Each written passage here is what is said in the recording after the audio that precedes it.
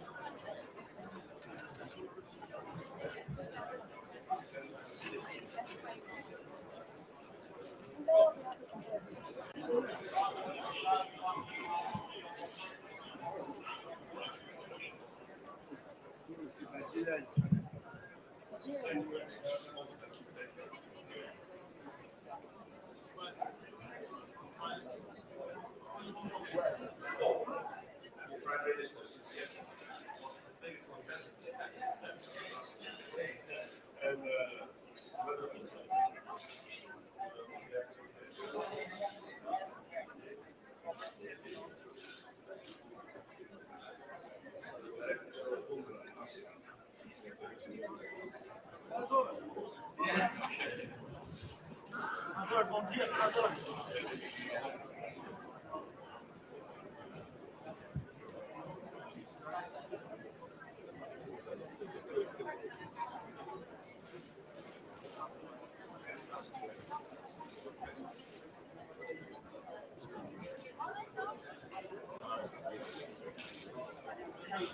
It's tough down here.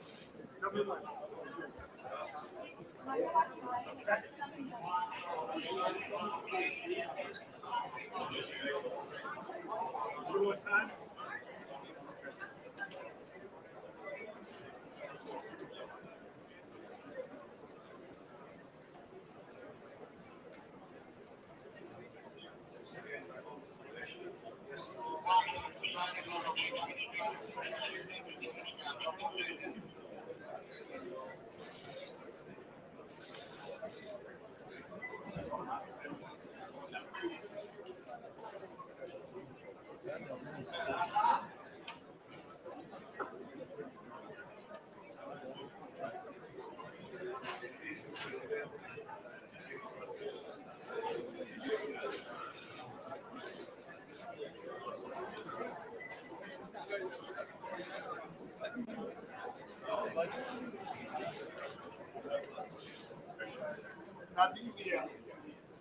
Namibia, madam. Yes, Namibia. Namibia in the house.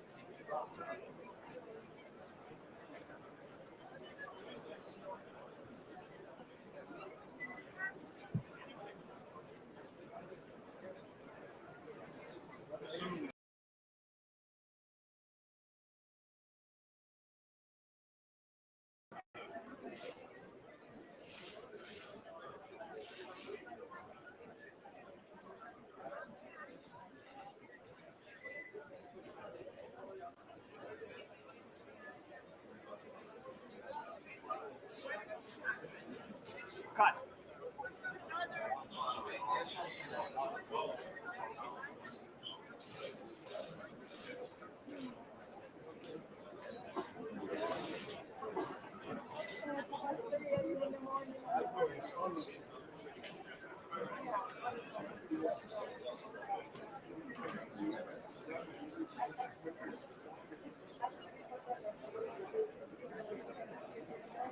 Yeah.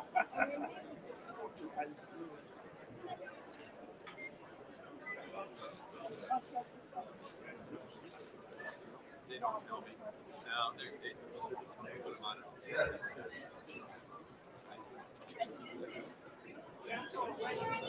Peace negotiations with Russia.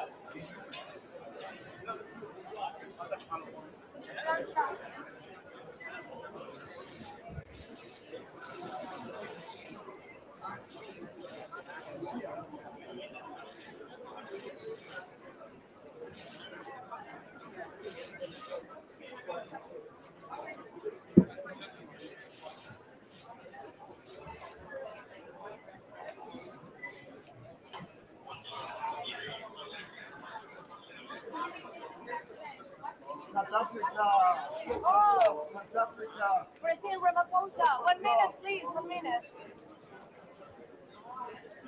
Ay,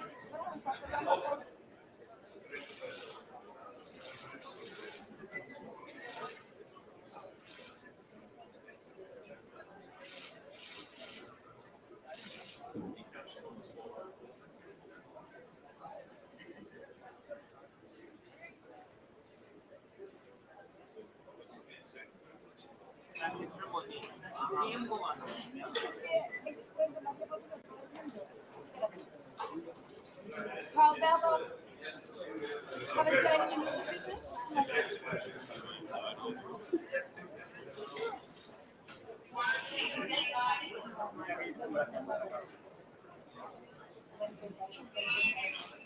Presidente, tiene un minuto a la boca. Presidente, tiene un minuto, por favor, para América Latina, a Colombia.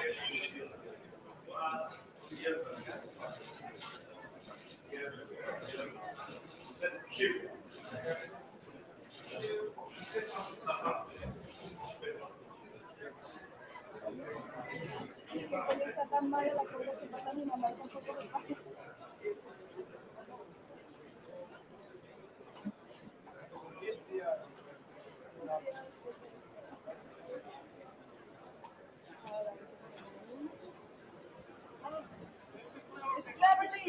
Satisfied with challenger facts. Mr. Cleverly, do you have a minute, please?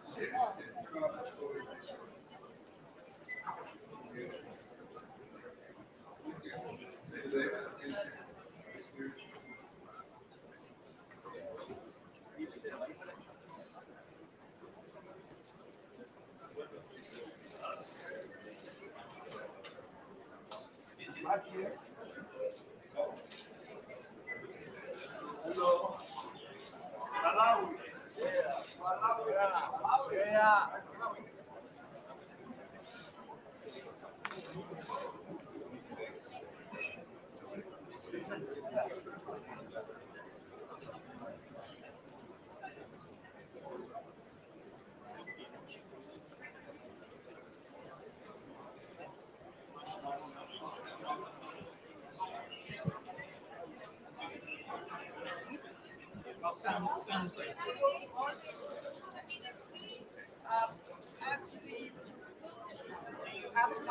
is going on, can we expect the SDGs to move with moving? We must hope that lives and prosperity of people, hundreds of millions of them, depend on us moving forward. Especially Africa. Especially Africa, a continent with great promise, youthful, energetic population. They must feel the solidarity of the rest of the world. You're very welcome. Good morning.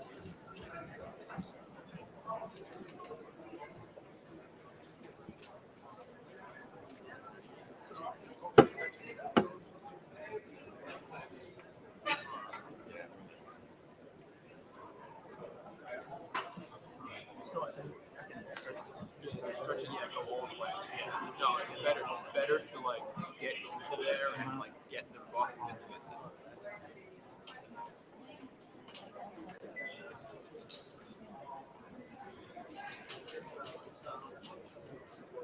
also. Yeah.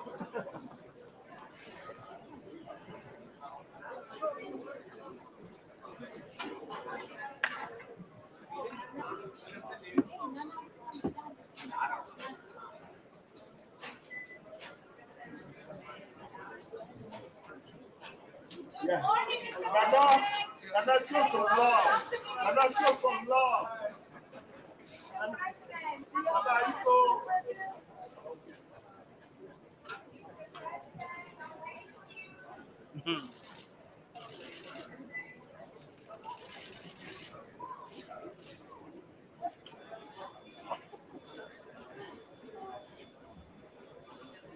No, porque no supe que a todo el mundo le da la bienvenida. Todo el mundo le dice bienvenida.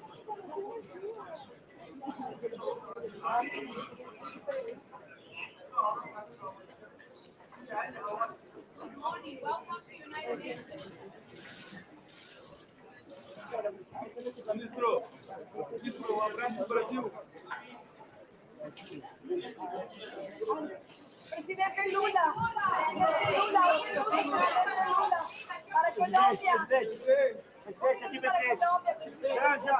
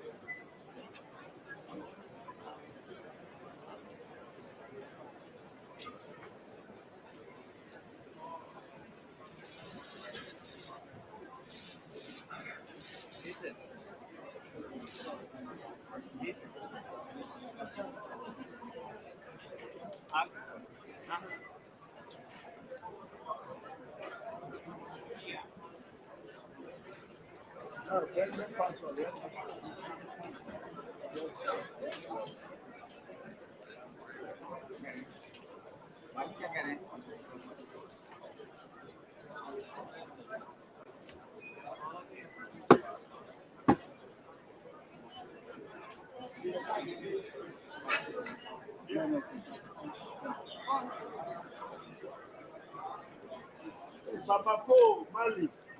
Mali in the house. Okay.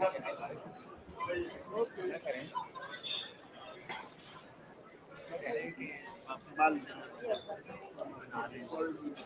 Foreign minister.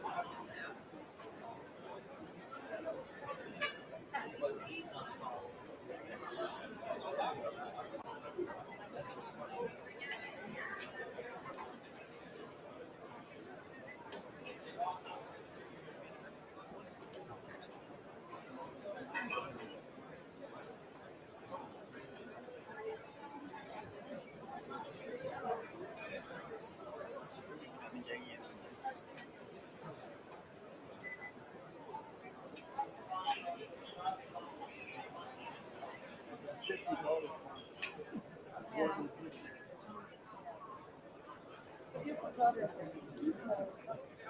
That's fine for you.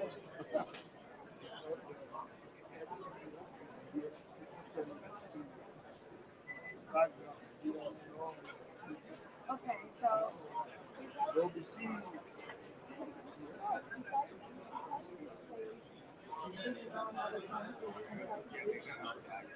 if I live here now,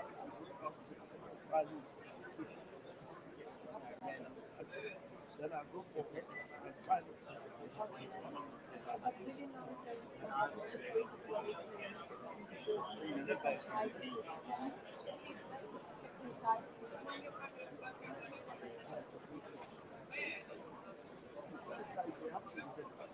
Outside. This is just entrance. This is just entrance. They'll be going directly, then they'll go to the park. But here, a lot of them can grab them. what's the name of the The plaza.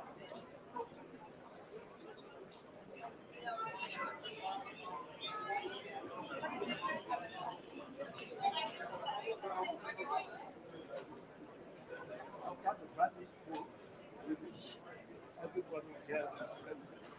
So some of them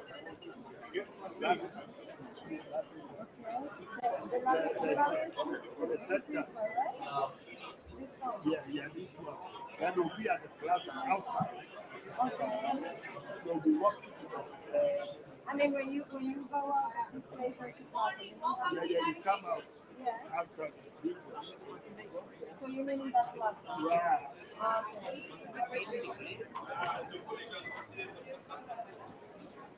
A lot of them have been going across the green grass going Oh, yeah. Malawi. I'm gonna try it out. Oh, you get it. Yeah. I have assignment after I do a shoot and then I think conference unit 3.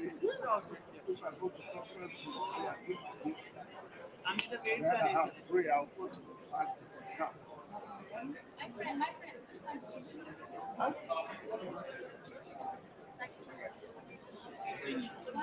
Yes, South Sudan. South Sudan in the house. Good luck. South Sudan. Why?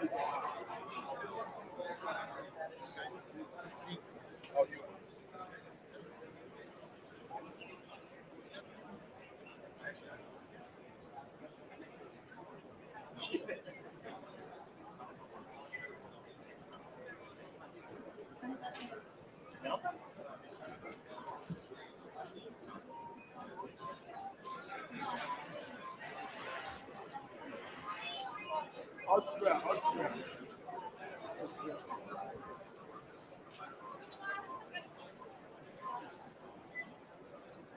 Oh, my phone is ringing. Yeah. When did you speak it for? Yeah. Oh, nobody is coming. Yeah. Yeah, it's good. I know they are looking for me. Yeah.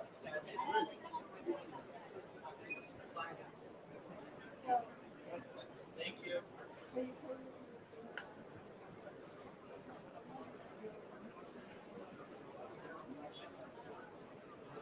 Yeah.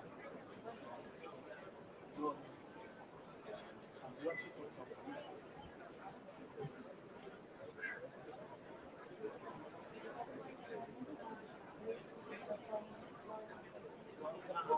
Pakistan meet. Prime Minister Pakistan. Pakistan Prime Minister.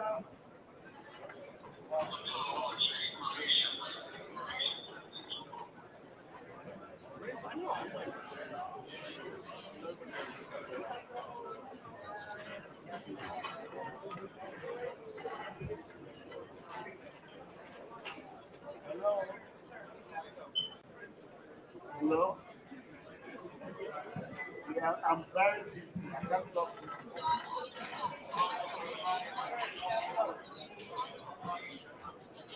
you. Yeah.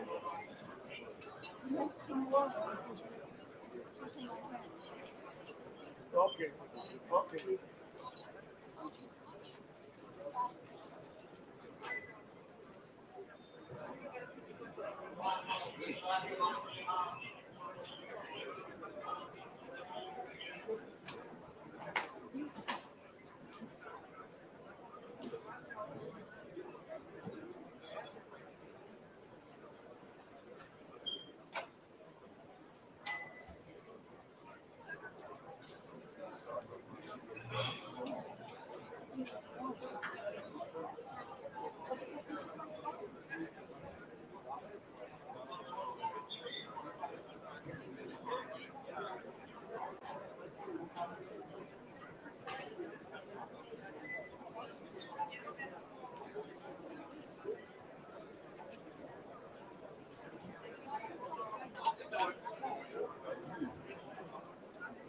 You take the Pakistan already. Which country are you taking?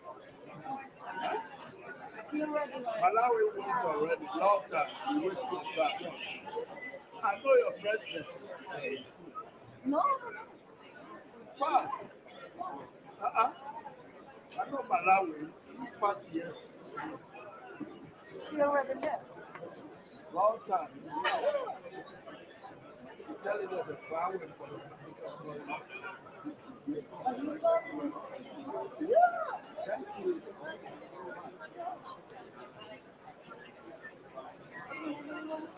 Yeah, Joe. Now, it's nice to see you.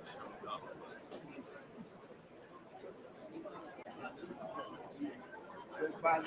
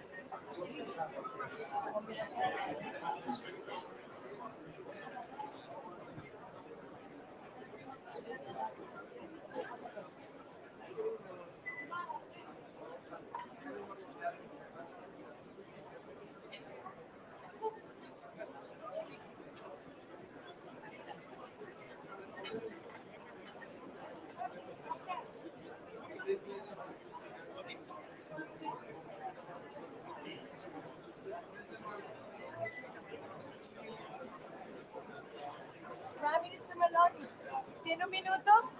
Un minuto, primera ministra.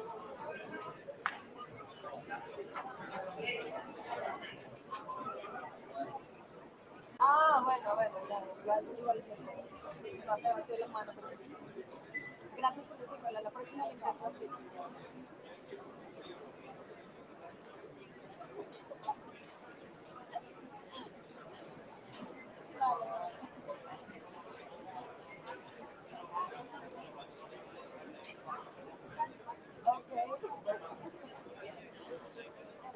Cuando la vea de salida.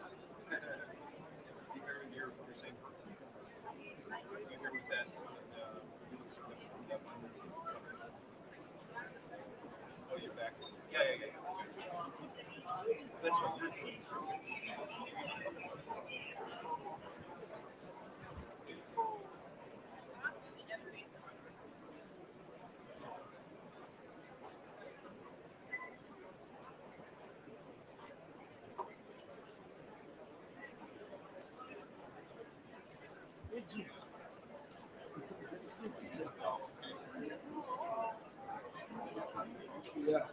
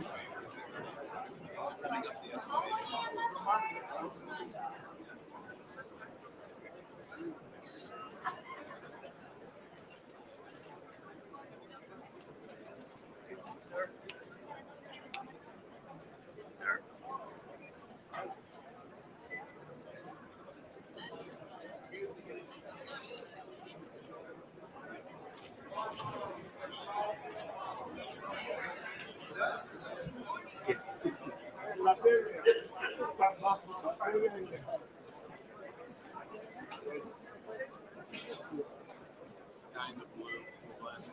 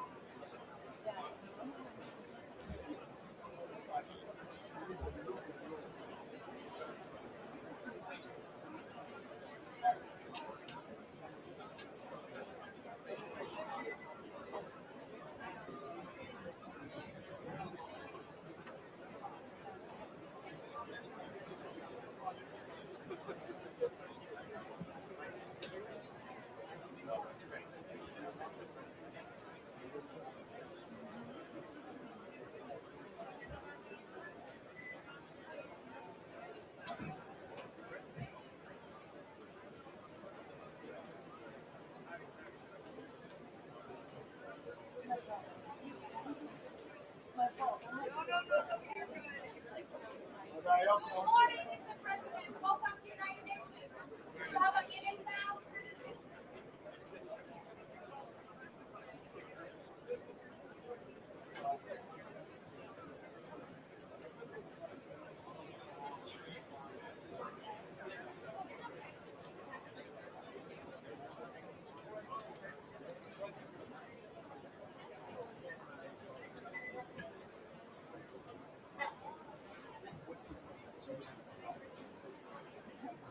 Nigeria's new president is old man on his leave from May to now. Joe Biden is taking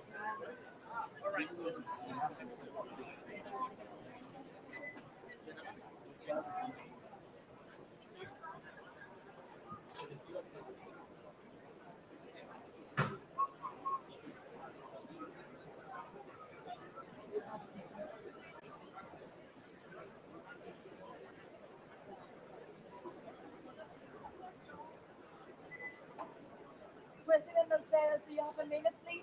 Mr. President, please.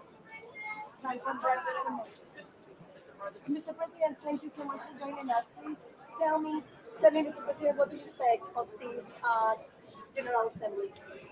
I hope we will have the opportunity to discuss many issues, but of course, Ukraine is the priority number one for my country, and I will raise the issue of accountability for the crimes of aggression, war crimes, which we are committed on the soil of Ukraine, but sustainable development and our ideas to implement the technologies of green economy are very important too, and I delivered my presentation yesterday. But everything should be implemented under conditions of peace. If peace is just destroyed and if we are in uncertain geopolitical situation, it's very difficult to achieve the goals of social welfare and economic prosperity. So this is the reason why we highly appreciate the efforts of United Nations and Secretary General just to look for any possibility to achieve peace, but peace not at any cost. Peace should be predicted by the conditions which should be set by Ukraine. And we cannot bargain on the territorial integrity of Ukraine. This is the precondition number one. President Zelensky is actively making diplomatic efforts in order to convince some skeptical countries what are the true reasons of this war, who is responsible for many issues, including food crisis. So this is the reason why I think we should listen very carefully what President Zelensky is saying, because he is representing the country which is suffering right now under very huge pressure of Russian Federation. And I think we should talk about possibilities to achieve peace, but again, not at any cost.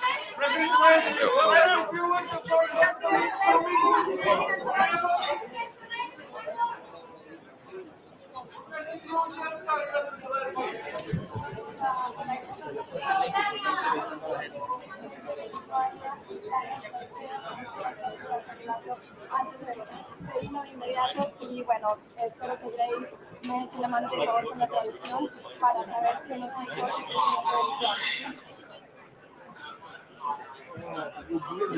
Detrás de él y se saludaron, entonces ahí se fue el presidente de Ucrania con él. I think everybody had felt that Nos estamos acercando, si ya vamos a los barcos.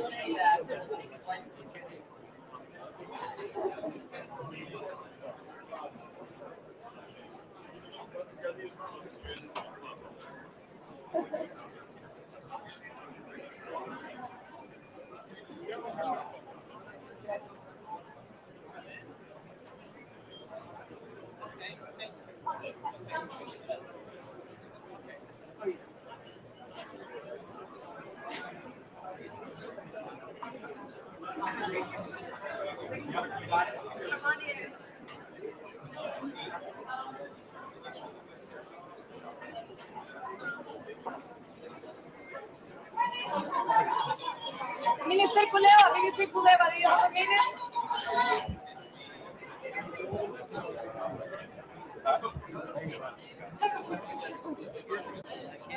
Excuse me.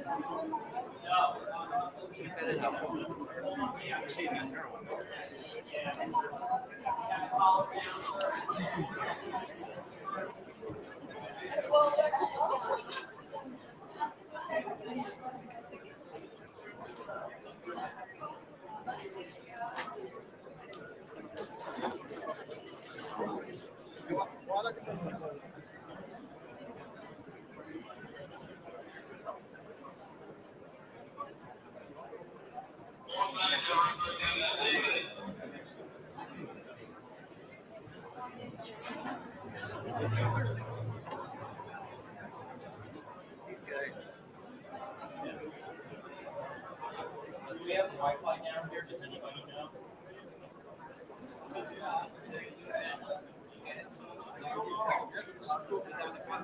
Okay, thank you. Did you guys get it?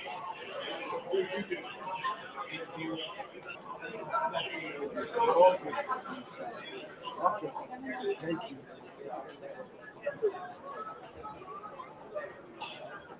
Yeah. Did it come? The president of Poland is, yeah, he was, his school is very low. Yeah. Well, which president? Oh, okay, okay. Thank you.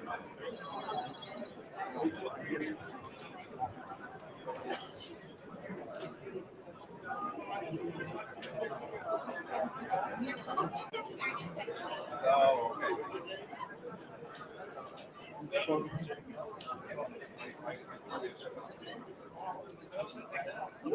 Thanks for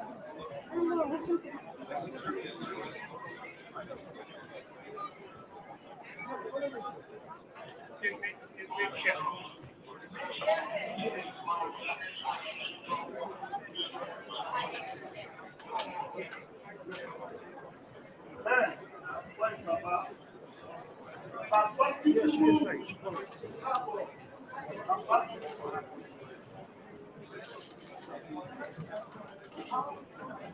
Yeah.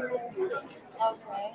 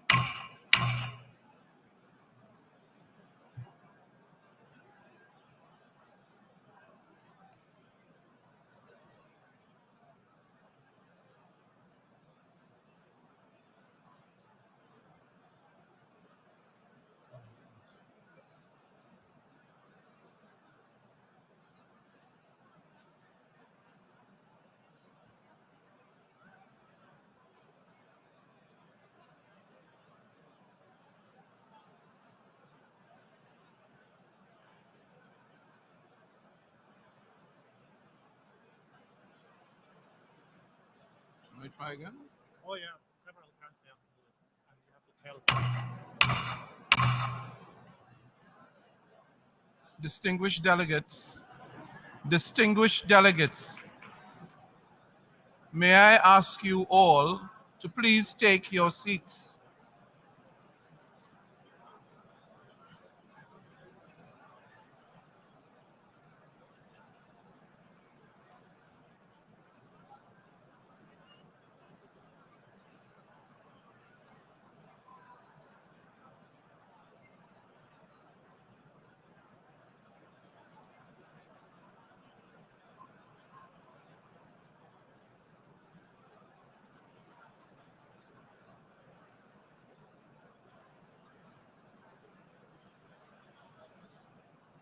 Let's try again, Mr. President. We are now 10 minutes past.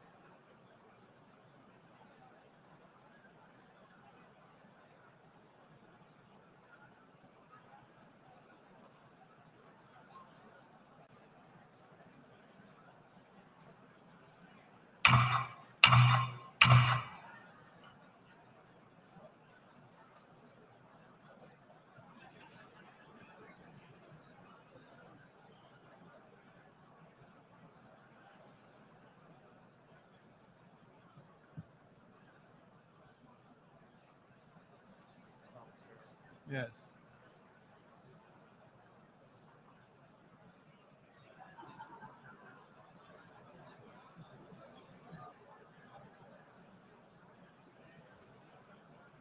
Let's start. If we don't start, I think that's when we'll continue.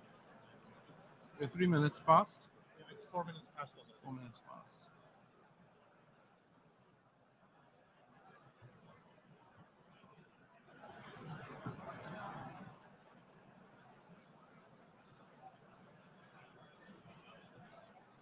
The fourth plenary meeting of the General Assembly is called to order.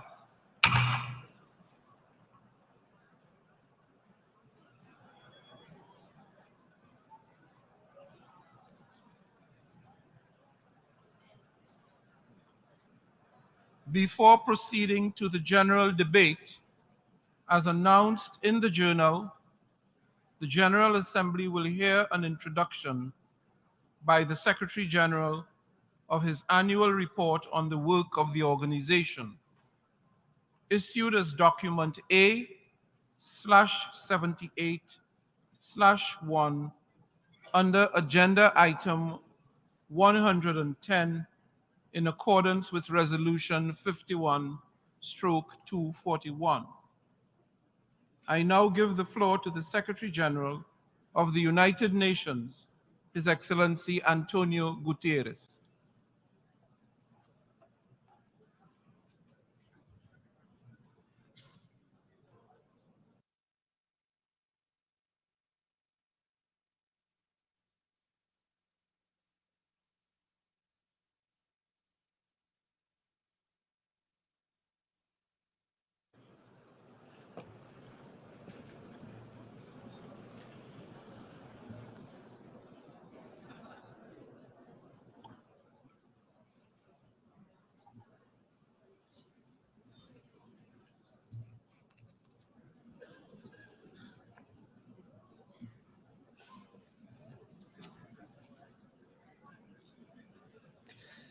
Mr. President of the General Assembly, Excellencies, ladies and gentlemen, just 9 days ago, many of the world's challenges coalesced in an awful hellscape. Thousands of people in Derna, Libya, lost their lives in epic, unprecedented flooding. They were victims many times over, victims of years of conflict, victims of climate chaos, victims of leaders, near and far, who failed to find a way to peace. The people of Derna lived and died in the epicenter of that indifference, as the skies unleashed 100 times the monthly rainfall in 24 hours, as dams broke after years of war and neglect, as everything they knew was wiped off the map. Even now, as we speak, Bodies are washing ashore from the same Mediterranean Sea where billionaires sunbathe on their super yachts. Derna is a sad snapshot of the state of our world. The flood of inequity, of injustice, of inability to confront the challenges in our midst. Excellencies, our world is becoming unhinged. Geopolitical tensions are rising. Global challenges are mounting. And we seem incapable of coming together to respond.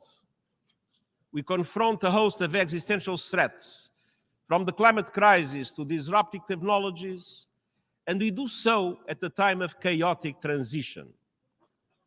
For much of the Cold War, international relations were largely seen through the prism of two superpowers. Then came a short period of unipolarity.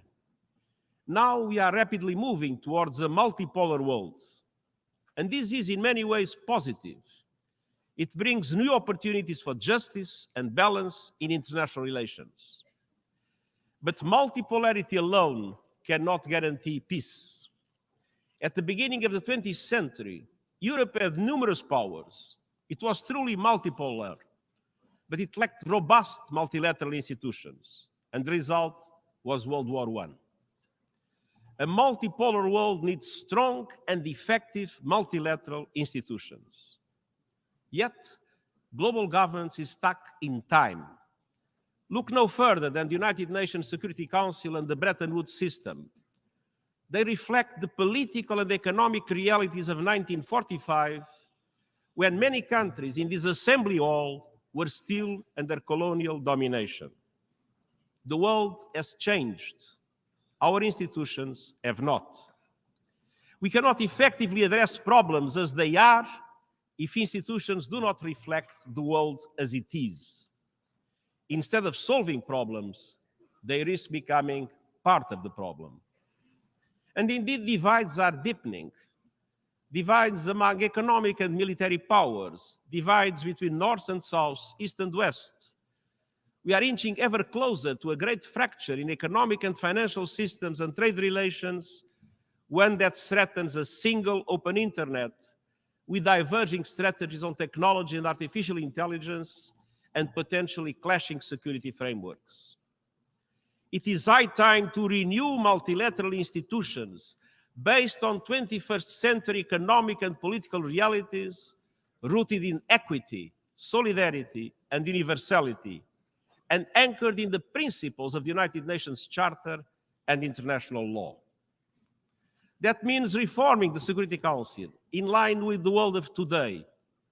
It means redesigning the international financial architecture so that it becomes truly universal and serves as a global safety net for developing countries in trouble.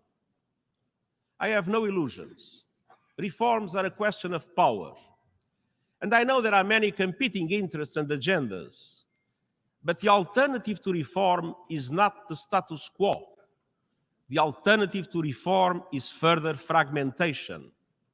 It is reform or rupture. At the same time, divides are also widening within countries.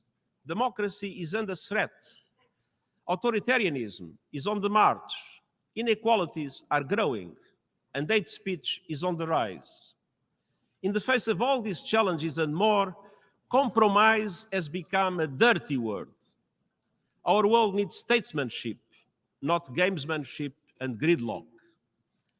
As I told in the G20, it is time for a global compromise. Politics is compromise. Diplomacy is compromise. Effective leadership is compromise. Leaders have a social responsibility to achieve compromise in building a common future of peace and prosperity for our common good.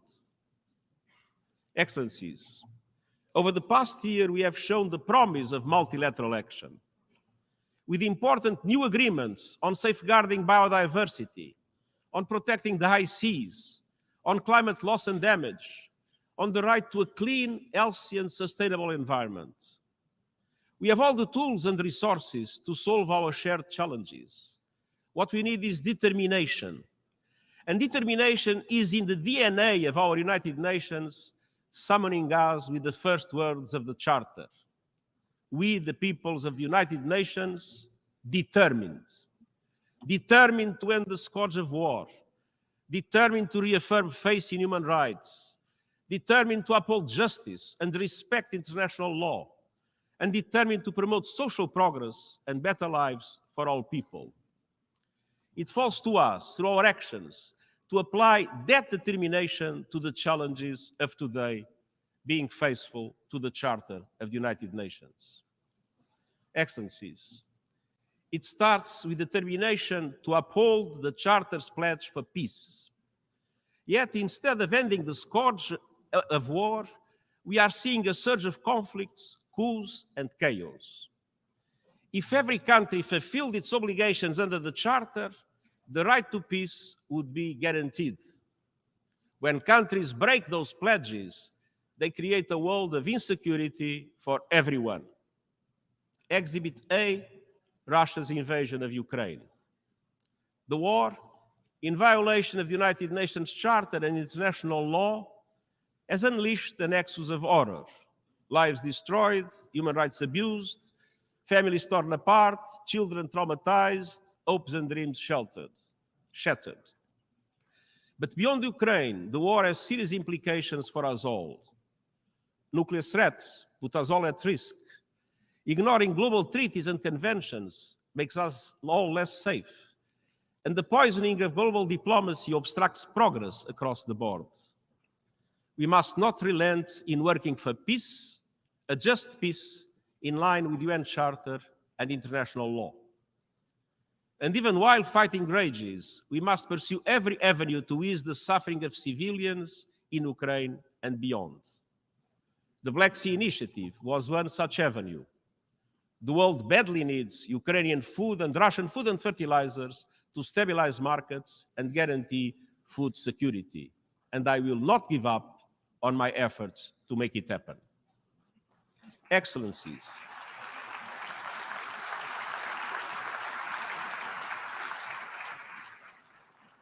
Excellencies, around the globe, old tensions fester while new risks emerge. Nuclear disarmament is at a standstill while countries develop new weapons and make new threats. Across the Sahel, a series of coups is further destabilizing the region as terrorism is gaining ground. Sudan is descending into full-scale civil war. Millions have fled, and the country risks splitting apart. In Eastern Democratic Republic of the Congo, millions are displaced, and gender-based violence is a horrific daily reality. In Haiti, a country that suffered centuries of colonial exploitation is today overwhelmed by gang violence and still awaits international support. In Afghanistan, a staggering 70% of the population needs humanitarian assistance, with the rights of women and girls systematically denied. In Myanmar, brutal violence, worsening poverty, and repression are crushing hopes for a return to democracy. In the Middle East, escalating violence and bloodshed in the occupied Palestinian territory is taking a terrible toll on civilians. Unilateral actions are intensifying and undermining the possibility of a two-state solution, the only pathway to lasting peace and security for Palestinians and Israelis. Syria remains in ruins, while peace remains remote. And meanwhile, natural disasters are worsening the man-made disaster of conflict. In the face of this mounting crisis, the global humanitarian system is on the verge of collapse. Needs are rising, and funding is drying up. Our humanitarian operations are being forced to make massive cuts. But if we don't feed the hungry, we are feeding conflict. And I urge all countries to step up and to fund fully our global humanitarian appeal. Excellencies, the peace and security architecture is under unprecedented strain. That is why, in the context of the preparations for the Summit of the Future, we put forward ideas for the consideration of member states for a new agenda for peace based on the Charter and international law. It provides a unifying vision to address existing and new threats for a world in transition. calling on states to recommit to hold free from nuclear weapons and to end the erosion of the nuclear disarmament and arms control regime. Bolstering prevention at the global level by maximizing the capacity and convening power of the UN and our good offices to bridge geopolitical divides. Bolstering prevention at the national level by linking actions for peace with progress on the Sustainable Development Goals. Putting women's leadership and participation at the center of decision-making and committing to the eradication of all forms of violence against women. Calling for a broad-based reflection on peacekeeping and make it nimbler and more adaptable with forward-looking transition and exit strategies from the start. And supporting peace enforcement action by regional organizations, notably the African Union, with Security Council clear mandates and predictable funding. Determination for peace also requires new governance frameworks for emerging threats, from artificial intelligence to little autonomous weapons that function without human control. Excellencies, peace is inextricably linked to sustainable development. We see a familiar pattern around the world. The closer a country is to conflict, the further is far from the Sustainable Development Goals. The Charter calls on us to be determined in promoting social progress. In 21st century terms, that means achieving the Sustainable Development Goals. Yet inequality defines our time. From cities where skyscrapers tower over slums, to countries that are forced to choose between serving their people or serving their debts. Today, Africa spends more on debt interest than on health care. Yesterday's SDG summit was about a global rescue plan to scale up support from billions to trillions. And excellencies, the international financial architecture remains dysfunctional, outdated, and unjust. And the deep reforms that are needed won't happen overnight, but we can take determined steps now to help countries where the crises such as the COVID-19 pandemic have dramatically impacted. By urgently advancing the SDG stimulus of $500 billion per year and relieving the financial burden on developing and emerging economies. By scaling up development and climate finance, increasing the capital base and changing the business model of multilateral development banks, by ensuring effective debt relief mechanisms and channeling emergency financial support towards those in greatest needs. Excellencies, we must be determined to tackle the most immediate threat to our future, our overheating planet. Climate change is not just a change in the weather. Climate change is changing life on our planet. It is affecting every aspect of our work. It is killing people and devastating communities.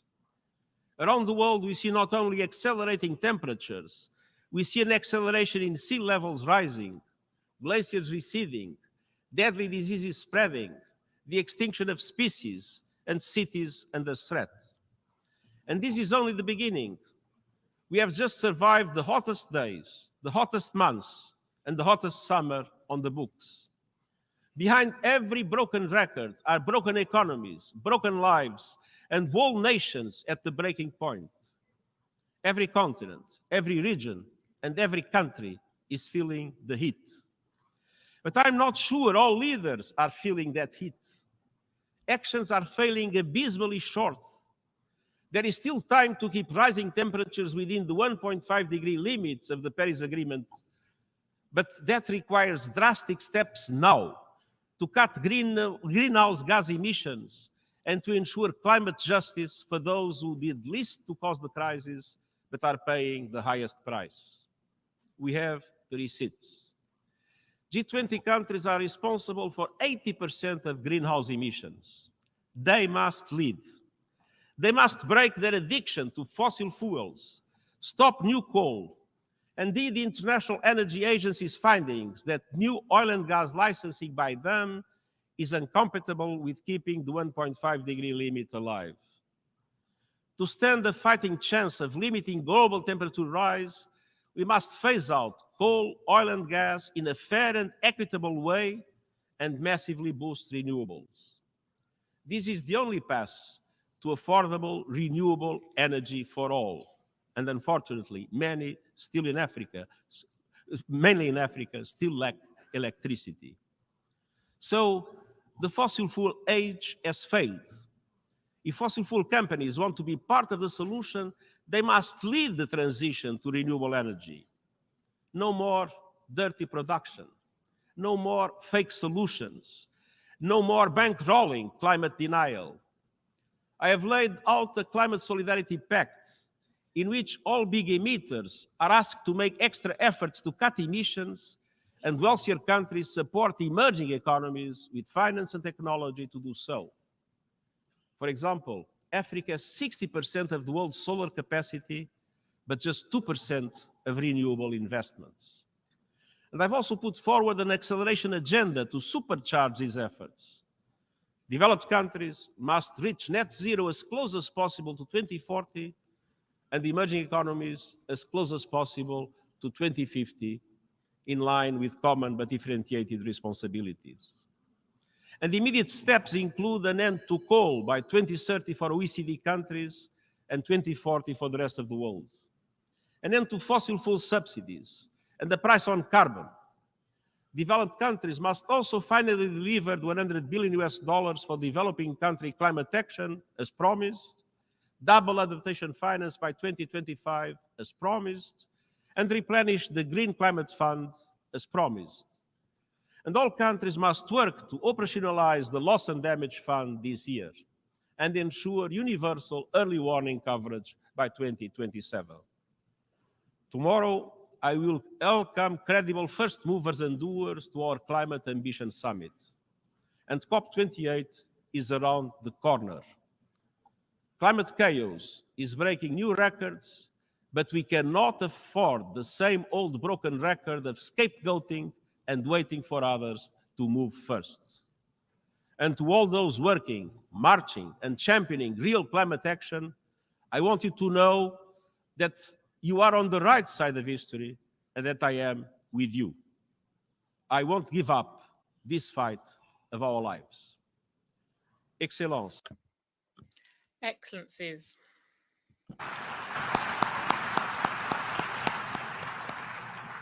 Nous devons We must also be determined to honour the Charter's commitment to fundamental human rights. Just 4 women signed our founding document.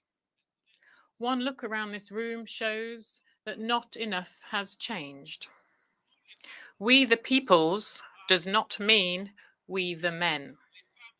Women are still waiting for equal opportunities and equal pay.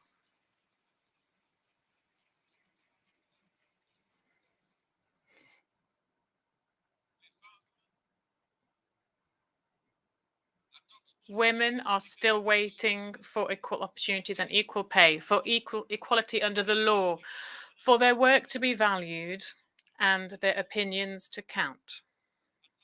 Around the globe, women's rights, including sexual and reproductive rights, are being suppressed and even rolled back, and women's freedoms curtailed. In some countries, women and girls are punished for wearing too many clothes. In others, for wearing too few.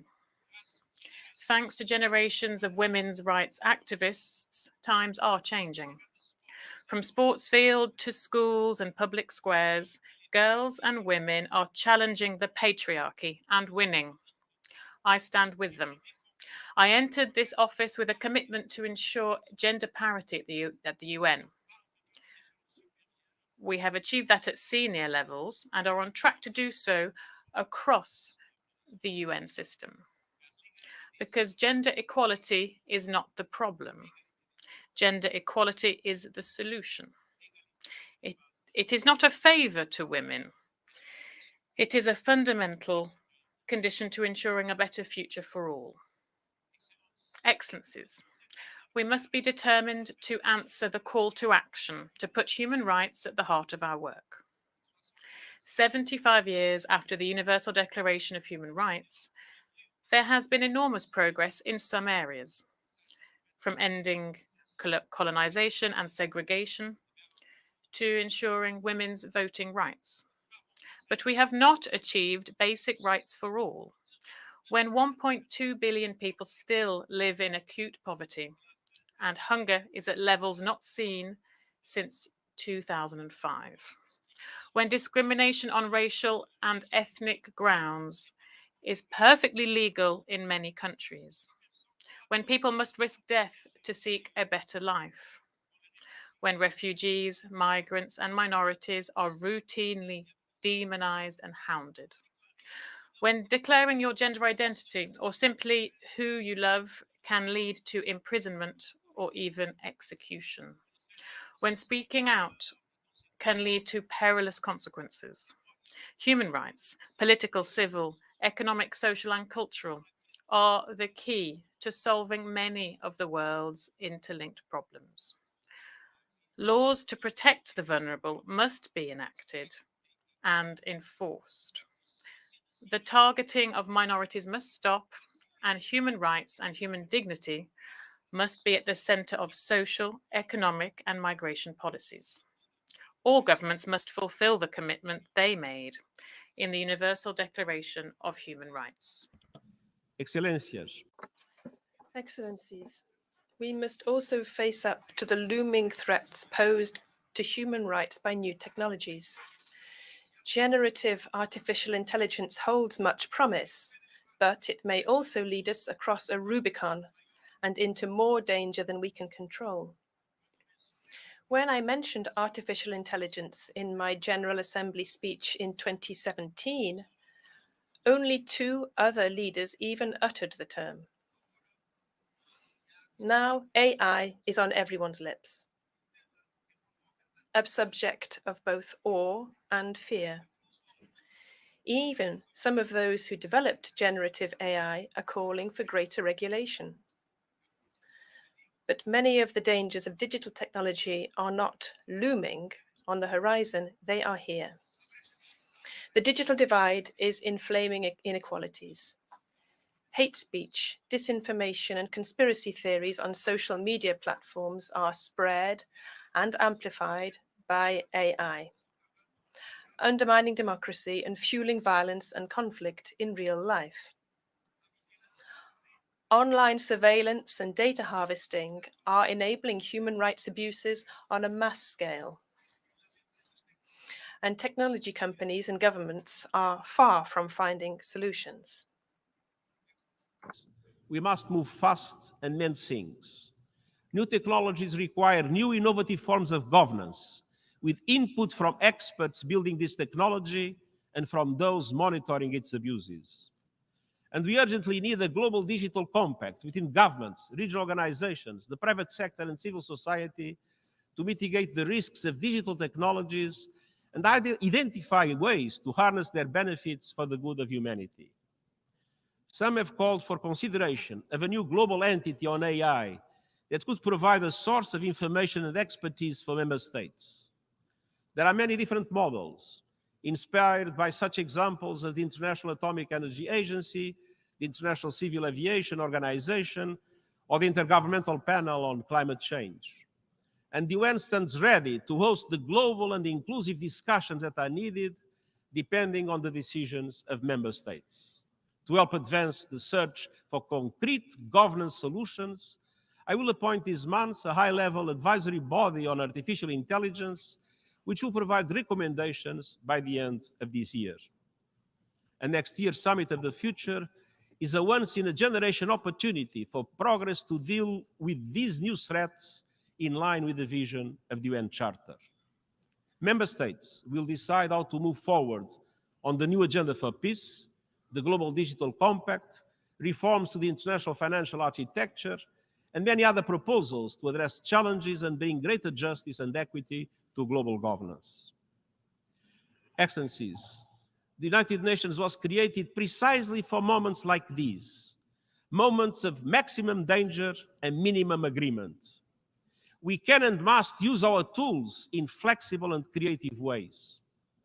Last month, we saw the dividends of determination off the coast of Yemen. Carrying 1 million barrels of oil, the decaying FSO Safar supertanker was a ticking time bomb, a looming ecological disaster in the Red Sea. But no one offered to solve the problem. So the United Nations stepped in and brought the world together. We mobilized resources, assembled the experts, navigated difficult negotiations, and built trust. We have more work ahead and more resources are needed. But last month, the oil was successfully transferred from the Safar. This UN-led action saved the Red Sea. When no one else could or would, UN determination got the job done. Despite our long list of global challenges, that same spirit of determination can guide us forward. Let us be determined to heal divisions and forge peace, determined to uphold the dignity and worth of every person. Red Sea. When no one else could or would, UN determination got the job done. Despite our long list of global challenges, that same spirit of determination can guide us forward. Let us be determined to heal divisions and forge peace, determined to uphold the dignity and worth of every person, determined to realize the Sustainable Development Goals and effectively leave no one behind, determined to reform multilateralism for the 21st century and come together for the common good. And I thank you.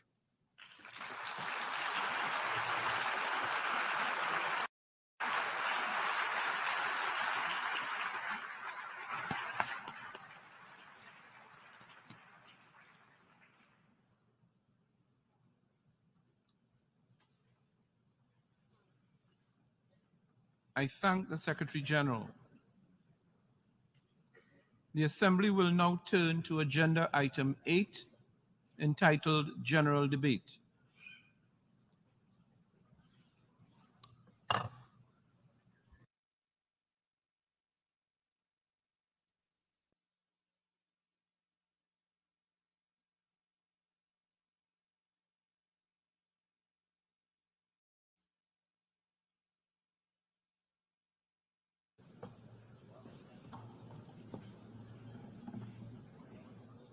Excellencies, heads of state and government, Mr. Secretary General of the United Nations, honorable ministers, distinguished delegates, and all stakeholders here present.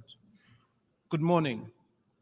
It is my honor and privilege as President of the United Nations General Assembly to welcome you to this hall for the opening of the general debate of the 78th session.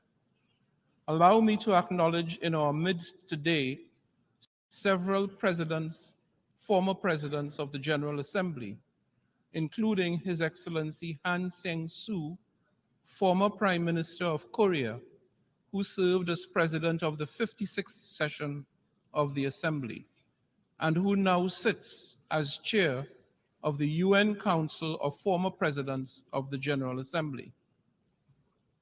Together, this Assembly Hall and this rostrum stand as a living testament to multilateralism and to the extraordinary role and compelling influence of the United Nations over the 75 years of its existence. It is a unique and truly global platform for debate, dialogue, and problem solving through multilateral diplomacy. This year, our imperative is clear: to unite the nations, to be united in conviction of common purpose and in solidarity of joint action. Excellencies, such a common coordinated approach is needed now as much as at any point in our history. War, climate change, debt, energy and food crises, poverty and famine. These crises are directly impacting the lives and well-being of billions of people around the world. They are rolling back decades of hard-won development gains and thus condemning millions to lifelong intergenerational poverty and hardship. It is at times like these that we must search deep within to find our better selves and our common humanity that impels us to meet the moment. I therefore implore you, let us use this forum for that which it was intended. Let us listen and learn. Let us rebuild trust and reignite global solidarity. And let us find common ground to address the challenges we face. In the words of the late, great Madeleine Albright, if the UN did not exist, we would have to invent it. We are fortunate, therefore, that it does indeed exist. Let us therefore make full and effective use of this unparalleled resource. Excellencies, this message is all the more important in light of the continued violation of the territorial integrity and sovereignty of a fellow member of the United Nations, Ukraine. That horrendous war has unleashed untold suffering and destroyed countless families, communities, and lives. Its cascading impacts has also spooked many developing countries in far-flung corners of the globe, unleashing acute shortages of essential commodities, triggering food insecurity and volatility in energy prices. It has even revived the unconscionable threat of nuclear war. We all want this war to end. It is an affront to everything that this organization and the UN Charter stands for. We need just and sustainable peace in Ukraine and elsewhere in the world, in line with international law and with the UN Charter. Peace must also be given a chance in other parts of the globe, from Africa to the Middle East. With the adoption of the Agenda 2063, Africa spelled a clear path for the Africa we want, and the continent still has a great chance to cut a corner in consolidating democracy and good governance. But the resurgence of coups in Africa is a regressive step, and the root causes of such alarming trends must be carefully analyzed and addressed. I urge you, member states, to use this high-level week not to fan the flames of conflict and hostility, but instead to opt for dialogue and diplomacy. We must remember that peace is an investment in our collective prosperity. I call on leaders to come together, to abide by the Charter, and support efforts to deliver a peaceful resolution to the war. Excellencies, yesterday we began our high-level week with the SDG Summit. It offered a prime moment to take stock of our successes and failures in delivering the Sustainable Development Goals. Front and center with the fact that 1.2 billion people are living in multidimensional poverty as of 2022. While some progress has been made on the goals, the summit is being convened in a context where there have been unacceptable delays and rollbacks. Let me be clear, we do not have the luxury of excuses, nor are we absolved of our responsibilities. The onus is on us, collectively, to make up for the lost momentum and work much harder in the remaining 7 years to accelerate progress on that which we have promised to deliver. The commitment to action presented at the summit should therefore be the tailwind to regain lost ground and supercharge implementation. Excellencies, the SDG Summit was only the start of what is a full agenda during High-Level Week. It naturally interlinks with the General Assembly's high-level dialogue on financing for development, which is key to accelerating the financing impetus for the SDGs. The preparatory ministerial meeting for the Summit of the Future will help to launch the negotiations of the Pact of the Future, giving guidance on how to ensure that the United Nations is fit for purpose in the 21st century. It will give member states the opportunity to come together and to transform our shared future. We will also see 3 health-related high-level meetings on pandemic prevention, preparedness and response, universal health coverage, and on tuberculosis, all of which offer us opportunities to better the lives of our global citizens. And the Secretary General's Climate Action Summit offers a moment to build political ambition ahead of COP28 in November.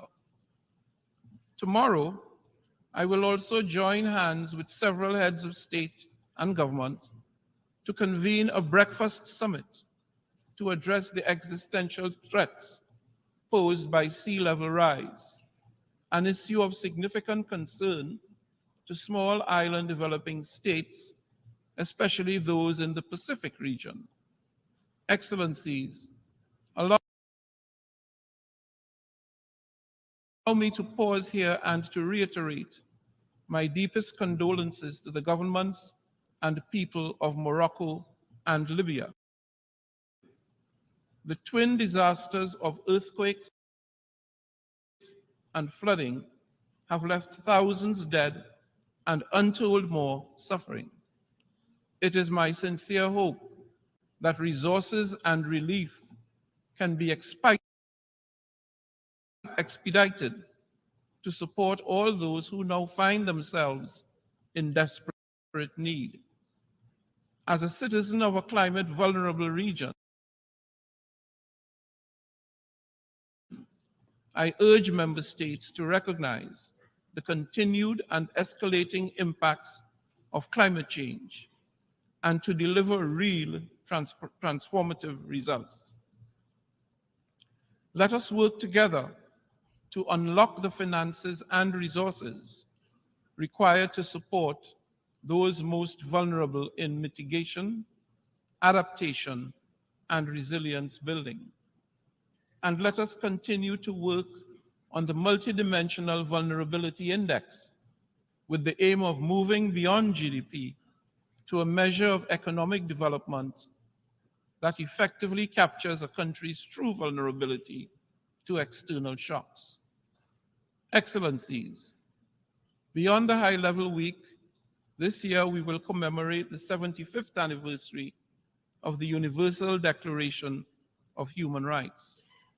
This is an opportunity to rededicate ourselves to the principles enshrined in the Declaration and to remind ourselves that we are all born free and equal in dignity and in rights. As President of the 78th session, I am committed to championing vulnerable and marginalized groups, including indigenous peoples, peoples living with disabilities, and older persons. I have committed to ensure that we do not continue to neglect countries in special situations, and I intend to soon launch the high-level advisory group on LDCs, LLDCs, and SIDS. But first and foremost, we need to work for all women and girls who are appallingly still struggling for equality and respect. We must walk the talk on gender equality and women's empowerment. This means according women full, equal, and meaningful participation at every level. As an international gender champion myself, as an international gender champion myself, I'm strongly committed to promoting gender equality and women's empowerment. And I have appointed a special envoy and special advisor on gender equality and women's empowerment to assist me in this endeavor.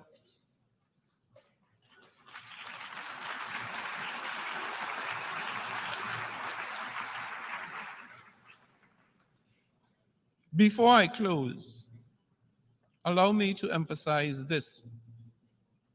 Despite the many and complex challenges we face, we do have the capacity to effect change, consequential change.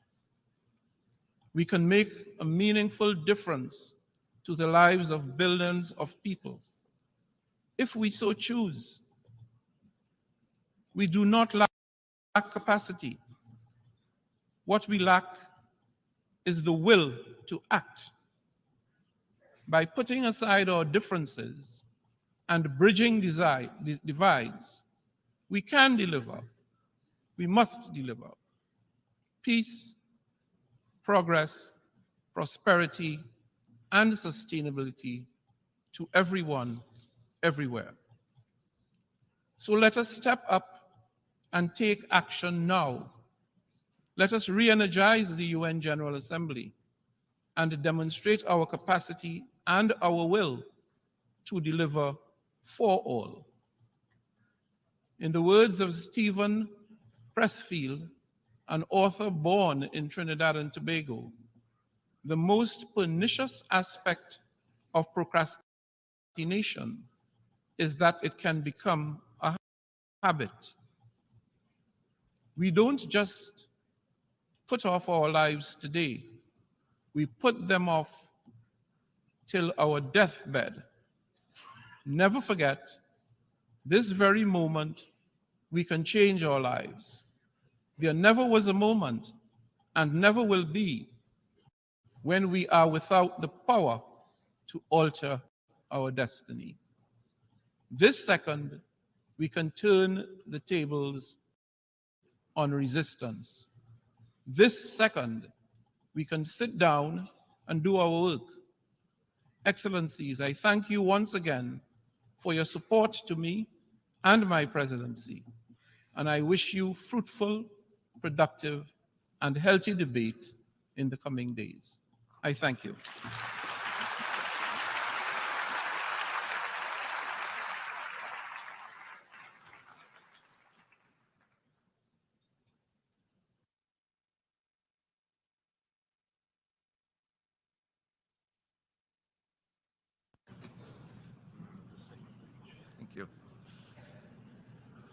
Before giving the floor to the first speaker for this morning, I would like to remind members that the list of speakers for the general debate has been established on the agreed basis that statements should be no longer than 15 minutes to enable all speakers to be heard at a given meeting.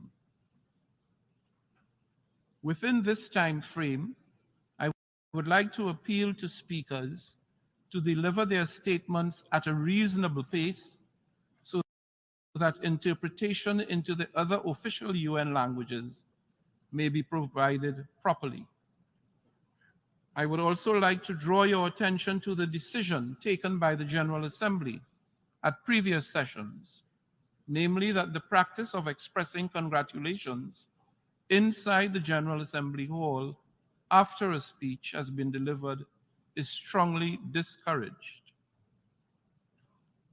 After delivering their statements from the rostrum, speakers are invited to exit the General Assembly Hall through room GA 200, located behind the rostrum, before returning to their seats. May I take it that the General Assembly agrees to proceed in this manner? It is so decided. Finally, I should like to draw the attention of members that during the general debate, official photographs of all the speakers are taken by the Department of Global Communications. Members interested in obtaining these photographs are requested to contact the Photo Library of the United Nations. The Assembly will hear an address by His Excellency Luis Inácio Lula de Silva, President of the Federative Republic of Brazil. I request protocol to escort His Excellency. On behalf of the General Assembly, I have the honor to welcome His Excellency Luis Inácio Lula de Silva, President of the Federative Republic of Brazil, and to invite him to address the Assembly. Meus cumprimentos ao presidente da Assembleia Geral, embaixador Denis Francis, de Trinidad e Tobago. É uma satisfação ser antecedido pelo secretário-geral das Nações Unidas, Antônio Guterres. Saúdo cada um dos chefes de Estado, de governo e delegadas e delegados aqui presentes. Presto minha homenagem ao nosso compatriota Sérgio Vieira de Mello e 21 outros funcionários desta organização, vítimas brutal do atentado em Bagdá há 20 anos atrás. Desejo, igualmente, expressar minhas condolências às vítimas do terremoto no Marrocos e das tempestades que atingiram a Líbia. A exemplo do que ocorreu recentemente no estado do Rio Grande do Sul, no meu país, estas tragédias ceifam vidas e causam perdas irreparáveis. Nossos pensamentos de orações estão com todas as vítimas e seus familiares. Senhoras e senhores, há 20 anos ocupei essa tribuna pela primeira vez. E disse, daquele 23 de setembro de 2003, que minhas primeiras palavras diante deste Parlamento Mundial sejam de confiança na capacidade humana de vencer desafios e evoluir para formas superiores de convivência. Volto hoje para dizer que mantenho minha inabalável confiança na humanidade. Naquela época, o mundo ainda não havia se dado conta da gravidade da crise climática. Hoje, ela bate às nossas portas, destrói nossas casas, nossas cidades, nossos países, mata e impõe perdas e sofrimentos a nossos irmãos, sobretudo aos mais pobres. A fome, tema central da minha fala neste Parlamento Mundial 20 anos atrás, atinge hoje 735 milhões de seres humanos que vão dormir esta noite sem saber se terão o que comer amanhã. O mundo está cada vez mais desigual. Os 10 maiores bilionários possuem mais riqueza que os 40% mais pobres da humanidade. O destino de cada criança que nasce nesse planeta parece traçado ainda no ventre de sua mãe. A parte do mundo em que vivem seus pais e a classe social a qual pertence sua família irão determinar se essa criança terá ou não oportunidades ao longo da vida. Se irá fazer todas as refeições ou se terá negado o direito de tomar café de manhã, almoçar e jantar diariamente. Se terá acesso à saúde ou se irá sucumbir a doenças que já podiam ter sido erradicadas. Se completará os estudos e conseguirá um emprego de qualidade ou se fará parte da legião de desempregados, subempregados e desalentados que não para de crescer. É preciso, antes de tudo, vencer a resignação que nos faz aceitar tamanha injustiça como fenômeno natural. Para vencer a desigualdade, falta vontade política daqueles que governam o mundo. Senhoras e senhores, se hoje eu retorno na honrosa condição de presidente do Brasil, é graças à vitória da democracia em meu país. A democracia garantiu que superássemos o ódio, a desinformação e a opressão. A esperança, mais uma vez, venceu o medo. Nossa missão é unir o Brasil e reconstruir um país soberano, justo, sustentável, solidário, generoso e alegre. O Brasil está se reencontrando consigo mesmo, com nossa região, com o mundo e com o multilateralismo. Como não me canso de repetir, o Brasil está de volta. Nosso país está de volta para dar sua devida contribuição ao enfrentamento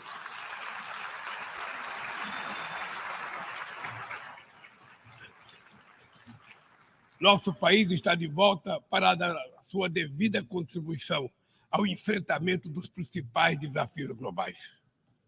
Resgatamos o universalismo da nossa política externa, marcada por diálogo respeitoso com todos.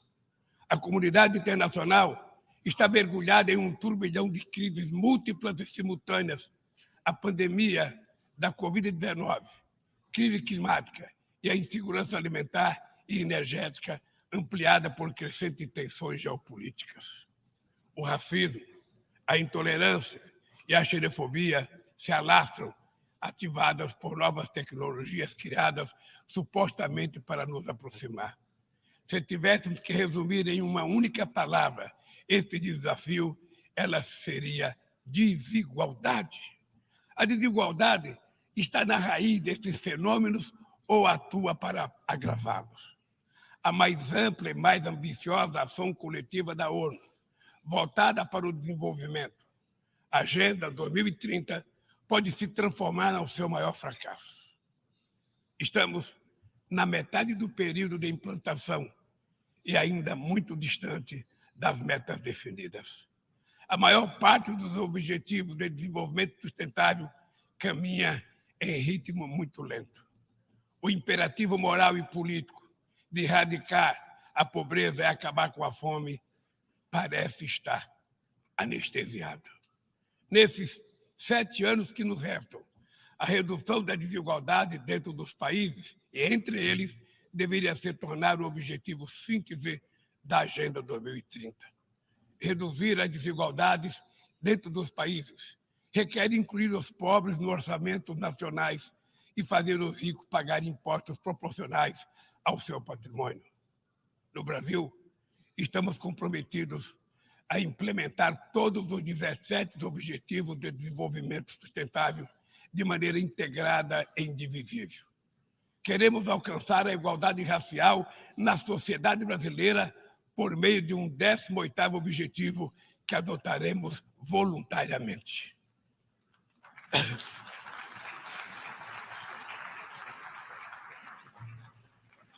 Lançamos o Plano Brasil Sem Fome, que vai reunir uma série de iniciativas para reduzir a pobreza e a insegurança alimentar. Entre elas está o Bolsa Família, que se tornou referência mundial em programa de transferência de renda para famílias que mantêm suas crianças vacinadas e na escola. Inspirados na brasileira Berta Lutz, pioneira na defesa da igualdade de gênero na Carta da ONU, aprovamos a lei que torna obrigatória a igualdade salarial entre mulheres e homens no exercício da mesma função.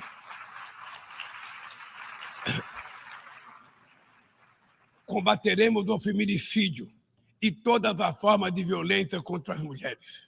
Seremos rigorosos na defesa dos direitos dos grupos LGBTQI+, e pessoas com deficiência. Resgatamos a participação social como ferramenta estratégica para a execução de políticas públicas. Senhor Presidente, agir contra a mudança do clima implica pensar no amanhã e enfrentar as desigualdades históricas. Os países ricos cresceram baseado em um modelo com alta taxa de emissão de gases danosos ao clima. A emergência climática torna urgente uma correção de rumos e a implantação do que já foi acordado. Não é por outra razão que falamos em responsabilidades comuns, mas diferenciadas. São as populações vulneráveis do sul global as mais afetadas pelas perdas de danos causados pela mudança do clima. Os 10% mais ricos da população mundial são responsáveis por quase a metade de todo o carbono lançado na atmosfera. Nós, países em desenvolvimento, não queremos repetir esse modelo. No Brasil, Já provamos uma vez e vamos provar de novo que um modelo socialmente justo e ambientalmente sustentável é possível. Estamos na vanguarda da transição energética. Nossa matriz já é uma das mais limpas do mundo. 87% da nossa energia elétrica provém de fontes limpas e renováveis. A geração de energia solar, eólica, biomassa, etanol, biodiesel cresce a cada ano. É enorme o potencial de redução de hidrogênio verde. Com o plano de transformação ecológica, apostaremos na industrialização e infraestrutura sustentáveis. Retomamos uma robusta e renovada agenda amazônica com ações de fiscalização e combate a crimes ambientais. Ao longo dos últimos 8 meses, o desmatamento na Amazônia brasileira já foi reduzido em 48%. O mundo inteiro sempre falou da Amazônia.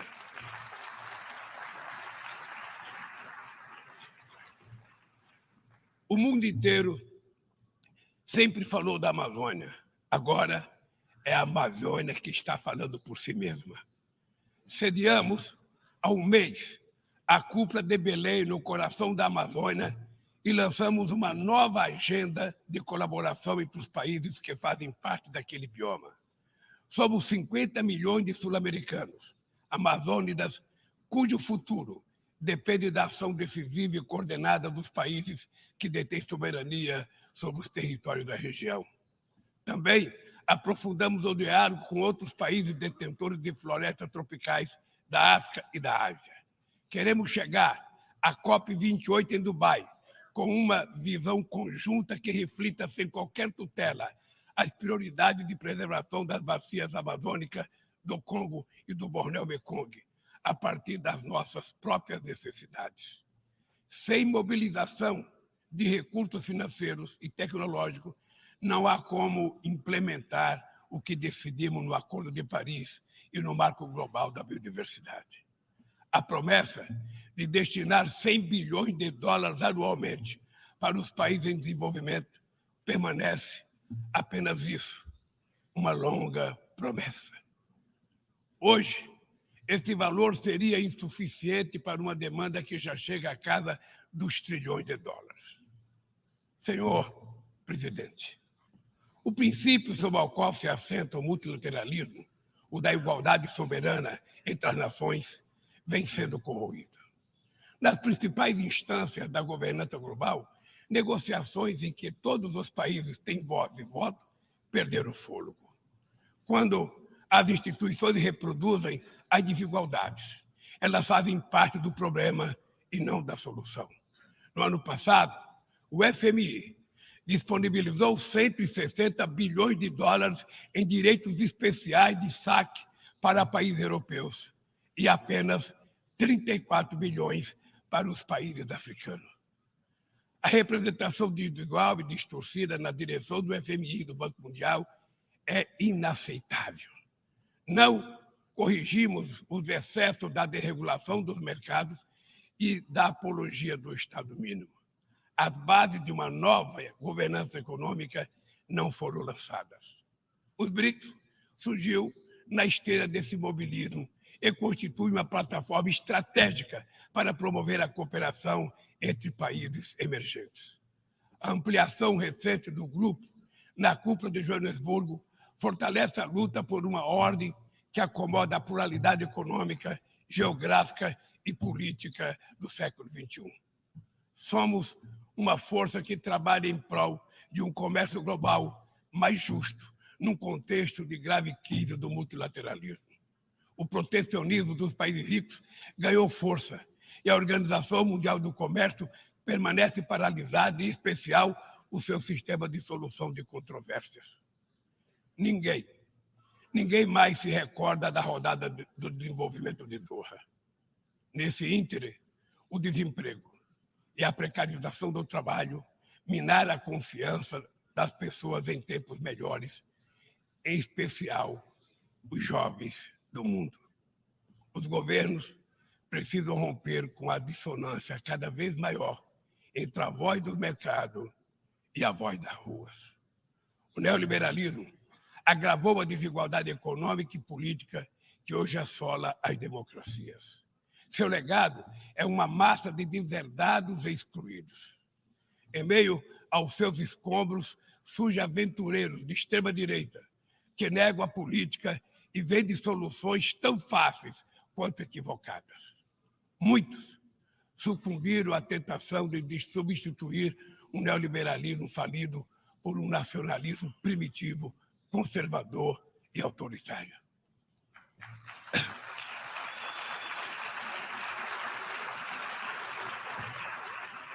Repudiamos uma agenda que utiliza os imigrantes como bodes expiatórios, que corrói o estado de bem-estar e que investe contra o direito dos trabalhadores. Precisamos resgatar as melhores tradições humanistas que inspiraram a criação da ONU. Políticas ativas de inclusão nos planos cultural, educacional e digital são essenciais para a promoção dos valores democráticos e da defesa do Estado de Direito. É fundamental preservar a liberdade de imprensa. Um jornalista como Julian Assange não pode ser punido por informar a sociedade de maneira transparente e legítima. Nossa luta é contra a desinformação e os crimes cibernéticos. Aplicativos e plataformas não devem abolir as leis trabalhistas pelas quais tanto lutamos. Ao assumir a presidenta do G20 em dezembro próximo, não mediremos esforços para colocar no centro da agenda internacional o combate às desigualdades e todas as suas dimensões. Sob o lema Construindo um Mundo Justo e um Planeta Sustentável, a presidência brasileira vai articular inclusão social e combate à fome, desenvolvimento sustentável e reforma das instituições de governança global. Senhor presidente, não haverá sustentabilidade nem prosperidade sem paz. Os conflitos armados são uma afronta à racionalidade humana. Conhecemos os horrores e os sofrimentos produzidos por todas as guerras. A promoção de uma cultura de paz é um dever de todos nós construí-la e requer persistência e vigilância. É perturbador ver que persistem as antigas disputas não resolvidas e que surgem ou ganham vigor novas ameaças. Bem mostra a dificuldade de garantir a criação de um Estado do povo palestino. A este caso se somam a persistência da crise humanitária no Haiti, o conflito no Iêmen, as ameaças à unidade nacional na Líbia e as rupturas institucionais em Burkina Faso, Gabão, Guiné-Conakry, Mali, Níger e Sudão. Na Guatemala, há risco de um golpe que impediria a posse do vencedor das eleições democráticas.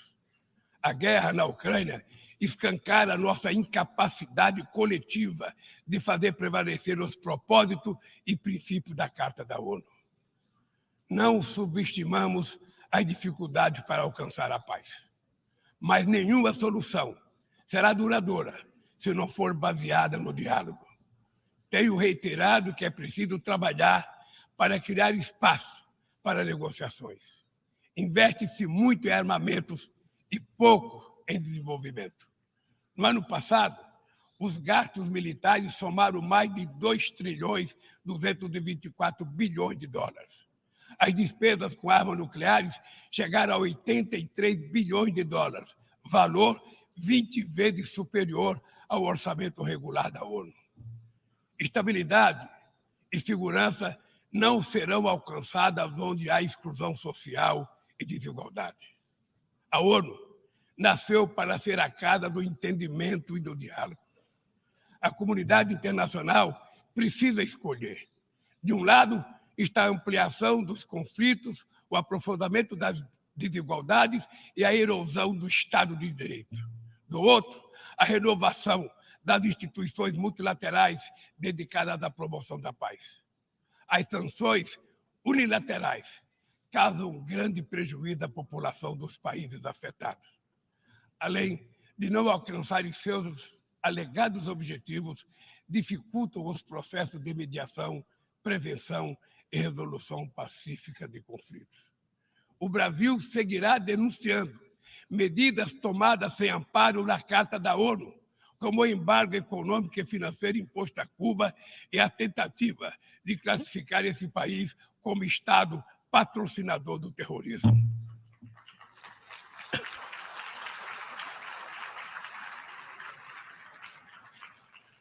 Continuaremos críticos a toda tentativa de dividir o mundo em zona de influência e de reeditar a Guerra Fria. O Conselho de Segurança da ONU vem perdendo progressivamente a sua credibilidade. Essa fragilidade decorre, em particular, da ação de seus membros permanentes, que travam guerras não autorizadas em busca de expansão territorial ou de mudança de regime. Esta paralisia é a prova mais eloquente da necessidade e urgência de reformá-lo, conferindo-lhe maior representatividade e eficácia. Senhoras e senhores, a desigualdade precisa inspirar indignação. Indignação com a fome, a pobreza, a guerra, o desrespeito ao ser humano. Somente movidos pela força da indignação, poderemos agir com vontade e determinação para vencer a desigualdade e transformar efetivamente o mundo ao nosso redor. A ONU precisa cumprir seu papel de construtora de um mundo mais justo, solidário e fraterno. Mas só o fará se seus membros tiverem a coragem de proclamar sua indignação com a desigualdade e trabalhar incansavelmente para superá-la. Eu quero dizer muito obrigado a todos vocês.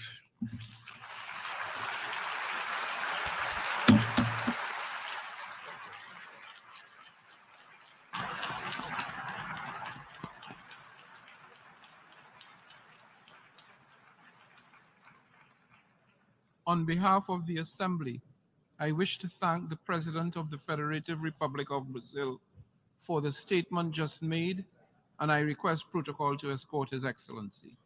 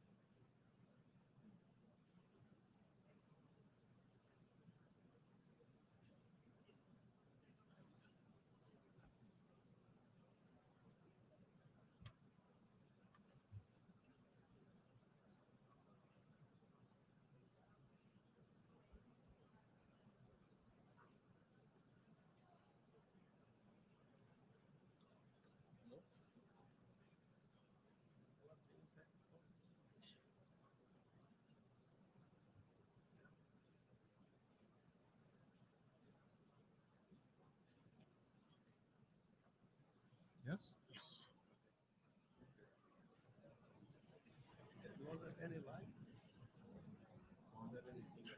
Yeah.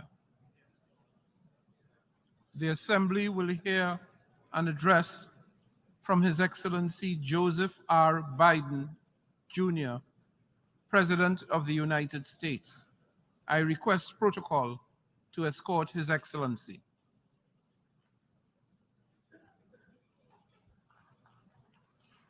On behalf of the General Assembly, I have the honor to welcome His Excellency Joseph R. Biden, Jr., President of the United States of America, and I invite him to address the Assembly. Mr. President, Mr. Secretary General, my fellow leaders, about a week ago, I stood on the other side of the world, in Vietnam, on soil once bloody with war.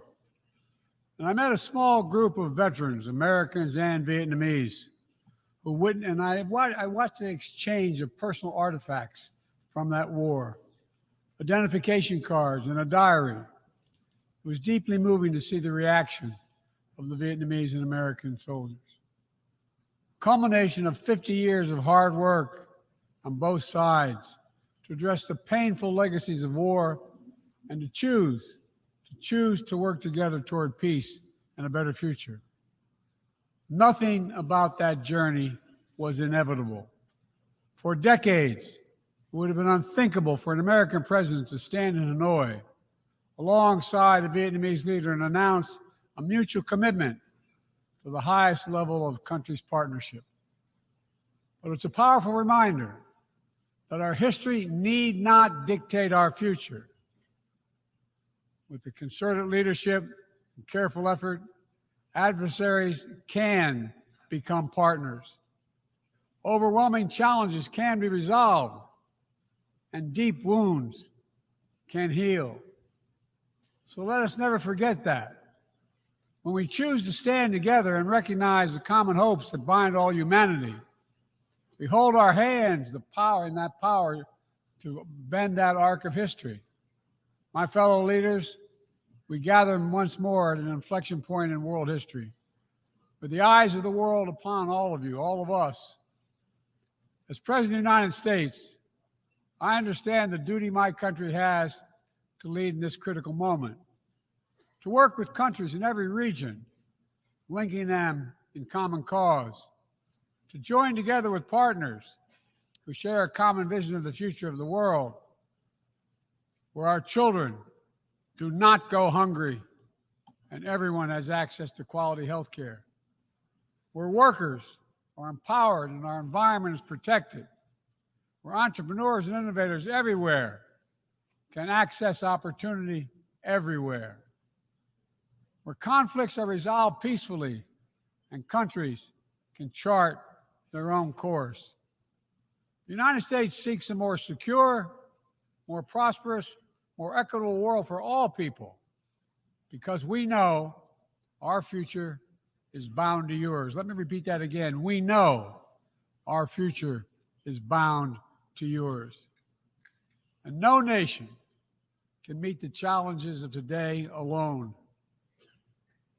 The generations that preceded us organized this body, the United Nations, and built international financial institutions and multilateral and regional bodies to help take on the challenges of their time. It wasn't always perfect, but working together, the world made some remarkable and undeniable progress that improved the lives of all people. We avoided renewal of global conflict while lifting more than 1 billion people out of extreme poverty. We together expanded access to education for millions of children. We saved tens of millions of lives who would have otherwise been lost to preventable and treatable diseases like measles, malaria, tuberculosis. HIV/AIDS infections and deaths plummeted, in no small part because of PEPFAR's work in more than 55 countries, saving more than 25 million lives. It's a profound testament to what we can achieve when we act together, when we take on tough challenges, and an admonition for all of us to urgently accelerate our progress so that no one's left behind, because too many people are being left behind. The institutions we built together at the end of the Second World War are an enduring bedrock of our progress. And the United States is committed to sustaining them. And this year, we're proud to rejoin UNESCO. We also recognize that to meet the new challenges of our decades-old institutions and approaches, they must be updated to keep peace with the world. We have to bring in more leadership and capability that exists everywhere, especially from regions that had not always been fully included. We have to grapple with the challenges that are more connected and more complex. And we have to make sure we're delivering for people everywhere, not just somewhere, everywhere. Simply put, the 21st century results are badly needed. They're needed to move us along. That starts with the United Nations, starts right here in this room. In my address to this body last year, I announced the United States will support expanding the Security Council, increasing the number of permanent and non-permanent members. The United States has undertaken serious consultation with many member states and will continue to do our part to push more reform efforts forward, look for points of common ground, and make progress in the year ahead. We need to be able to break the gridlock that too often stymies progress and blocks consensus on the Council. We need more voices, more perspectives at the table. The United Nations must continue to preserve peace, prevent conflict, and alleviate human suffering. And we embrace nations stepping up to lead in new ways and to seek new breakthroughs on hard issues.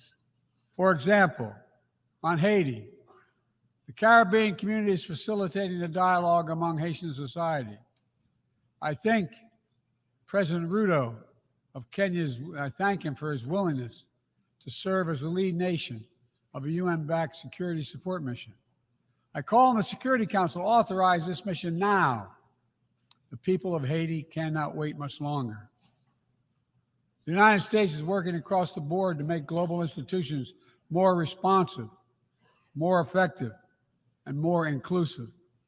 For example, we've taken significant steps to reform and scale up the World Bank, expanding its financing to low and middle-income countries so it can help boost progress toward meeting the Sustainable Development Goals and better address interconnected challenges like climate change and fragility.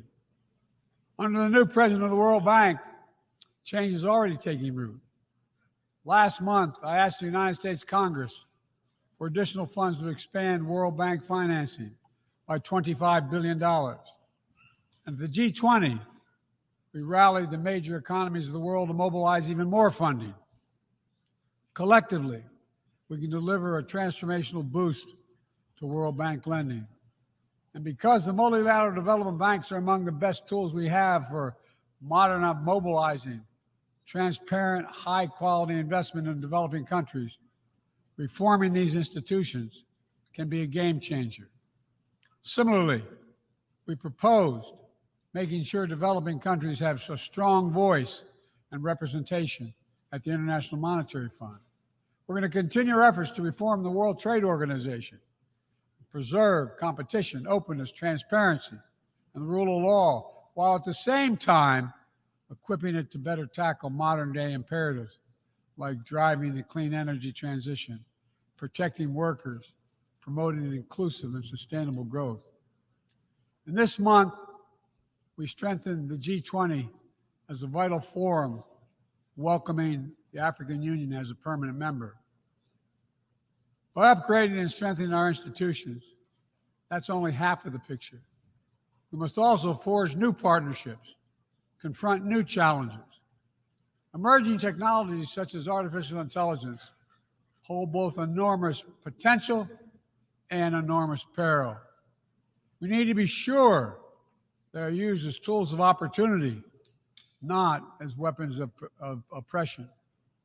Together with leaders around the world, the United States is working to strengthen rules and policies so AI technologies are safe before they're released to the public. To make sure We govern this technology, not the other way around, having it govern us. And I'm committed to working through this institution and other international bodies and directly with leaders around the world, including our competitors, to ensure we harness the power of artificial intelligence for good while protecting our citizens from its most profound risk. It's going to take all of us. I've been working on this for a while, as many of you have. It's going to take all of us to get this right. In every region of the world, the United States is mobilizing strong alliances, versatile partnerships, common purpose, collective action to bring new approaches to our shared challenges. Here in the Western Hemisphere, we united 21 nations in support of the Los Angeles Declaration on Migration and Protection, launching a region-wide approach to a region-wide challenge to better uphold laws and protect the rights of migrants. In the Indo-Pacific, we've elevated our Quad partnership with India, Japan, and Australia to deliver concrete progress for the people of the region on everything from vaccines to maritime security. Just yesterday, after 2 consultations in diplomacy, the United States brought together dozens of nations across 4 continents to establish a new partnership for Atlantic cooperation so that the coastal Atlantic countries can better cooperate on science, technology, environmental protection, and sustainable economic development. We brought together nearly 100 countries in a global coalition to counter fentanyl and synthetic drugs to reduce the human cost of this affliction, and it is real. And as the nature of the terrorist threats evolve and the geography expands to new places, we're working with our partners to bring capabilities to bear to disrupt plotting, degrade networks, and protect all of our people. Additionally, we convened the Summit for Democracy to strengthen democratic institutions, root out corruption, and reject political violence.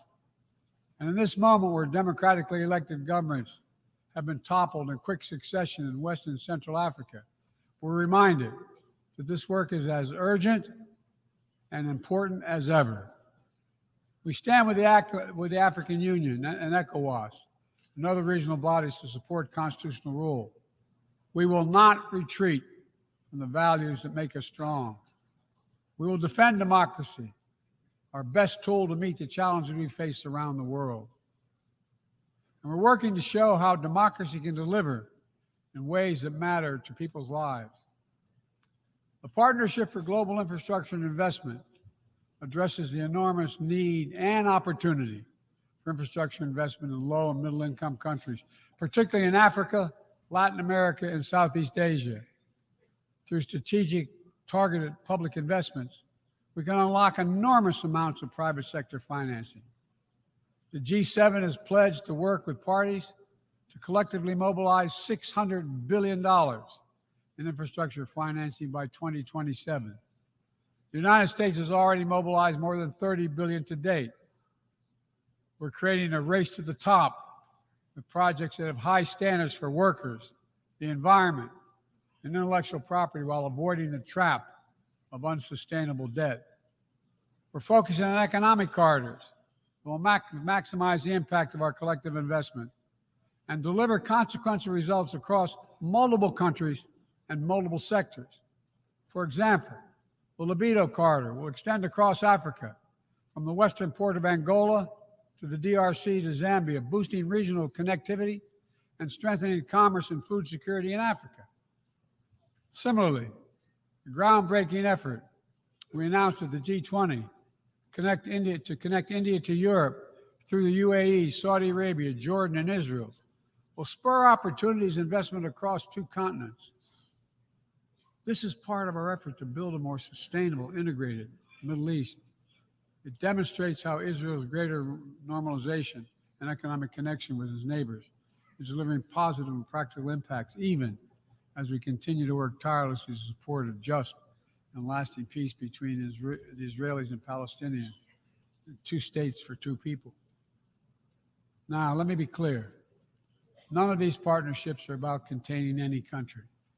They're about a positive vision for our shared future. When it comes to China, I want to be clear and consistent. We seek to responsibly manage the competition between our countries so it does not tip into conflict. I've said we are for de-risking, not decoupling with China. We will push back on aggression and intimidation and defend the rules of the road, from freedom of navigation to overflight to level economic playing field that have helped safeguard security and prosperity for decades. But we also stand ready to work together with China on issues where progress hinges on our common efforts. Nowhere is that more critical than accelerating the climate crisis, than the accelerating climate crisis. We see it everywhere. Record-breaking heat waves in the United States and China, wildfires ravaging North America and Southern Europe, a fifth year of drought in the Horn of Africa, tragic flooding in Libya. My heart goes out to the people of Libya. That's killed thousands of people. Together, these snapshots tell an urgent story of what awaits us if we fail to reduce our dependence on fossil fuels and begin to climate-proof the world. For one day, my administration, the United States, has treated this crisis as an existential threat from the moment we took office, not only for us, but for all of humanity. Last year, I signed into law in the United States the largest investment ever anywhere in the history of the world to combat the climate crisis and help move the global economy toward a clean energy future. We're also working with the Congress to quadruple our climate financing to help developing countries reach their climate goals and adapt to climate impacts. And this year, the world's on track to meet the climate finance pledge that made under the Paris Agreement, $100 billion to raise collectively. But we need more investment from public and private sector alike, especially in places that have contributed so little to global emissions, but face some of the worst effects of climate change, like the Pacific Islands. The United States is working directly with the Pacific Island Forum to help these nations adapt, build resilience to the climate impacts, even as we lead the effort to build innovative new partnerships that attack the global challenges from all sides. From the First Movers Coalition, which is mobilizing billions of private sector community and the private sector commitments, to creating a market demand for green products in carbon-intense sectors like concrete, shipping, aviation, and trucking, to the Agricultural Innovation Mission for Climate, which is bringing farmers into the climate solution and making our food supply more resilient to climate shocks, and the Global Methane Pledge, now endorsed by more than 150 countries, which expands our focus beyond our carbon emission targets to reduce the potential greenhouse gases in our atmosphere by 30% in this decade. It's all within our capacity. We need to bring the same commitment and urgency and ambition as we work together to meet the Sustainable Development Goals of 2030. These goals were adopted at the United Nations in 2015 as a roadmap for improving lives around the world. But the hard truth is, for decades of progress, the world has lost ground these past years in the wake of COVID-19, conflicts, and other crises. The United States is committing to doing its part to get us back on track. All told, in the first 2 years of my administration, the United States has invested more than $100 billion to drive development progress in bolstering food security, expanding access to education worldwide, strengthening healthcare systems, and fighting disease. And we've helped mobilize billions more in the private sector investments. But to accelerate our forward progress on the Sustainable Development Goals, we all have to do more. We need to build new partnerships that change the way we tackle this challenge, to unlock trillions of additional financing for development, drawing on all sources. We need to fill the gaps and address the failures of our existing system exposed by the pandemic. We need to ensure that women and girls benefit fully from our progress. We must also do more to grapple with the debt that holds back so many low and middle-income countries. When nations are forced to service unsustainable debt payments over the needs of their own people, it makes it harder for them to invest in their own futures. And as we work together to recover from global shocks, the United States will also continue to be the largest single country donor of humanitarian assistance at this moment of unparalleled need in the world. Folks, cooperation, partnership, these are the keys to progress on the challenges that affect us all, and the baseline for responsible global leadership. We don't need to agree on everything to keep moving forward on issues like arms control, a cornerstone of international security. After more than 50 years of progress under the Non-Proliferation Treaty, Russia is shredding long-standing arms control agreements, including announcing the suspension of the New START and withdrawing from the Conventional Forces in Europe Treaty. I view it as irresponsible and makes the entire world less safe. The United States is going to continue to pursue good faith efforts to reduce the threat of weapons of mass destruction and lead by example, no matter what else is happening in the world. This year, we safely destroyed at least the last chemical munitions in the U.S. stockpile, fulfilling our commitment toward a world free of chemical weapons. And we condemn the DPRK's continued violation of UN Security Council resolutions, but we are committed to diplomacy that will bring about the denuclearization of the Korean Peninsula. We're working with our partners to address Iran's destabilizing activities that threaten regional and global security, and remain steadfast in our commitment that Iran must never acquire a nuclear weapon. Now, even as we evolve our institutions and drive creative new partnerships, let me be clear. Certain principles of our international system are sacrosanct. Sovereignty, territorial integrity, human rights. These are the core tenets of the UN Charter, the pillars for peaceful relations among nations, without which we cannot achieve any of our goals. That has not changed, and that must not change. Yet, for the second year in a row, this gathering, dedicated to peaceful resolution of conflicts, is darkened by the shadow of war. An illegal war of conquest brought without provocation by Russia against its neighbor Ukraine. Like every nation in the world, the United States wants this war to end. No nation wants this war to end more than Ukraine. And we strongly support Ukraine in its efforts to bring about a diplomatic resolution that delivers just and lasting peace. But Russia alone bears responsibility for this war. Russia alone has the power to end this war immediately. And it's Russia alone that stands in the way of peace, because the Russia's price for peace is Ukraine's capitulation, Ukraine's territory, and Ukraine's children. Russia believes that the world will grow weary and allow it to brutalize Ukraine without consequence. But I ask you this: if we abandon the core principles of the United States to appease an aggressor, can any member state in this body feel confident that they are protected? If you allow Ukraine to be carved up, is the independence of any nation secure?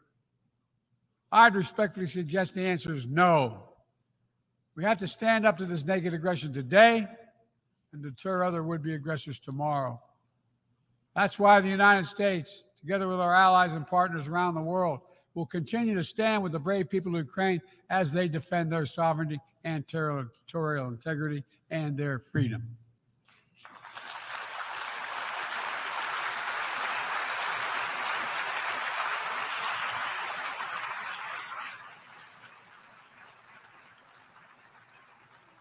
It's not only an investment in Ukraine's future, but in the future of every country that seeks a world governed by basic rules that apply equally to all nations and uphold the rights of every nation, no matter how big or small. Sovereignty, territorial integrity. They are the fixed foundations of this noble body. And universal human rights is this North Star. We cannot sacrifice either. 75 years ago, Universal Declaration of Human Rights captured a remarkable act of collective hope. I say that again, collective hope. Drafted by a committee representing different regions, faiths, philosophies, and adopted by the entire General Assembly. The rights contained in the Declaration are elemental and enduring. And while we still struggle to uphold equal and inalienable rights of all, they remain ever steady and ever true. We cannot turn away from abuses, whether in Xinjiang, Tehran, Darfur, or anywhere else. We have to continue working to ensure that women and girls enjoy equal rights and equal participation in their societies. That indigenous groups, racial, ethnic, religious minorities, people with disabilities do not have their potential stifled by systemic discrimination.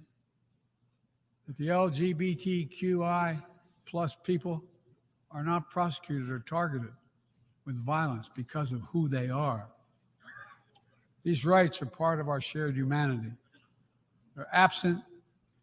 When they're absent anywhere, their loss is felt everywhere. They are essential to the advancement of human progress that brings us together.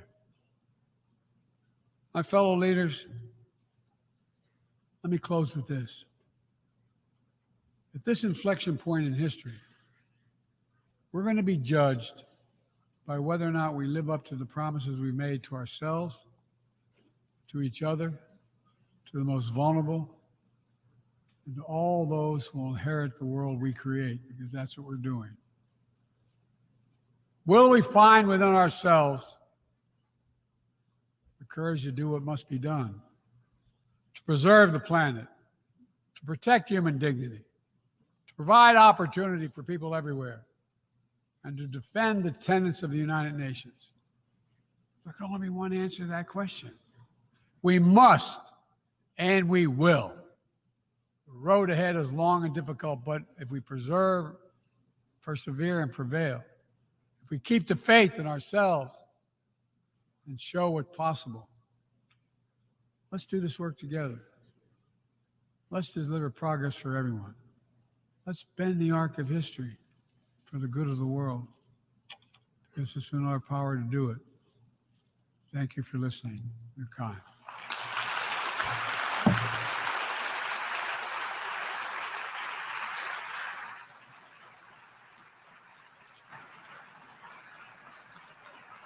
On behalf of the Assembly, I wish to thank the President of the United States of America for the statement just made, and I request protocol to escort His Excellency.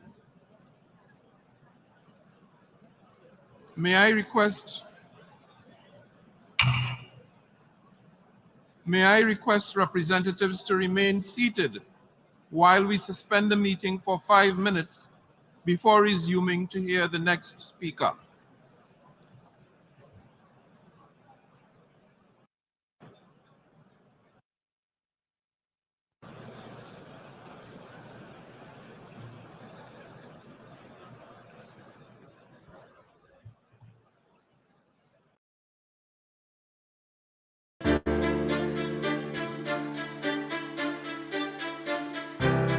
No dia 6 de setembro de 2022, o Instituto Conhecimento Liberta recebeu o evento 200 anos de independência para quem?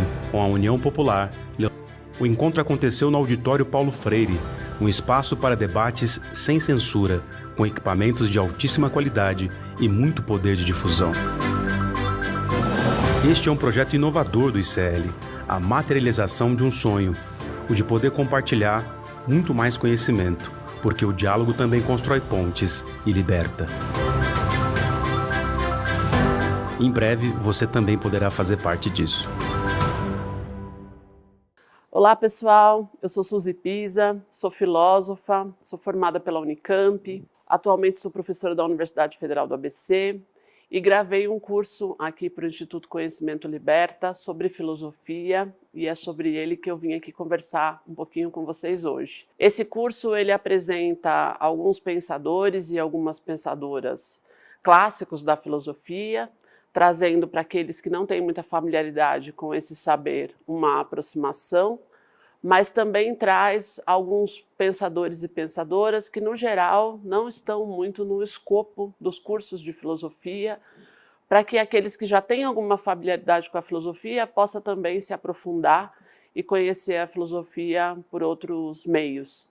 Então, ele é um curso que tem uma proposta bastante plural, que tem, ao contrário de muitos cursos que muitas vezes a gente tem acesso, filósofos e filósofas, que tem filosofias não apenas europeias, mas também filosofia latino-americana, também filosofia africana, e que eu construí pensando num eixo de trazer a filosofia para a nossa realidade.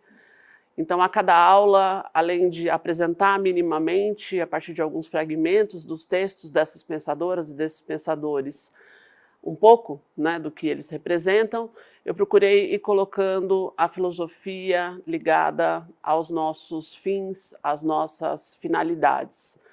Autores clássicos como Kant, como Hegel, como Marx, como Nietzsche, e também autores ainda não tão conhecidos do grande público, como Peter Sloterdijk, Chantal Mouffe, Ernesto Laclau, Silvia Federici, fazem parte dessa proposta que a gente criou aqui para vocês com muito carinho. Espero que vocês gostem. Gostaria de convidar vocês a conhecer não só o meu curso de filosofia, mas mais de 200 cursos que estão disponíveis na plataforma. Tenho certeza que vai ajudar bastante na formação geral de vocês, grandes professores e grandes professoras, contribuindo aí para a formação de cada um. Você já ouviu falar em Noam Chomsky? Very pleased to have this chance to meet with you. Leonardo Boff? A opção pelos pobres, contra a pobreza, a favor da justiça social e da libertação. Marilena Chauí? A questão da violência e do autoritarismo da sociedade brasileira e a nossa dificuldade para ser uma democracia. Esses e outros grandes nomes do conhecimento do Brasil e do mundo estão no ICL. Acesse o site, clique em Quero Ser Membro e tenha acesso a mais de 200 cursos.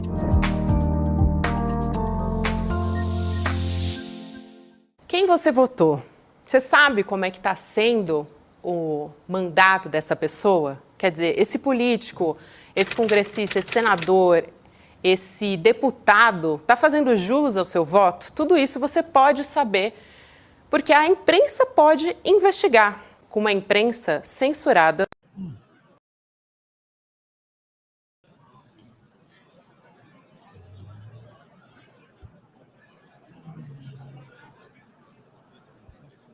Extraordinary.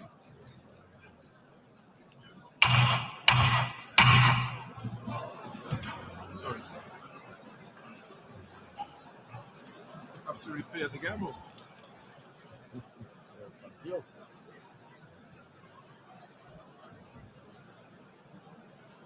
This is extraordinary. Excellencies, ladies and gentlemen, can I ask that the Assembly come to order to receive the statement of His Excellency Gustavo Petro Urrego, President of the Republic of Colombia. Thank you. Gracias. Thank you, Antonio, Dennis, my wife Veronica, and my youngest daughter Veronica here. I, a week ago, was in Santiago de Chile, and I've made my journey to here from there to commemorate the 50th anniversary of a homicidal and bloody coup against President Salvador Allende.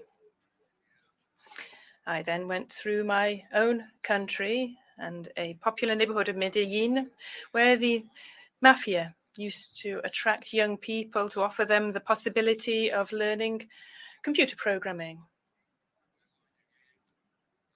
I then arrived in Havana, an unjustly blockaded country, where a president of my country suggested and achieved that it be included in the list of terrorist sponsoring countries simply because it had helped to make peace in Colombia. And now I am here, ladies and gentlemen, to make my speech to you. Over this year, since the last speech that I gave in the United Nations, we have only seen a deepening of what the wealthy, meeting in Davos, call a polycrisis. The war is continuing. Hunger continues. The recession is increasing, and the climate crisis has shown its teeth as never before, claiming thousands of lives and heating our lands and our seas like never before. This has been a year where humanity has been losing and has unfailingly hastened the era of extinction. All of these crises are, in fact, just one crisis, the crisis of life. It seems that world leaders have become the enemies of life. The crisis of life is being expressed in one devastating indicator. This began at the furthest corners of the earth, far away from the remotest regions, a silent march of people from different cultures who are intermingling on their way, like an infinitely nuanced painting. The colors are mixing together in an uncontainable march. A multitude of all the colors is moving along the tracks, through the seas, through the jungles. It is making up a kind of work of art on the canvas of the earth.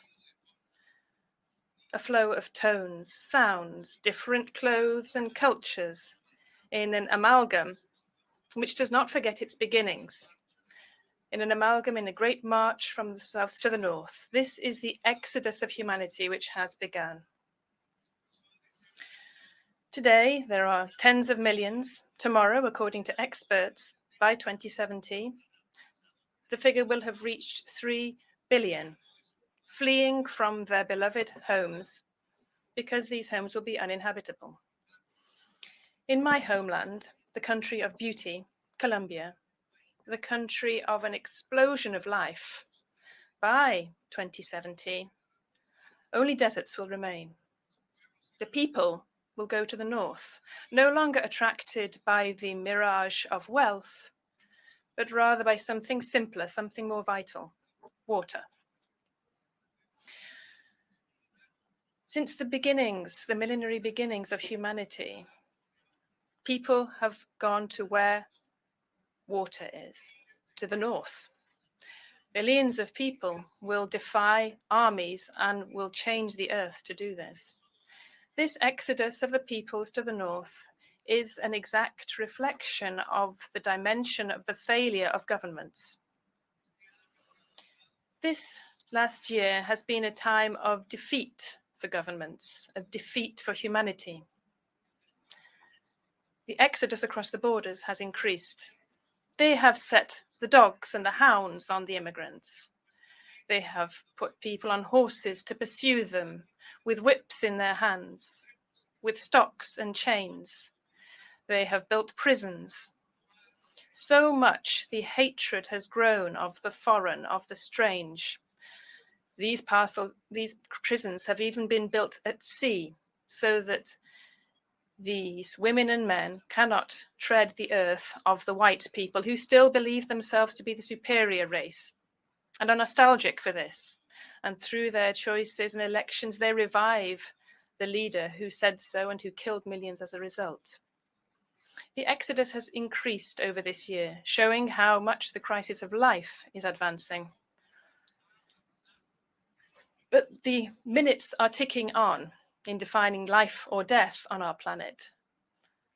And rather than halting this march of time and talking about how to defend life for the future, thanks to greater knowledge and expanding life to the universe, we are deciding instead to waste our time killing one another. We are not thinking about how to expand life to the stars, but rather how to end life on our own planet. We have devoted ourselves to war. We have been called to war. Latin America has been called upon to produce war machines, men to go to the killing fields. They're forgetting that our countries have been invaded several times by the very same people who are now talking about combating invasions. They're forgetting that for oil, Iraq was invaded, Syria and Libya. They're forgetting that the same reasons they use to defend Zelensky are those very reasons which should be deployed to defend Palestine. They forget that to meet the Sustainable Development Goals, all wars must be brought to an end. But they are helping to wage one war in particular, because world powers see this suiting themselves in their gamesmanship, in their games of hunger, and they're forgetting to bring an end to the other war, because for these powers, this did not suit them. What is the difference between Ukraine and Palestine, I ask? Is it not time to bring an end to both wars and other wars too, and make the most of the short time we have to build paths to save life on the planet? As President of Colombia, this country of beauty, of a group of humanity, millions of workers, women and men from popular neighborhoods, indigenous people, Afro-descendants, people from the fields, workers, young people of all colors.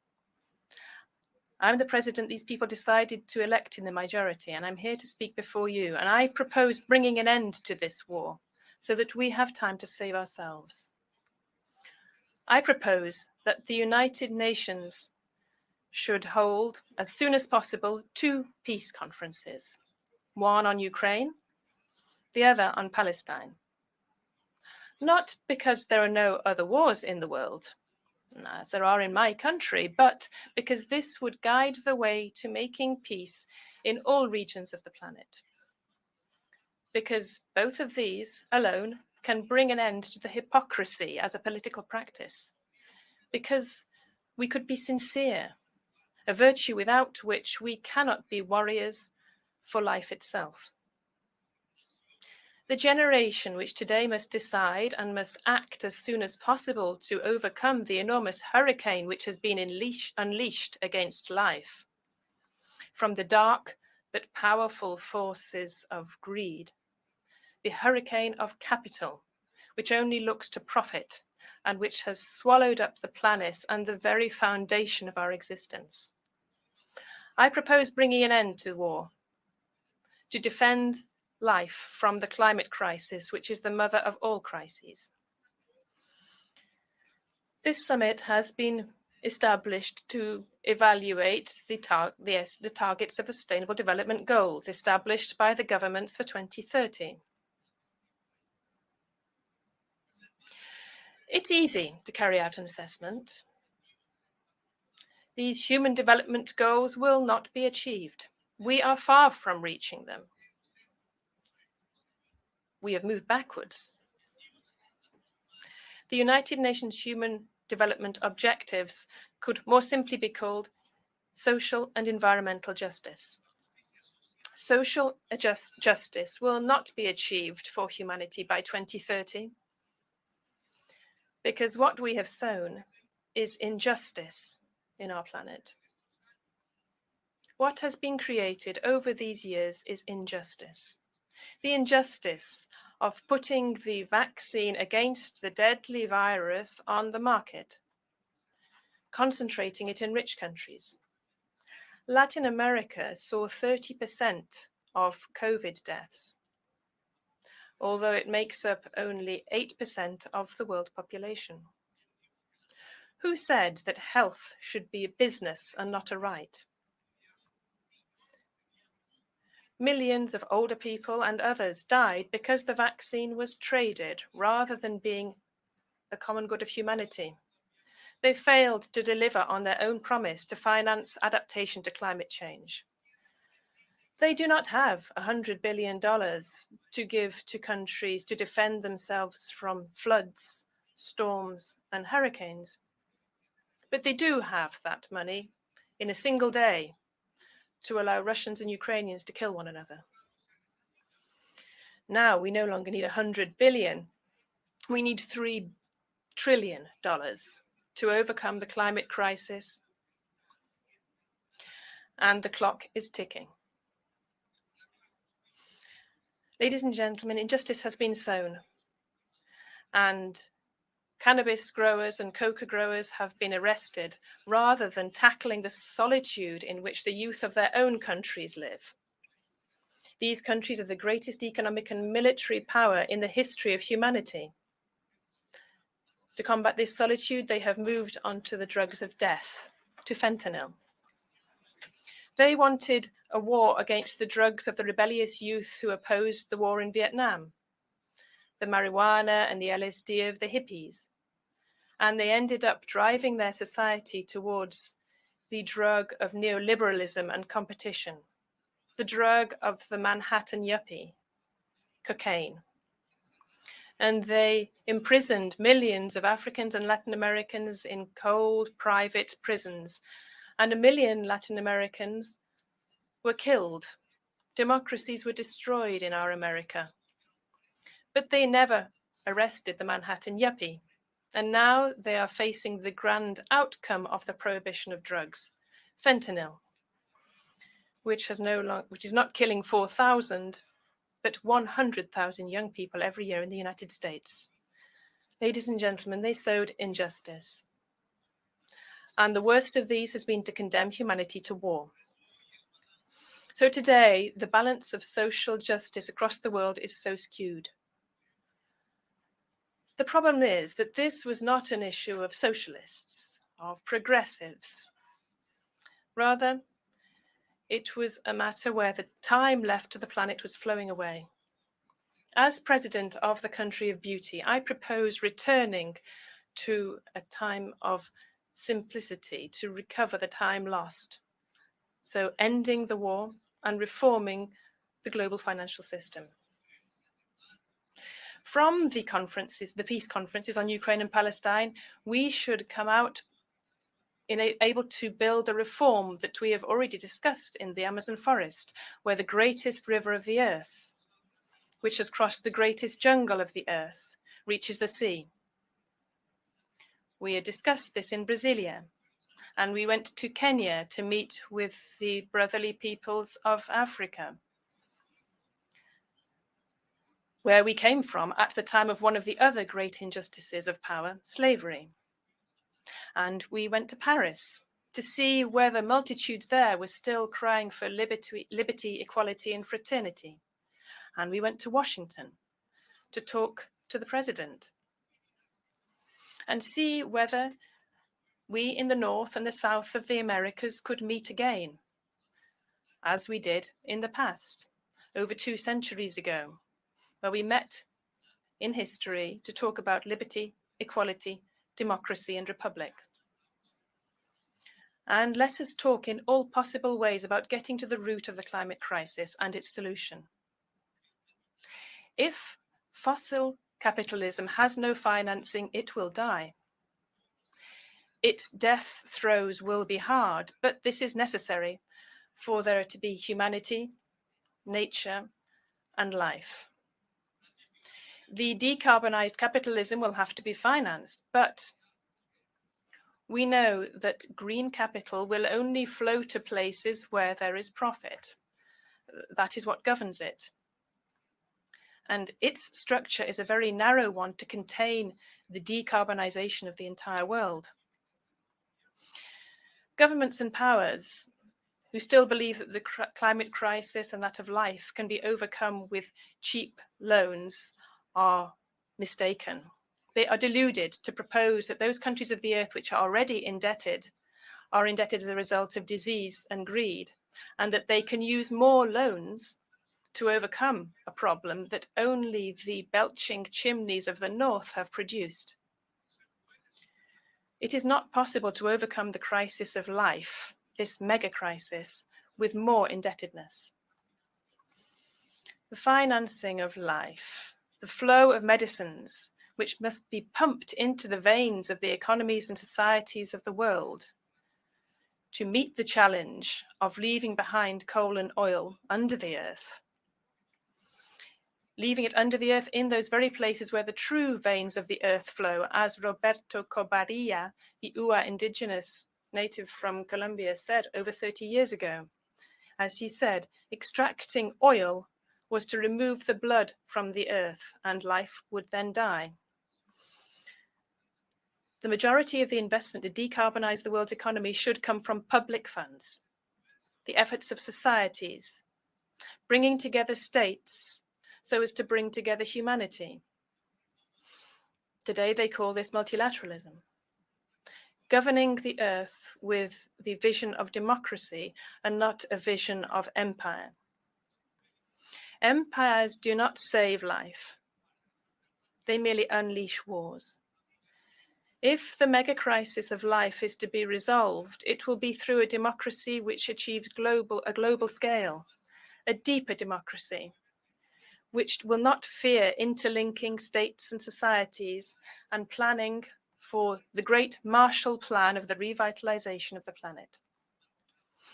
The market will help us somewhat, but we cannot ask for solutions from a mechanism which has no humanity. And when it was this mechanism which produced the very problem. Private funds can be used, but they will be limited by their own logic. The force to do this will come from public funds, and these funds are currently weakened by debt. The great battle of our generation is defending life for our children and grandchildren, and this can only be fully financed by what is public, by what belongs to all of us. We must liberate the public to save life. Many people may not like this, but if the voice of the public, of the state, of humanity, of multilateralism is to be heard again, this means the voice of change will be heard again.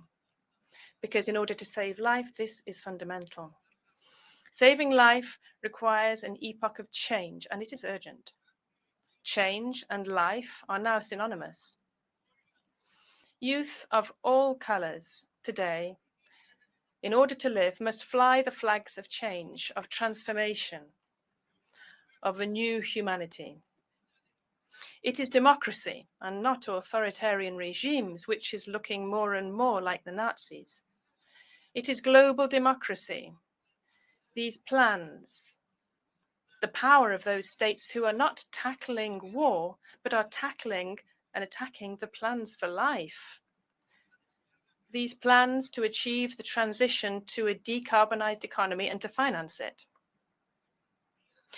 The decarbonized economy will, without a doubt, be a more humane and a more just economy. So, I, as President of the Country of Beauty, propose a reform of the global financial system, of the IMF, of the Multilateral Bank, and bringing an end to economic blockades and guiding funds from private capital. If everybody's debt is reduced, paying off the creditors with an IMF issuance of special drawing rights, there will be a decrease in the global public debt and a real increase in budgets and public funds. In this way, we will be able to finance the Marshall Plan for the Sustainable Development Goals, for the social and environmental justice of the planet. The plan to overcome, through mitigation and adaptation, the climate crisis, which is the crisis of life. This is reviving Keynes worldwide after forgetting him. This wise old man already said this, as did other wise people before him, and their words too are forgotten. The words that they expressed from their deep ideas. What a beautiful perspective in the midst of today's darkness and storms. A perspective which looks hopeful. The objective of life and justice can be achieved by treading the path of global democracy and of returning value to what is public, to what is common and shared, which can be reached by all. I want my grandchildren who are babies today, Luna, Victoria, and Luca, and my daughter Antonella, to be able to live far from the apocalypse and the era of extinction. I want them to live in times where humanity was able to stop killing itself and killing the planet, and through the very diversity of its cultures, managed to achieve understanding and to achieve its mission, spreading the virus of life to the stars of the universe. Thank you very much.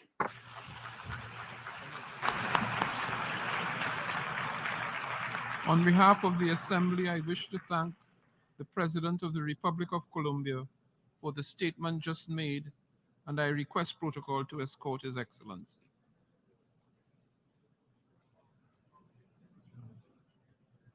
The Assembly will hear an address by His Majesty King Abdullah II ibn al-Hussein II, King of the Hashemite Kingdom of Jordan. I request protocol to escort His Majesty.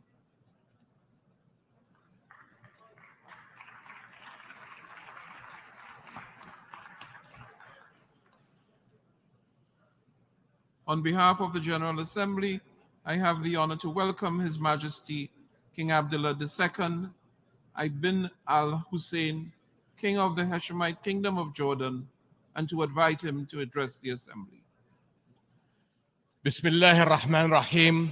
Mr. President, Secretary General, Excellencies, when human catastrophes seem beyond description, we turn to the appalling statistics. This year around the world, more than 345 million people face food insecurity, daily hunger, or starvation. Among the most vulnerable are 108 million refugees, people who have been forcibly displaced from their homes and ways of life. And 40% of these refugees are children, the most defenseless of all. Yet these numbers cannot really convey the tragedy or the failure. Refugees are our brothers, our sisters. They look to our countries to help end the crises that have driven them from home. Refugees are mothers, fathers, grandparents who have made perilous journeys to save their families. They are young people with big dreams and little children who deserve the chance to dream big. They depend on the international community for their survival, and multiple UN agencies provide vital services to help meet the need. But in recent months, one by one, these agencies have been delivering difficult news. A severe shortfall in international funds has forced them to cut support. Is this what we've come to? Is the international community going to watch as refugee families find themselves forced to send their children to work instead of school? In Jordan, where refugees make up over 1/3 of our 11 million population, cuts have already thrown the lives of hundreds of thousands of refugees into uncertainty.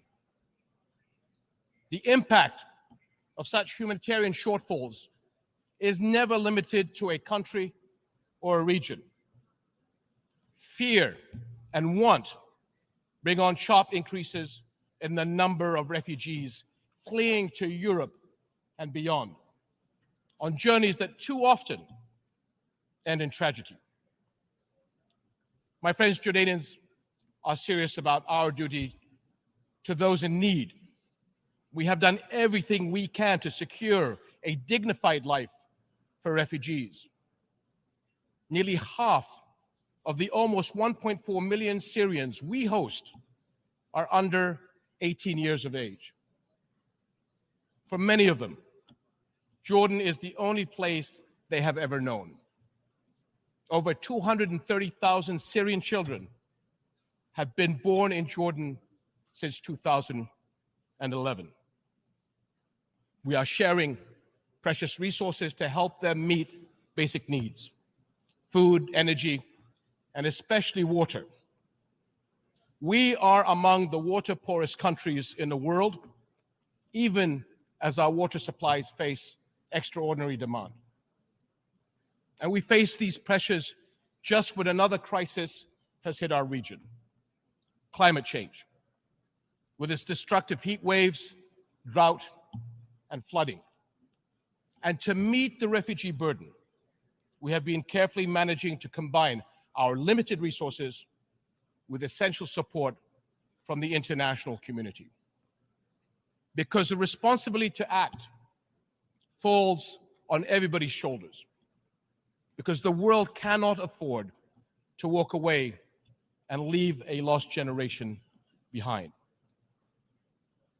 But today, Jordan's capacity to deliver necessary services to refugees has surpassed our limits. Syrian refugees' future is in their country, not in host countries. But until they are able to return, we must all do right by them. And the fact is, refugees are far from returning. On the contrary, more Syrians are likely to leave their country as the crisis persists. And Jordan will not have the ability nor the resources to host and care for more. We must find a political solution consistent with UN Security Council Resolution 2254, the step-for-step approach that offers a path forward, proposed by Jordan as the basis for engagement with the Syrian government and coordinated with the UN. This approach sets a roadmap to incrementally resolve the crisis and deal with all its consequences. Until then, we will protect our country against any future threats the crisis could pose to our national security. My friends, Jordan's case is a microcosm of our entire region. For all our people's immense potential, repeated crises have held back the promise of greater development and prosperity. Our region is a focal point where some of the most urgent global challenges are converging. How will our world respond? Will we come together in global solidarity to get to the root of the problem, the conflicts and the crises that destroy life and hope? Will we work as one to rebuild the lost trust in international action and help those in want? My friends, our region will continue to suffer until the world helps lift the shadow of the Palestinian-Israeli conflict, the central issue in the Middle East. No architecture for regional security and development can stand over the burning ashes of this conflict. But 7.5 decades on, it still smolders. Where are we going? Without clarity on where Palestinians' future lies, it will be impossible to converge on a political solution to this conflict.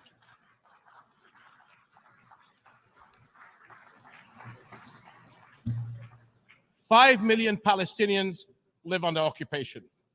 No civil rights, no freedoms of mobility, no say in their lives.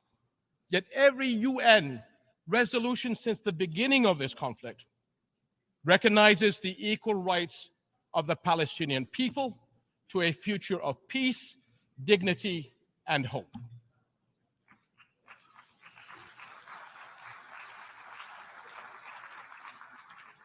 This is the heart of the two-state solution the only path to a comprehensive, lasting peace. We can see the Israeli people actively defending and engaging in the expression of their national identity. Yet the Palestinian people are deprived of that same right to express and fulfill their own national identity. The basic requirement for that right is the establishment of their own independent and viable state on the June 4th, 1967 lines, with East Jerusalem as its capital, living alongside Israel in peace, security, and prosperity. And delaying justice and peace has brought endless cycles of violence. 2023 has been the deadliest for the Palestinian people in the past 15 years. How can people trust in global justice while settlement building, land confiscations, and home demolitions continue? Where is the global solidarity to make UN resolutions believable by people in need of our help? Jerusalem is a flashpoint for global concern. Under the Hashemite custodianship of Islamic and Christian holy sites, Jordan remains committed to safeguarding the city's identity. But preserving Jerusalem as the city of faith and peace for Islam, Christianity, and Judaism is a responsibility that we all share. And we must not abandon Palestinian refugees to the forces of despair. Sustainable funding is urgently needed by UNRWA, the UN agency that provides vital relief, education, and health services to millions of Palestinian refugees. And this is essential to protect families, keep communities stable, and prepare young people for productive lives. We must protect young Palestinians from extremists who prey on their frustrations and hopelessness by making sure they continue to learn at the schools under the blue flag of the United Nations, as the alternative will be the black flags of terror, hate, and extremism. My friends, we come together here as partners to deal with our challenges and shape a better future. We speak here for our people. We speak for families and the younger generations. We speak for victims of conflict, displacement, hunger, climate challenge, disasters, and more. They are not mere statistics. They are our fellow human beings sharing our world. Only by restoring trust, only by acting in solidarity, will we create the future all our peoples desire and deserve. We cannot allow for a lost generation on our watch. Thank you.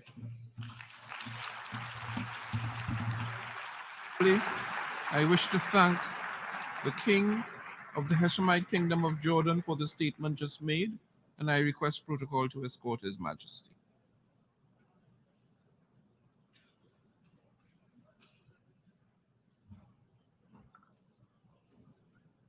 The Assembly will hear an address by His Excellency Andrzej Duda, President of the Republic of Poland.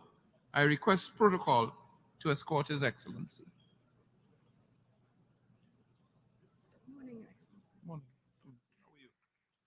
On behalf of the General Assembly, I have the honor to welcome His Excellency Andrzej Duda, President of the Republic of Poland, and invite him to address the Assembly.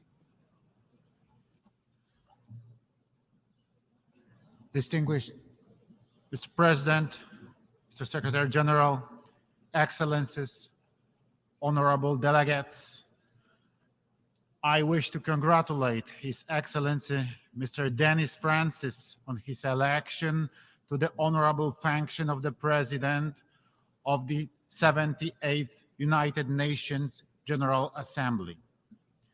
I wish to express Poland's full support for his mission and wish him every success in its fulfillment.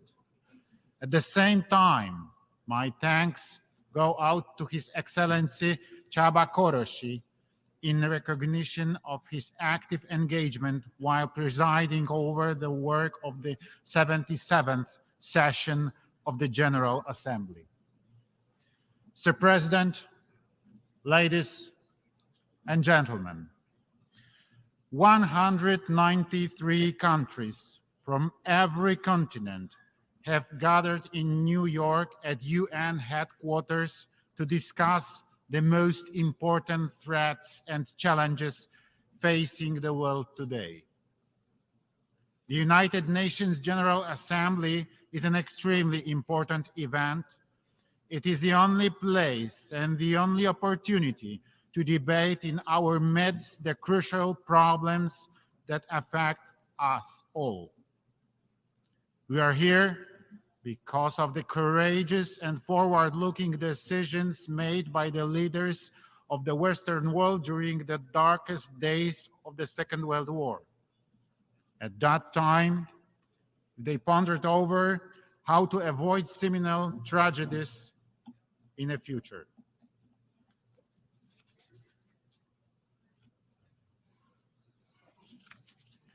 The leaders of the United States and Great Britain, President Roosevelt and Prime Minister Churchill, and soon the other countries of the anti-Hitler coalition, including Poland, signed the Atlantic Charter. It contained the most important principles on which the post-war world order was to be based: safe determination of nations, inviolability of borders, renunciation of violence, economic cooperation, human rights. The Atlantic Charter, together with the Washington Declaration, were the cornerstone in a building of the United Nations organization. Ladies and gentlemen, today once again, it befell on us to live in dangerous times. As a result of Russia's full-scale aggression on Ukraine, hundreds of thousands of people lost their lives or suffered injuries. Millions were forced to flee their own home country, and hundreds of millions worldwide are facing the specter of famine and serious economic disruptions. Russia's brutal aggression brought immense global problems in its aftermath. It put to a test international world order. Costs of those barbarian actions, humanitarian, material, and environmental, are incalculable and still growing. For long, world peace has never been as threatened as it is today. We, Poles, know fully well that peace is not to be taken for granted. September in the history of my home country is a special month. On 1st September 1939, Nazi Germany invaded my homeland, Poland. The Second World War broke out. On 17th September 1939, we received a blow from another direction. The Soviet Union also made an onslaught on Poland. In the wake of the alliance between Hitler and Stalin, Nazi Germany and Soviet Russia, Poland lost its independence, was wiped out from the map of the world, and subjected to extremely brutal occupation. This is precisely why we understand the tragedy of Ukraine better than any other country in the world, and the tragedy of other countries experiencing the pandemonium of war. In the Second World War, 6 million of our citizens perished, including 3 million Polish Jews, and Warsaw, the capital of Poland, was razed to the ground.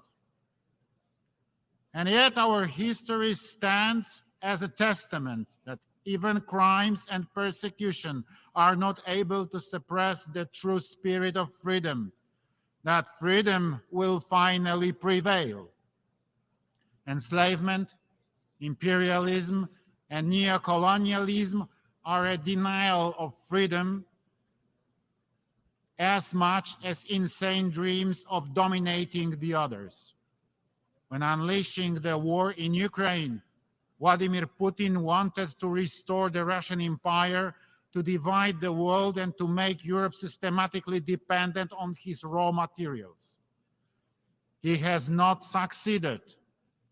It is my firm belief that he will no longer succeed. Ladies and gentlemen, today the world needs courageous and visionary leaders. The late President of Poland, Lech Kaczyński, with whom I had the honor to cooperate, was such a leader. The leader who a dozen of years ago was trying to shake the conscience, to appeal to politicians, to warn of imperial policy of Vladimir Putin's Russia. Let me recall at this point his seminal words said in Tbilisi at the height of Russian aggression on Georgia in 2008. For the first time in a long time, Russians have shown the face we have known for hundreds of years. They believe that the nations around them should be subjected to them. We say no. Russia believes that the old days of the empire that collapsed less than 20 years ago are coming back. That domination will again be feature of our region. Well, it will not. Those days are over once and for all. Yes, today, in this very place, at the United Nations headquarters, I wish to reiterate, those days can never return. The logic of conquest, changing borders by force, disregarding the law, and denying the Ukrainian people their right to exist must be stopped. This brutal war must end and not be converted into a frozen war. This can only be done by restoring the full territorial integrity of Ukraine within its internationally recognized borders. Ladies and gentlemen, Poland's position in the face of any war is clear and straightforward.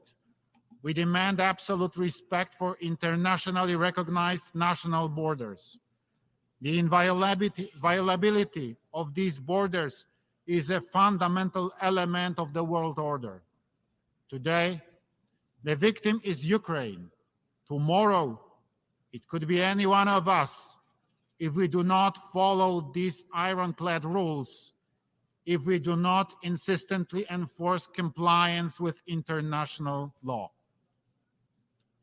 Forgotten and unpunished war crimes, crimes against humanity, build a sense of impunity among the perpetrators.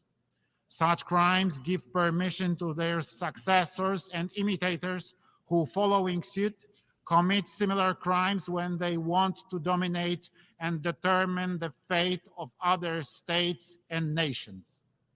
The crimes in a war in Ukraine are the living proof thereof. That is why we are engaged in initiative to hold Russia accountable for gross violations of fundamental norms of international law. We strongly support the work of the International Criminal Court and the International Court of Justice.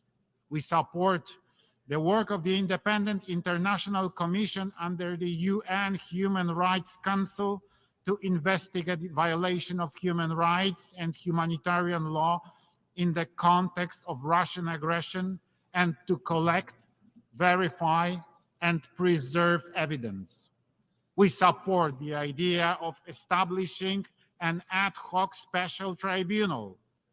The crimes must be accounted for and the perpetrators punished. Ladies and gentlemen, information wherefore goes on. Lie is used to cover up and justify Russian crimes on civilian population.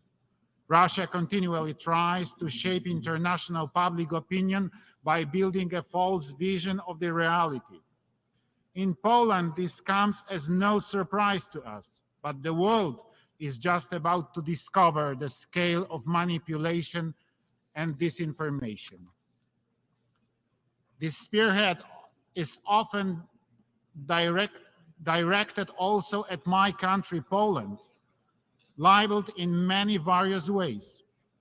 This is because we have consistently been opposing Russia's imperial and neo-colonial policy and have supported Ukraine in its defense from the outset. We, as international community, must draw conclusions from the situation. We must confront manipulation and disinformation. We must fight against the hypocrisy of history, the reversal of the roles of the henchman and a victim. What is evil should be called evil. A crime should be called a crime.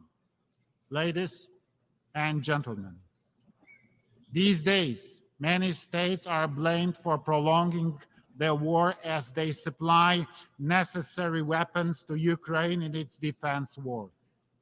This is a completely false logic, as if putting the blame on a neighbor who comes to aid to the people next door defending their own home against mugger. If someone attacks your household, you have the right to defend it, and the neighbors should not to stay indifferent. Ukraine would not be able to resist the aggression and effectively stand for its independence if it were not for the assistance of other countries, and primarily on the biggest scale, the United States of America. It is the United States that has been playing a pivotal role in assuring security in Europe for more than a century. I'm saying so as a president of the European country, which was plagued by war experience on so many occasions.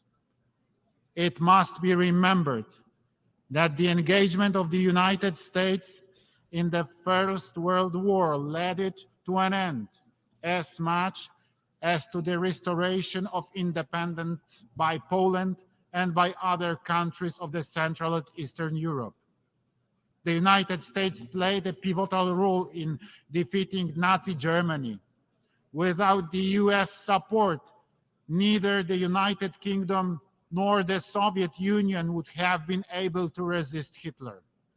Finally, the United States was instrumental in the reconstruction of Western Europe in the aftermath of war and in fending off the threat posed by the Soviet Union throughout the Cold War. It is too often that Europe tends to forget that it owes its security and prosperity to the US commitment and presence. In Poland, we recall this very well. That is why Poland's top priority for the time of our presidency of the European Union in the first half of 2025 will be enhancing transatlantic relations and cooperation between the EU and the United States of America. Ladies and gentlemen, Poland has never had colonies, the fact of which we are proud. We emphasize it on all occasions. Instead, my home country was many times brutally attacked, destroyed, and used by the neighbors with their imperial ambitions. For 123 years, Poland disappeared from the maps of the world. That is why we understand very well the countries that suffered colonialism and the challenges they need to confront. Wherever the international community is in need, Poland is always ready to respond to the call and without any hesitation. We provide assistance in many corners of the world. Despite the war in the immediate neighborhood, we will continue our support to the Eastern Partnership countries. We continue to focus on countries of the sub-Saharan region. We are present in the Middle East. Given the refugee crisis caused by the war in Syria, Poland's assistance to Iraq, Lebanon, Palestine, and Jordan will be maintained.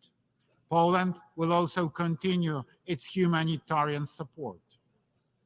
Many places around the world are facing worsening food crisis. The situation is most difficult in Africa, where 1 in 5 people is suffering from hunger. Also, the population suffering hunger is increasing in West Asia and the Caribbean. Today, an estimated 2.4 billion people lack sustainable regular access to food, of which some 900 million face severe food insecurity. Therefore, in 2022, we in Poland have supported the World Food Fund activities in Africa, the Middle East, and Asia, including Lebanon, Afghanistan, Tajikistan, and Syria. We found our activities mainly through multilateral channels, as well as through Polish NGOs and their local partners. Poland fully recognizes the ambitions of the African Union to play an even more active role in the on the global stage.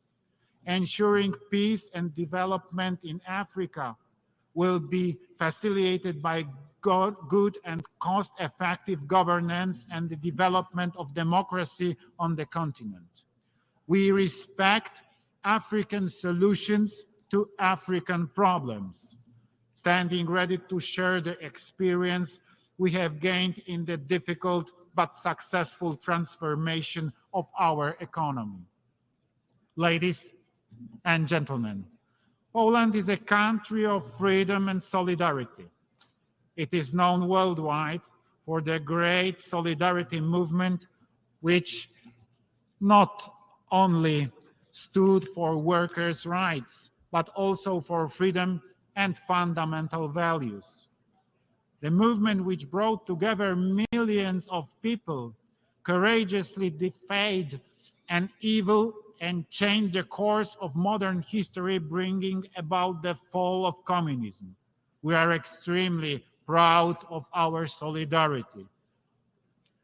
Upon Russian aggression on Ukraine, the Poles have once again illustrated that solidarity is not only the great history, but that solidarity lives in us. Millions of my compatriots committed themselves to bring aid to the people fleeing the nightmare of war. In the very first days of the war, many journalists were coming to Poland and invariably asked me, "Where are the refugee camps?"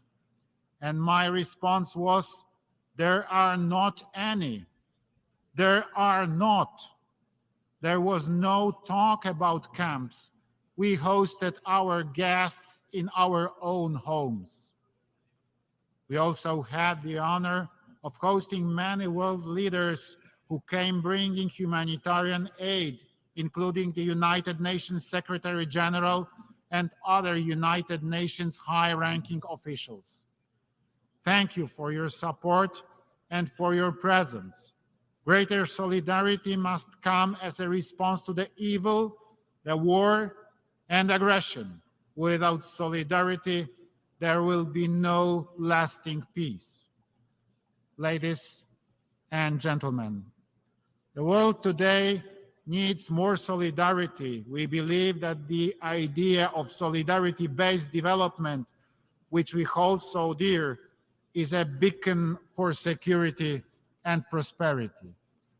Poland is ready to take on concrete measures to support the United Nations operation undertaken to confront the most fundamental global challenges and threats, social and economic crisis. We wish to support the idea of just transition of economic and social changes that will not lose sight of the human dimension so that nobody is left behind.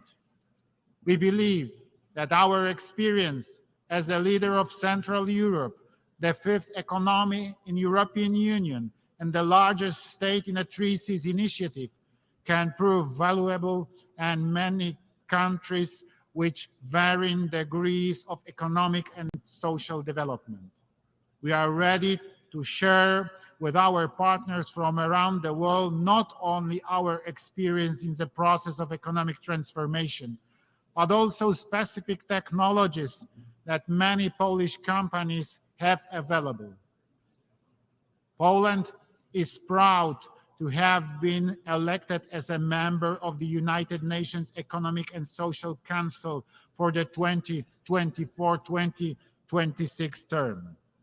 A key priority for our ECOSOC membership will be to draw the international community's attention to the impact of global crises such as armed conflicts, the energy crisis, the COVID-19 pandemic, and climate change, their impact on socio-economic development.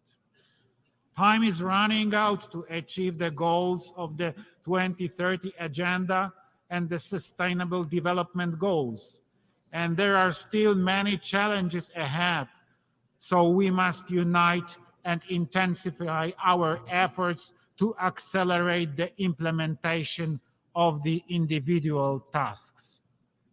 Ladies and gentlemen, today the United Nations measures its strength against various challenges. The decision-making impasse in Security Council, the situation in which Russia, one of the permanent members of the Council, is deliberately violating the UN Charter. The lengthy debates are considered as symptom of the weakness of both the organization and its constituent states. There are some people who ask questions about whether the UN is needed at all. Does it fit the times? On behalf of Poland, a neighbor of attacked Ukraine, a country that has taken in millions of refugees, I emphatically answer, yes, the United Nations is very much needed. No better system for international cooperation has been invented. The United Nations best justifies its experience not here in the New York or Geneva, but by bringing aid and assistance to those most in need, children, victims of war, the persecuted and the hungry, every day, all over the world. In 2025, the UN will celebrate 80 years of its existence. We remember why it was founded. Today, in these dangerous times, we need a return to the thinking and actions of the founding fathers of the United Nations. There will be no lasting peace without cooperation, without solidarity between richer and poorer countries, and ultimately without respect for international law. Poland wants cooperation. Poland wants solidarity. Poland wants peace. Thank you very much for your attention. On behalf of the Assembly, I wish to thank the President of the Republic of Poland for the statement just made, and I request protocol to escort His Excellency. The Assembly will hear an address by His Excellency Miguel Diaz-Canel Bermudez, President of the Republic of Cuba. I request protocol to escort His Excellency.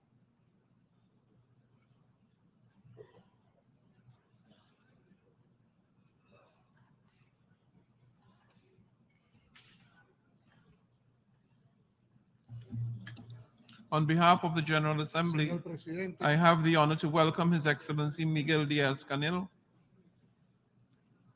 traigo a esta asamblea President, I am bringing to this assembly the voice of the South, the exploited and humiliated, as was said by Che Guevara in this same room almost 60 years ago.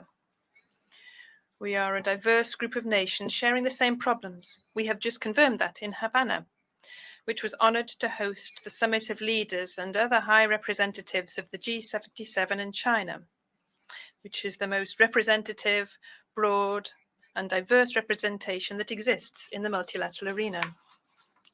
During those two virtually tireless days, more than 100 representatives from 134 nations making up the group raised their voices to call for changes that can no longer be postponed in the midst of this unjust, irrational, and abusive international economic order that year after year has deepened the enormous inequalities between a minority of well-developed nations and a majority that has not managed to get rid of the euphemism of developing nations. Worse still, as was recognized by the United Nations Secretary General at the Havana Summit, the G77 was founded 6 decades ago to repair centuries of injustice and abandonment.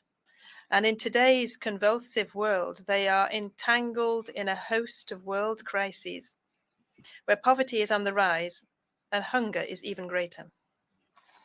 We are united by the need to change, which has not been resolved, and by the condition of being the main victims of the current global multidimensional crisis, abusive, unequal exchange, scientific and technological gaps, and the degradation of the environment.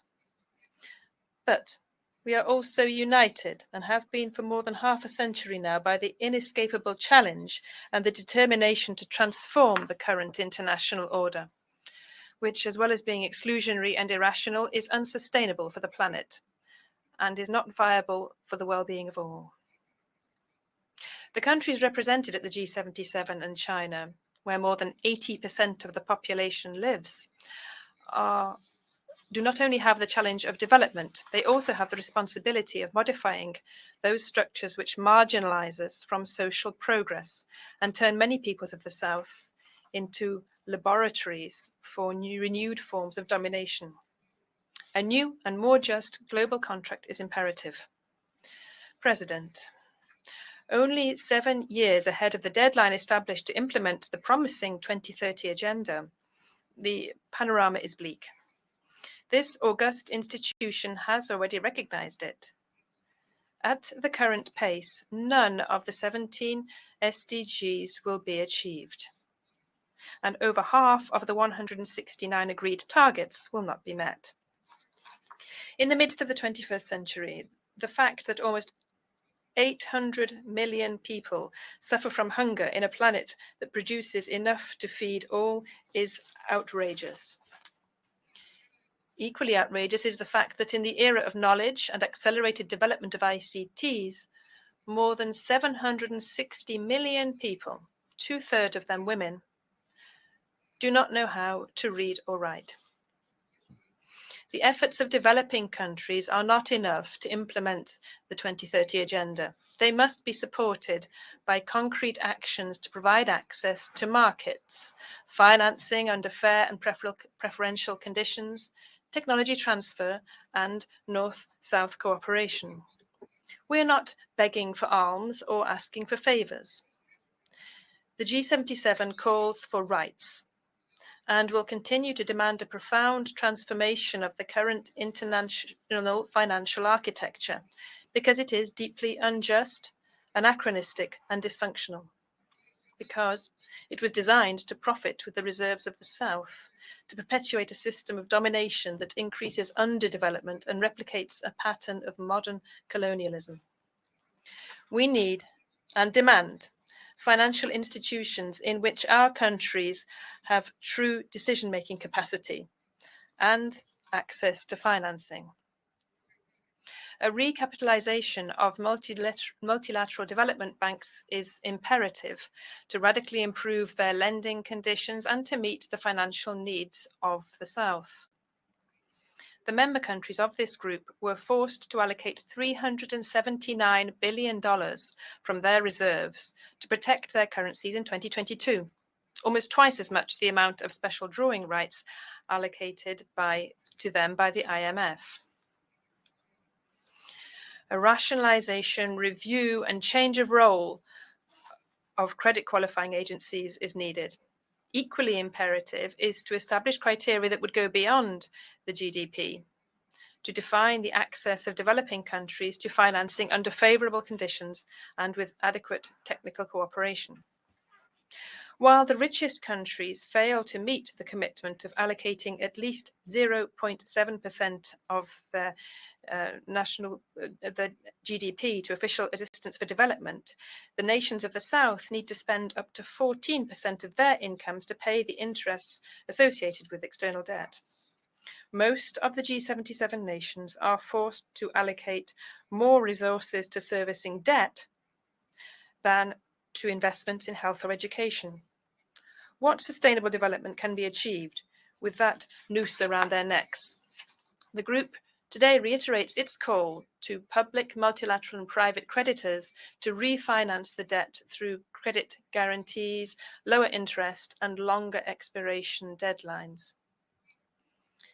We insist on the implementation of a multilateral mechanism to reschedule the sovereign debt with an effective participation of the countries of the South that will allow for a fair, balanced and development-oriented treatment. It is imperative to redesign once and for all the debt instruments and to include activation provisions to alleviate and reschedule as soon as a country becomes affected by natural catastrophes and problems that are microeconomic problems that are so common amongst the vulnerable nations. President, no one in their right mind is denying now that climate change threatens the survival of all with irreversible effects. It is also a secret to no one that those who are least responsible for climate change are those who are suffering the most from its effects, particularly small island developing states. Industrialized countries, meanwhile, are the voracious predators of resources and of the environment, but they elude their greatest responsibility and fail to comply with their commitments under the Framework Convention on Climate Change and the Paris Agreement. Just to mention one example, it is profoundly disappointing that the goal of mobilizing no less than $100 billion a year up to 2020 as climate financing has never been met. On the eve of the 28th COP, the G77 countries will have as a priority the exercise of the global balance, the implementation of the Loss and Damage Fund, the definition of the framework for the adaptation goal, and the establishment of the new climate financing goal, which fully abides by the principle of common but differentiated responsibilities. The G77 is convening a summit of leaders of the South to be held on the 2nd of December in the context of COP28 in Dubai. This initiative is unprecedented in the context of a conference of the parties and will be a forum to articulate positions within our group at the highest level in the context of climate negotiations. COP28 will show whether or not, beyond speeches, there is a real political will on the part of developed nations to achieve the agreements required in this field that cannot be postponed for any longer. President, for the G77, the priority is to change once and for all the paradigms of science, technology and innovation, which is limited to the environment and perspectives of the North, thus depriving the international scientific community of a considerable intellectual capital. The successful Havana summit launched an urgent appeal to concentrate science, technology and innovation around the Sustainable Development Goals. There, we decided to resume the work of the Consortium of Science, Technology and Innovation for the South, with the purpose of promoting joint research projects and promoting the joining up of production systems so that they could reduce their dependence on the markets of the North. We also agreed to promote a call for convening in 2025 a high-level meeting of the United Nations General Assembly on Science, Technology and Innovation for Development. The 17 cooperation projects that Cuba has designed in the context of its chairmanship of the G77 will contribute to channeling the potentials of South-South and triangular cooperation. We call on the richest nations and on international bodies to participate in these initiatives. Cuba will not falter in its efforts to promote the creative potential, influence and leadership of the G77. Our group has a lot to contribute to multilateralism, stability, justice, and the rationality that the world requires today. Excellencies, added to the problems and challenges characterizing the reality of our nations and mobilizing peoples are the unilateral coercive measures, euphemistically called sanctions, which have become a practice of powerful states that intend to act as universal judges and to weaken and destroy economies and isolate and subject sovereign states. Cuba is not the first sovereign state against which measures of that sort are applied, but it is the one being subjected to them for the longest period of time, despite world condemnation, which is expressed almost unanimously every year in this assembly, but which is disrespected and goes unheard by the government of the biggest economic, financial, and military power in the world. We were not the first, and we're not the last. Pressures to isolate and weaken economies and sovereign states are also today affecting Venezuela, Nicaragua, and both before and after these have been the prelude to invasions and the overthrowing of uncomfortable governments in the Middle East. We reject unilateral coercive measures in countries such as Zimbabwe, Syria, the Democratic People's Republic of Korea, and Iran, amongst many other countries whose people have been suffering from the negative impacts of these measures. We reiterate our solidarity with the Palestinian cause and support the right to self-determination of the Sahrawi people. Let us all struggle for a world of peace without wars or conflicts. 5 years ago, I spoke for the first time from this rostrum that had been taken before by the historical leader of the Cuban Revolution, Commander-in-Chief Fidel Castro Ruz and Army General Raúl Castro Ruz, to speak these truths and to speak the ideals of peace and justice of a small archipelago that has resisted and will continue to resist, to live up to the dignity, courage, and unbreakable strength of its people and history. But I cannot stand at this global tribune without denouncing once again the fact that for 60 years now, Cuba is suffering from an asphyxiating economic blockade designed to depress its income and living standards, to promote a continued scarcity of food, medicines, and other basic inputs, and to damage its development potential. That is the nature, and those are the objectives of the economic coercion and the great pressure applied by the United States government against Cuba in violation of international law and the UN Charter.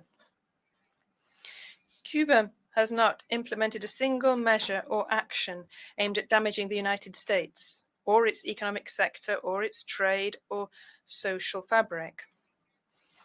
Cuba has not engaged in any action threatening the United States' independence, harming their sovereign rights, interfering in its internal affairs, or affecting the well-being of its people. The United States' behavior is absolutely unilateral and unjustified.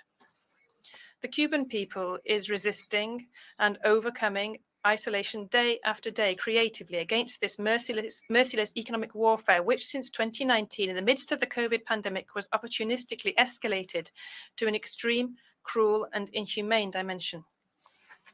The effects are brutal. The United States government is pressuring entities for them not to provide the oxygen of medicine, which are needed in Cuba to face the pandemic. Our Cuban scientists created vaccines and developed the ventilators which were needed to save the country and which we put at the disposal of other countries of the world as well. With surgical and vicious precision, they calculated both in Washington and Florida how to inflict the greatest possible damage to Cuban families. The United States continues its actions and has tried to prevent the supply of fuel and lubricants to our country, which would be unthinkable in times of peace.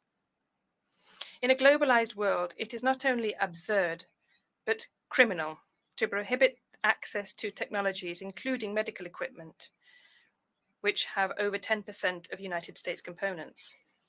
It is shameful, their action against the medical cooperation provided by Cuba to numerous nations. It even goes so far as to openly threaten sovereign governments for requesting this contribution and meeting the needs for public health amongst their populations. The United States is depriving its citizens of the right to travel to Cuba, defying its own constitution. The intensification of the blockade has an impact on migratory flows in our country over the last few years, which means a painful cost for Cuban families and has demographic and economic consequences of an adverse nature for the nation. The government of the United States lies and causes great harm to international efforts to combat terrorism when it accuses Cuba in an utterly baseless way of being a sponsor of this scourge.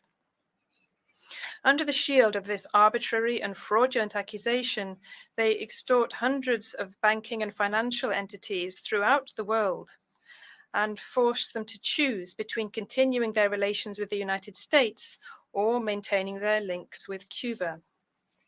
Our country is truly under siege. It's suffering from a cruel, silent, extraterritorial economic war. This is accompanied by a powerful political machinery for destabilization, with vast funds approved by the United States Congress, with the aim of capitalizing on the shortfalls caused by the blockade and undermining the constitutional order of the country and its people's serenity. Despite the hostility of this government, we will continue to build bridges with the people of the United States, as we do with all peoples of the world. We will strengthen still further the links with Cuban immigrants in any part of the world. President, promoting and protecting human rights is a shared ideal, which requires a genuine spirit of respect and constructive dialogue between states. Regrettably, 75 years since the adoption of the Universal Declaration of Human Rights, reality is very different from this. This has become a political weapon for powerful nations who seek to force their geopolitical designs upon independent nations, mainly those from the South. No country is immune from challenges, and none has the authority to consider itself an example in terms of human rights and to stigmatize other models, cultures, or sovereign states. We defend dialogue and cooperation as effective ways to promote and protect human rights without any politicization or selectivity, without applying double standards, conditions, or pressure. In this spirit, Cuba has presented its candidature to the Human Rights Council for 2024 to 2026 in the elections which will take place on the 10th of October. We are grateful in advance for the trust of those countries which have already provided their valuable support. If we are elected, the voice of Cuba will continue to stand up for a universal vision, as seen from the South, of the legitimate interests of developing countries, including constructive commitment and the unavoidable responsibility to the full achievement of all human rights for all. Cuba will continue to bolster its democracy and its socialist model, which, although it is buffeted, has shown what a developing country can do, even if it is small in size and with scant natural resources. We will continue our transformative efforts to seek exits from the siege which is imposed upon us by the United States imperialism and ways to achieve the prosperity with social justice that our people deserves. In this endeavor, we will never renounce the right to defend ourselves. President, distinguished heads of delegation and other representatives, I conclude by extending an invitation to all of you to work to overcome differences and to address shared challenges urgently. To do this, the United Nations and this General Assembly, including with all their limitations, are the most powerful instrument that we have.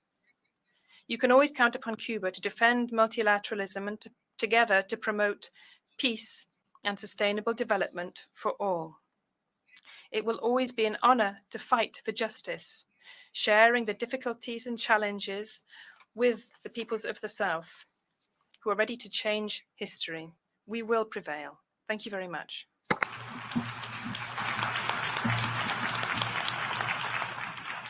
On behalf of the Assembly, I wish to thank the President of the Republic of Cuba for the statement just made, and I request protocol to escort His Excellency.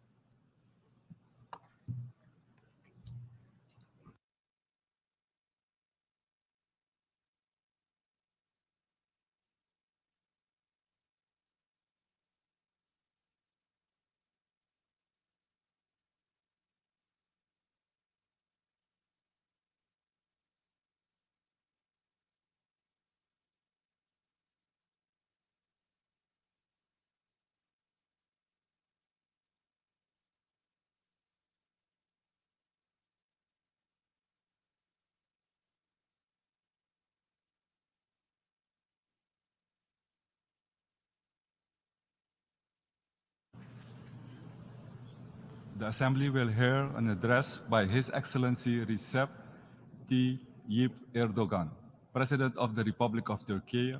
I request protocol to escort His Excellency.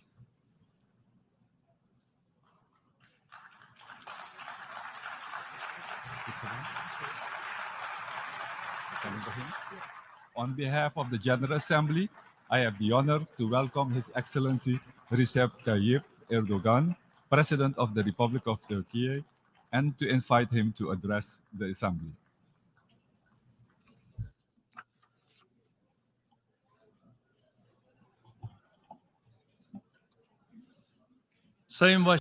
Distinguished President, distinguished heads of states and governments, distinguished Secretary General, valuable delegates, I would like to salute you all with my most heartfelt emotions on behalf of myself and on behalf of the Turkish nation.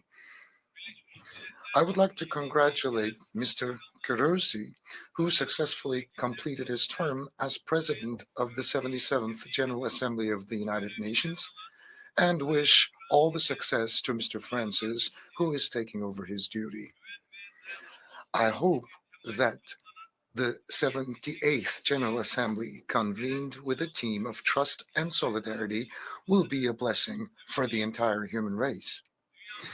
Unfortunately, it's not possible to draw a more optimistic picture of the future of our world compared to the assessments we had carried out over this podium here last year. The picture before us shows that we're facing increasingly complex and dangerous challenges on a global scale. There are conflicts, wars, humanitarian crises, political strife, and social tensions to the south, north, east, and west of my own country. These growing challenges, compounded by global economic problems, are becoming more and more difficult to deal with. In addition to the humanitarian tragedy, the war on Europe's eastern borders has created serious problems in all areas, from economy to security, from energy to food supply security. Terrorism, which is used as an instrument of proxy wars in Syria, North Africa, and the Sahel region, is causing irreparable damage to the increasingly fragile international security climate. The areas of operation of terrorist organizations, which grow by exploiting the ambitions of global powers, are spreading like an epidemic across vast geographies, taking advantage of technological developments and deteriorating socio-economic conditions everywhere. The signs of xenophobia, racism, and Islamophobia, turning into a new crisis, have reached alarming levels in the last 1 year. No matter which corner of the world we shall live in, climate change and related natural disasters have become a reality in our daily lives and of our daily lives. On the morning of February the 6th, 2023, Turkey faced, in the words of the Secretary General, quote, one of the biggest natural disasters of the century, both in terms of its magnitude and the area it affected. It's impossible for us to forget the sincerity of the international community, including that of the United Nations, in responding urgently to our appeal for help, the self-sacrificing efforts, and the generous support provided to our country.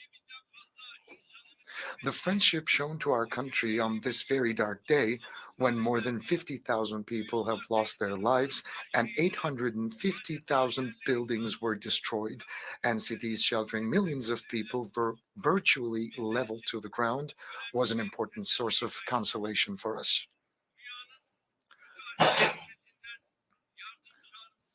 We have friends from all across the globe, from 100 countries.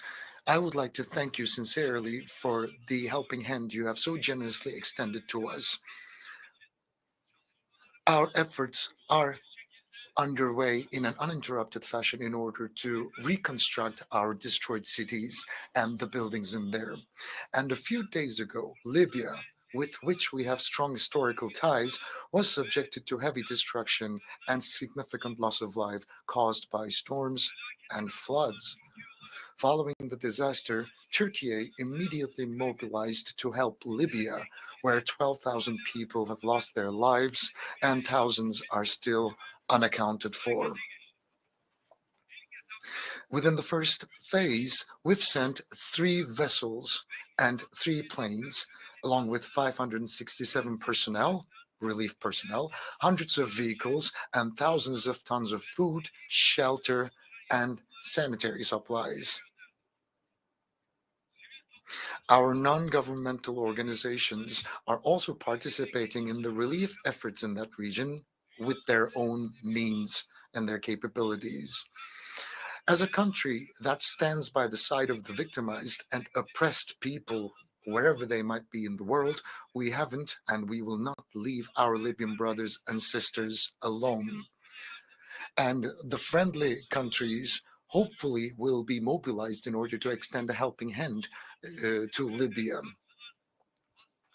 And I would like to wish an expeditious recovery to our Moroccan brothers and sisters who were hit by a very strong earthquake, just like the one we had recently experienced. Distinguished delegates, we are pleased to see that this year's theme of the General Assembly is in line with Turkey's goals, because our vision of the Turkey's century, which we started to realize in the 100th anniversary of our republic, is the most concrete expression of this overlapping vision. A vision that eliminates global injustices, addressing economic inequalities, and producing peace, security, stability, and prosperity. Effective, inclusive, that embraces humanity. In short, it's our call for the establishment of an international system for the benefit of entire humanity. And this vision is finding more and more resonance. We agree with the distinguished Secretary General, Mr. Guterres' recent observation, whereby he stated that the institutions established after the Second World War no longer reflect today's world. This statement expresses our call for the world is bigger than 5. The Security Council has ceased to be the guarantor of world security and has become a battleground for the political strategies of only 5 countries. We consider the recent events taking place in Cyprus as a manifestation of this hollowed-out institutional structure that doesn't inspire justice and trust anymore. As a country that has pioneered numerous initiatives to strengthen peace and stability, we attach great importance to Mr. Guterres' call for a new agenda for peace. With this understanding, since the beginning of the Russian-Ukrainian war, we have been endeavoring to keep both our Russian and Ukrainian friends around the table with a thesis that war will have no winners and peace will have no losers. We will step up our efforts to end the war through diplomacy and dialogue on the basis of Ukraine's independence and territorial integrity. With the Black Sea Initiative, which we had launched together with the United Nations, we have prevented the threat of a global hunger crisis by ensuring the delivery of 33 million tons of grain through the Black Sea to the global markets. However, the failure to implement this agreement in all its elements has left the world facing a new crisis. This initiative had been extended 3 times, in part with my efforts.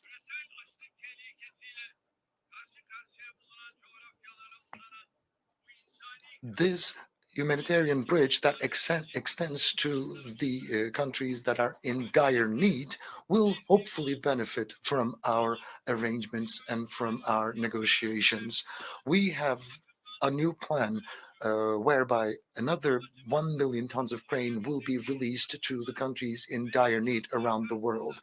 Our aim is to make the greatest possible contribution to the world peace and prosperity in the face of the conflicts around us. The humanitarian tragedy in Syria is now marking its 13th year, and it's worsening the living conditions of everyone in the region, regardless of their origin and their faith. We are the only country to take a principled, constructive, and a fair stance against developments that threaten Syria's political unity, social integrity, and economic well-being.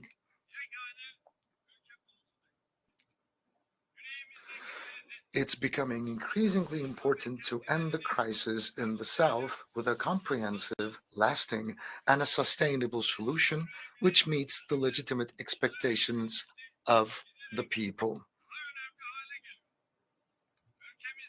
The devastating impact of the February 6th earthquakes, which affected 14 million people in our country, was also deeply felt in Syria.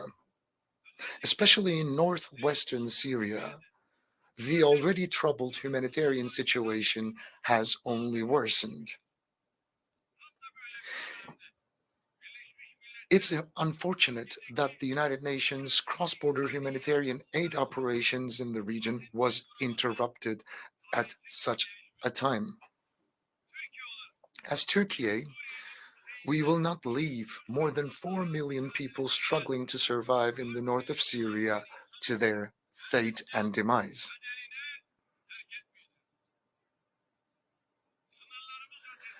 As the construction of the settlements we lead beyond our borders are completed, we will continue to encourage the return of the refugees in our country to these settlements.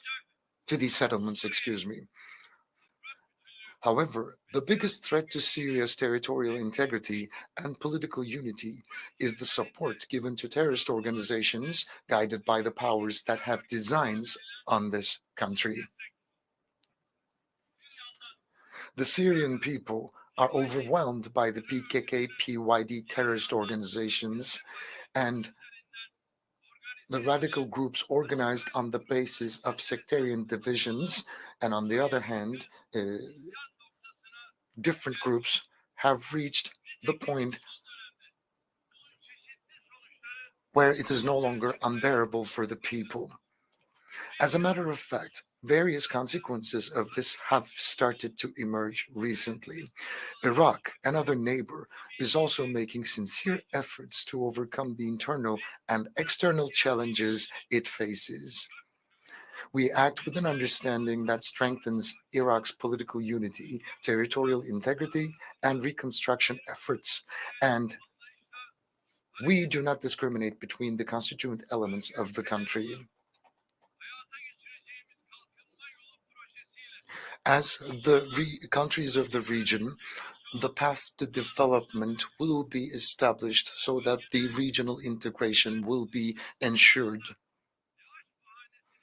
The games of those who cling to the Daesh excuse every time they're in trouble in the region have now been all but exposed. As the leader of a country that has actually fought the biggest battle against Daesh, inflicted the biggest losses on this organization, and knows the realities in front of and behind the problem, I want to speak very clearly and frankly. We are sick and tired of the hypocrisy of those who use Daesh and similar organizations as a front to their own political and economic interests in the Middle East, North Africa, and Sahel, but especially in Syria and Iraq. We're tired. The threat in these regions is not only confined to Daesh. The real threat is the terrorist organizations, paramilitary groups, mercenaries, and local elements that are used and that are being nurtured as tools of proxy wars. And whoever pays the highest price will use these elements. Despite this reality, countries that continue to work with terrorist organizations for their own political and economic interests have no right to complain about terrorism and its problems as an extension. In such a world, no one is safe, whether they live right next to a conflict zone or far away on the land surrounded by oceans. Nobody can be safe. That's why we say that under the auspices of the United Nations, we must rapidly restructure the institutions charged with ensuring the security, peace, and prosperity of the world. We must build a global governance architecture that is capable of representing all origins, beliefs, and cultures in the world with its geography and demographies. In conclusion, we say once again, with all of our hearts, the world is bigger than 5, and a fairer world is possible.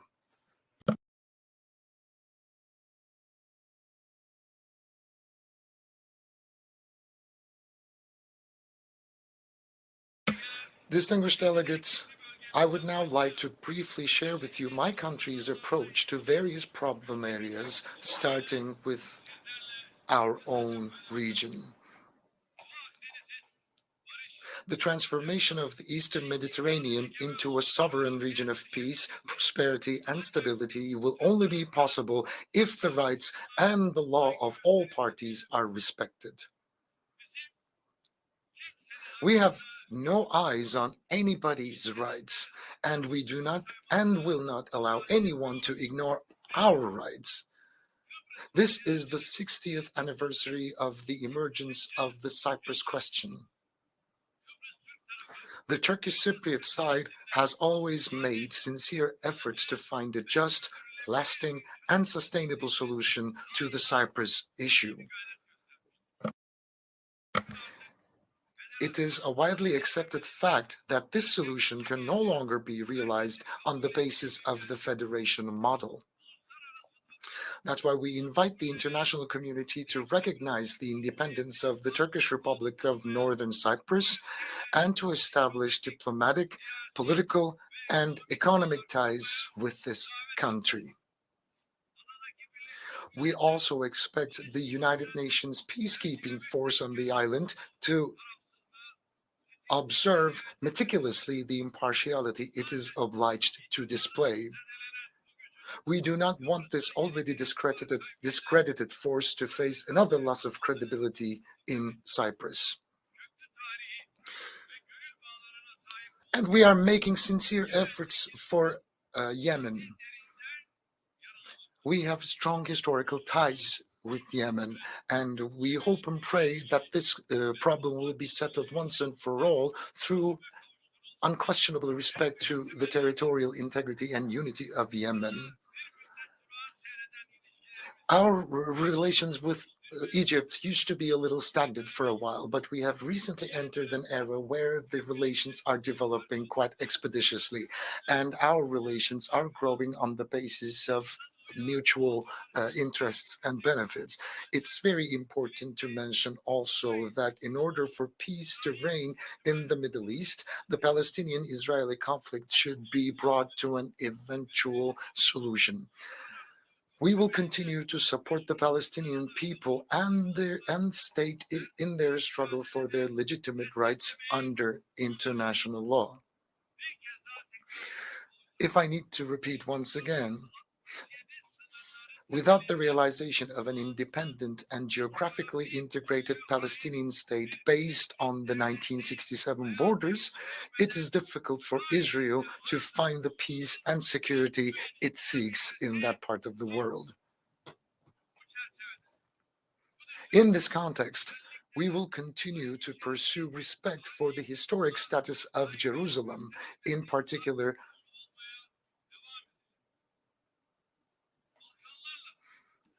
we have strong political, economic, and humanitarian ties with the Balkans, going back in history, and we are working hard on bilateral, regional, and international platforms to ensure stability in this critical region of Europe and to resolve the disputes through dialogue. We actively support the process for the normalization of relations between Kosovo and Serbia, which have been strained recently. The increasingly complex nature of regional and global challenges points to the need for Turkey and European Union relations to move forward on a healthy basis more than ever before. We expect the European Union to quickly start fulfilling its long-neglected obligations towards our country, especially the ambiguous attitudes against Turkey should be stopped once and for all. Latin America and the Caribbean is another region where we are mobilizing all elements of our humanitarian foreign policy and where our ties of friendship are getting stronger day by day. In the forthcoming period, we aim to transform these relations into a Turkey, Latin America, and the Caribbean partnership policy. On the 60th anniversary of its establishment, the African Union is a monumental symbol of the continent taking its destiny into its own hands and standing up. The process that started with the will to find African solutions to African problems has turned into one of the most important developmental projects in the world. To accompany Africa on this path, we have crowned our ties of friendship with the continent with a strategic partnership. However, I must once again reiterate that we have welcomed the G20 membership of African Union, which we attach great significance to as well. It's a fact that the Sahel region faces serious political, economic, social, and security challenges. We hope that Niger, which has been experiencing troubled times recently, will regain constitutional order and democratic governance as soon as possible. Any military intervention in Niger risks plunging this country and the entire region into deeper instability.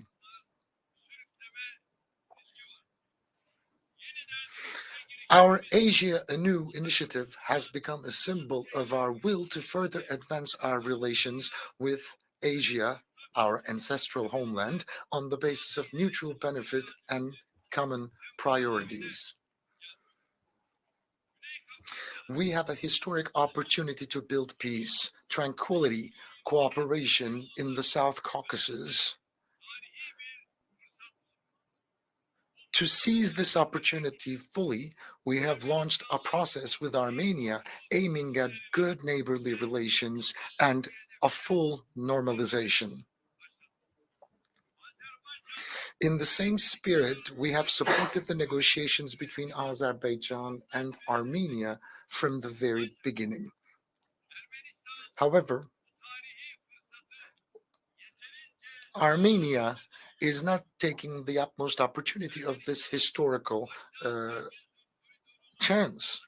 We expect a comprehensive peace agreement to be signed between the two countries as soon as possible, and promises to be quickly fulfilled, especially the opening of the Zangezur corridor. And Karabakh is the territory of Azerbaijan. Any other status imposed will never be accepted.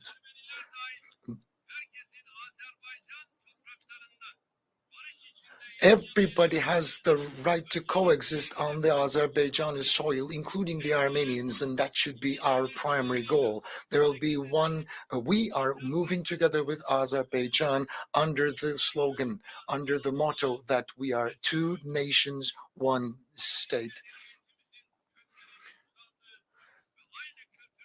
And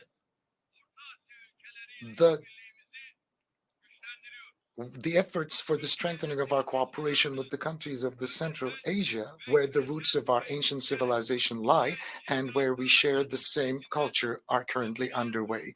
We are pleased that the Organization of Turkic States is becoming an increasingly effective regional and global actor.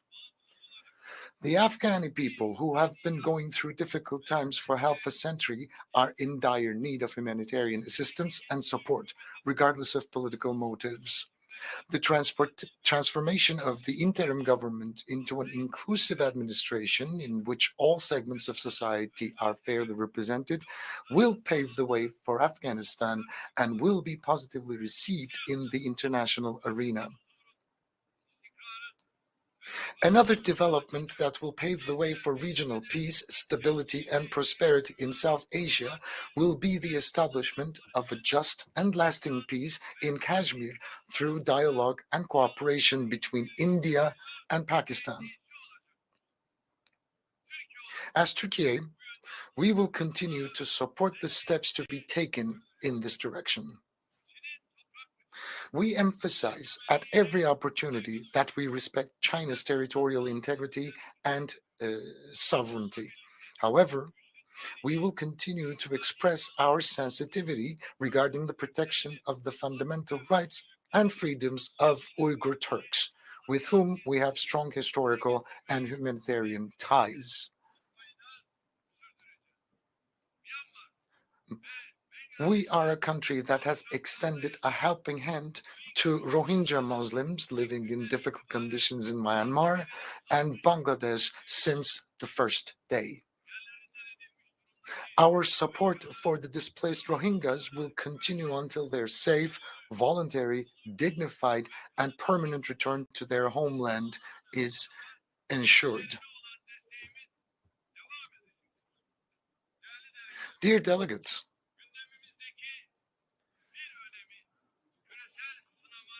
our goal of continuously improving relations with our neighbors as well as with our friends in more distant geographies is an essential manifestation of our quest to respond more effectively to global challenges. And energy supply security is an important issue in the global agenda, and we have carried out significant investments in the last 2 decades in order to depend on our own means. Energy should no longer be used as an instrument of hostility, but energy should be a vessel for solidarity and cooperation. So within this framework, from the Black Sea to the Balkans, from the Caucasia to many different parts of the world, we have always prioritized cooperation and solidarity.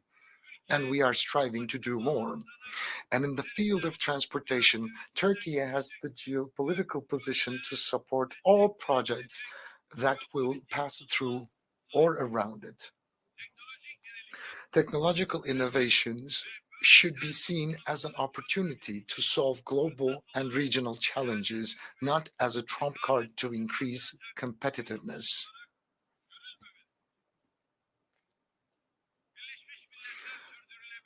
Unfortunately, we are gradually moving away from the slogan "Zero Hunger by 2030", which is among the most important titles of the United Nations Sustainable Development Goals. In fact, we find it difficult to accept hunger as an issue, as an unsolved problem here in the 21st century. We call on all countries to show strong will to realize the sustainable developmental goals, especially in this region where wealth has skyrocketed, and we cannot explain why 735 million inhabitants of the world still live in dire poverty. Hundreds of millions of dollars are being spent in order to reach space, but from Africa to Asia, millions of people cannot even find a decent portion of food to consume. So long as that is the situation, none of us can be safe. So, as I've said before, all countries should demonstrate a strong will in order to realize sustainable development goals. We are one of the most generous countries of the world in terms of development aid, and we have the right to launch this appeal. The global climate change is another issue that I'd like to touch upon. It's becoming increasingly difficult to limit the global temperature rise due to climate change to 1.5 degrees Celsius. One of the conditions for this is financial and technological support for the efforts of developing countries that is needed. Food security is one of the main areas affected by climate change. We must develop and implement the right policies and investments for the sustainable use of water and land resources. We cannot bequeath to our children a world plagued by pollution caused by unconscientious consumption and depleted natural resources. With this understanding, we have taken the zero waste movement, which we started in our country with the vision of a more livable and fairer world, to a global dimension with the decision adopted at the United Nations with the joint representation of 105 countries, along with my spouse, the First Lady. Yesterday, we have signed the Goodwill Declaration on Zero Waste at the Turkish mission yesterday evening.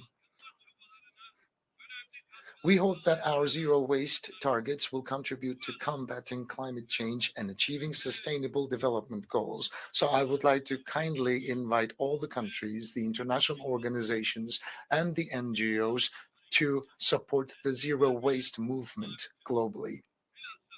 Especially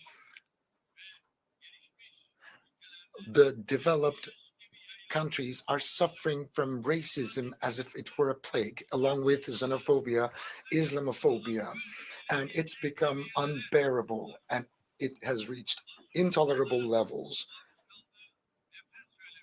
Hate speech, polarization, and discrimination against innocent people leave no conscience untouched around the world.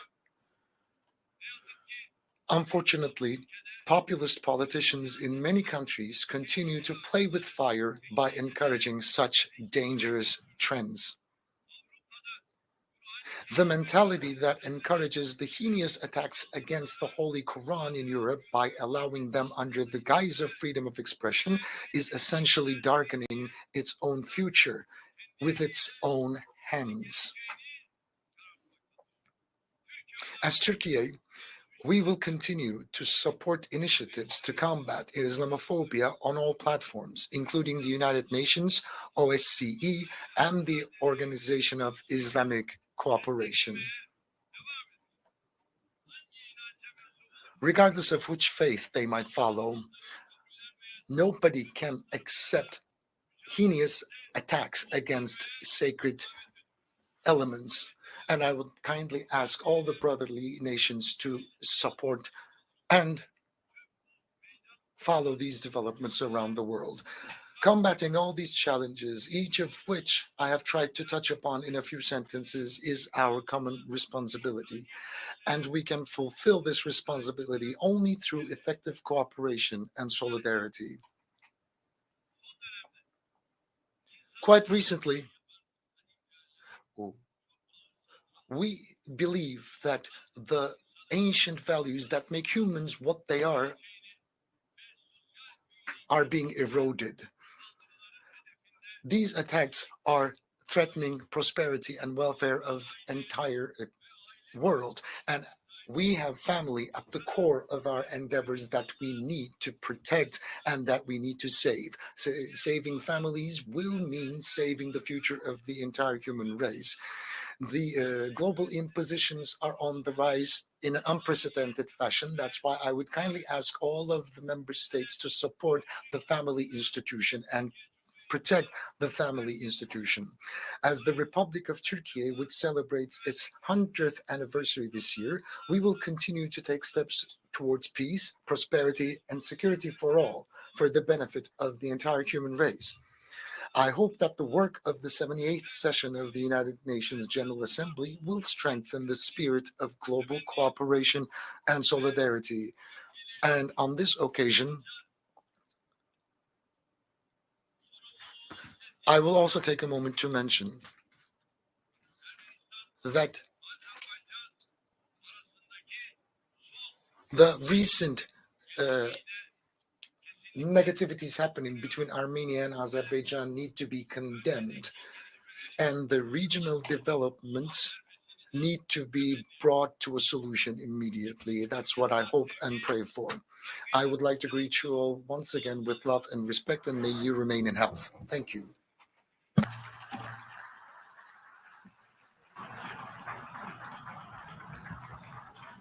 On behalf of the Assembly, I wish to thank the President of the Republic of Turkey for the statement just made, and I request protocol to escort His Excellency.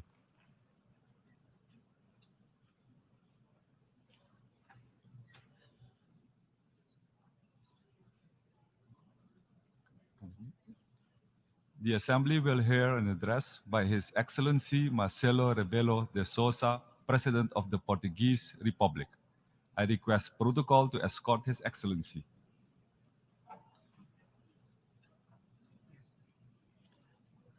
On behalf of the General Assembly, I have the honor to welcome His Excellency Marcelo Rebelo de Sousa, President of the Portuguese Republic, and to invite him to address the Assembly.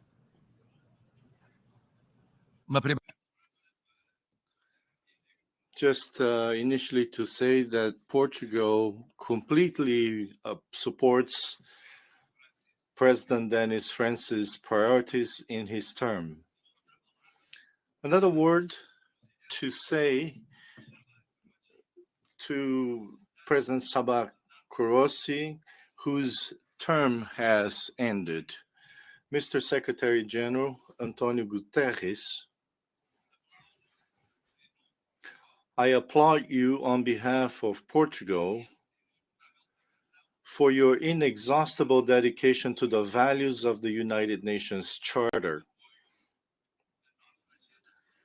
in support for our common agenda and the reform proposals for global governments, including financial governance, but also the priorities that we never abandoned on climate change, human rights, migrants, refugees, and gender equality.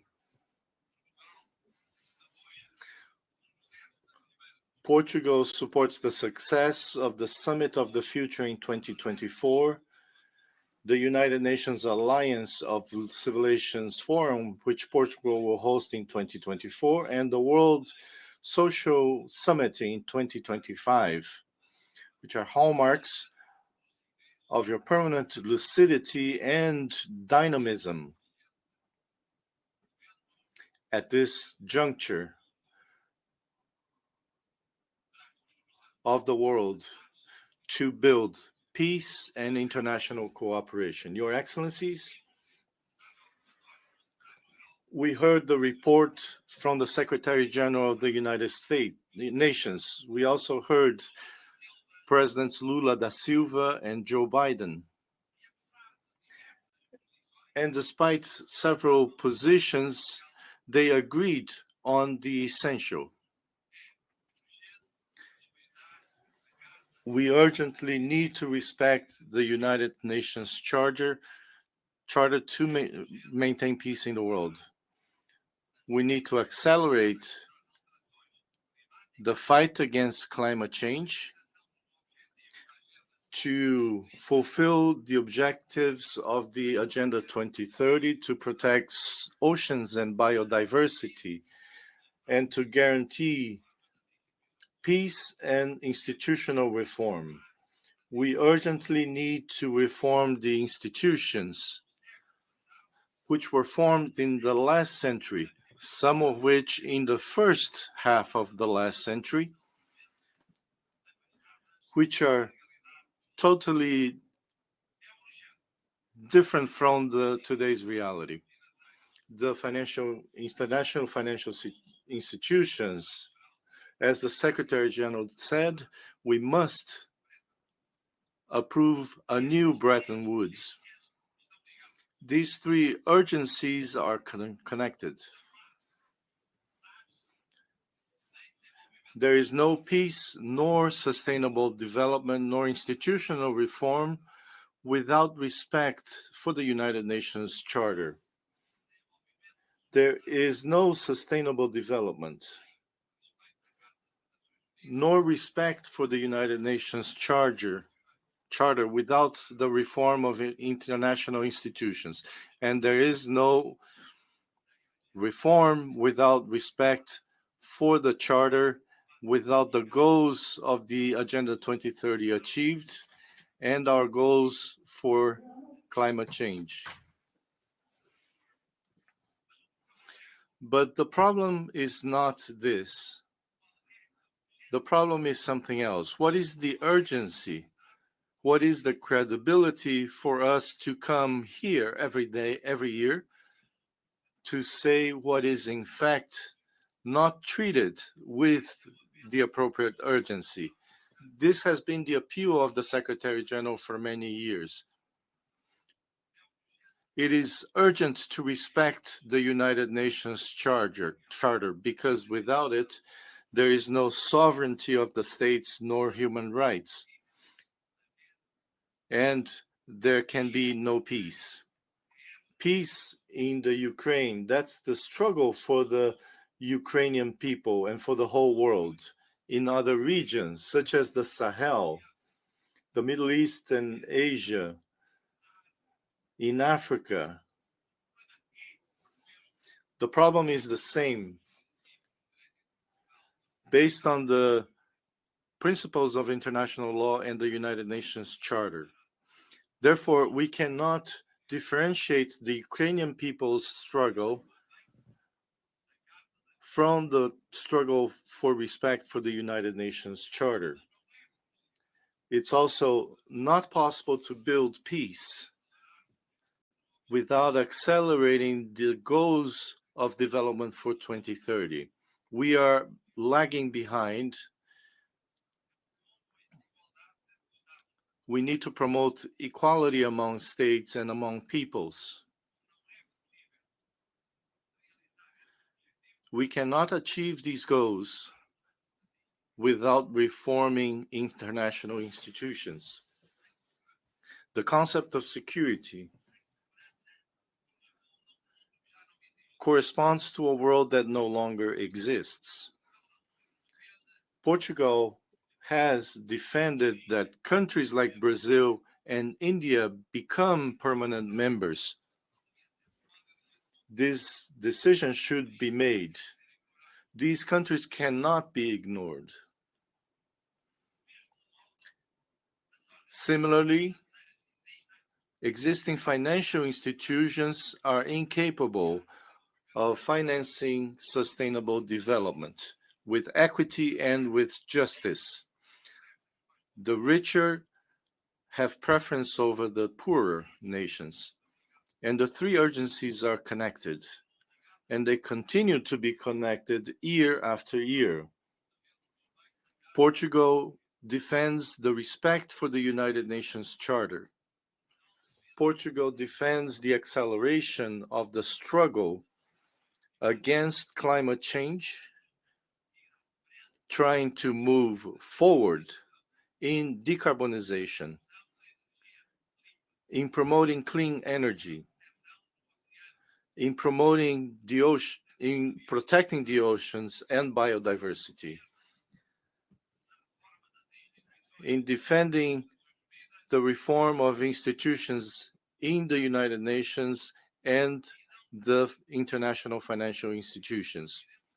We will not cease to support the Secretary General of the United Nations, because it's easy to come here every year and to make the same promises and never deliver on those promises, not to contribute to peace, not respecting international law and the United Nations Charter, not contributing to justice and sustainable development, delaying the Sustainable Development Goals by 2030,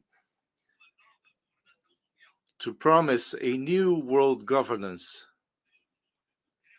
with concrete solutions for institutional reform, talking about financing for those that need it without giving examples of such financing. Portugal just signed with Cabo Verde, a country that is part of the world of 300 million Portuguese-speaking persons. We signed a environmental and climate fund committing debt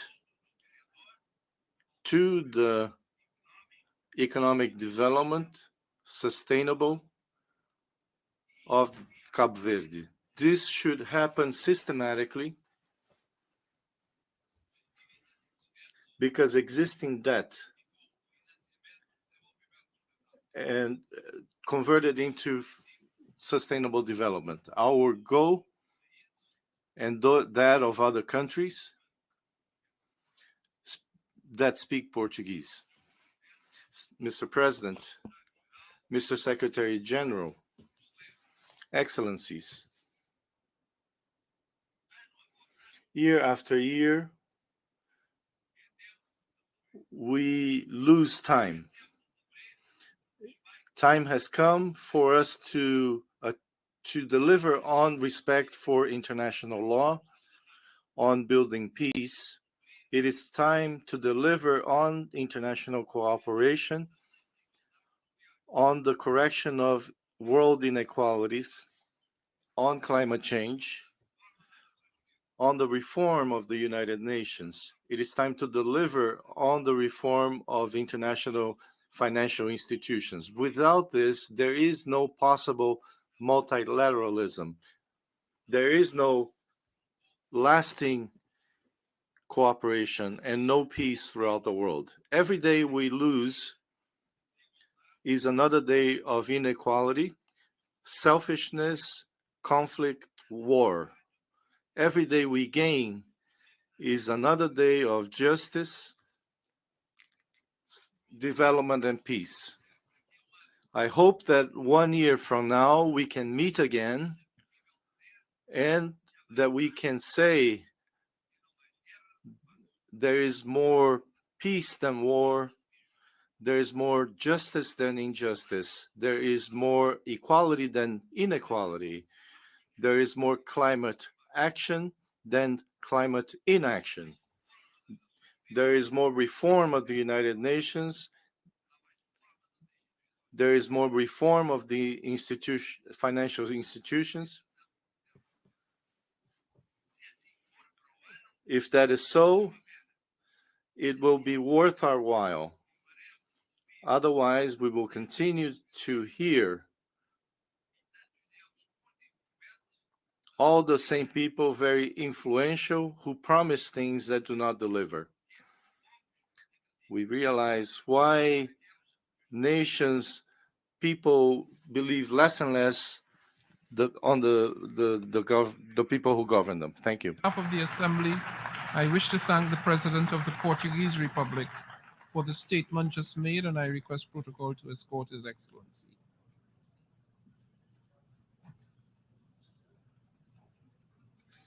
The Assembly will hear an address by His Highness Sheikh Tamim bin Hamad Al Thani, Amir of the State of Qatar.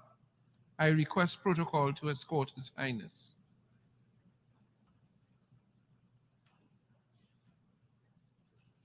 On behalf of the General Assembly, I have the honor to welcome His Highness Sheikh Tamim bin Hamad Al Thani,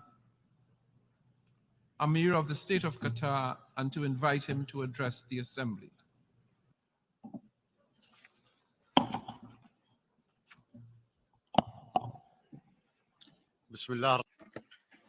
In the name of God, most gracious, most merciful, Your Excellency, the President of the General Assembly, Your Excellency, the Secretary General of the United Nations, honorable audience, may God's peace, mercy, and blessings be upon you.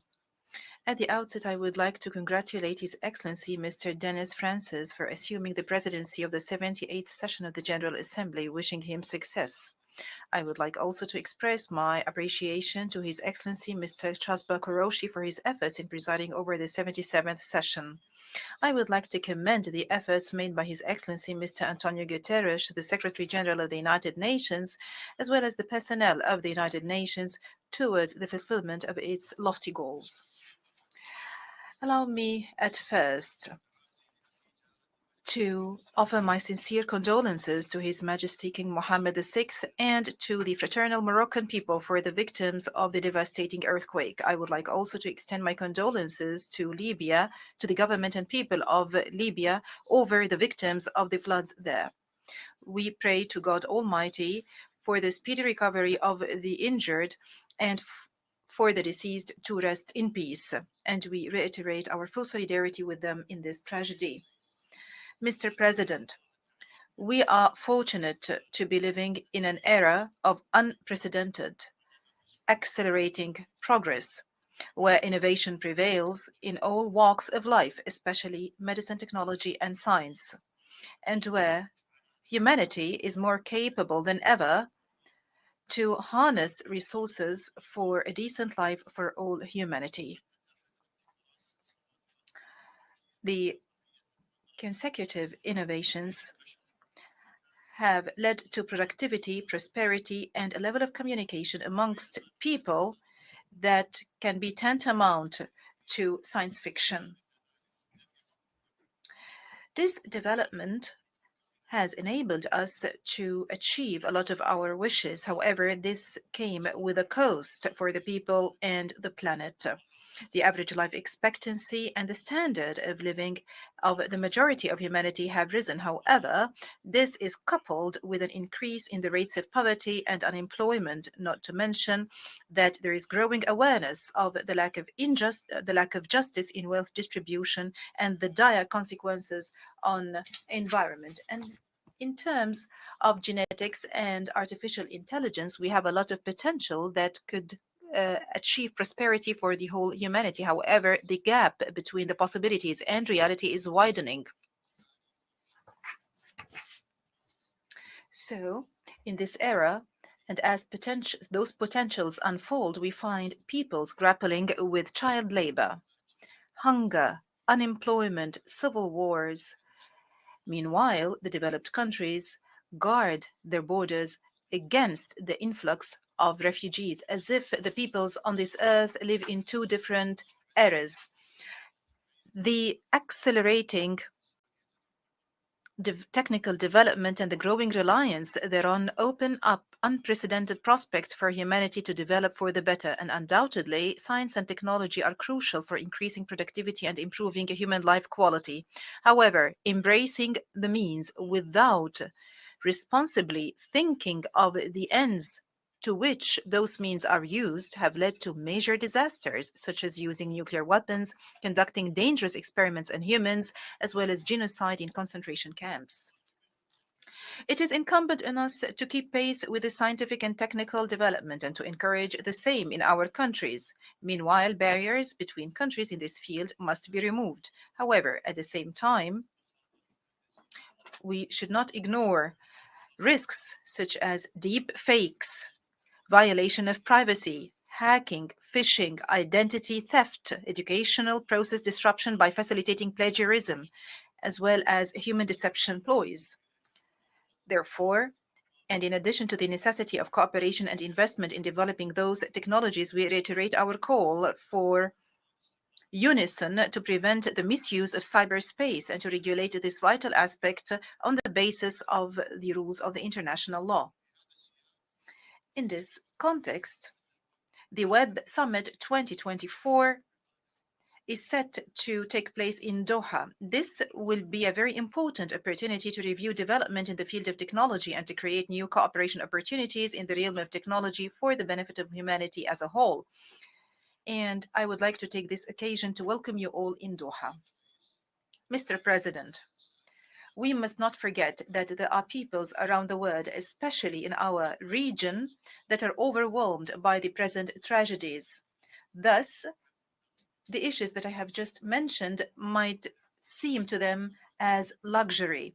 Thus, if we truthfully call ourselves international community and not merely entities, separate entities, we have to work and to strive towards ending injustice afflicting those people, at least in accordance with the resolutions of this body and the international law. It is unacceptable for the Palestinian people to continue to languish under the yoke and the intransigence of the Israeli occupation and the rejection by consecutive Israeli governments of any just political solution according to international legitimacy. It is conspicuous to all that the inaction by the international organization to take procedures against the occupation has given Israel the opportunity, and it continues to give Israel the opportunities to undermine the pillars of the two-state solution to the extent that the occupation has become tantamount to a brazen and conspicuous apartheid system in the 21st century. This has been very conspicuous to the extent that even some of Israel's friends have noticed that. Israel also responds to Arab peace and normalization initiatives with more nationalist and ultra-Orthodox intransigence and extremism that is reflected in government coalitions and further settlement expansion. In addition to the Judaization of Jerusalem, attacks on the holy sites, and using heavy-handed and draconian measures against the people in Gaza. Qatar provides and extends political, humanitarian, and development support to our brotherly people in Palestine, and we also contribute towards rebuilding the Gaza Strip, which is reeling under the siege, in addition, and the embargo, in addition to its continuous contribution to the UNRWA funds. We also maintain our firm stance regarding the fairness of this cause.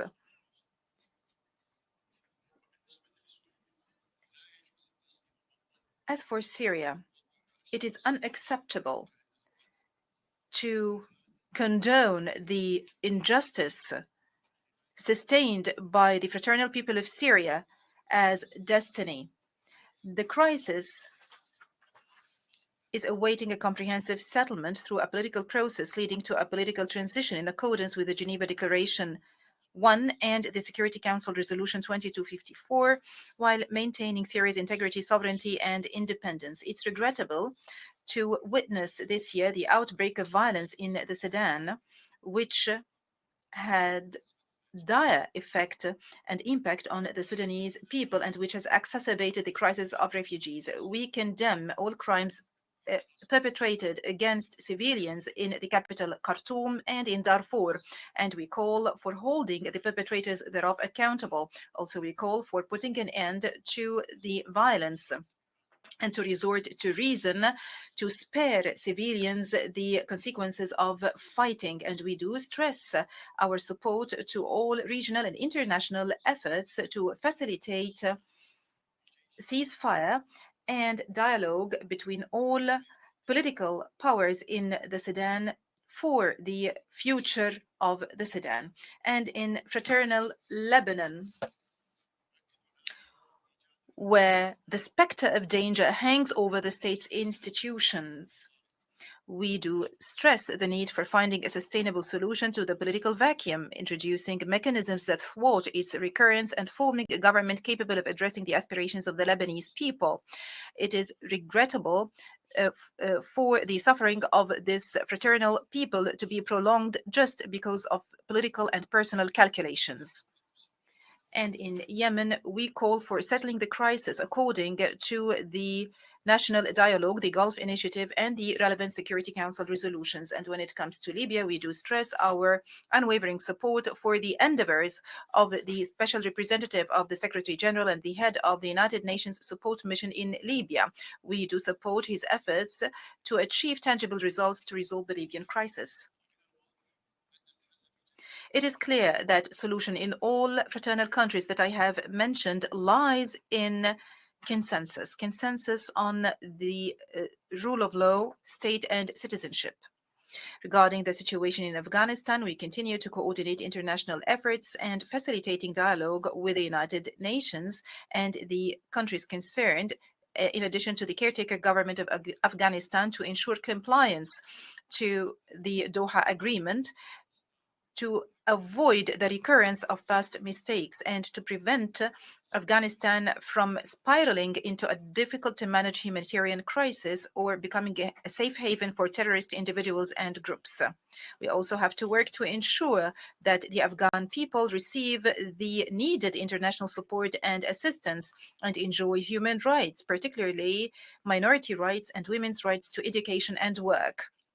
When we speak about our region, we would like to reiterate our appreciation of the détente and the breakthrough that we have witnessed this year, which is represented in the constructive dialogue and the establishment of ties between the sisterly countries, the Kingdom of Saudi Arabia and the Islamic Republic of Iran, as well as between the Arab Republic of Egypt and the Republic of Turkey. Mr. President, the war in Europe drags on. And along with Russia and Ukraine, it is consuming Europe in its entirety, and it is affecting the whole world in vital areas such as energy and food. And in the absence of a prospect for a permanent political solution, and taking into account the ability of certain countries to continue this war incessantly,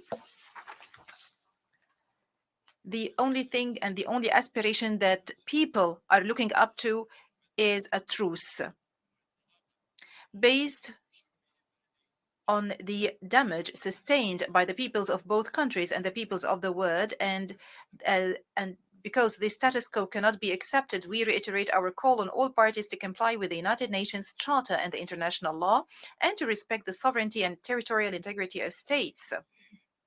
We also call upon them to resort to radical peaceful solutions based on those principles. Mr. President, our region is blessed with tremendous potentials and opportunities, and our peoples are tolerant, humane, peace-loving, and talented. During the 2022 World Cup in Qatar, there was an opportunity for interaction between peoples, and it was an opportunity for the world to see our people as they are and to learn about our culture and values, and to learn about Qatar and Qatar's status as a global destination and nexus between East and West. And we emphasized the role that sports could play in building bridges of communication and rapprochement between peoples and cultures. I hope we had contributed through this tournament to breaking the stereotypes and presenting a new, exciting, and safe tournament formula to the world. In Qatar, we had a dream. We had a dream for our country to be one of the prosperous nations whose people enjoy well-being and prosperity. We have invested for decades to achieve our dream by planning and development work. We have achieved a lot thanks to God and the solidarity of everyone in Qatar. While investing in liquefied gas was a leverage to realize that dream, this investment also enabled us to play an important role in addressing the energy challenge around the world by embracing a realistic vision that takes into consideration the world needs for a diverse mix of different energy sources, and by using the highest levels of advanced technology, which is environment friendly. We do realize that energy export imposes obligations on us as a reliable partner with world countries. At the same time, it makes it incumbent on us to be responsible before our people and our future generations. Thus, Qatar continues to develop its sovereign fund and diversify the sources of its income, including investment in clean energy. The state of Qatar pursues environmentally friendly policies and supports various projects to protect the same. In this regard, we are going to host the Qatar Horticultural Expo next month.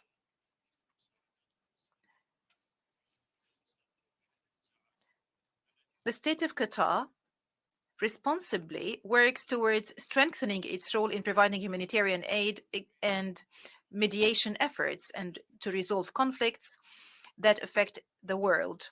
The path to resolve conflicts through peaceful means is a long and strenuous path, but it is less costly than wars, and our commitment to continue our efforts in facilitating and making peace is a firm commitment deeply rooted in the core of our foreign policy. Mr. President, we stress that we take pride in our partnership with this international organization. And this is evidenced by Qatar's opening the United Nations House in last March, which includes 12 UN offices so far. Last March, or in March of this year, my country hosted the 5th United Nations Conference on the Least Developed Countries, which is considered one of the most prominent international fora. During this forum, efforts were galvanized to achieve the ambitious goals of the Doha Action Program for the benefit of the least developed countries during the decade of 2020-2031. We do reiterate that the state of Qatar is a major and active partner in the endeavors made to respond to the priorities and needs of these countries. Thus, we welcome the Sustainable Development Goals Summit held yesterday. We are also pleased to announce that the state of Qatar is once again undertaking a leading role in major debates under the umbrella of the United Nations, most recent of which is our collaboration with Ireland to facilitate government negotiations on the political declaration adopted by the Sustainable Development Goals Summit yesterday. We believe that cooperation in those areas contributes to hedge against the waves of refugees, which have become a real problem for Europe as well as for neighboring African and Asian countries. Allow me at this point to stress the importance of combating racism and the campaigns of enticement against entire peoples, religions, and civilizations. And on this occasion, I would like to tell my Muslim brethren that we should not fall prey to any idiot or mentally sick person who occurs to provoke us by burning the Quran.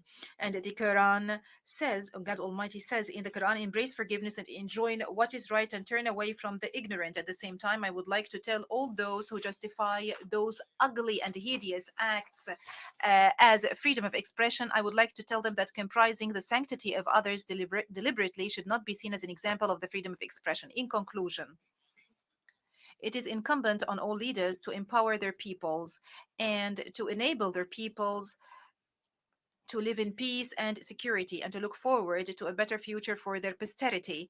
There are obstacles at the level of the international community, mainly represented in the failure to subject contradictions and competition between major countries on certain issues to the minimum binding principles owing to the variations in governance systems. These issues, which concern all of humanity, include climate change, environmental matters in general, poverty, and the blatant injustice represented by occupation, racism, and war crimes. This is the consensus or the unanimity that should take place in this international organization in order not to be overwhelmed by details and to safeguard the future of entire peoples from loss due to the unwillingness of those countries to cooperate in implementing international law. And peace be upon you. On behalf of the Assembly, I wish to thank the Emir of the State of Qatar for the statement just made, and I request protocol to escort His Highness.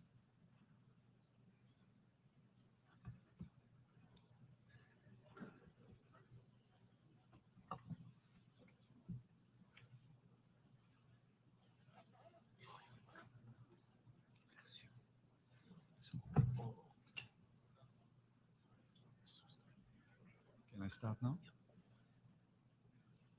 The Assembly will hear an address of His Excellency Matamela Cyril Ramaphosa, President of the Republic of South Africa. I request protocol to escort His Excellency. On behalf of the General Assembly, I have the honor to welcome His Excellency Matamela Cyril Ramaphosa, President of the Republic of South Africa, and to invite him to address the Assembly. President of the 78th session of the UN General Assembly, the United Nations Secretary General, Mr. Antonio Guterres, Excellencies, heads of state and government, ministers, and ladies and gentlemen. 78 years ago, in the aftermath of the Second World War, the nations of the world made a solemn commitment to save future generations from the horror and the suffering of war. Through the United Nations Charter, these nations accepted a shared mandate to foster peace and promote fundamental human rights, to promote social progress, and to ensure that there's a better standard of life for all. And yet, as we gather here, much of humanity is confronted by war and conflict, by want and hunger, by disease and environmental damage and disaster. Solidarity and trust between states is being eroded. Inequality, poverty, and unemployment are deepening across many nations in the world. In these conditions, and in the wake of a devastating global pandemic, the achievement of the Sustainable Development Goals seem increasingly remote. At the moment when every human effort should be directed towards the realization of Agenda 2030, our attention and our energies have once again been diverted by the scourge of war. But these woes, these divisions, these seemingly intractable troubles can and must be overcome. Over millennia, the human race has demonstrated an enormous capacity for resilience, for an ability to resolve problems, for adaptation, innovation, compassion, and solidarity. At this moment, we are all called upon to reaffirm these essential qualities that define our common humanity. These qualities must be evident in how we work together as a global community and as nations of the world to end war and conflict. South Africa has consistently advocated for dialogue, for negotiation and diplomacy to prevent and end conflict and achieve lasting peace. It has committed itself as a country to the promotion of human rights, human dignity, justice, democracy, and to the adherence of international law.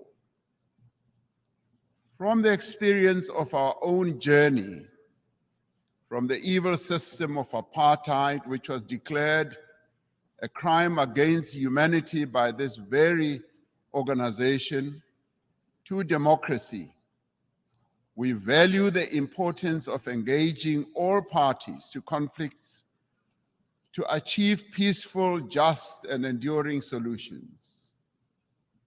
It is these principles that inform South Africa's participation in the African Peace Initiative, which seeks a peaceful resolution of the conflict between Russia and Ukraine. In this conflict, as in all conflicts, we have insisted that the UN Charter's principle of respect for the territorial integrity of every country should be upheld. Our participation in the African Peace Initiative, supported by 7 countries from the African continent, is informed by a desire to see an end to the suffering of those most directly affected by the conflict and the millions on our own continent and across the world who, as a result of the conflict, are now vulnerable to worsening hunger and deprivation.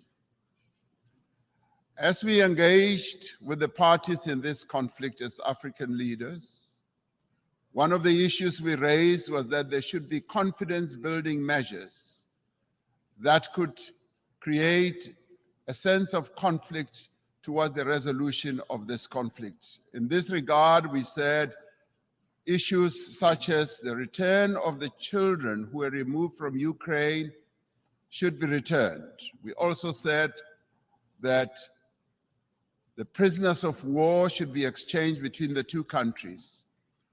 I've just held a meeting with President Zelensky, who says that in part, some of our efforts are bearing fruit as the children are now being returned and the prisoners are also being exchanged.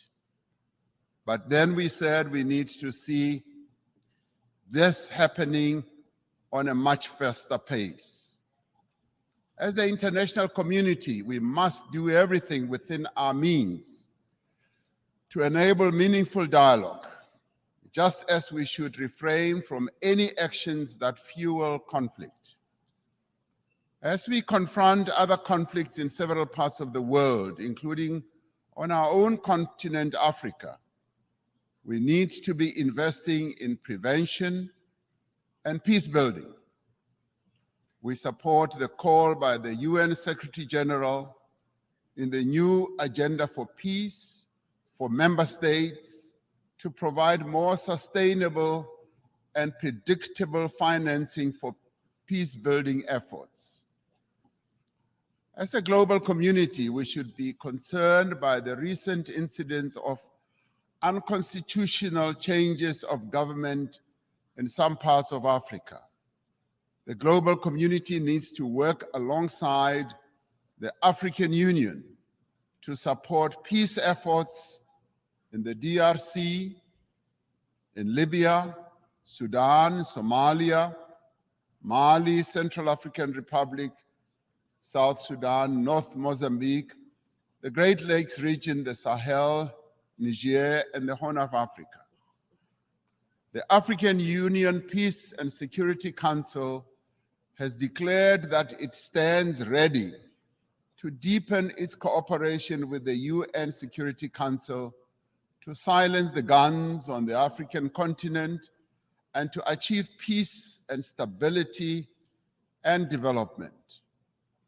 We are called upon to remain true to the founding principles of the United Nations by recognizing the inalienable right of the people of Western Sahara for self-determination in line with the relevant UN General Assembly resolutions. We must work for peace in the Middle East for as long as the land of the Palestinians remains occupied, for as long as their rights are ignored and their dignity is denied, such peace will remain elusive.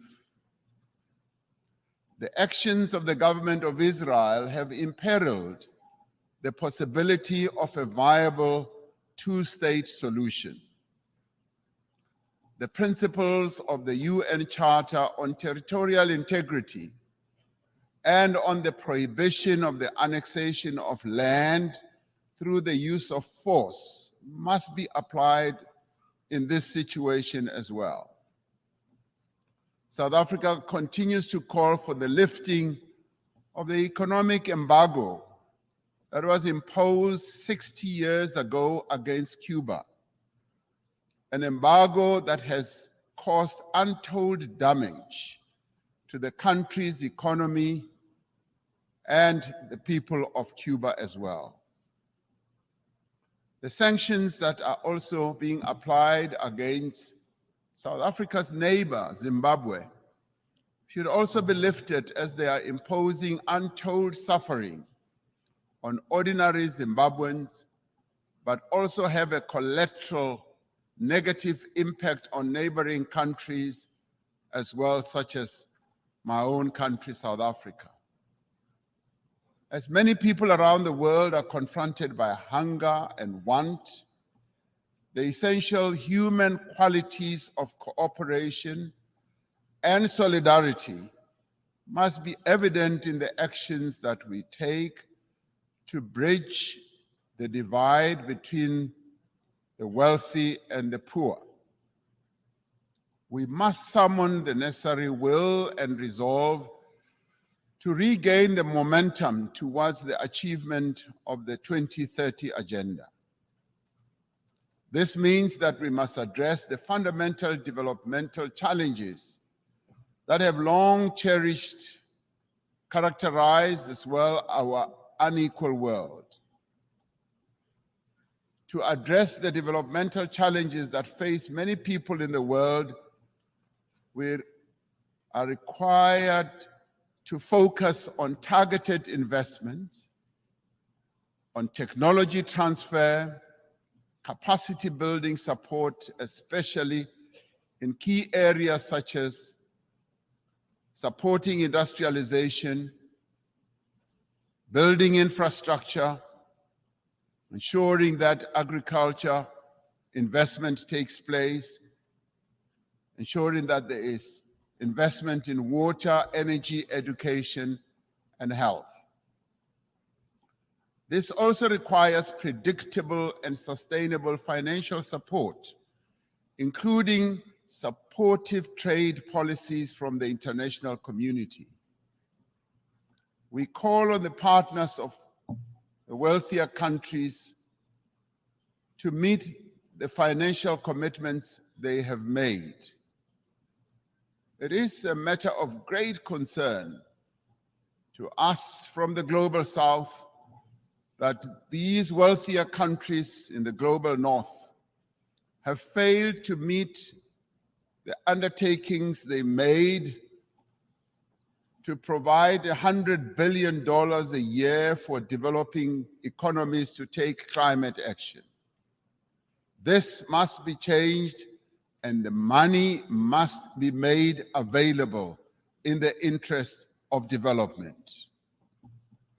We support the proposals outlined in the Secretary General's Sustainable Development Goals stimulus.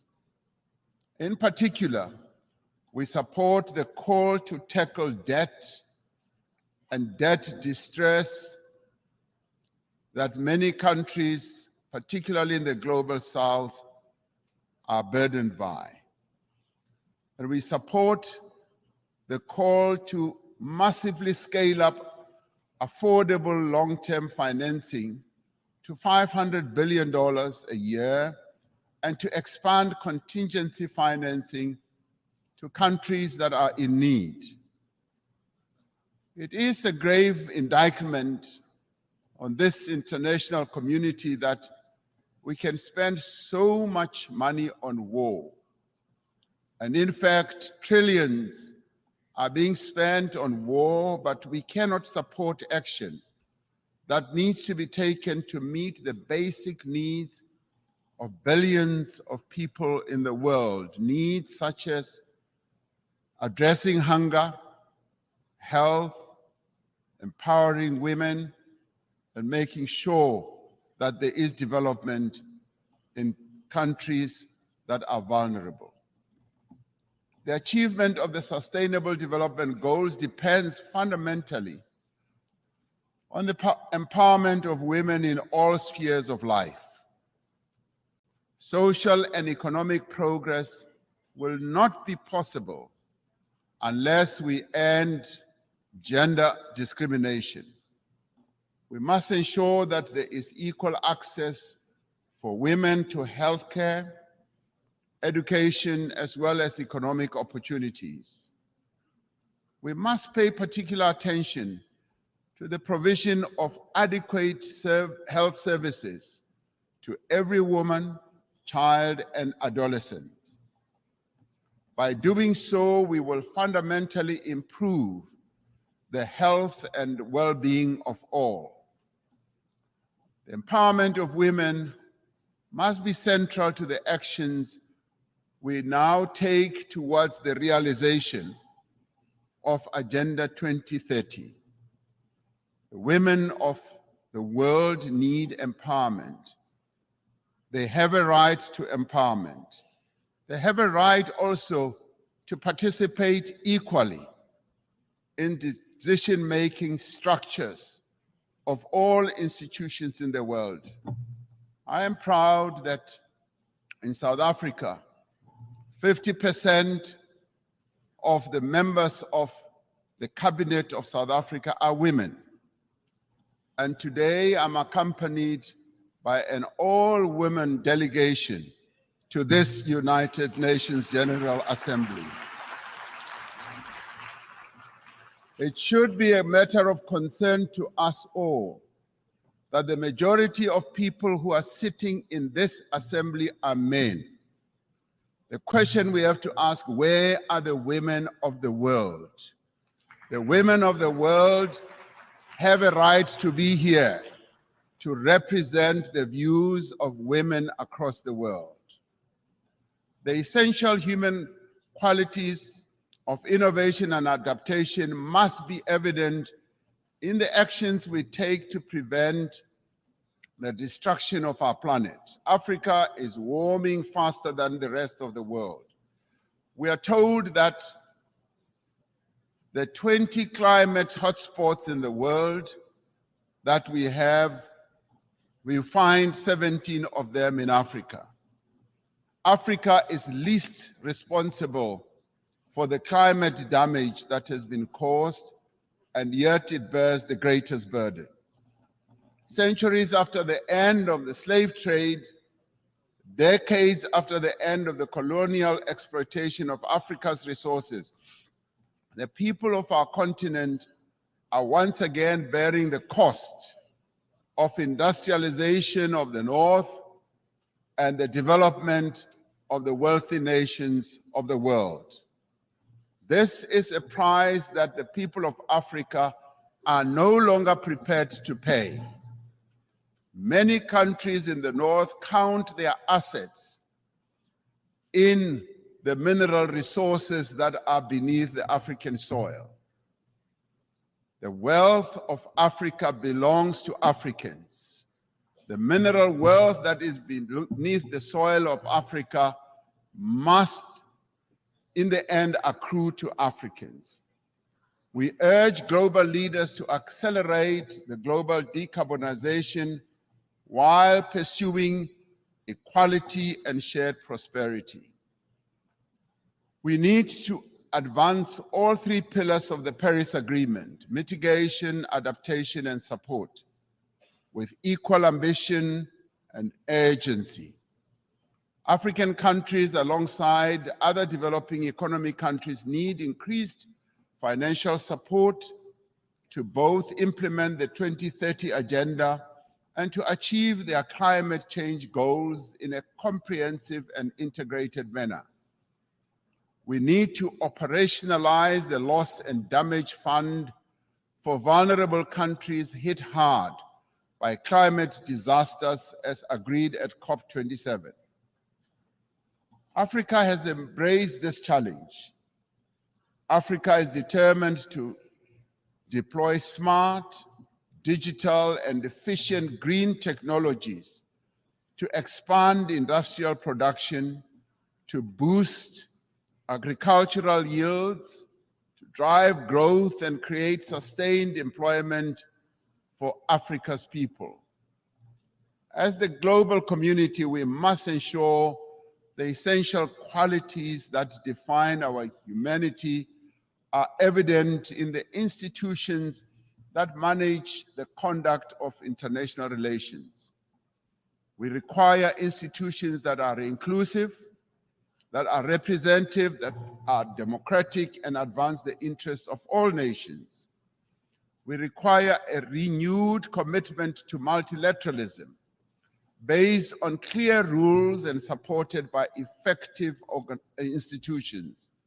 This is the moment to proceed with the reform of the United Nations Security Council, to give meaning to the principle of the sovereign equality of nations, and to enable the Council to respond more effectively to current geopolitical realities.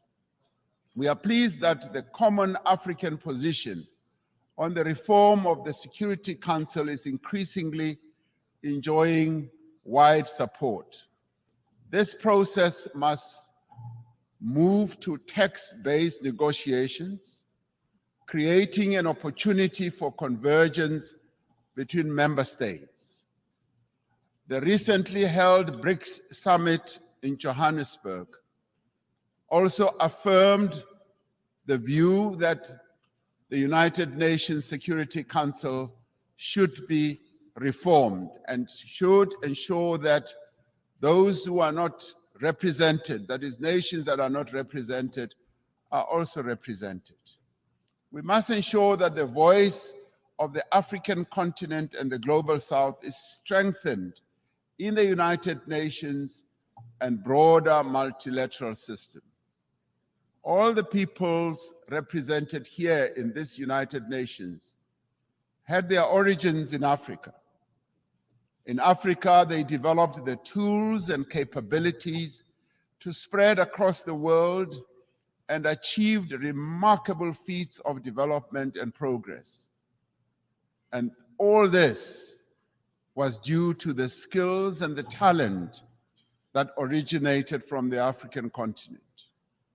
Despite its history, despite the legacy of exploitation, colonialism, and subjugation, despite the ongoing challenge of conflict and instability, Africa is determined and ready to regain its position as a site of human progress. The era of African development has arrived. Through the African Continental Free Trade Area, which is creating a wider, seamless trading area and also accelerated interconnectivity, African countries are mobilizing their collective means and resources to achieve shared prosperity. Through this treaty, African countries are establishing for themselves the foundation for a massive increase in trade, accelerated infrastructure development, regional integration, and sustainable industrialization. As the global community, we have the means and we have the desire to confront and overcome enormous challenges that face humanity today. As the nations gathered here in this General Assembly, let us demonstrate that we have both the will as well as the resolve to secure a peaceful, prosperous, and sustainable future for our world, but more importantly, for future generations that will follow, leaving no one behind. That is the duty that we all now have. I thank you.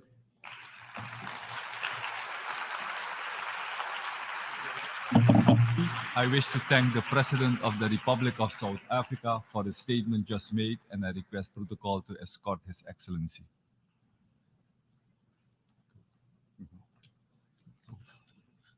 Sorry.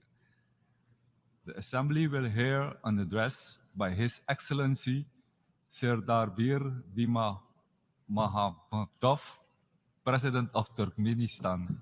I request protocol to escort His Excellency. On behalf of the General Assembly, I have the honor to welcome His Excellency Serdar Berdimuhamedov, President of Turkmenistan, and to invite him to address the Assembly.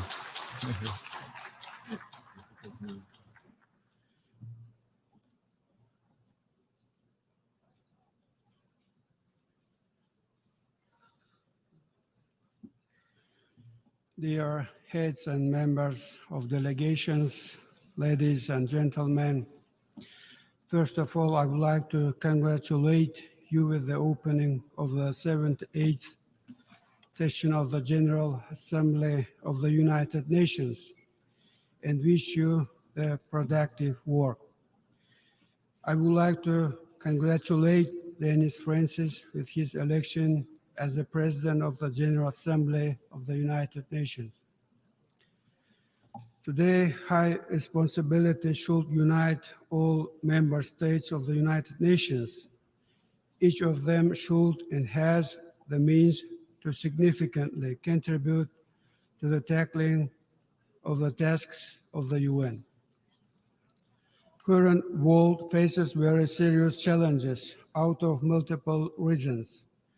All of them, despite their difference in appearance, influence the course of the interstate relations in a greater or lesser extent, and often negatively influence the implementation of agreed plans and programs on key areas of the global agenda.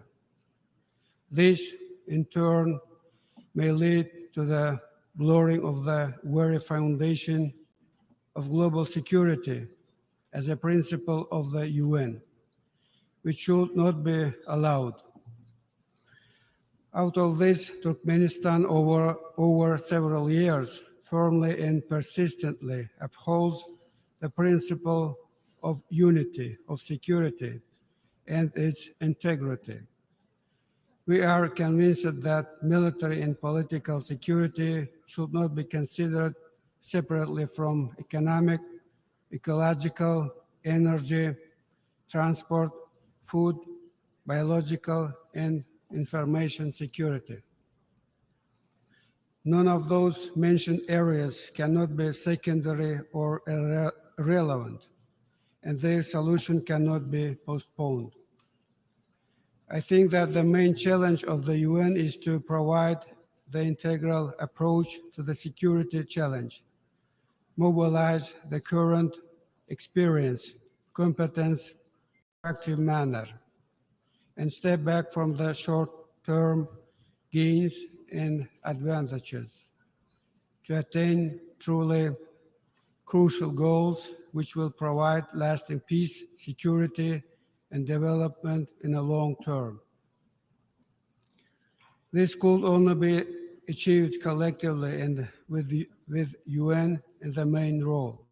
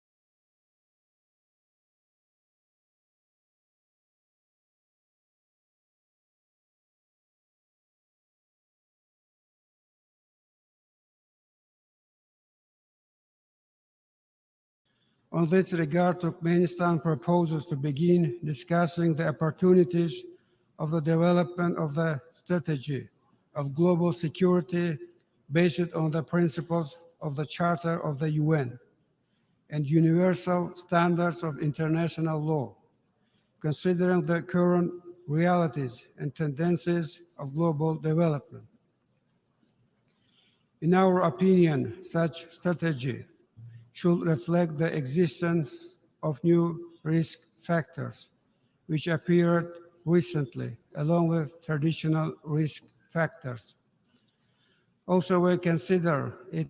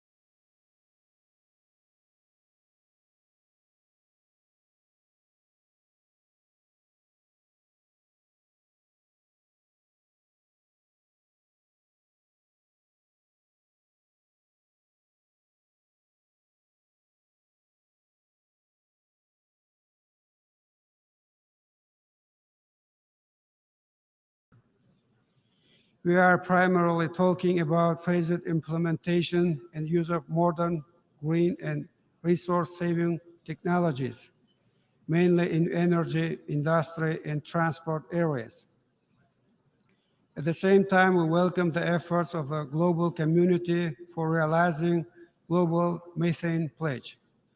And of course, we expect substantive cooperation and targeted assistance from the specialized agencies of the UN, member states of the organization, and other interested partners. On this context, the roadmap on the development of the international cooperation aimed at study on joining of Turkmenistan to the global methane pledge was recently approved. Soon we will send this document to the UN Secretariat. Overall, I believe that the time has come for the UN to pay close and effective attention to the ecological issues in Central Asia, overcome certain delays in addressing them, and begin taking targeted and specific actions to create a coherent ecological strategy of the UN regarding the region with near 80 million population, covering a vast area with its unique natural resources and biodiversity, and at the same time located at the region with serious ecological risks. As a significant step to take a strategic approach in ecological issues of Central Asia, Turkmenistan is proposing the establishment of a specialized agency, Regional Center for Technologies related to climate change in Central Asia, which will work substantively and systematically on the topic of climate. We are ready to offer organizational and technical terms for the functioning of such center in the capital city of Turkmenistan, Ashgabat. Central Asia, region adjoining the Caspian Sea. Everyone is aware of the importance of this lake with its unique natural complex in the context of global ecological agenda. As a result of active and respectful long-term cooperation of coastal countries, the key principles of politics on the Caspian were developed, including the Convention on the Legal Status of the Caspian Sea. Last summer, on the Sixth Caspian Summit in Turkmenistan, all the participants firmly affirmed their readiness for tight cooperation on ecological issues. I believe that it gives a good opportunity for the beginning of wide, systematic interaction of coastal countries with the UN. On this regard, Turkmenistan is proposing the creation of the Caspian Ecology Initiative, which will be aimed at becoming a platform for substantive and professional interaction on a wide range of issues associated with environmental protection of the Caspian, preserving its biological resources, and tackling of the several pressing ecological issues. We think that the realization of this initiative should be done with a tight cooperation with the UN, its agencies and institutions. Dear participants,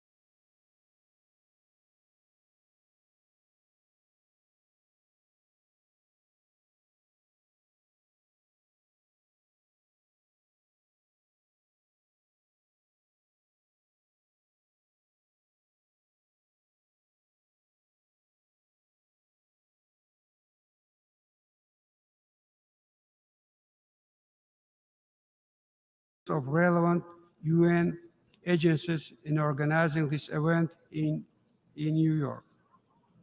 The important area of the work of Turkmenistan in achieving the SDGs is maximizing assistance to the UN in addressing the food issue.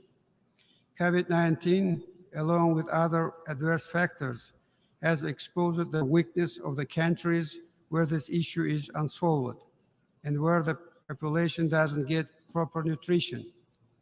Unity, integrity, and determination is necessary when addressing the issues related to the access of countries and regions of the food resources, guaranteed proper nutrition as an integral part of human rights, and a key factor of health and normal physical development, especially for children.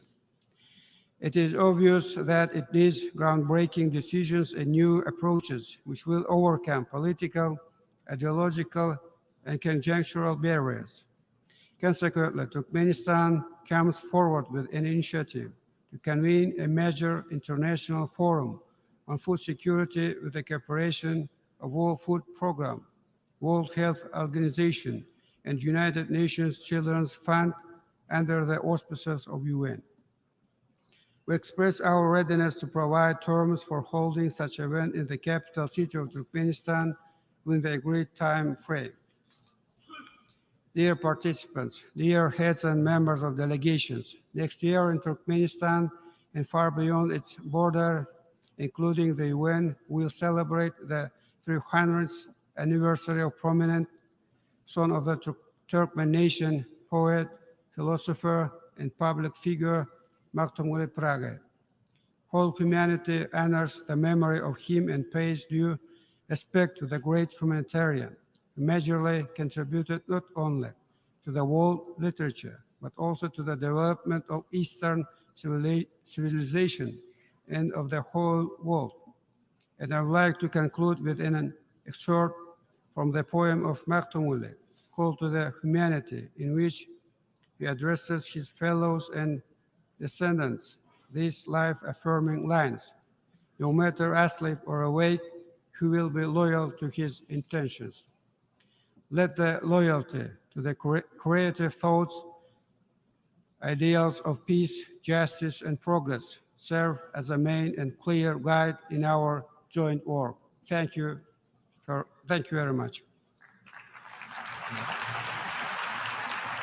On behalf of the Assembly, I wish to thank the President of Turkmenistan for the statement made, and I request protocol to escort His Excellency.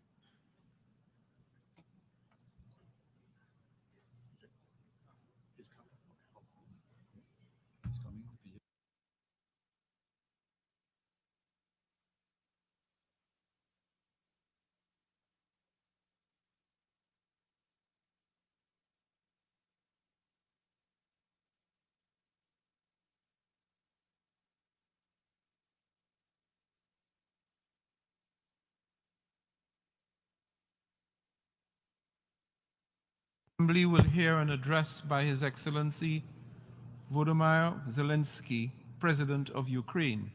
I request protocol to escort His Excellency. On behalf of the General Assembly, I have the honor to welcome His Excellency Volodymyr Zelensky, President of Ukraine, and invite him to address the Assembly.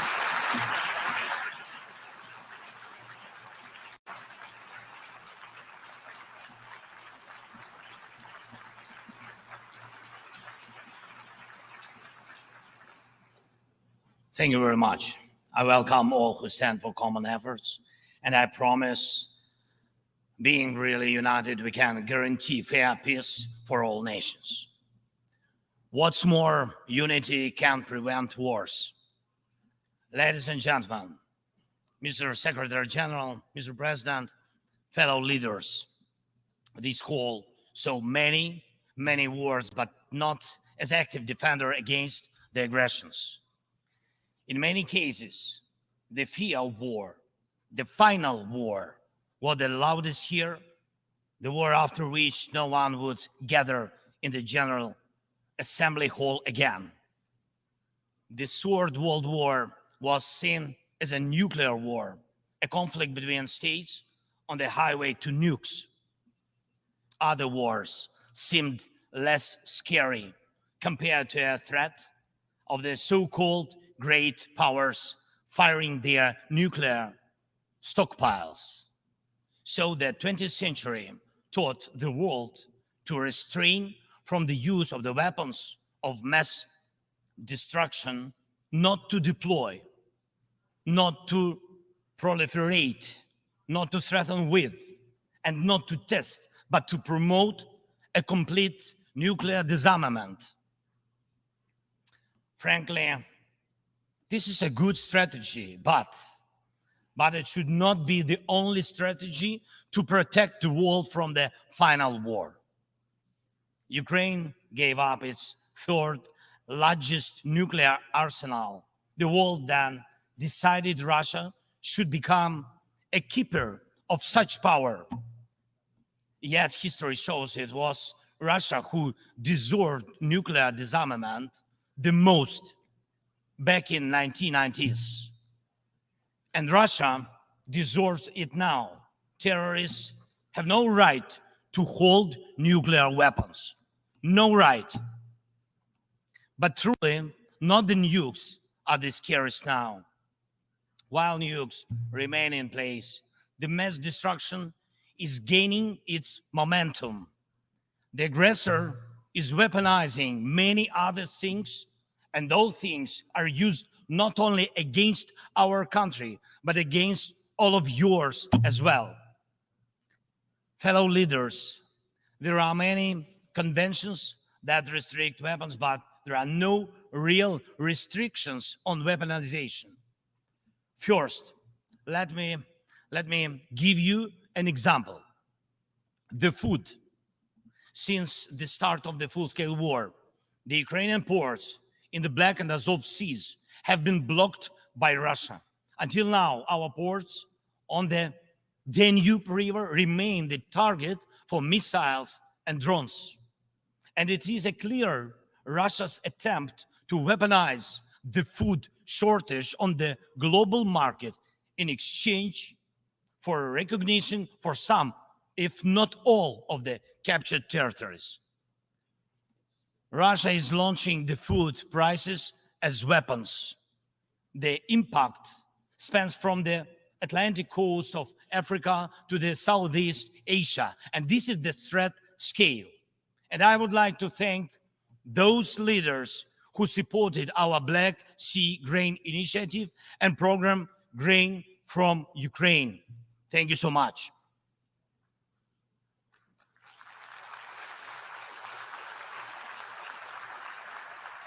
United, we made weapons turn back into food again. More than 45 nations saw how important it is to make Ukrainian food products available on the market, from Algeria to Spain to Indonesia and China. And even now, when Russia has undermined the Black Sea Grain Initiative, we are working to ensure food stability. And I hope that many of you will join us in these efforts. We launched a temporary sea export corridor from our ports, and we are working hard to preserve the land routes for grain exports. And it is alarming to see how some in Europe, some our friends in Europe, play out solidarity in political theater, making thriller from the grain. And they may seem to play their own role, but in fact, they are helping set the stage to a Moscow actor. Second, weaponization of energy.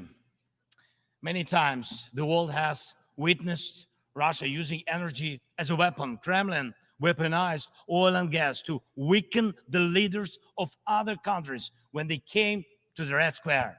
And now this threat is even greater. Russia is weaponizing nuclear energy.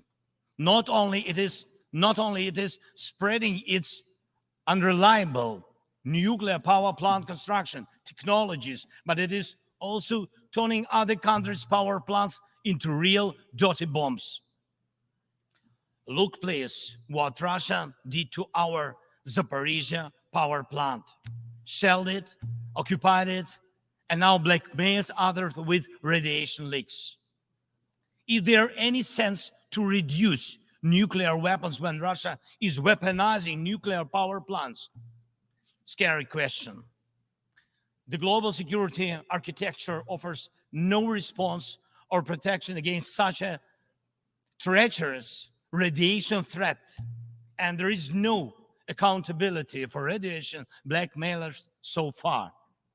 The third example is children. children. Unfortunately, various terrorist groups abduct children to put pressure on their families and societies. But never before the mass kidnapping and deportation would become a part of the government policy. Not until now. We know the names of tens of thousands of children and have evidence on hundreds of thousands of others kidnapped by Russia in the occupied territories of Ukraine and later deported. The International Criminal Court issued arrest warrant for Putin for this crime. And we are trying to get children back home. But time goes by. What will happen with them? What will happen to them? Those children in Russia are taught to hate Ukraine, and all ties with their families are broken. And this is clearly a genocide. When hatred is weaponized against one nation, it never stops there. Each decade, Russia starts a new war. Parts of Moldova and Georgia remain occupied. Russia turned Syria into ruins. And if not Russia, the chemical weapons would have never been used there in Syria. Russia has almost swallowed Belarus. It is obviously threatening Kazakhstan and other Baltic states. And the goal of the present war against Ukraine is to turn our land, our people, our lives, our resources into a weapon against you, against the international rules-based order. Many seats in the General Assembly Hall may become empty if Russia succeeds with its treachery and aggression. Ladies and gentlemen, the aggressor scatters deaths and brings ruins even without nukes, but the outcomes are alike. We see towns, we see villages in Ukraine wiped out by Russian artillery, leveled to the ground completely. We see the war of drones. We know the possible effects of spreading the war into the cyberspace. The artificial intelligence could be trained to combat well before it would learn to help the humanity. Thank God, people have not yet learned to use climate as a weapon. Even though humanity is failing on its climate policy objectives, this means that extreme weather will still impact the normal global life, and some evil state will also weaponize its outcomes. And when people in the streets of New York and other cities of the world went out on climate protests, we all have seen them. And when people in Morocco and Libya and other countries die as a result of natural disasters, and when islands and countries disappear underwater, and when tornadoes and deserts are spreading into new territories, and when all of this is happening, one unnatural disaster in Moscow decided to launch a big war and kill tens of thousands of people. We have to stop it. We must act united to defeat the aggressor and focus all our capabilities and energy on addressing these challenges. As nukes are restrained, likewise the aggressor must be restrained and all his tools and methods of war. Each war now can become final, but it takes our unity to make sure that aggression will not break in again. And it is not a dialogue between the so-called great powers somewhere behind the closed doors that can guarantee us all the new wars era, but open war of all nations for peace. Last year, I presented the outlines of the Ukrainian peace formula at the UN General Assembly. Later, and Indonesia, I presented the full formula. And over the past year, the peace formula became the basis to update the existing security architecture. Now we can bring back to life the UN Charter and guarantee the full power for the rules-based world order. And tomorrow, I will present the details at a special meeting of the UN Security Council. The main thing is that it is not only about Ukraine. More than 140 states and international organizations have supported the Ukrainian peace formula fully or in part. The Ukrainian peace formula is becoming global. Its points offer solutions and steps that will stop all forms of weaponization that Russia used against Ukraine and other countries and may be used by other aggressors. Look, for the first time in modern history, we have a real chance to end the aggression on the terms of the nation which was attacked. And this is a real chance for every nation to ensure that aggression against your state, if it happens, God forbid, will end, not because your land will be divided and you will be forced to submit to military or political pressure, but because your territory and sovereignty will be fully restored. We launched the format of meetings between national security advisors and diplomatic representatives. Important talks and consultations were held in Hiroshima, in Copenhagen, and in Jeddah on the implementation of the peace formula. And we are preparing a global peace summit. And please, I invite all of you who do not tolerate any aggression to jointly prepare the summit. And I am aware of the attempts to make some shady dealings behind the scenes. Evil cannot be trusted. Ask Prigozhin if one bets on Putin's promises. Please hear me. Let unity decide everything openly. While Russia is pushing the world to the final war, Ukraine is doing everything to ensure that after Russian aggression, no one in the world will dare to attack any nation. Weaponization must be restrained. War crimes must be punished. Deported people must come back home, and the occupier must return to their own land. We must be united to make it, and we'll do it. Slava Ukraini!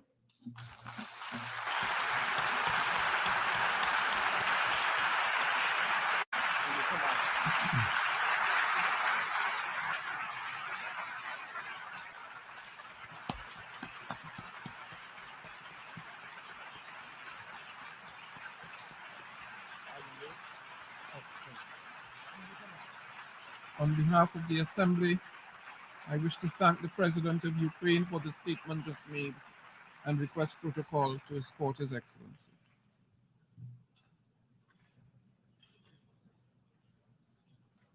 The Assembly will hear an address by His Excellency Alejandro Giammattei Pela, President of the Republic of Guatemala. I request protocol to escort His Excellency.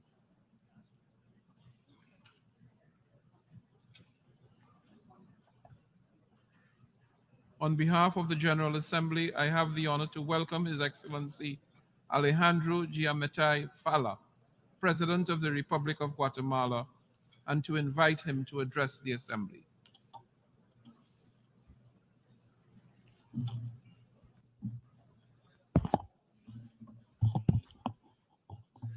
Excelentísimos, Excellencies, President of the General Assembly, Secretary General of the United Nations Organization, ladies and gentlemen, heads of state and government, ministers for foreign affairs, honorable delegates, ladies and gentlemen, I wish to express my gratitude for the work of the President of the 77th session. I also wish to congratulate the President of this session, Mr. Denis Francis. I commend him for choosing the theme he's chosen for this session. that touches on the need to rebuild trust between nations and to address threats to peace, prosperity, and progress of the peoples of the United Nations. Today, we stand at an unprecedented moment in time. For more than a year and a half, we have watched in horror the war launched by the Russian Federation against Ukraine play out. That war violates the most fundamental principles on which the international order was built following the Second World War. Delegates. And you know what is even worse still? That it would seem that we've got used to that war, and we've got used to the following: to flagrant violations of human rights in Ukraine, to war, to death. Worse yet, instead of tackling all of the above, we've got used to turning a blind eye in the face of a tragic and harsh reality that we pretend to ignore. All of this has led to mistrust between human beings, to inequality between nations, to non-compliance with peace agreements, and under these circumstances, prosperity and progress of humankind is impossible. Today, here, before you all, I declare that this organization is not particularly active. We have food insecurity, people are killed by war, there are major migratory flows, and these count among other myriad problems. Consequently, we need to make this organization work. We need to work together to do that. We need a revitalized organization which seeks out solutions, but above all, we need countries that are prepared to look beyond their ideological positions, countries that are prepared to overcome age-old conflicts. Now is the time that the human beings represented among your people, now is the time for them to shake hands. Now is the time for them to be ready to share their wealth and to invest in countries that need that investment to generate wealth to survive. It is a matter of saving the very human race. It's a matter of saving the planet. It's a matter of having future generations that will be able to live in peace and development. A case in point would be here the vast flows of human beings fleeing crises in their countries. They're fleeing as a result of insecurity, a lack of food, or due to economic hardship. Consequently, under this new order that we need to usher in, we have to build a United Nations striving for peace and human development. We must demand adherence to international law. We must demand respect for the principle of the peaceful resolution of disputes, and we must demand the respect of these self-determinations of peoples. In order for these goals to be achieved, every country must raise its voice. Every country needs to say enough is enough. And today, my country adds its voice to those crying out to say enough is enough. My country is adding its voice to the global call for the immediate withdrawal of Russian forces, for the respect of the territorial integrity and unity of Ukraine within its internationally recognized borders. Slava Ukraini.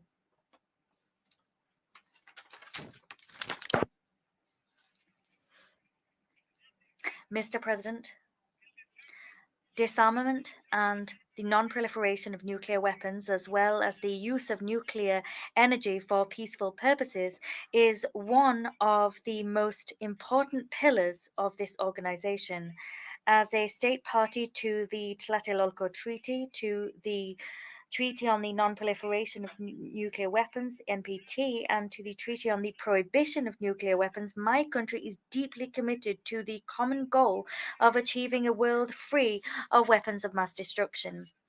Imagine what a catastrophe it would be for the world if the illegal and unprovoked aggression of the Russian Federation were to destroy the Zaporizhzhia nuclear power plant. That is the largest nuclear power plant in Europe, and currently its integrity and proper functioning are at risk, and that could cause a disaster of immeasurable proportions. For this reason, I reiterate Guatemala's position as a country that adheres to the principle of the non-proliferation of nuclear weapons. I demand that all nuclear weapon states, including the five permanent members of the Council, responsible for handling peace and security within this organization, I ask them to sit down and, through candid discussion, achieve total nuclear disarmament throughout the world.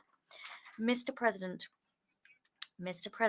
Guatemala contributes to the maintenance of international security through its active participation in peacekeeping operations. As a staunch advocate for peace, Guatemala has committed to the United Nations by deploying Guatemalan officials in PKOs. We are the TCC, which contributes the fourth largest number of troops to these operations across the Americas. Mr. President, we reiterate our staunch commitment to and solidarity with the development and prosperity of the Haitian people. That people is on the brink as a result of a multi-dimensional crisis. That is a crisis of politics, of internal security, of development, and a humanitarian crisis. As an international community, we must react and tackle the prevailing disasters before they become even more devastating. Consequently, if this organization decides that a new peace mission is to be deployed on Haitian territory, it can count on the participation of Guatemala. We will help to train and build the capacity of Haitian forces for as long as that peacekeeping mission remains in the country. Mr. President, there is a project afoot to change the very foundations of the United Nations so that it can have the mechanisms that make it possible for it to rise to the challenges facing humankind that is so in need of peace and development. Guatemala calls upon this community of states to rapidly move forward with a proposal drafted under the aegis of country-level experts. That proposal should define the substantive reforms necessary in the United Nations so that it can return to the commendable path it embarked upon following its foundation in 1945. Over the years, we have strayed too far from that path. I would propose that without delay, we undertake a fourth amendment to our founding charter. These amendments must ensure that it adopts a new approach, that it is in sync with our current times. Of course, these are difficult times, but ours is an era which brings with it major opportunities. When making these amendments, we must ensure proper recognition for the sovereign equality of states. That must be a reality. The resolution of conflicts between countries via peaceful means must be an obligation. Nuclear energy must be used exclusively with peaceful purposes. But perhaps the most important of all is that when amending this charter, the members of the United Nations exclude no one. As our holy book, Popol Vuh, states, it is the holy book of one of the greatest civilizations of the world, the Maya civilization. It states, no one must stay behind. Everyone must rise up. Today, I wish to say to you that I am the leader of a founding nation of the United Nations. As such, I recognize that the transformation of this body will prompt a radical shift in multilateralism. That new multilateralism must recognize the importance of inclusion and the universality of this organization. How can it be that in the midst of the 21st century, this organization keeps a country like Taiwan outside its doors? That country is one which contributes to science, high technology, healthcare, development, and many other fields. But what's most significant is that we have kept the Taiwanese citizens from having a voice that represented in this organization. Guatemala exhorts the United Nations to use any and all means necessary to guarantee international peace and security on the Taiwan Strait. Moreover, we condemn the constant and ever-increasing military maneuvers seen in the waters and airspace around Taiwan. These maneuvers imperil security in the region and affect international transport and trade. Mr. President, 4 years ago, I took office as the President of the Republic of Guatemala, and over that time, I have heard great speeches made. I have seen great treaties signed and great commitments made to halt climate change. I want to say to you all today that the world is in a worse state than it was 4 years ago, because more than speeches, commitments, and treaties, what the world needs is action. The region that suffers most the ravages of climate change is the Caribbean and the Central American region. And that is true despite the fact that we produce an infinitesimal percentage of global greenhouse gases. And in spite of that fact, we are the ones that suffer the most damage year on year. Our resources are being depleted, and we must get into debt to rebuild countries which next year are simply damaged once more. This prompts us to take out loans from international sources, which are only too happy to grant them. But these are organizations which live off immorally high interest rates. However, the reports issued by United Nations rapporteurs talk about the scant development of our peoples. They point it out to us and they criticize us. But who is pointing the finger at those who, following their industrialization and as a result of their paltry commitment to tackling the effects of climate change and greenhouse gases, cause the death of human beings throughout the world? There are countries that neither accept UN agreements on climate change nor pay their contributions to the climate budget. These nations Neither do these nations take responsibility for the toxic pollution of their industries, and far less for the destruction that these industries cause. Is that fair? Mr. President, the serious threat posed by the consumption of drugs, particularly synthetic drugs, must be a source of grave concern to the international community. These drugs represent an invisible enemy that is affecting health and that is also undermining governance and hampering development in various countries. This organization must alter the way in which it broaches this issue.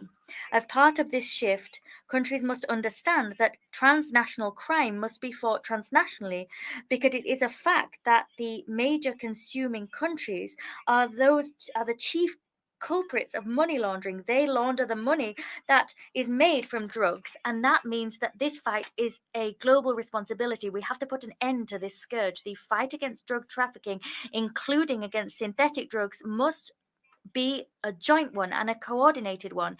Information as part of this fight must flow in accordance with applicable domestic and international legislation. It is necessary to implement effective strategies to tackle the criminal organizations responsible for the deaths of hundreds of thousands of people every year. A world free of drugs will not be achieved without a world committed to fighting against them.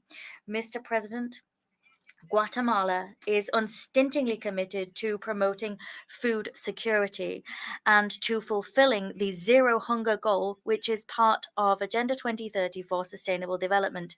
In this spirit, we have increased our budget for feeding our citizens, and we have strengthened our school feeding law. The goal of that law is to guarantee the feeding of girls, boys, and teenagers of school age in a sustainable fashion. And the ultimate goal of that action is to guarantee that these groups have a dignified, healthy, and active life.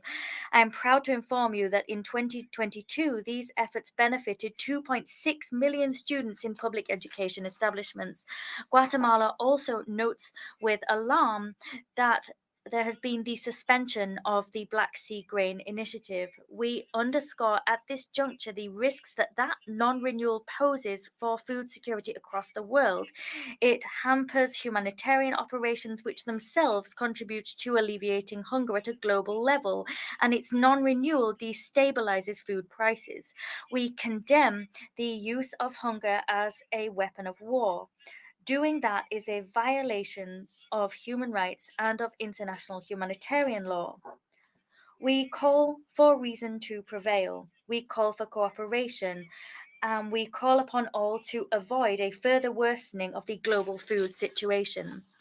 Mr. President, a topic which seemed to not be particularly important, but which should have been treated as pivotal within a revitalized organization, is cultural heritage, because the mosaic of cultural diversity of our world is under threat. That threat is particularly acute in times of war.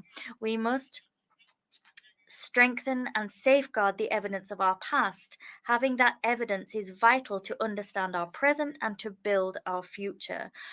In Guatemala, we've worked arduously to implement the principle of caring for our heritage and to display our heritage and our millennia-old cultural richness to the world.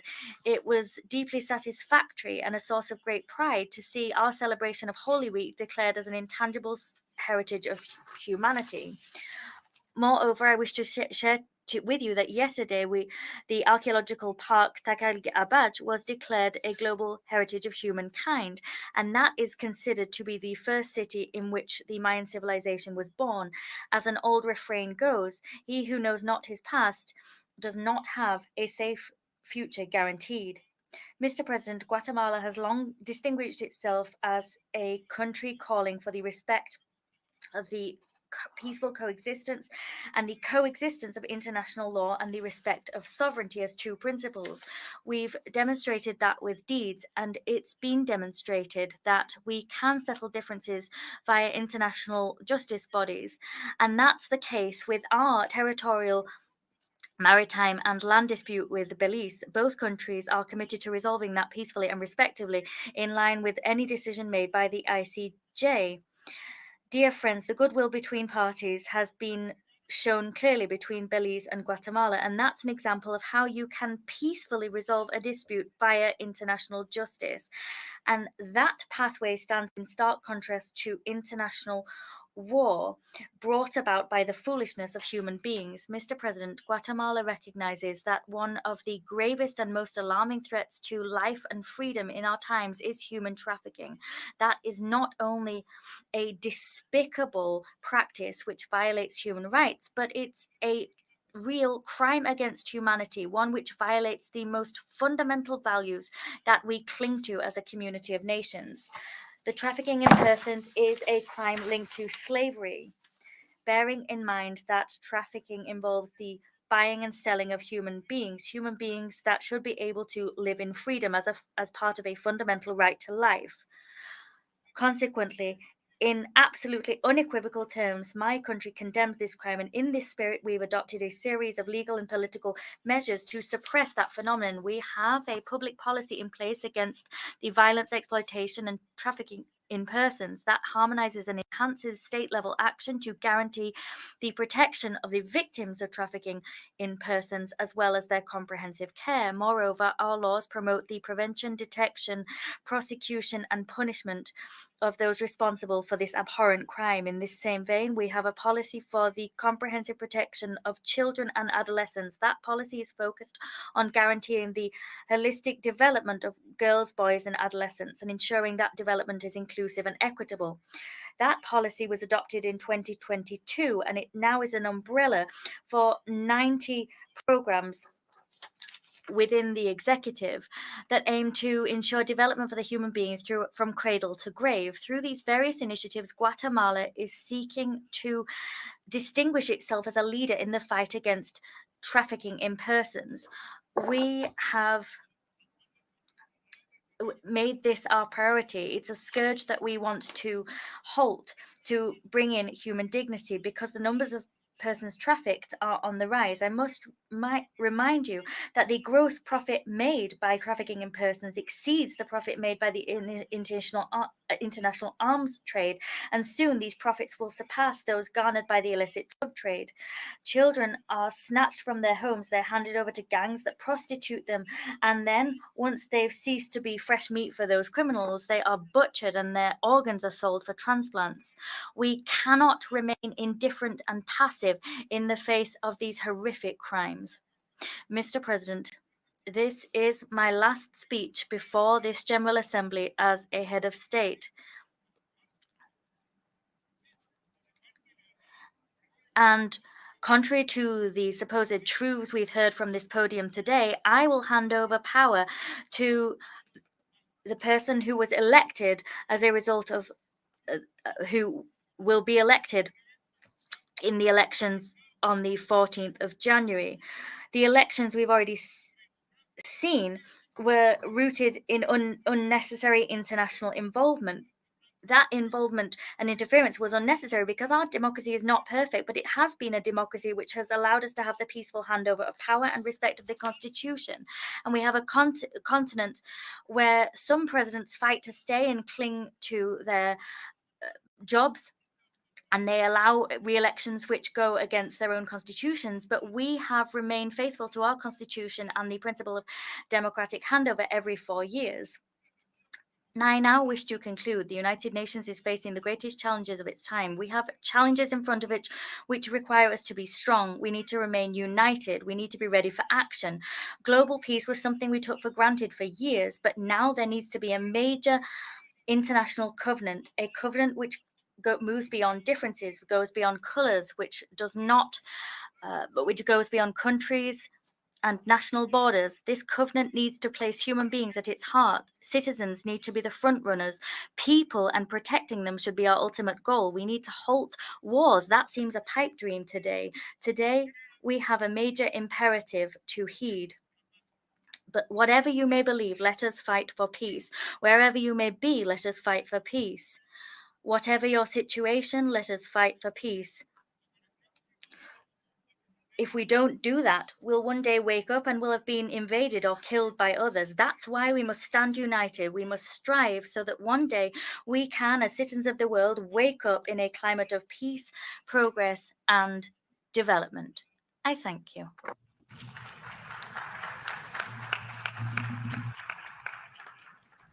A nombre de la Asamblea. On behalf of the Assembly, I thank the President of the Republic of Guatemala for the address just delivered, and I request protocol to escort His Excellency.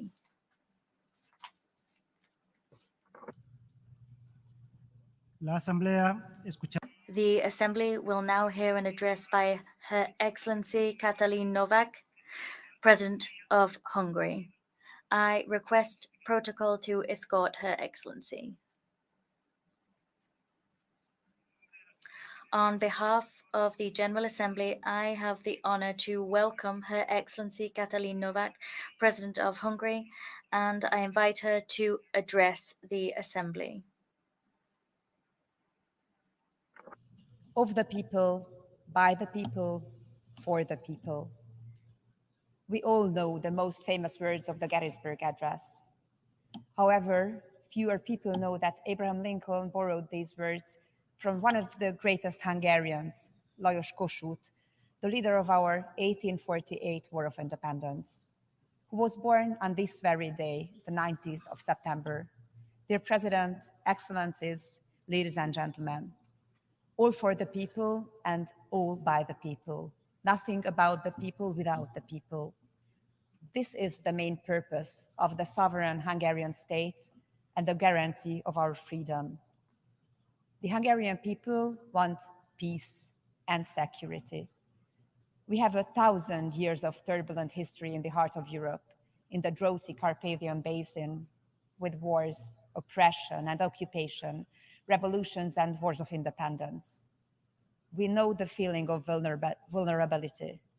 We know what it is like to live divided and what suffering wars cause. We know how precious freedom is and how painful it is to be deprived of it. I myself was born during the decades of Soviet oppression, when my country was not free. A childhood spent in a softening communist dictatorship left indelible marks on my generation. The rejection of any kind of oppression has become an instinct in us. That is why we condemn clearly and unequivocally the violation of international law, the attack on another state, the Russian aggression against Ukraine, which has caused immense suffering and destruction and has destroyed the peaceful life of Europe. We are for the victims and against further escalation. This is why we are providing humanitarian aid to Ukraine and to all those fleeing the war. We help beyond our size and strength. This is why we emphasize that there are 150,000 Hungarians living in Ukraine, in Transcarpathia, who share every hardship and struggle, sacrifice and success. This war also directly affects us Hungarians. It is not just in our neighborhoods. Hungarian fathers and sons living in Ukraine are also giving their lives in the trenches. Thus, we want peace. In our country, in Ukraine, in Europe, in the world, peace and the security that comes with it. Excellencies, ladies and gentlemen, Hungary stands for the territorial integrity and independence of Ukraine. We understand Ukraine's desire to be part of the community of European countries. Thus, we expect it to uphold the values that characterize our community, including expressly the protection and full guarantee of the rights of national minorities. Not in words, in deeds. At the invitation of President Zelensky, I have been to Kiev twice since the outbreak of the war. I have seen the suffering of the families. I have seen what they experience when the peace is broken. I have met Ukrainian and Hungarian people who have lost family members. I have met Ukrainian children for whom the kindergarten was set up with the help and support of Hungary. Children from whom the war is depriving a happy childhood. The war and the suffering affects families first and foremost. Mothers who lose their husbands and sons. Fathers who go into battle with their barely grown-up sons. Children who lose their sense of security and faith in the future. There is no alternative to peace. The killing, the terrible destruction must stop as soon as possible. War is never the solution. We know that peace is only realistically attainable when at least one side sees the time for negotiations as having come. We cannot decide for Ukrainians about how much they are prepared to sacrifice, but we have a duty to represent our own nation's desire for peace. And we must do all we can to avoid an escalation of the war. I'm a mother of 3 children, and we mothers know in every war, children are the most vulnerable. War hits them the hardest, although they are the ones who need security and stability the most. These are lost in war. Hungary has always been respectful towards other nations. We are loyal to our allies and our partners alike, proud and active members of the United Nations, NATO, the European Union, and the Council of Europe. We do our share of the joint tasks, even beyond our size and economic weight. As an equestrian nation, we speak honestly with a straight posture. Here we are at the UN in New York, heads of state and governments, world leaders. We have come together as we do every year. In the United Nations, created by our ancestors' desire for peace, demand a ceasefire and a just peace. Excellencies, ladies and gentlemen, of the people, by the people, for the people. I would also like to take this opportunity to send a message to the world from young Hungarians. I have asked our youth delegates, the youth delegate of Hungary to the United Nations, Csenge Offenbacher, who is here with us today, to help us articulate the message of Hungarian youth. This is the sentence they gave me. Today, we need solidarity with each other more than ever. So young people feel that we must look out for each other, that we must not let go the hands of others reaching out towards us. Excellencies, ladies and gentlemen, this spring in Hungary, Budapest, in the nation's main square, the square named after the aforementioned Lajos Kossuth, Pope Francis prayed in the presence of tens of thousands of people with the following words: pour into the hearts of the leaders of men and of peoples the desire to build peace, to offer to future generations a future of hope, not war, a future of cradles, not graves. The 5th Budapest Demographic Summit, the most important international forum on demographic issues, was concluded 3 days ago.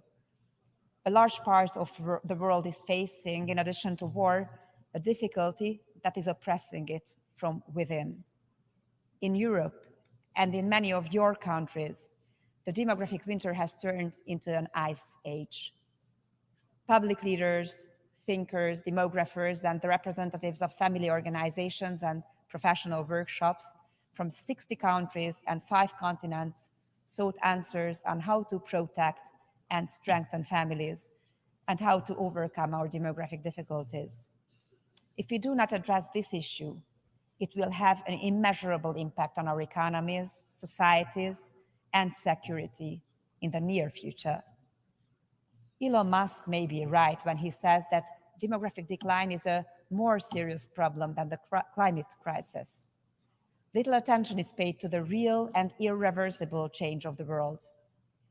If there is no child, there is no future. What is the point of looking after the earth if we don't have children and grandchildren to pass it on to?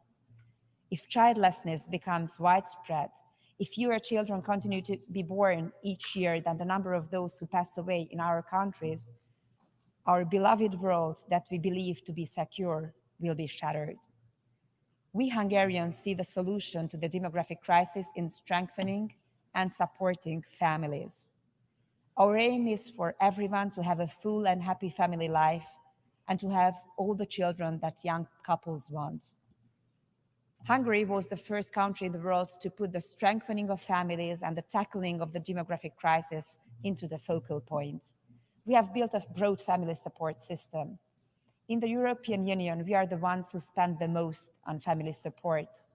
This has not destroyed the Hungarian economy. On the contrary, strengthening families is positive in economic terms. We protect parental freedom. We strongly believe that the right to raise children does not belong to the state, nor to NGOs, nor to the media or the knowledge industry, but to parents. Anyone who has a child is ready to fight at any time to ensure that their child can live in peace and freedom. Families pass on their values from generation to generation in the face of every difficulty, every historic trauma, every challenge. The message of the Demographic Summit of Budapest, our capital city, which is 150 years old this year, is clear. Pro-family forces stand up for their values and interests. Even at a time when anti-family and anti-child ideologies are on an unprecedented offensive. In fact, especially then. We recognize that family is the key to security. A strong, united, and healthy family is a guarantee of security. Thank you for listening. A nombre de la Asamblea, agradezco a la Presidenta de Hungría. Thank you to Hungary for that statement, and I now ask protocol to please accompany His Excellency. Her Excellency. La Asamblea escuchará ahora. The Assembly will now hear an address by His Excellency Alain Berset, President of the Swiss Confederation. I request protocol to escort His Excellency. En nombre de la Asamblea.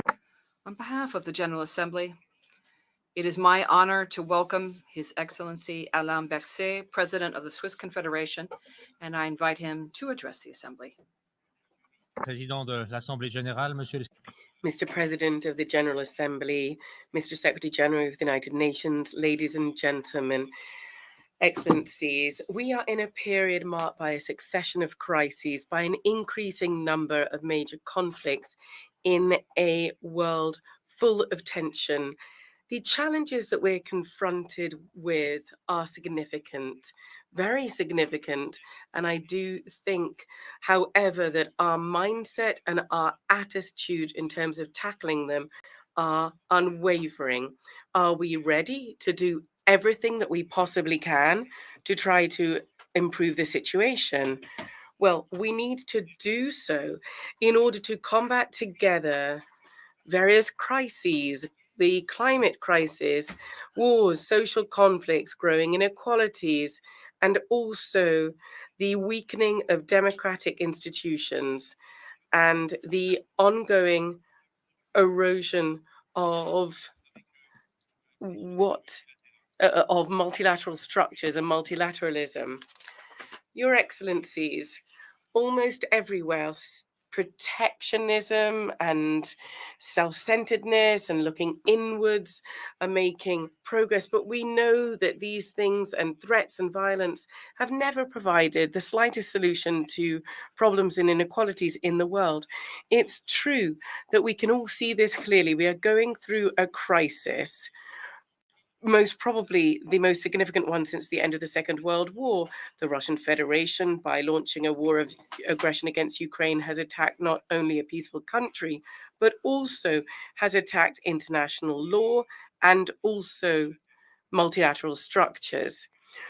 What is specific is that this aggression was action taken by a permanent member of the Security Council of the UN, which, according to the UN Charter, nevertheless shoulders the primary responsibility for the maintenance of international peace and security. Today, we should reiterate this. The key principles are in the UN Charter, and we, of course, need to seek to uphold the mandate that was conferred upon us in this context. What we see is that it is the poorest and most vulnerable states which would suffer the most if our confidence in the international system should waver. I mentioned the United Nations Charter. That is a cornerstone of public international law. This year, it is the 75th anniversary of the Universal Declaration of Human Rights.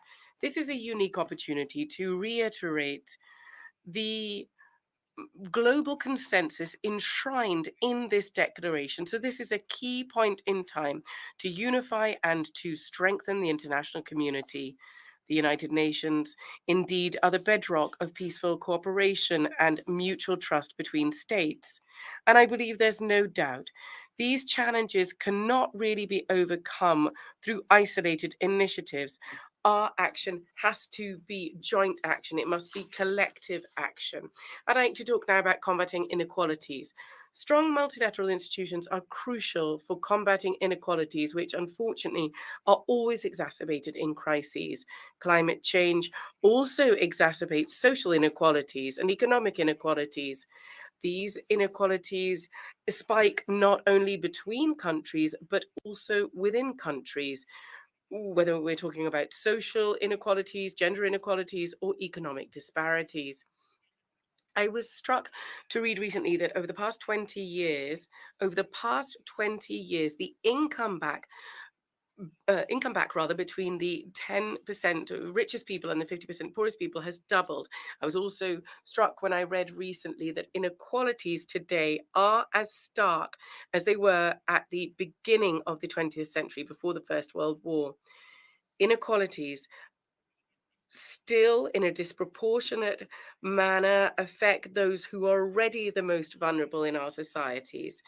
Inequalities foster instability and populism.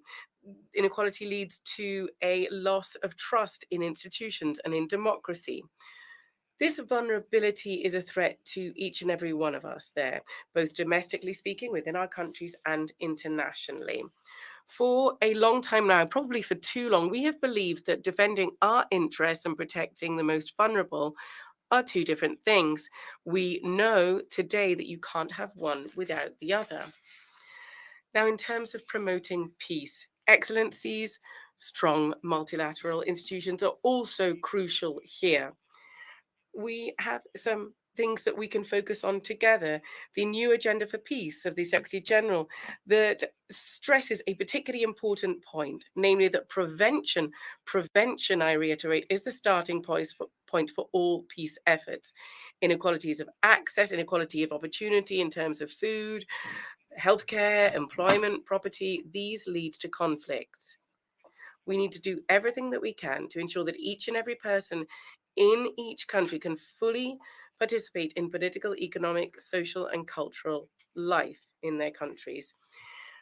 Threats, persecution, acts of violence, those in particular targeting women, in particular those people who are there to defend human rights, all of these need to be resolutely combated. Young people need to have real prospects for development and for prosperity as well. I talked about inequalities. I talked about promoting peace. There's also a key role to be played by multilateral institution to protect civilians. All armed conflicts are different. However, the common denominator in all of them is an exacerbation of inequality, suffering, and civilian suffering in particular. Thus, strong multilateral institutions are key, including the respect for international humanitarian law. That's a top priority for Switzerland. That respect is at the heart of Switzerland's work within the Security Council. And in this discussion, in this debate, I'd like to remind you that the protection of civilians in armed conflicts is not an option. It is an obligation for all parties to a conflict. Over the past year, I had the opportunity on several occasions to go to countries affected by conflict. In particular, I went to Mozambique and the Democratic Republic of Congo, and also Colombia. These contacts with the people affected by conflict highlights the extent to which work on the root causes of conflict is crucial in terms of guaranteeing lasting peace. I was also able to see on the ground the extent to which the full participation of women is crucial to bring a return to peace. This is why my country, Switzerland, is continuing its strong commitment to implement the Women, Peace and Security agenda of the United Nations. This is also why we are continuing to mobilize to ensure the full implementation of all pertinent resolutions here. During armed conflict, the shortage of essential goods and services for civilians cost many more lives than the direct impact of hostilities does. It also exacerbates inequalities and undermines peace returning. In this context, I'd like to stress to you the importance of UN peacekeeping missions. They carry out essential work for the worst affected populations. And in this context, I think that all humanitarian stakeholders should be protected and supported. There are also other stakeholders as well as UN missions. And so in this context, the commitment of the ICRC needs to be strongly defended.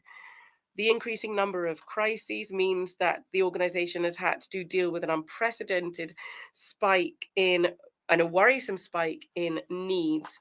We're the depository of the Geneva Conventions, and we are the headquarters of the ICRC. And so Switzerland is resolutely committed to this humanitarian work. The work of the ICRC is crucial for the protection of civilians. Ladies and gentlemen, excellencies, I have cited a few examples, and we see that there are numerous huge challenges. We need to see where are our common interests, not certainly in global disorder that some people are trying to promote to their gain, but rather in a renewed global order that guarantees stability, trust, and shared objectives. This is precisely why we need to take a stance.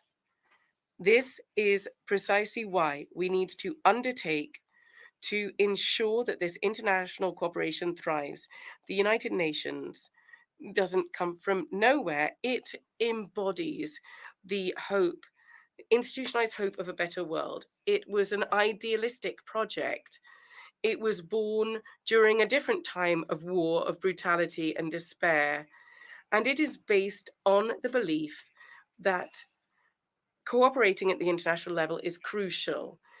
It is based on the belief that the world can only be better if each and every person shoulders their responsibilities. And it is based on the belief that ultimately what unites nations and what unites people is much, much stronger than that which separates them. This should make us optimistic in a period where there's a lot of pessimism. But this should encourage us not only to strengthen, but also step up our work together at the global level.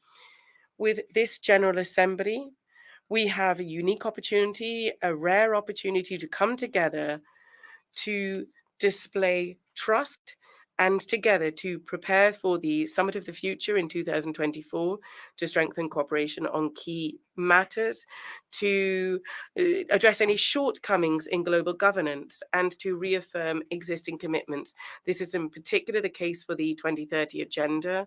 It is very interesting to be able to participate in the discussions yesterday. And the SDG Summit that did indeed take place yesterday should give us an opportunity to breathe new life into this agenda, because it is nothing less than our shared roadmap for a better future for us all. Let us show responsibility and solidarity to build a fairer, more egalitarian world for not us so much, but for those who are going to come after us, for future generations. And we must say this is a responsibility that we have to shoulder. It can't be delegated. This is our responsibility. Thank you. En nombre de la Asamblea, On behalf of the Assembly, I wish to thank the President of the Swiss Confederation for the statement just made, and I request protocol to escort His Excellency. The Assembly will now hear an address by Her Excellency Natasha Musar, President of the Republic of Slovenia. I ask protocol to escort Her Excellency. en nombre de la Asamblea General, tengo el On behalf of the General Assembly, I have the honor to welcome Her Excellency Natasha Musar, President of the Republic of Slovenia, and I invite her to address this Assembly. Ladies and gentlemen, Your Excellencies, Mr. President, let me first congratulate you on your election as the President of the 78th session of the General Assembly. It is truly a great honor to address you for the first time as the President of Slovenia. You lead this institution in the most challenging of times such as have not been seen since the establishment of the United Nations. I will return to this point again later. We live in a world in which various actors, including private companies and individuals, affect international relations at all levels and across sovereign boundaries. It is a world that has changed demographically and technologically. It is a world in which human dignity is still not guaranteed for all and is increasingly challenged for the most marginalized and vulnerable people. It is a world with a set of normative commitments, including legally binding treaties, which are not being implemented. It is a world where there are many wars, deadly conflicts, aggressions against states, and the suffering of many civilians who fear for their lives or are affected by the socio-economic destruction caused by conflicts. It is a world that has not universally recognized the seriousness of climate change unfolding before our eyes. It is a world that lacks global solidarity for the implementation of the development goals that we all have committed to. It is a world that needs the United Nations with a reformed, representative Security Council that will be able to respond to all of the mentioned challenges effectively and in an adequate and fair manner. We should tackle these challenges as one. If we continue to prioritize national interests, private interests, or just some particularistic interests of individual actors and leave the resolution of global problems on the sidelines, we will extinguish ourselves as a civilization.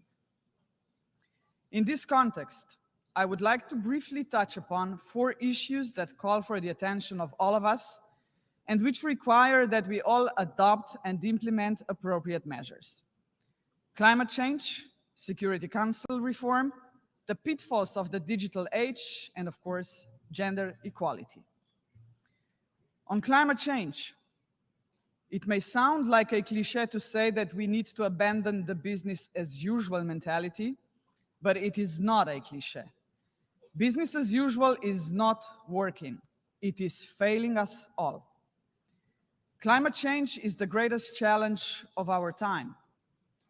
The catastrophic floods that hit Slovenia in August are just one more event among the many, many events around the world that prove the point. I trust that we will be able to overcome the consequences of the floods. But think of countries that have less capacity to do so. Think of small island developing states, for example. They are frequent victims of catastrophic natural disasters, but the recovery costs are disproportionately high. Everyone should invest in an environmentally sustainable world, but I want to be clear, not everyone equally. Global solidarity is a matter of climate justice. intergovernmental solidarity, with richer states contributing more than the poorer ones, and with the richest private companies also contributing their fair share, must be guided by the understanding that climate change is a result of human activities, past and present. Therefore, I am pleased to announce that Slovenia plans to increase its contribution to the Global Climate Fund by 50%. Addressing the growing financing gap between the needs of developing countries and available financial resources is essential for the implementation of Agenda 2030. However, I am very concerned that the current geopolitical polarization is hindering collaborative climate action. I only wish that in such circumstances, scientists were listened to more. According to the IPCC, simply keeping our promises would already be a step in the right direction. Sustainable development must become our joint and purposeful goal and principle guiding everyone's behavior. We must integrate climate action as well as the related question of water and food security into conflict prevention, conflict resolution, and sustainable peace building. Slovenia continues to be actively involved in ensuring climate and environmental justice, including the right to a clean and healthy environment, and in securing equitable access to safe drinking water and sanitation for all. During the UN 2023 Water Conference, I emphasized, water is life, water is existence, water is peace. It is for this reason that I would like to use this opportunity to repeat our call for the establishment of an UN Special Envoy on Water, which will be an important step towards ensuring the better coherence of water efforts inside and outside the United Nations. Mr. President, on the 6th of June 2023, Slovenia was elected to serve as a non-permanent member of the UN Security Council for the period 2024-2025. I would like to use this opportunity to thank you all for your confidence in electing my country to serve on the Council. It is with great honor, profound humility, and a sense of shared responsibility that we assume this task. Our term will be carried out in response to numerous conversations and exchanges we had with member states during our campaign. With regards to the Security Council, I cannot avoid the discussions on its reform, which have been going on for decades. I truly hope that we will soon see the light at the end of the tunnel. Slovenia has always been among the member states claiming that a change in the composition of permanent and non-permanent membership is long overdue. The current distribution of seats in the Security Council is neither fair nor representative. Furthermore, Slovenia belongs to the majority of member states that are deeply concerned about the unlimited use of the veto power, which is causing us to lose faith in the Security Council. It also results in the Security Council failing to act when action is required. In Europe, we view Ukraine as a case in point. Even some permanent member states have suggested that the P5 should refrain from using the veto, at least in the case of mass atrocities. We are all seeing this most valid suggestion ignored. In this regard, we commend Liechtenstein's recently introduced veto initiative as an important invitation to the P5 to reflect thoroughly on the situation before resorting to a veto. At the same time, it needs to be recalled that the UN Charter itself gives the P5 an opportunity to express their displeasure with decision-making, but still to act responsibly. They may not like a draft resolution, but they can choose to abstain and let the UN pursue without interruption its main goal, to maintain peace and security for all, not for merely a few, and certainly not just for one. Excellencies, by losing trust, we attack the very foundations of organized society of our international community. I am afraid that in our digital age, part of the problem of losing trust lies with the science and technology. Inventions are meant to advance humanity. Social media were not invented to disconnect us, but too often they do exactly that. Artificial intelligence can be useful, but it can also be dangerous. In this regard, I applaud to Secretary General's resolve to form a high-level advisory body on artificial intelligence. We need to find a way to govern the development of new technologies, including artificial intelligence, in a way that does not impede economic, developmental, social, and research opportunities, while not putting us at risk. A human-centric and human rights-based approach to the full life cycle of technologies, comprising their design, development, and application, as well as decline, should be the answer. The Global Digital Compact must be centered on this notion. Things can be done, but all actors, including private companies, will need to be on board with honest and meaningful commitment. Ensuring that human rights are the foundation of an open, safe digital future is not going to be an easy task. In saying so, I look at the key menace of our time: disinformation.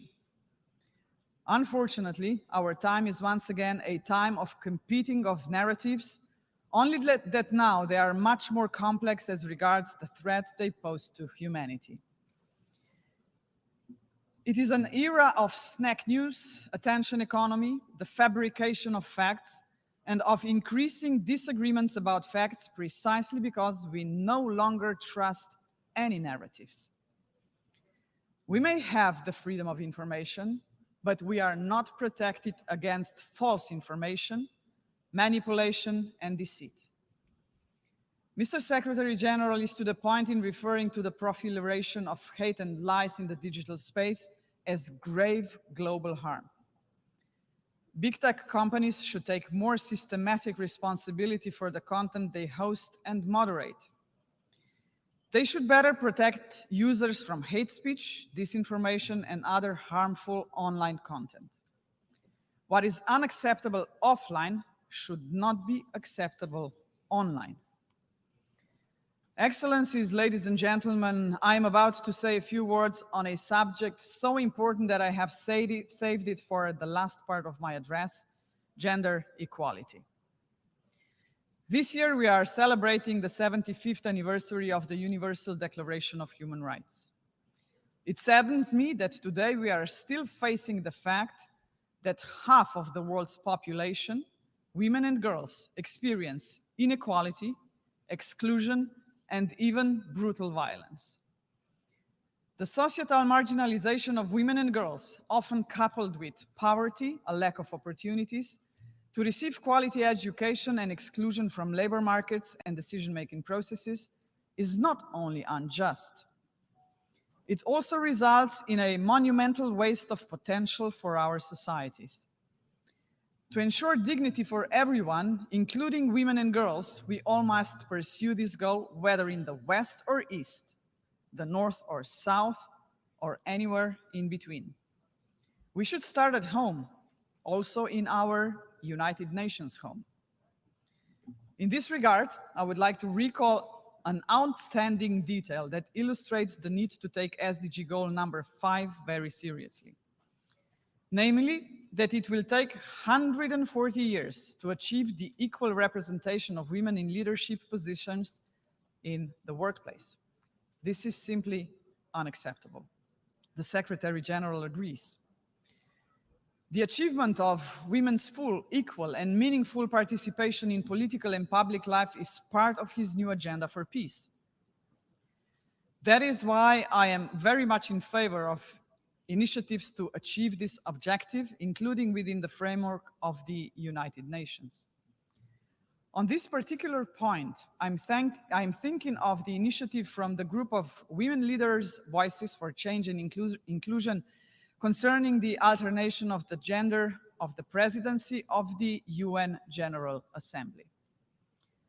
Mr. President, you are presiding over an assembly of the most important global institution.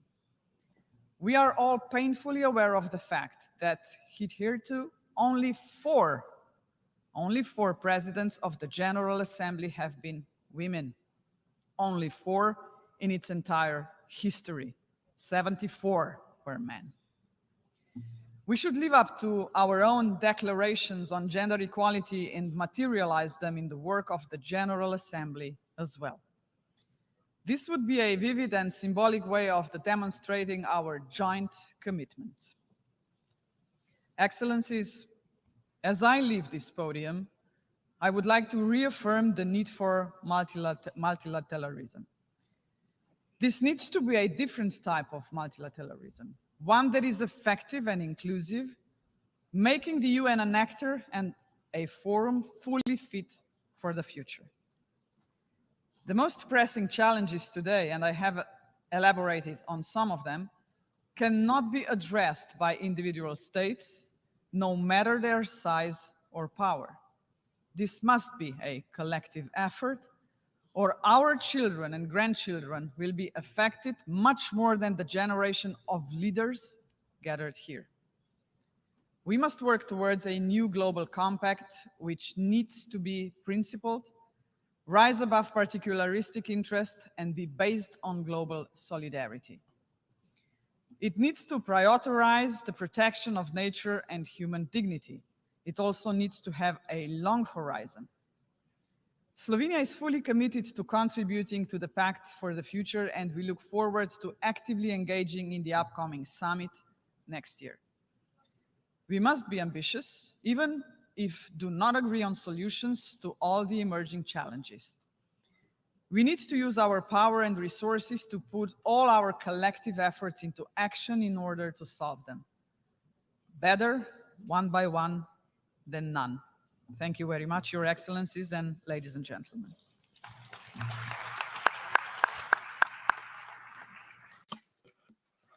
On behalf of the General Assembly, I thank the President of the Republic of Slovenia for the statement that she has made, and I would ask a protocol to escort Her Excellency. The Assembly will now hear a statement by His Excellency Shavkat Mirziyoyev, President of the Republic of Uzbekistan. I request protocol to escort His Excellency. On behalf of the General Assembly, I have the honor to welcome His Excellency Shavkat Mirziyoyev.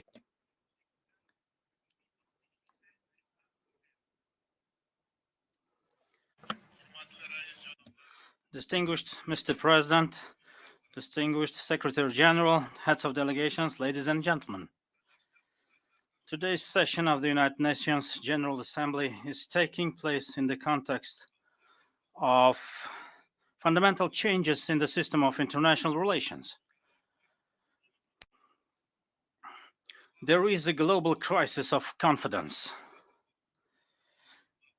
Problems in the functioning of global security institutions and deviation from international law are increasing. All this is causing a huge increase in tension. The geopolitical contradictions are creating new obstacles to the free flow of trade, investment, and innovation.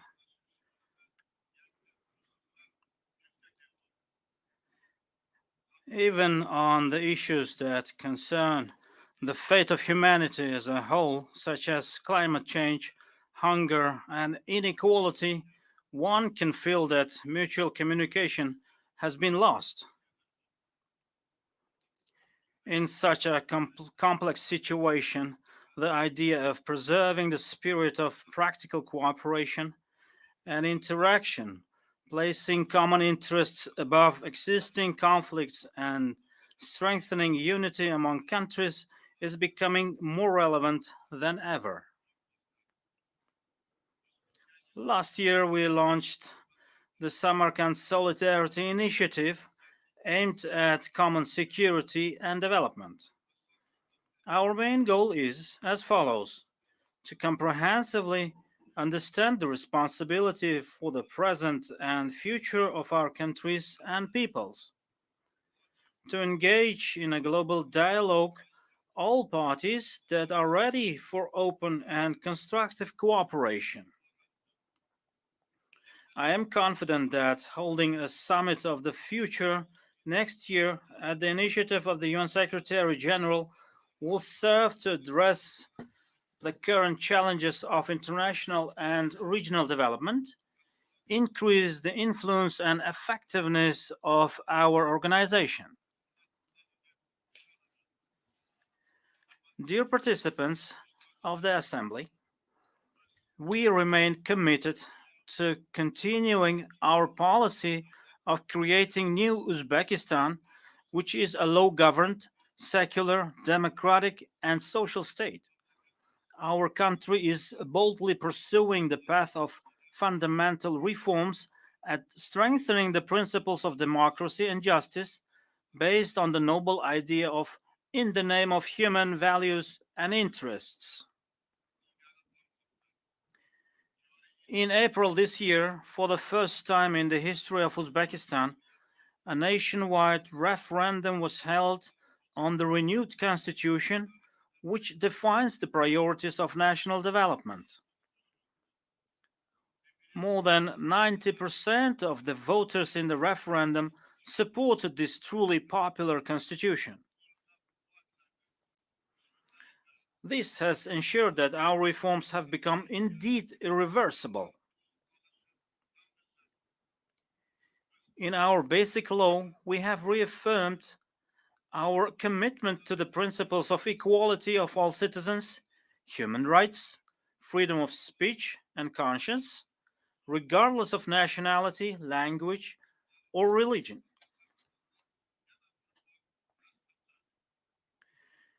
It is on this legal basis that we have adopted the development strategy Uzbekistan 2030. This strategy is in line with the United Nations Sustainable Development Goals, and we are fulfilling all commitments we have undertaken. Ladies and gentlemen, as an outcome of the ongoing reforms, the economy of Uzbekistan, despite the global challenges, is showing a steady growth. Over the past 6 years, the gross domestic product of the country has grown over 1.5 times. Our main objective is to double this figure by 2030. Another priority of our economic liberalization is to become a full member of the World Trade Organization in the near future.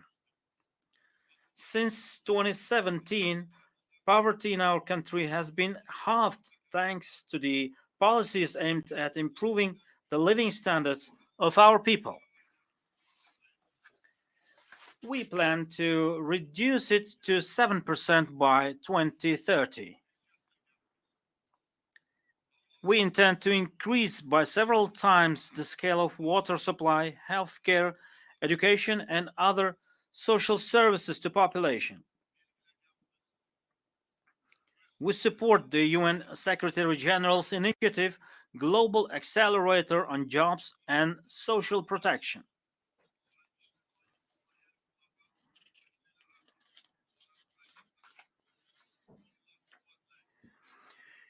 In order to share best practices within the framework of this initiative, we propose to hold in 2024 in our country the World Conference titled Social Protection, the Path Towards Development, under the auspices of the United Nations. Dear participants of the summit, in recent years, Uzbekistan achieved remarkable results in the protection of human rights. Forced labor and child labor have been completely abolished in our country. For a century, millions of people were forced to pick cotton in Uzbekistan. The vast majority of the population, teachers and doctors, entrepreneurs, workers and employees, and unfortunately, school children and university students were mobilized to pick cotton every year from September to December. As a result, boycotts of Uzbek cotton were announced, and the country was blacklisted for several years. Thanks to our strong will and determination, now it is all history. Our people have been completely liberated from cotton slavery. The ban on forced labor is guaranteed in our renewed constitution, and the criminal liability for the involvement in forced labor has been introduced.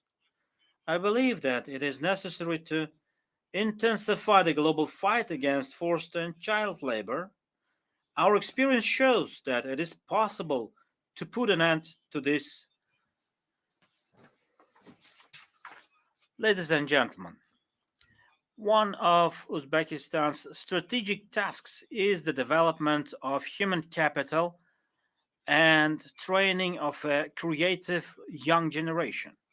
We believe that high-quality education, accessible to all, is the most effective factor in eradicating poverty, improving public welfare, and achieving sustainable economic growth. In this respect, our country has gained considerable experience in recent years. The education system is undergoing radical transformations. In the last 6 years, the coverage of preschool education has increased from 21% to 70%, and that of higher education from 9% to 38%. By 2030, we will create conditions for every child to have access to preschool education and for half of secondary school graduates to obtain higher education. Dear heads of delegations, in recent years, Central Asia has embarked on a path of good neighborliness, stability, joint partnership, and progress. Thanks to our joint efforts, Uzbekistan has managed to address problems of state borders, transport corridors, and water use with all its neighbors. Mutual trade between the countries of the region has grown by more than 2.5 times, and the number of joint ventures has increased fivefold. Our region has become a promising center for economic development, transport and communications bridge connecting East and West, North and South. This has led to a growing interest in our country. Central Asia's openness to the world is becoming the main condition for ensuring the region's security and stable development. It is safe to say that our people unite around a growing sense of regional identity, and this sense is growing ever stronger. It's not only our history that is common, but also our future and our vital interests that are shared. Expanding our regional cooperation is and will be our only choice. I'm convinced that with the support of the international community, Central Asia will continue on the path of unity. In this regard, transforming Central Asia into a peaceful and prosperous region will henceforth remain a priority goal of Uzbekistan's foreign policy. Distinguished participants of the summit, in Central Asia, where almost half of the population belongs to the younger generation, the issues of youth and creating opportunities for fulfilling their potential have an utmost importance. In order to strengthen cooperation in this sphere, the countries of our region have recently signed an agreement on the common dimensions of the youth policy. We are currently interested in establishing effective cooperation with the United Nations and its specialized structures, studying best practices and achievements of other regions. In this regard, I propose to establish a working group at the United Nations to support the youth development in Central Asia.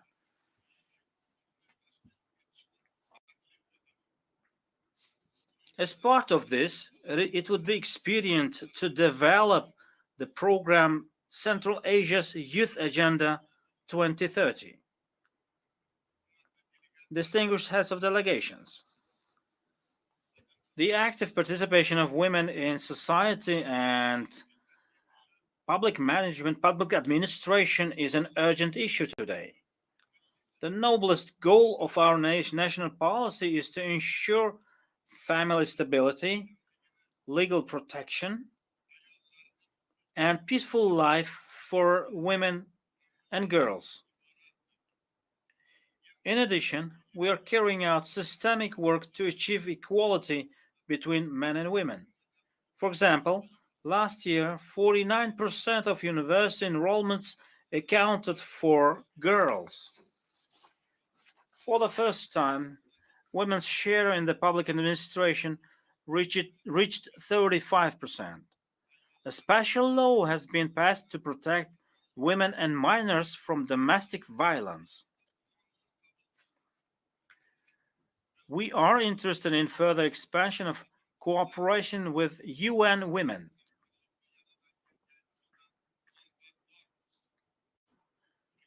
As a joint initiative, we propose to hold the Asian Women Forum in Uzbekistan next year to discuss the issues of fulfilling the creative potential of women and exchange experiences and best practices.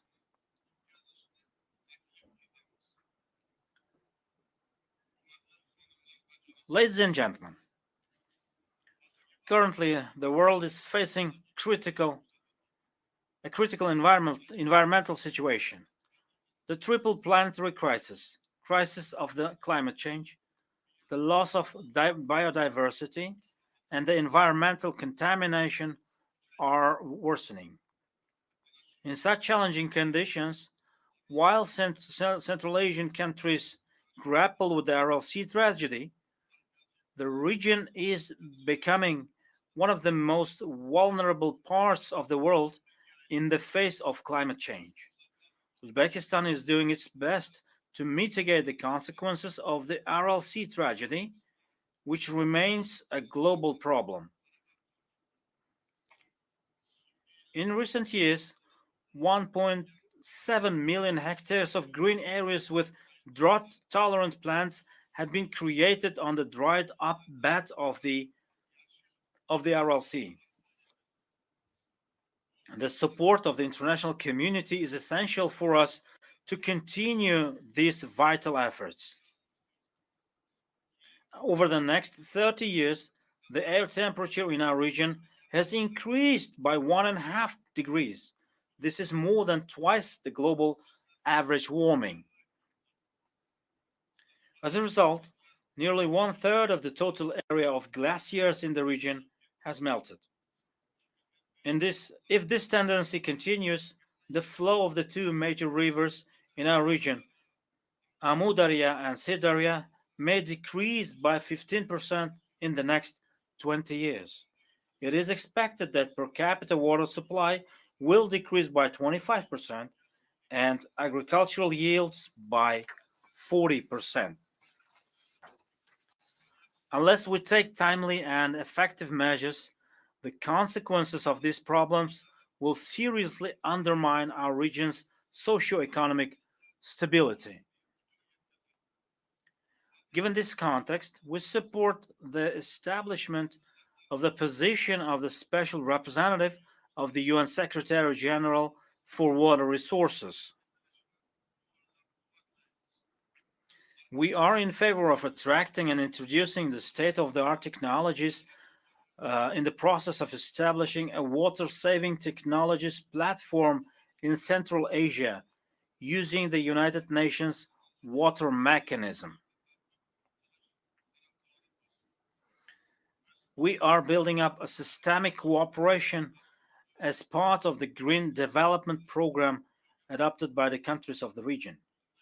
Such a partnership completely meets our interest and is aimed at preventing threats related to climate change. In this context, I believe that the introduction of the Central Asian Climate Dialogue would be expedient. We put forward an initiative to adopt a UN General Assembly resolution, Central Asia facing global climate threats, solidarity for common prosperity.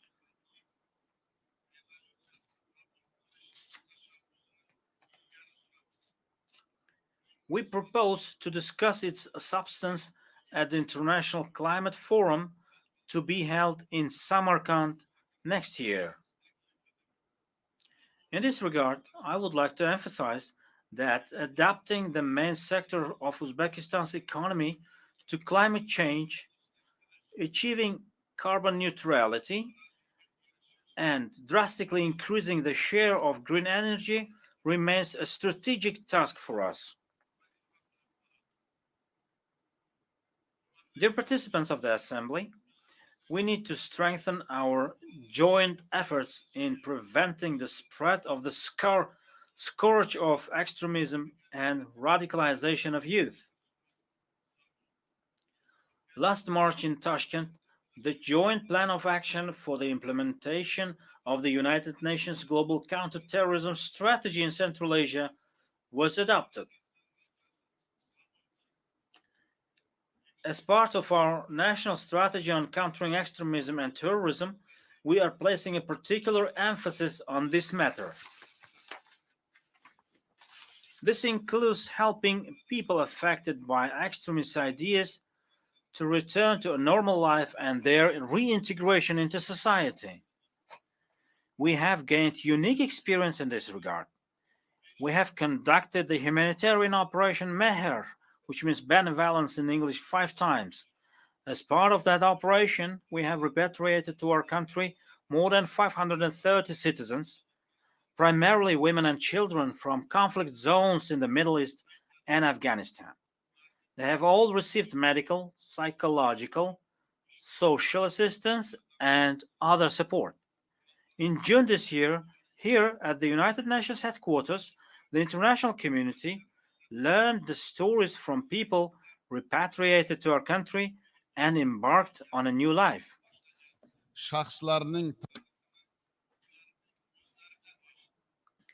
In order to continue ongoing actions in this direction and promote a permanent exchange of experience, we have taken specific measures to establish the Regional Expert Council on systemic work with persons repatriated from combat zones under the auspices of the United Nations Counterterrorism Office.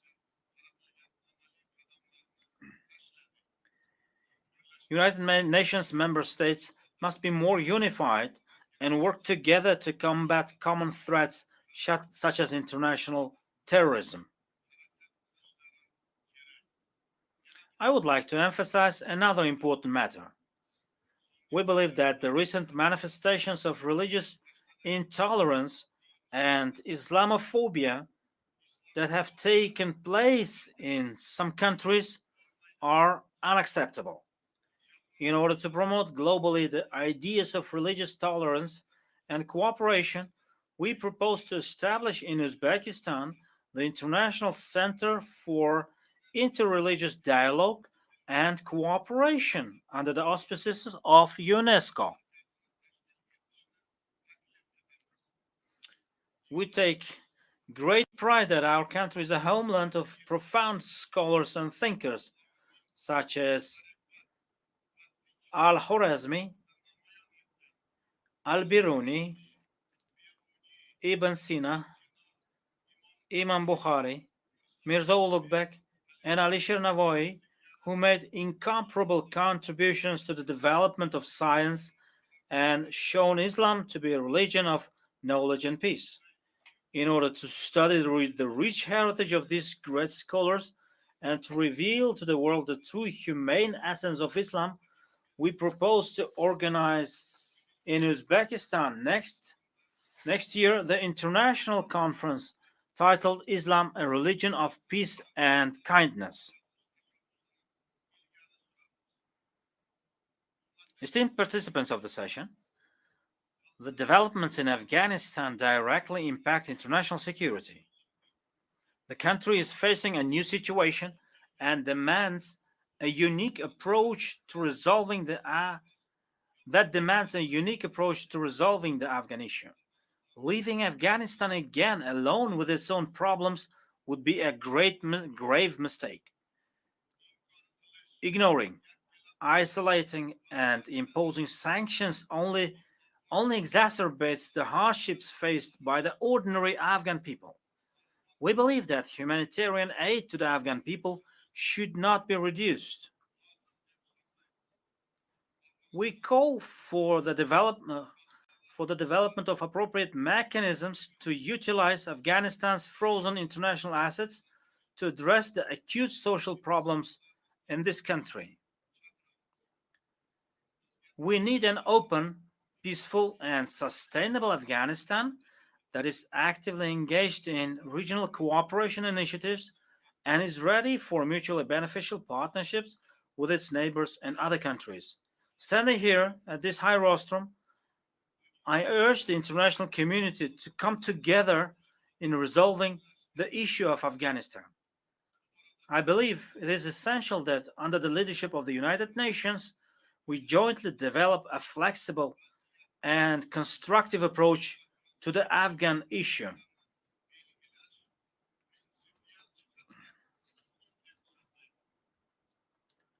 Dear President, dear participants of the Assembly, in this turning point of history, we must all consider what planet we will leave to the future generations. Only through shared aspirations and collective action can we achieve lasting peace and prosperity. Now, more than ever, we need mutual trust, unity, and a spirit of cooperation. Concluding my statement, I would like to reiterate that Uzbekistan, in this path, always remains committed to strengthening deep and long-term cooperation with United Nations structures and with all countries. Thank you for your attention. A nombre de la Asamblea. On behalf of the Assembly, I thank the President of the Republic of Uzbekistan for the statement he's just made. I would ask the protocol to escort His Excellency. We've heard the last statement in the debate of this session. The fifth plenary session will continue immediately as soon as this session is adjourned. The session is adjourned. Declaro. I declare open the fifth plenary session of the General Assembly. I call to order, rather. The Assembly will now hear the statement by His Excellency Luis Alberto Arce Catacora, Constitutional President of the plurinational state of Bolivia. I would ask the protocol to escort His Excellency. On behalf of the General Assembly, I have the honor to welcome His Excellency Luis Alberto Arce Catacora, Constitutional President of the plurinational state of Bolivia, and I invite him to address this General Assembly, the President of my country. Thank you very much, Brother Vice President of the General Assembly of the United Nations, Diego Pare Rodriguez. It is a source of happiness and pride to see you at the helm of this assembly, the most important multilateral body created by humanity. And we are convinced that along with President Denis Francis and his leadership, you will honor the names of our countries and our Latin American and Caribbean region. Distinguished heads of state, government, ministers of foreign affairs, brothers and sisters of delegations present here, good afternoon, one and all. Brother Vice President, A year ago, in this same forum, we denounced the fact that the world was grappling with a capitalist crisis, which was jeopardizing humanity and the very existence of this planet. And unfortunately, a year after that statement, that same delicate scene has not changed at all. The capitalist system, in its enthusiasm for imposing a decadent hegemony, is replicating practices of domination and colonial exploitation that need to be overcome. Unfortunately, many of the brilliant proposals that emerged within this assembly have been ignored, or they were simply omitted due to interests that are part and parcel of the savage capitalist system of exploitation, which prioritizes production and reproduction of capital rather than safeguarding the lives of human beings and the very existence of the planet. It is clear that we find ourselves before increasing precariousness of the economy due to the impact of the many bellicose conflicts that are shaking the world today. Peace and security are very much at risk, at imminent risk, given the lack of determination by the international community to propose solutions that would emphasize dialogue and put an end to bellicose efforts and warmongering promoted by the transnationals of war. To that, we must add the serious impact of the environmental crisis, the impact on all living systems in all corners of the world. According to experts, due to the prevailing system, we have exceeded 6 of the 9 planetary limits within which humanity and Mother Earth as a whole need to be able to live in order to continue developing and prospering. It's worth highlighting here that this tragic situation was further exacerbated in recent decades due to the unipolarity and unilateral inaction and due to unfulfilled commitments. Pending challenges continue to be many and enormous, and today we find ourselves, however, at the dawn of a new international configuration. We are convinced that we are bearing witness to the building of a new international order, a situation whereby the United Nations and the General Assembly needs to uphold the principles for which it was created and play a vital role. A new world order where we can all participate equally, with equal rights and obligations, without impositions of any kind, without any masters or slaves, without double standards to measure some and others, without sanctions or those that are sanctioned. This needs to be a new order where solidarity would prevail. Complementarity and collaboration need to go above and beyond egotism and pettiness. With that certainty, it is possible and necessary to create such a world, and the plurinational state of Bolivia to that end would like to share the following ideas and suggestions. First, we reiterate that, like we said last year, our proposal is that the world be declared as a territory of peace. We must put an end once and for all to the arms race, and we must prioritize dialogue, sincere dialogue and diplomacy amongst peoples in order to settle armed conflict that threatens the very existence of humanity. It is urgent that our nations unite in a collective effort, bringing together diverse voices, especially those from regions that are far removed from the rhetoric of confrontation, and yet these far removed peoples are those that suffer the repercussions from war in different dimensions. We need to give peace a chance. And in that endeavor, the organization, the United Nations, has a fundamental role to play in order to reduce tension and to make progress in dialogue that would make it possible to consolidate sound diplomatic policies and settlements of disputes which are on the agenda of our organization.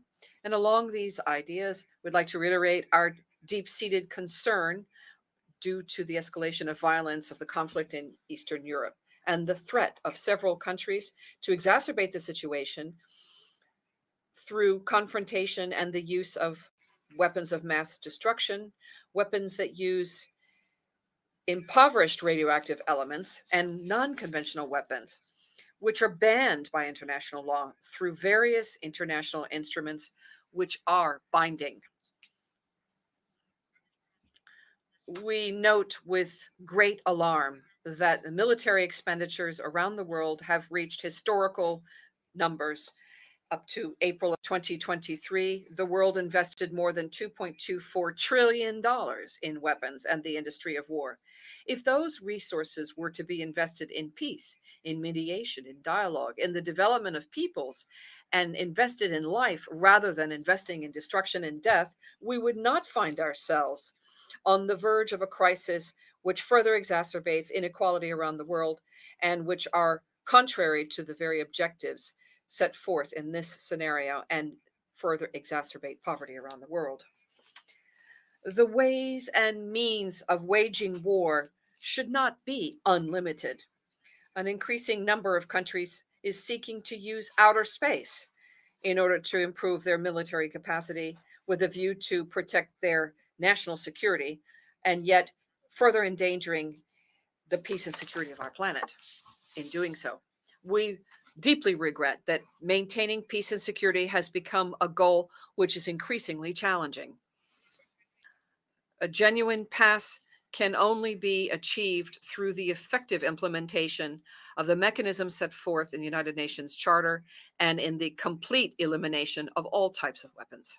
Bolivia will always be committed to defending and strengthening multilateralism and to continue to contribute to disarmament by upholding international law, international humanitarian law, and doing so from a vision based on peace and social justice, the well-being of people, and peaceful coexistence.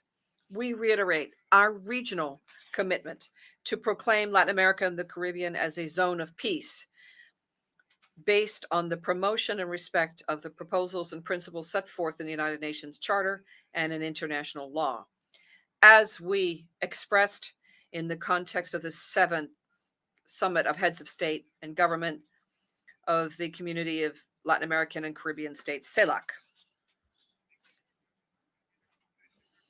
Also, at this summit between the European Union and CELAC, which was held in Brussels last July, we indicated our desire to have a Latin American, Caribbean, and Europe living in peace. Our desire that our peoples would be able to bring about peace in a capitalist model which cannot actually offer us peace, and thereby abandon practices which in past histories have not been satisfactory in terms of achieving an equitable and complementary relationship between our regions. It's necessary to therefore break the international unfair order, which is smothering our peoples, and we feel it is time now to debate within the context of the United Nations how to build a new covenant for the future. But to do that, we need to recall the past. We need to resolve the present and prepare ourselves for the future. We are compelled to address the needs of present generations and future generations in an equitable manner. We cannot allow a child to die of hunger today in order to ensure the meal of a child that has not yet been born. Eliminating poverty and inequality today will prevent unimaginable conflicts of economic distribution and environmental conflict in the future. To build trust, we need to abandon petty interests and work through reciprocity. For example, by freeing all transfers of technology that enable us to save lives and restore Mother Earth. In order to revive global solidarity, we need to recognize each other and our relations within the context of all of us being humans. For example, in the context of climate change, let us recall that each state needs to earmark resources for the damage and loss fund in proportion to the historic responsibility that should be shouldered with regard to producing greenhouse gases. Action for the Agenda 2030 will only be possible if we make peace and solidarity the driver of prosperity. We must be bold and transform war expenditures and those on death into investments for life. And with these resources, we can overcome and meet the goals of sustainable development. This is the only way to make Mother Earth sustainable within a space that functions in a safe way for all humanity. It's the only sustainable, fair, environmental, and socially appropriate way to convert the system into one that is progressive. We must achieve these goals in a fair and equitable manner for all, without any political or financial impositions. Third, it's necessary and urgent to change the capitalist system in a time of neoliberalism, which multiplies and reproduces forms of domination, exploitation, and exclusion for the great majority. Brothers and sisters, the multidimensional crisis of capitalism has been laid bare in the context of post-pandemic world and has been exacerbated by the effects of the military conflict in Eastern Europe. And these are nothing but manifestations of the transition towards a configuration of a world order which is different from the one we currently have. In response to this, and has never happened before, the global South is raising up in a peaceful and constructive manner. They are standing for regional and interregional processes of cooperation and integration. And the clamor has increased to reconfigure the international financial system and transform our understanding of what scientific development should be, that is respectful in turn of Mother Earth, and how to pursue this in an equitable manner while also recognizing the historical responsibilities that need to be shouldered vis-a-vis our nations and in all dimensions. Given the irreversible march towards a multipolar world, it is undeniable that each strength influences new initiatives and economic integration, trade, and cooperation amongst countries. The surgence and emergence of trade blocs such as Asia, Africa, South America, or the BRICS make it possible today for nations to have access to international markets without needing to compromise their sovereignty.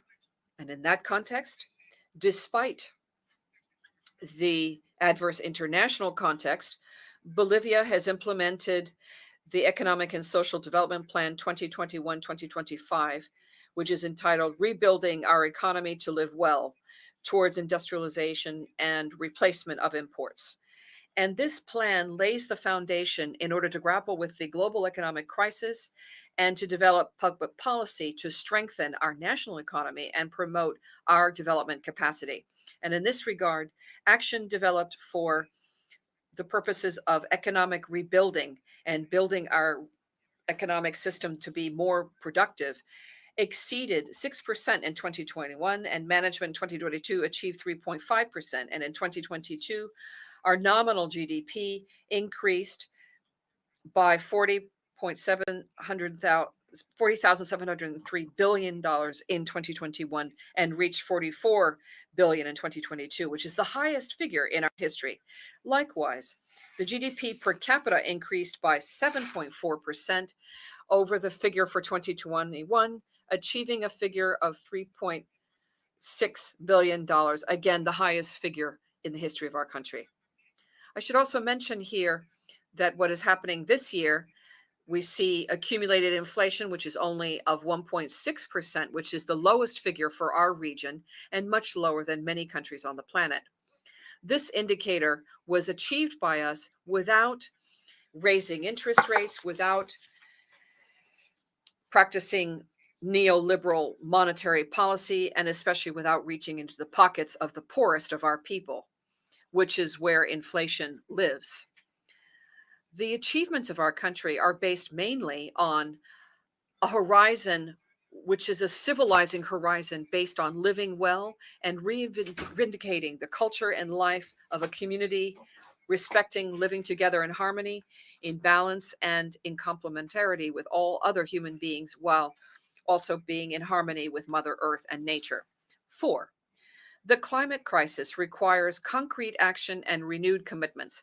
Bolivia has suggested, through recognition of the Mother Earth in the General Assembly and through the resolution approved in April of 2009, an effort for the entire international community to become aware of the importance of restoring our natural processes for the very survival of the human being on this planet, and providing for an alternative vision to, which is anti-colonial, an alternative to capitalism and mercantilism.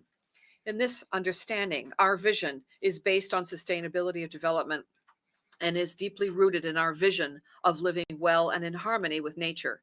This vision is born of the millennial and ancestral thoughts of our peoples and the indigenous peoples and our nations, which are the very foundation of our plurinationality.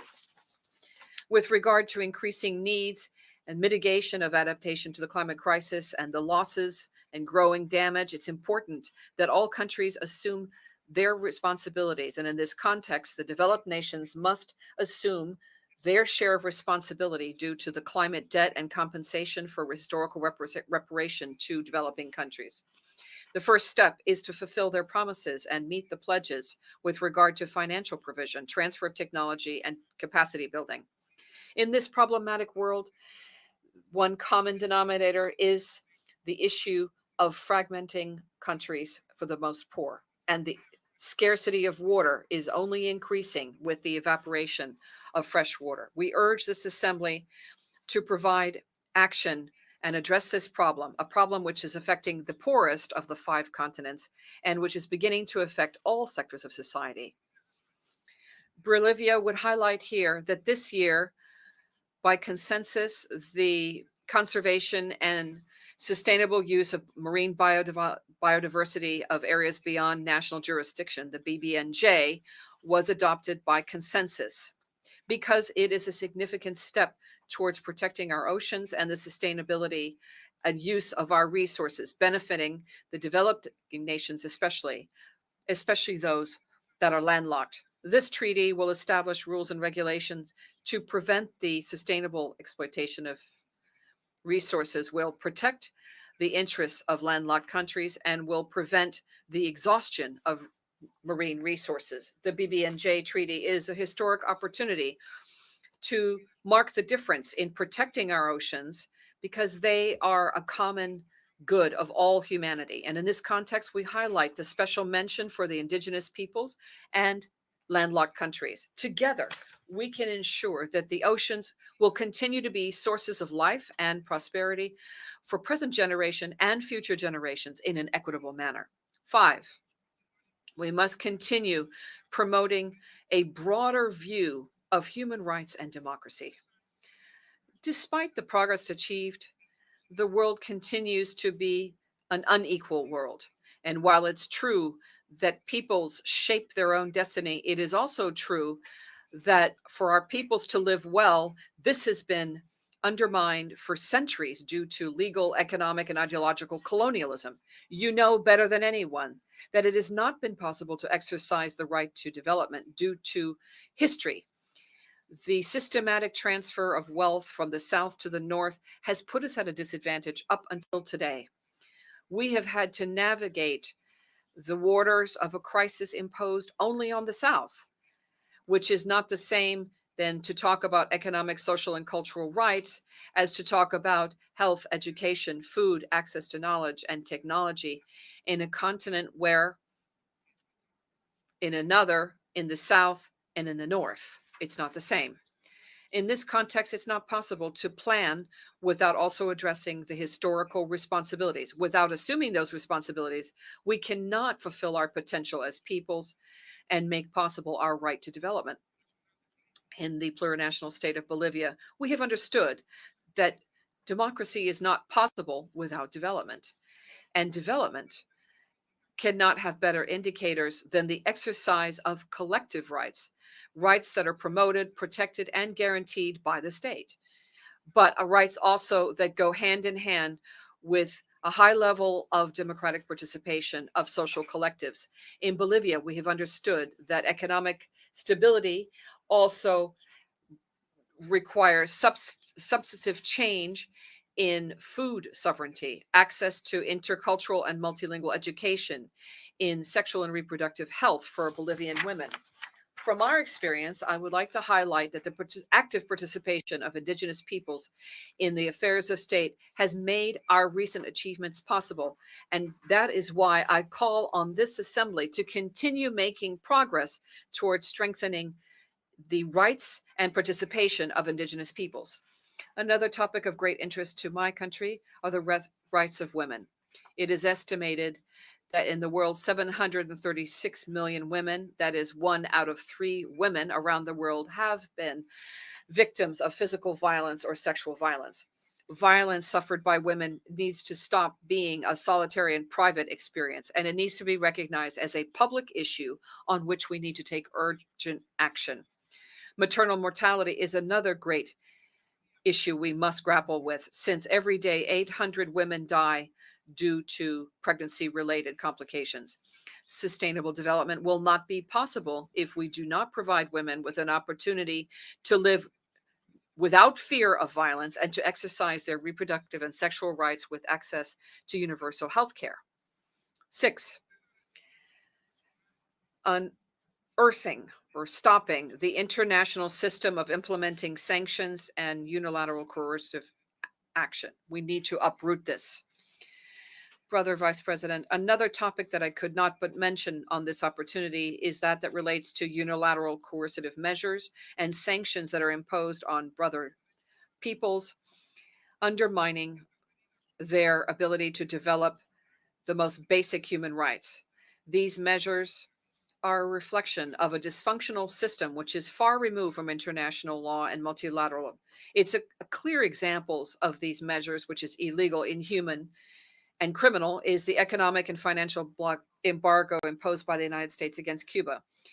The restrictions imposed make it difficult to have access to food, medicine, and other basic goods, creating human suffering, which impacts their economy and development. We call for the compliance with the many resolutions adopted by this General Assembly and to build a world that's fair and more solidarity, where all countries can prosper without regard to their political differences.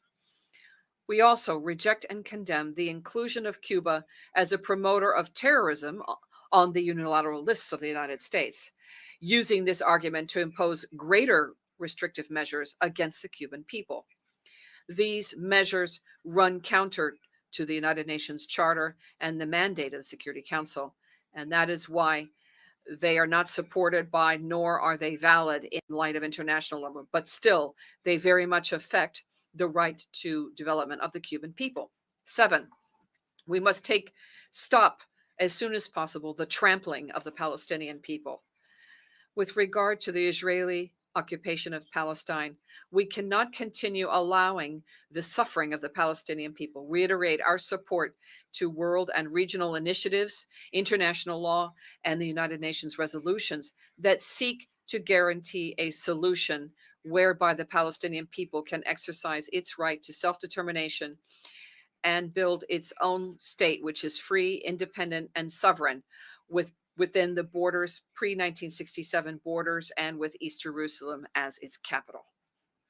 Finally, brothers and sisters, the current crisis urgently requires a United Nations organization that stands strong, that upholds the principles that created it, that is committed to peace, and that maintains its intergovernmental nature without, however, subordination to any hegemonic power, be it economic, political, or military. Because the solutions to the many challenges facing humanity will only become a reality with sincere commitment and the political determination of all countries and their actors, and prioritizing the common interests of humankind and of especially the most vulnerable people and sectors of humanity. Thank you. A nombre de la Asamblea. On behalf of the Assembly, I thank the Constitutional President of the Plurinational State of Bolivia for the statement that he's made. I would ask protocol to escort His Excellency. The Assembly will now listen to a statement by His Excellency Kasim Yomar Tokayev, President of the Republic of Kazakhstan. I request protocol to escort His Excellency. On behalf of the General Assembly, I have the honor to welcome His Excellency Kassym-Jomart Tokayev, President of the Republic of Kazakhstan, and I invite him to address this assembly, General Assembly. Mr. President, Mr. Secretary General, ladies and gentlemen, today humanity faces enormous shifts unseen in a century and has entered yet another period of geopolitical confrontation. The essence of the threat comes from the simultaneous erosion of fundamental principles of international law embodied in the Charter of the United Nations. The displacement of these pillars puts an increasingly heavy burden on the existing structure of international relations and creates confrontations. The pattern of non-compliance, suspension, and withdrawal from key international legal instruments is extremely concerning, as it could lead to the point of no return. This situation disrupts the trading system, weakens the supply chains that drive economic life, damages food security, and accelerates inflation. Current negative trends further exacerbate human suffering. 108 million people are forcibly displaced. More than 1 billion live in poverty, and 2 billion do not have access to essential medicines.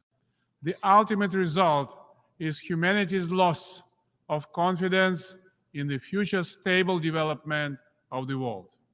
The younger generations no longer believe that the world they inherit will be a better one. Therefore, Kazakhstan finds it necessary to restate its unwavering commitment to the principles of the United Nations Charter. The leaders gathered here are responsible for the fate and future of humankind. Yet, as we approach the United Nations 80th anniversary, we have come almost full cycle to the organization's point of departure. The resolution of political issues by force, in fact, results only in deadlock. Dialogue is the only way to create a conducive environment that enables agreement on new principles and norms. Despite best efforts, conflicts persist in many regions of the world. We urge all parties to seek diplomatic solutions to the conflicts based on the UN Charter and universally recognized international law. In this regard, Kazakhstan commends all efforts and plans proposed by different states and groups of countries in support of a political settlement of the Ukrainian crisis. Diplomacy and dialogue should always prevail in seeking the resolution of international disputes. We must therefore together exert the greatest efforts to stabilize the only system of global institutions we have.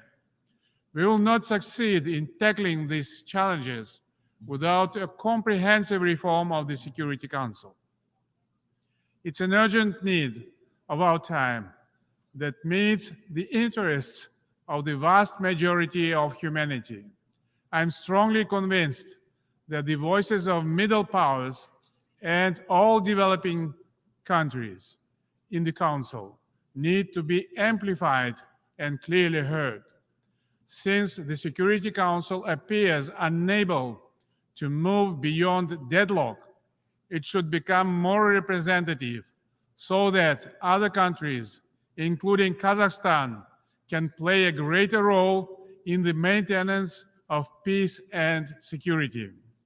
In our region, the growing engagement of member states has been a positive force in the transformation of the Conference on Interaction and Confidence-Building Measures in Asia into a full-fledged international organization that can contribute to continental mediation and peacemaking. Similarly, as the current chair of the Shanghai Cooperation Organization, Kazakhstan put forward the initiative of World Unity for a Just Peace and Harmony. This initiative, which we invite you to join, comprises a new security paradigm, a fair economic environment, and a clean planet. Open dialogue between the Global South and the Global North is its central pillar. Of all the challenges we face, perhaps the most destructive is the threat of use of nuclear weapons. 30 years ago, Kazakhstan voluntarily renounced the fourth largest inherited nuclear arsenal. That's why the logic of the nuclear agenda must be reversed. Only mutual trust and cooperation between nuclear powers on the path to a world free of nuclear weapons can produce global stability. In this context, Kazakhstan declares its continuous commitment to the Treaty on the Prohibition of Nuclear Weapons. We support the development of new mechanisms in the field of disarmament and non-proliferation. A strategic plan for the complete renunciation of nuclear weapons by 2045 could well be the most significant contribution to the global security of this generation of leaders. At the same time, COVID-19 has painfully illustrated our vulnerability to future biological risks and threats. Kazakhstan appeals to the Secretary General and the President of this Assembly to launch the process of establishing an international agency for biological safety. We welcome the Secretary General's new agenda for peace. This strategic document must confront a trust vacuum and growing hostility in the world. In the upcoming Summit of the Future next year, Kazakhstan will play a constructive and supportive role to adopt a pact for the future. But the search for peace is not just about the banning of weapons or the signing of declarations. Interreligious and interfaith dialogue plays a key role in fostering a culture of peace. We are therefore concerned about recent acts of profound disrespect towards holy books. Such barbaric acts against Islam or any other religions cannot be accepted as expressions of freedom, free speech, and democracy. All holy books, including Quran, deserve legal protection against vandalism. Finally, a culture of peace can only be based on the principles of unity in diversity and mutual respect. I am proud, therefore, of the outstanding role of the Astana-based Congress of the Leaders of World Religions. In brief, Kazakhstan is a peace-loving nation that pursues its own national interest while continuously searching for peaceful solutions of pending international issues. Independence, territorial integrity, and sovereignty are core principles that will guide my people now and in the future. We will continue cooperation with our major allies on all strategic issues. Ladies and gentlemen, we need new assessments that will enable us to tackle pressing global economic problems while ensuring the right to development. To do this, we require an open, transparent, and inclusive multilateral trading system based on WTO principles and rules. We also need to think about a better global food security system. Nearly 10% of the world's population faced hunger last year. We must boost voluntary information exchange on food security, including volumes of production, and the export on import of food products. In concert, we must enable the transparent tracking of funding from the international community in response to food crisis. Kazakhstan is ready to act as a regional food supply hub. We have all the required resources, infrastructure, and logistics in place for these purposes. Kazakhstan is already a reliable link for nearly 80% of overland transit traffic between Asia and Europe. The Trans-Caspian International Transport Route, the so-called Middle Corridor, can significantly strengthen East-West engagement. This route could increase the pace of trade between critical markets, cutting by almost half the amount of time required to transport goods via the maritime route. Dear friends, the urgency of climate action risks to become a cliché, but it is a dangerous cliché because immediate, effective, and transformational steps are urgently required to prioritize environmental protection. Central Asia is one of its front lines. Even if we successfully limit global temperature rise to 1.5 degrees by 2030, which looks increasingly unlikely, we will experience between 2 and 2.5 degrees of temperature rise in Central Asia. Despite the long road of the Paris Climate Agreement, we must all remain committed to a carbon-free future. The climate agenda should not be used to introduce measures restricting trade and investment cooperation.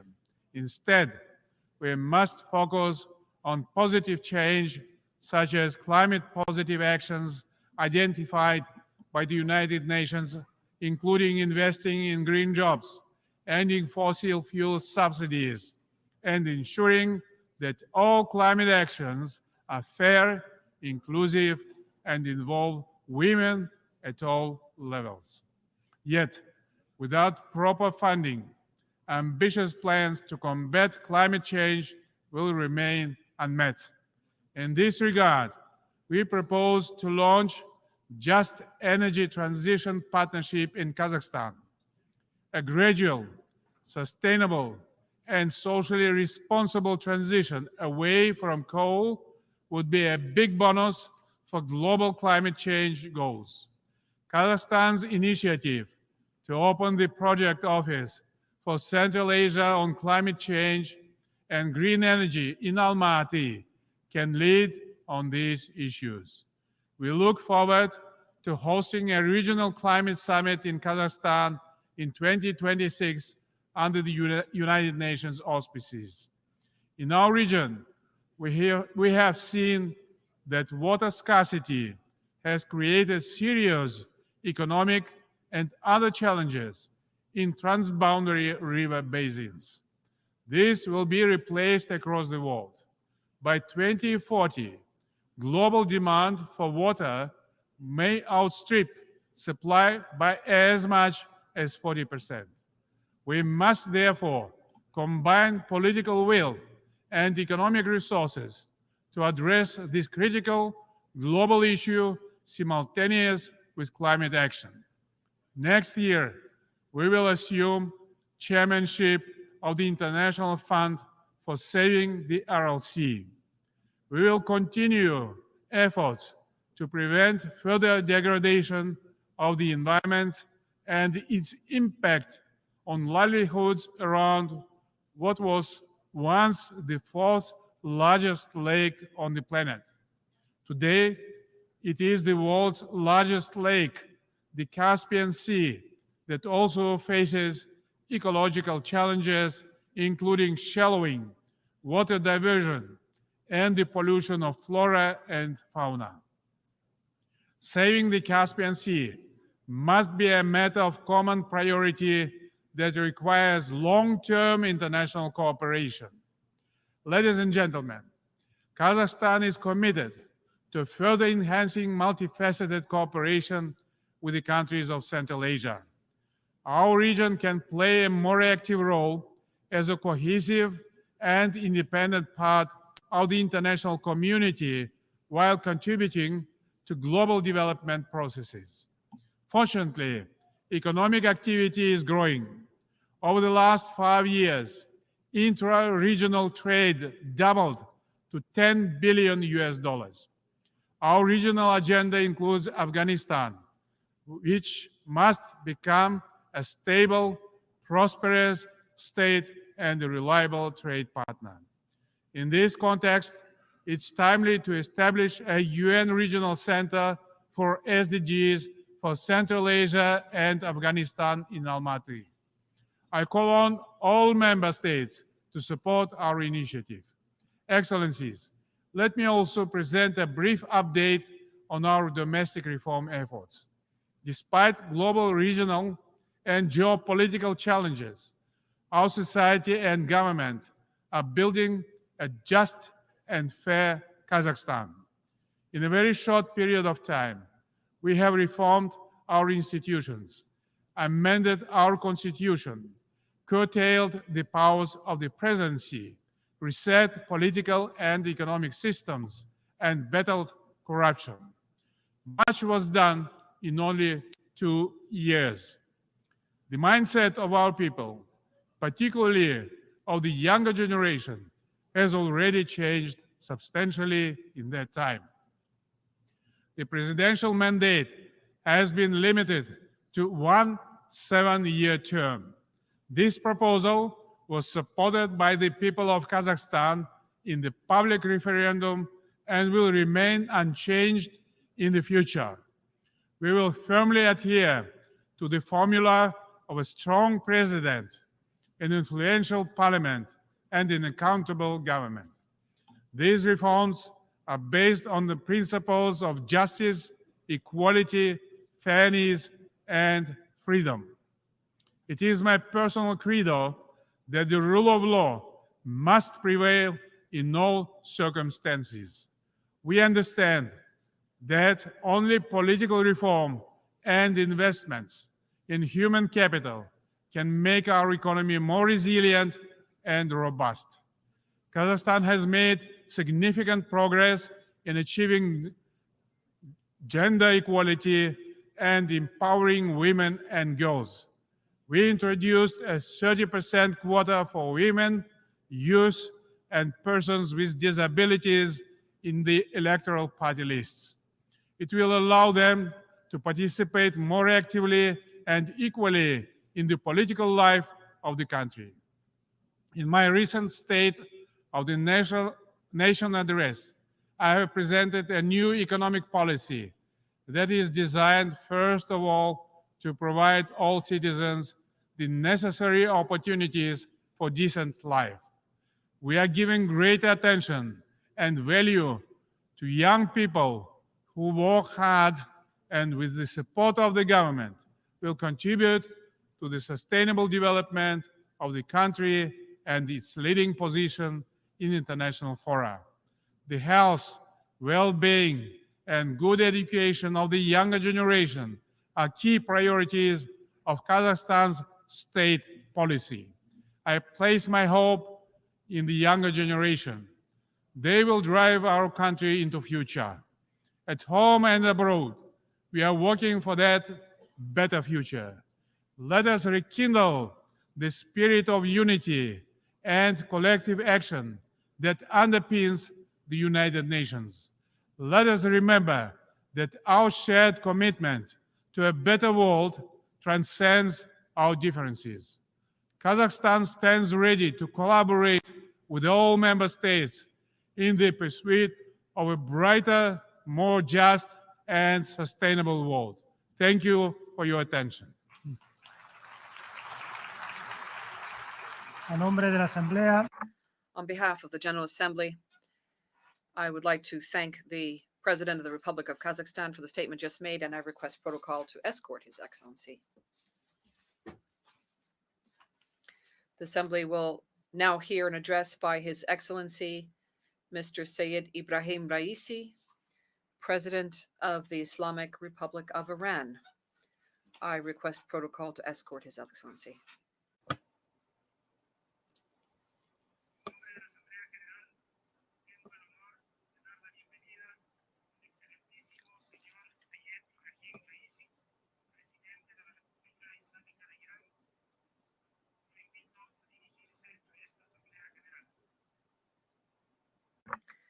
I invite him to address the Assembly on behalf of the General Assembly.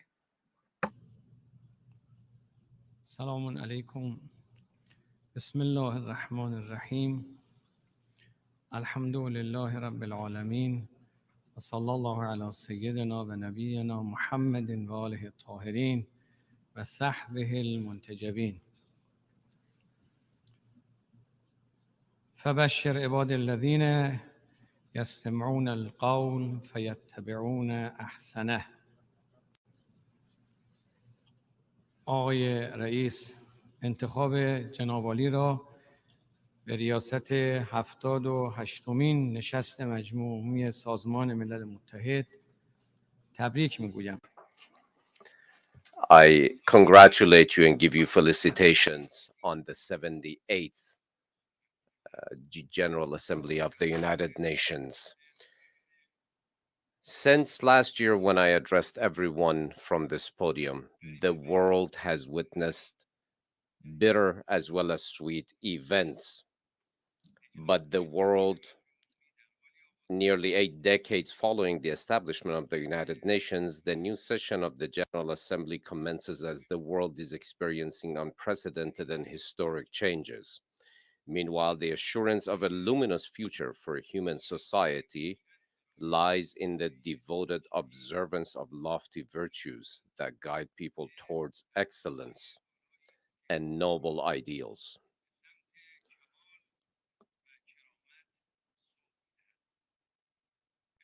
What better source than the word of the Creator to encapsulate the essence of humanity and elevate the inherent values of mankind? Distinguished delegates, ladies and gentlemen, the Holy Quran beckons humanity towards rationality, spirituality, the truth, and justice.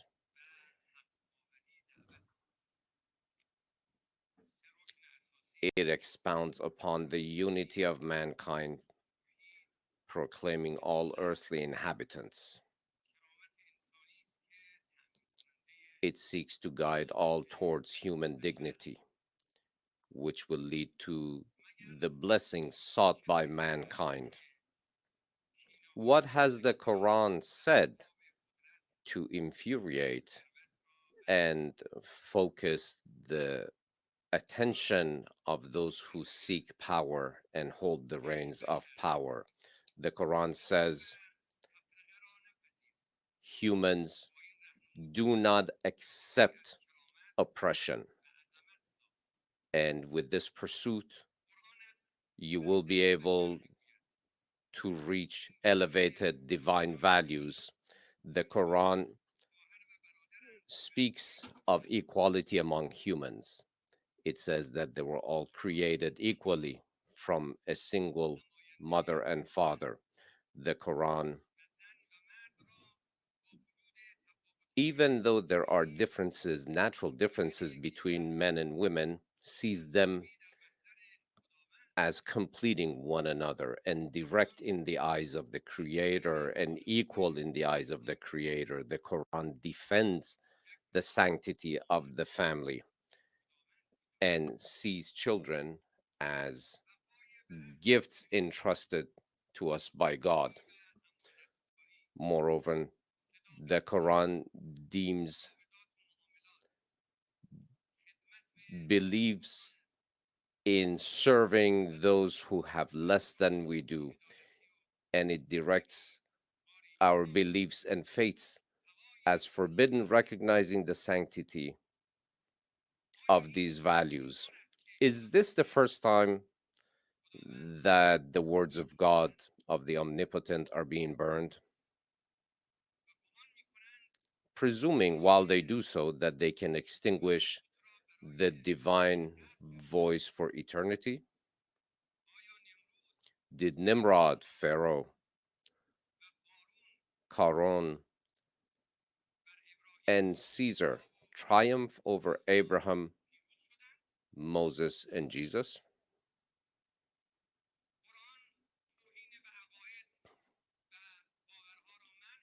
The Quran forbids all forms of violence in human interactions and deems respect towards Abraham, Moses, and Jesus on par and equal to with the sanctity for the Prophet Muhammad, peace be upon him.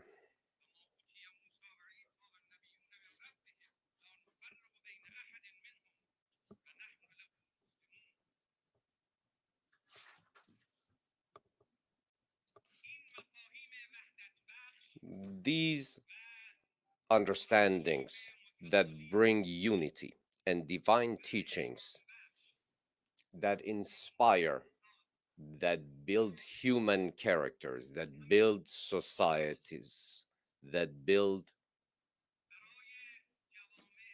progress for human societies will never be burned, is eternal. They remain impervious. The fires of disrespect will not overcome the truth, the divine truth. Mr. President,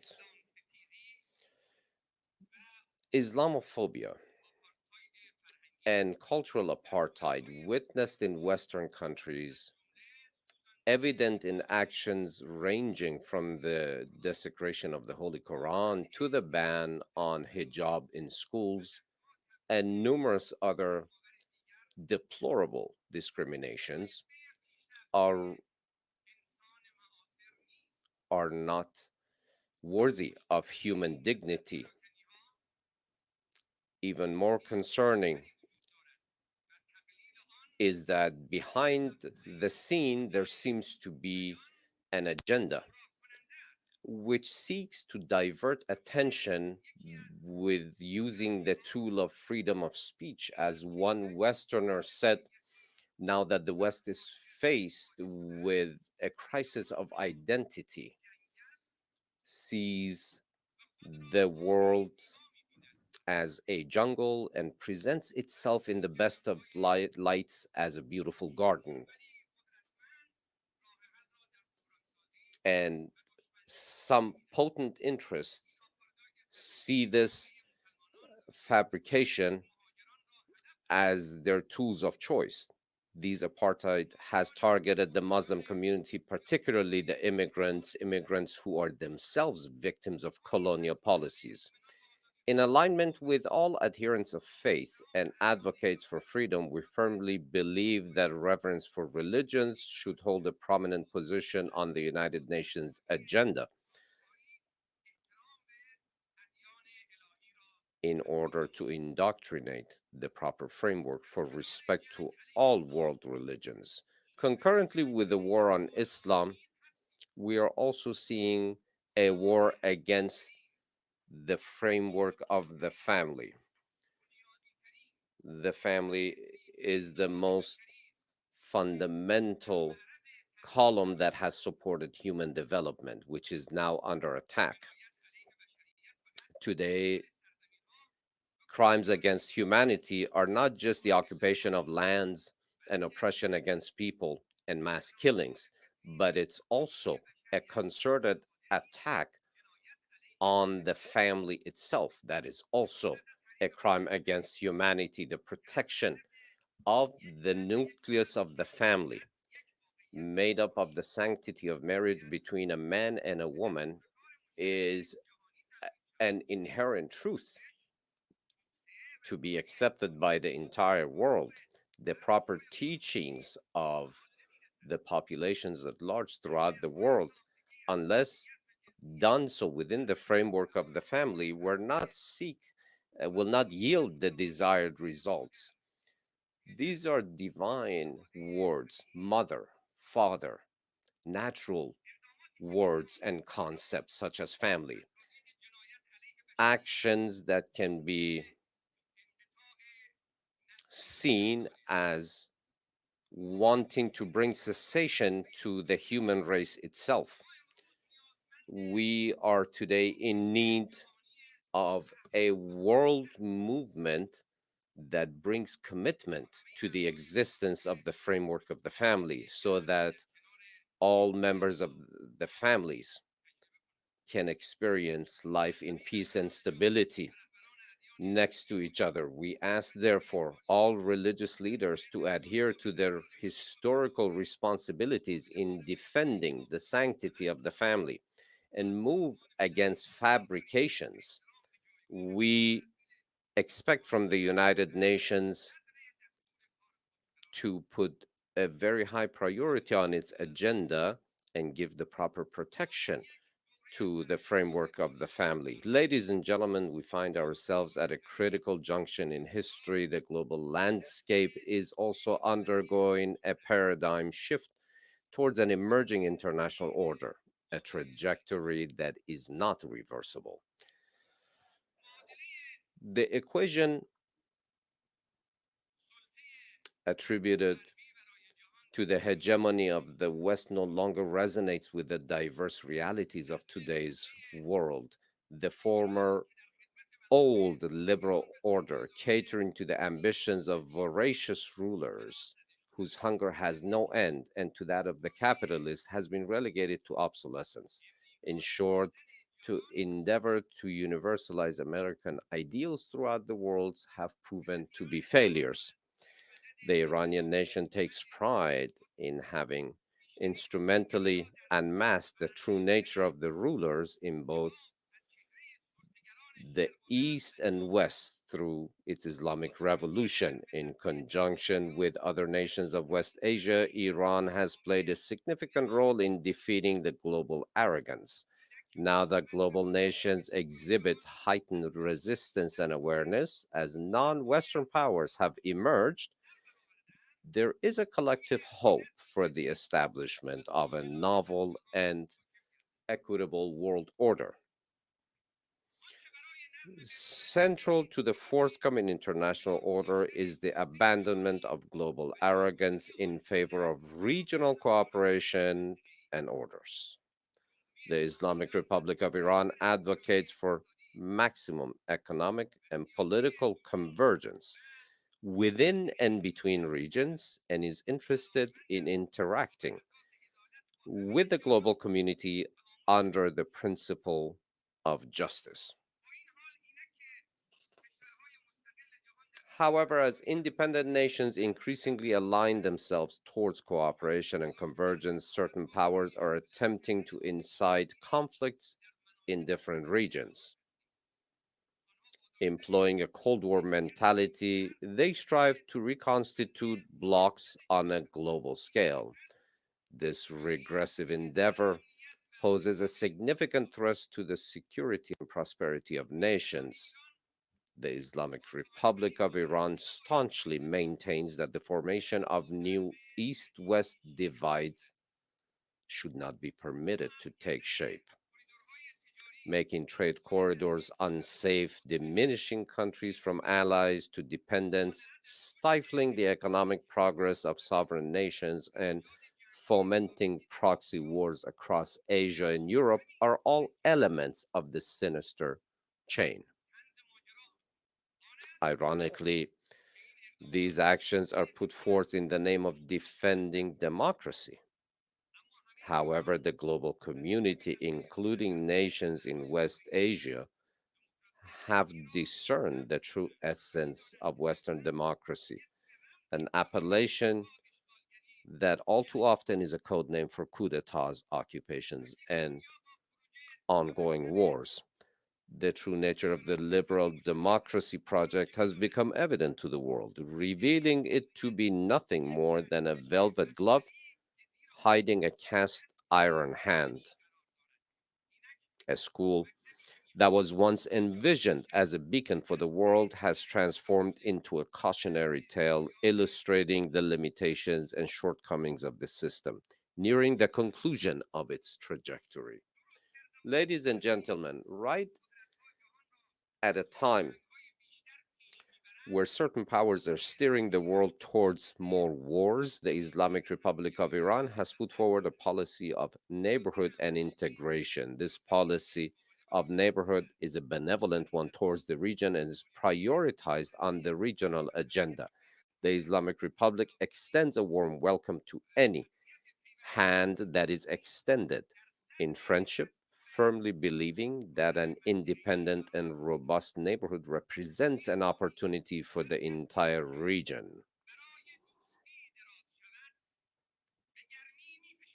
We will welcome any extended hand quite warmly. A stable and powerful neighbor is healthy for a stable region. Having traversed 2 decades of imposed tensions and crises within our region, the fruit of resilience from free nations from Syria to Palestine to Yemen to Afghanistan,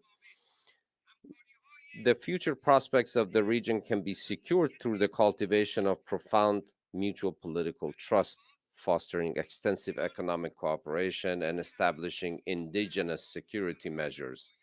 In alignment with this vision, Iran has established a new chapter of constructive relationship with like-minded neighboring countries through membership in regional and international mechanisms such as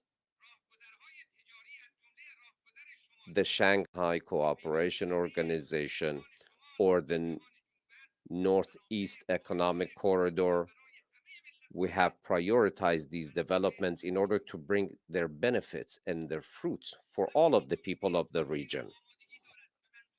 The Islamic Republic of Iran also stands ready in order to decrease the effects of climate change, to bring her capacity, her national capacity for renewable energy production and share those with other countries. In the security sector, the good neighbor policy seeks to increase regional cooperation and forbidden external meddling from the Caucasus to the Persian Gulf. Any type of foreign presence not only is not part of the solution, but it is the problem itself.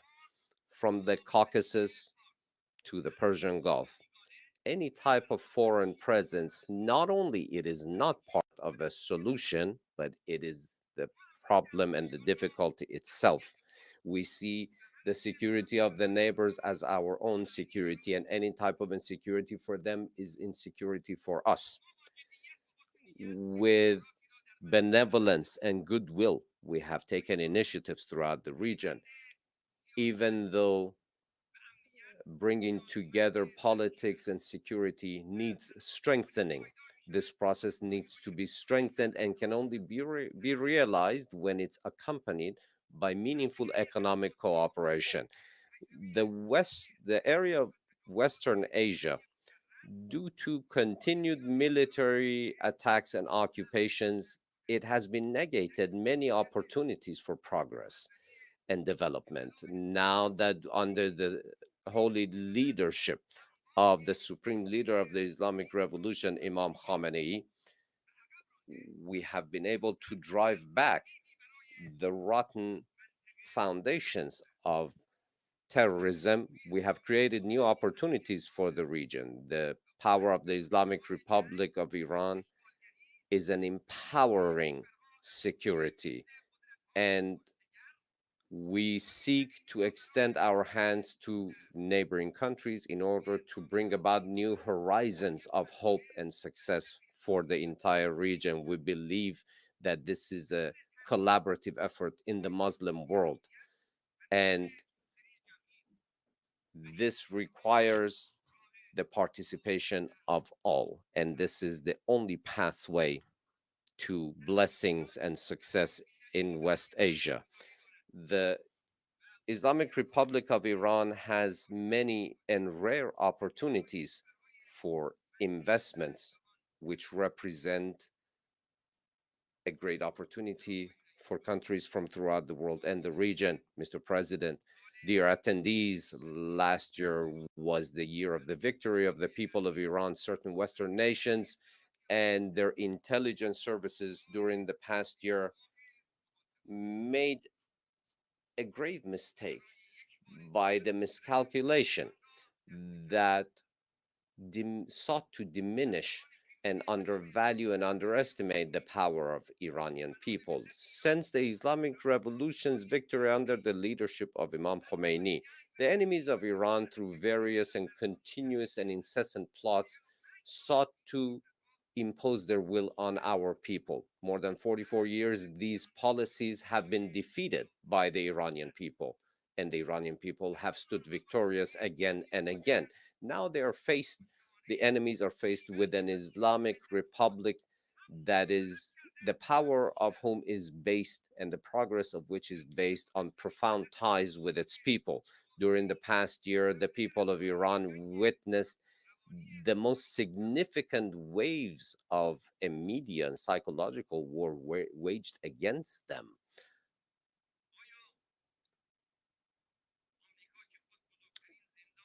The United States of America, which now possesses the biggest women's prison, therefore mothers' prisons in Iran, can sincerely be the defender of women's rights. Now, the picture that they sought to introduce to the world from Iran was by commingling legitimate with illegitimate news, by fabricating lies and fake reports. Realities from Iran were censored throughout the world in order to negate the truth. Have you ever heard anything about the chemical bombardment against the Iranian people, those chemical weapons that were supplied by certain European countries to Saddam Hussein? Have you seen those whose bodies are severely and gravely damaged by chemical attacks who are still alive but in hospital for 35 years? Have you seen their photos and images?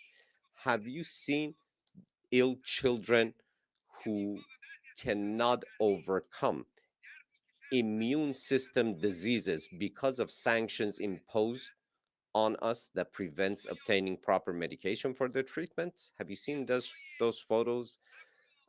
Have you seen the pictures of patience, of sacrifice, and steadfast fortitude of the Islamic people of Iran?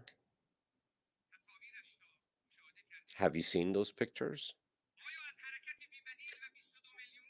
Have you seen the unprecedented movement of the remembrance of the martyrdom of Imam Hussein, the Prophet Muhammad's grandson? 22 million strong marching towards his burial site for the anniversary of his martyrdom. Many countries' safeties today throughout our region are owed to the sacrifices of our martyr general Haj Qasem Soleimani. Had it not been for his sacrifice, the hero of anti-terrorism activities, many of the countries in the region would have burned to the ground in the fires set by ISIS and Daesh. Have you seen Do you recall the steadfast stories of heroic fights against terrorism through Hollywood-like generated reports in the news media? Have you seen the 25 million strong funeral of the late commander, General Qasem Soleimani, throughout Iran? Those were censored throughout the world in the West. The terrorist act of his assassination was a prize given to Daesh on a silver platter, whom according to certain American officials had confessed that ISIS was an American creation. His killing, his martyrdom, was a gift to that same ISIS. Instead of recognizing him for his sacrifices, he's assassinated. Why? But the Islamic Republic of Iran, through the use of all tools and capacities in order to bring to justice the perpetrators and all those who had a hand in this government-sanctioned act of terror, will not sit until that is done. The blood of the oppressed will not be forgotten, and the robes of the guilty will bring them to justice. Ladies and gentlemen, dear heads of states, representatives, most serious threats in West Asia are extremism and fundamentalism. The eradication of terrorism through an all-encompassing fight against their very roots and the very reasons that gave rise to them throughout the world will not be achieved. The surgical use of terrorists by certain Western governments as a political tool will be overcome by the collective will of the people of the region. Certain intelligence and security services of Western countries, in a very targeted fashion, moving terrorists from area to area in the region in order to be able to capitalize on their devastating capacities. They keep being asked, why have you given refuge again and again to officially recognized terror groups who have the blood of over 17,000 Iranian martyrs on their hands, as well as our head of state, prime minister, and congressional representatives? Why do the Europeans behave in this way? They must give a reasonable answer. Why do they say and portray that they're fighting against terror, however, they give refuge to terrorists? This is a double standard. Discrimination in the fight against terrorism is a green light given to terrorists themselves. Iran, who herself has been the biggest target of terrorists, has been at the forefront of fighting terrorism in the region. The people of the region see Iran as a secure partner for their own security, and the occupying regime in Jerusalem is seen as the perpetrator of much of the violence in the region. Has the time not come to bring an end to 7.5 decades of the occupation of Palestinian lands, of the demolition of their homes, of the blood of their women and children, and for the people of Palestine to be recognized officially as a country? The continuation of the occupation of the Zionist regime of certain Syrian and Lebanese and Palestinian territories, and the lack of recognition to the people of Palestine has been a negation of their inherent rights. And the lack of formulation of a proper Palestinian government with its rightful capital in Jerusalem has been a tool used at the hand of certain governments in the region. Certain foundations that have been laid in the region by certain countries based on lies and destruction and occupation, those countries cannot be partners for peace. The situation today in Afghanistan represents another example of foreign meddling in the region, which has led to the killing of over 70,000 men, women, and children. In Afghanistan, Iran insists on an all-encompassing government with the participation of all Afghan groups and population, but the assistance of the world is needed in order to address the crisis of refugees who have been driven from their land, from Afghanistan, a great many of whom are being given refuge in Islamic Iran today. Vis-a-vis the Ukrainian crisis and the war, I would like to remind everyone again of our position, unambiguous position. As the Islamic Republic, we do not stand nor support any war anywhere, not in Europe nor anywhere else. We do not see any war to benefit any sides in Europe. Any type of tension and fanning the flames of violence in Ukraine has been done by the United States of America in order to weaken the European countries. And this is a long-term plan, unfortunately. We support any initiative for an cessation of hostilities and the war, and support any political measure. We fully announce our support for such initiative. Mr. President, ladies and gentlemen, the Americans leaving the JCPOA showed an official trampling upon their commitments by that government. It was an inappropriate response to our fulfillment of commitments within that framework by having broken the agreement within the framework of Resolution 2231 passed by the UN Security Council. It has committed egregious and unilateral crime in the international arena.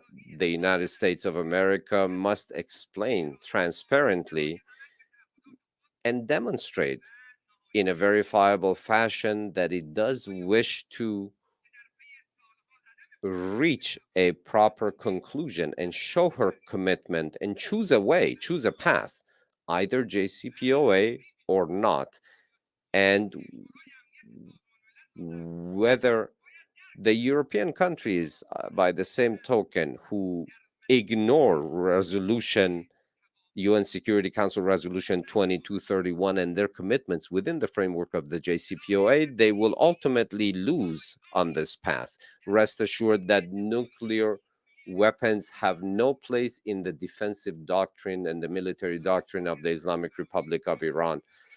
The international organizations, multiple official reports have stated as much. The Islamic Republic of Iran, as 2 decades ago, will never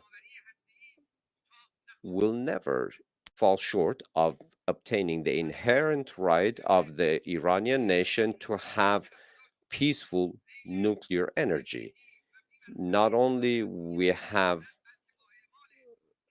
lived up to our commitments, but unfortunately, the United States not only doesn't adhere to her commitments within any framework of international treaties such as the NPT, but it does impose sanctions with that excuse as a political tool on people such as the people of Iran. But I am saying today that these sanctions have not yielded the desired results. It is time now for the United States to bring a cessation to her traveling on the wrong path and choose the right side. Ladies and gentlemen, humanity is entering a new framework. Old powers will keep their current downward trajectory. They are the past and we are the future. I repeat once again, they represent the past and we represent the future. We are the future. Our viewpoint towards the future is one of hope. The world awaits the day that has been promised by all faiths throughout the world, by all Abrahamic faiths, that ultimate seeker of justice does exist. We do believe that according to divine will, just as divine prophets have promised, justice and fairness will overtake the world. And the rule of the sincere people, those who truly follow the path of the omnipotent, will reverberate throughout the world. A world that rejects ignorance. The world awaits the day in which the old path will come to an end. I do thank you for all of your attention and your presence here today. May the blessings of the Omnipotent be upon you and your loved ones. A nombre de la Asamblea. The Assembly would like to thank the President of the Islamic Republic of Iran for the statement just made, and I request protocol to escort His Excellency. The Assembly will now hear an address by His Excellency Abdelmajid Tebboune, President of the People's Democratic Republic of Algeria. I request protocol to escort His Excellency. On behalf of the General Assembly, it is my honor to welcome His Excellency Abdelmajid Tebboune, President of the People's Democratic Republic of Algeria, and to invite him to address the Assembly.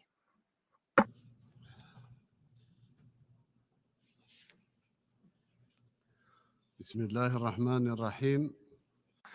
In the name of God, the compassionate, may peace be with the messengers.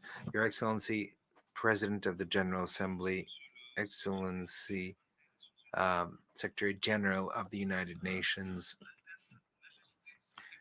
Your Highnesses, Your Excellencies, ladies and gentlemen, allow me on this occasion to greet all the heads of state and delegations that are participating in the 78th session of the General Assembly of the United Nations. I also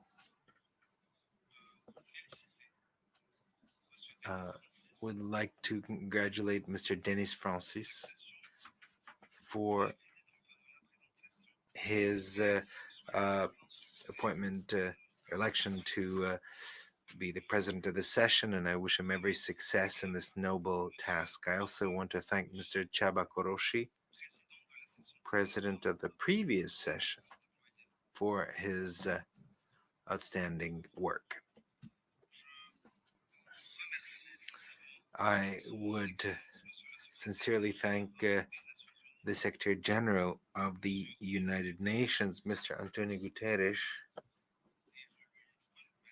and I would like to express my wholehearted support for the efforts that he has undertaken to strengthen the role of our organization and to promote it in order to respond to the aspirations of our peoples. Mr. President, we are here in this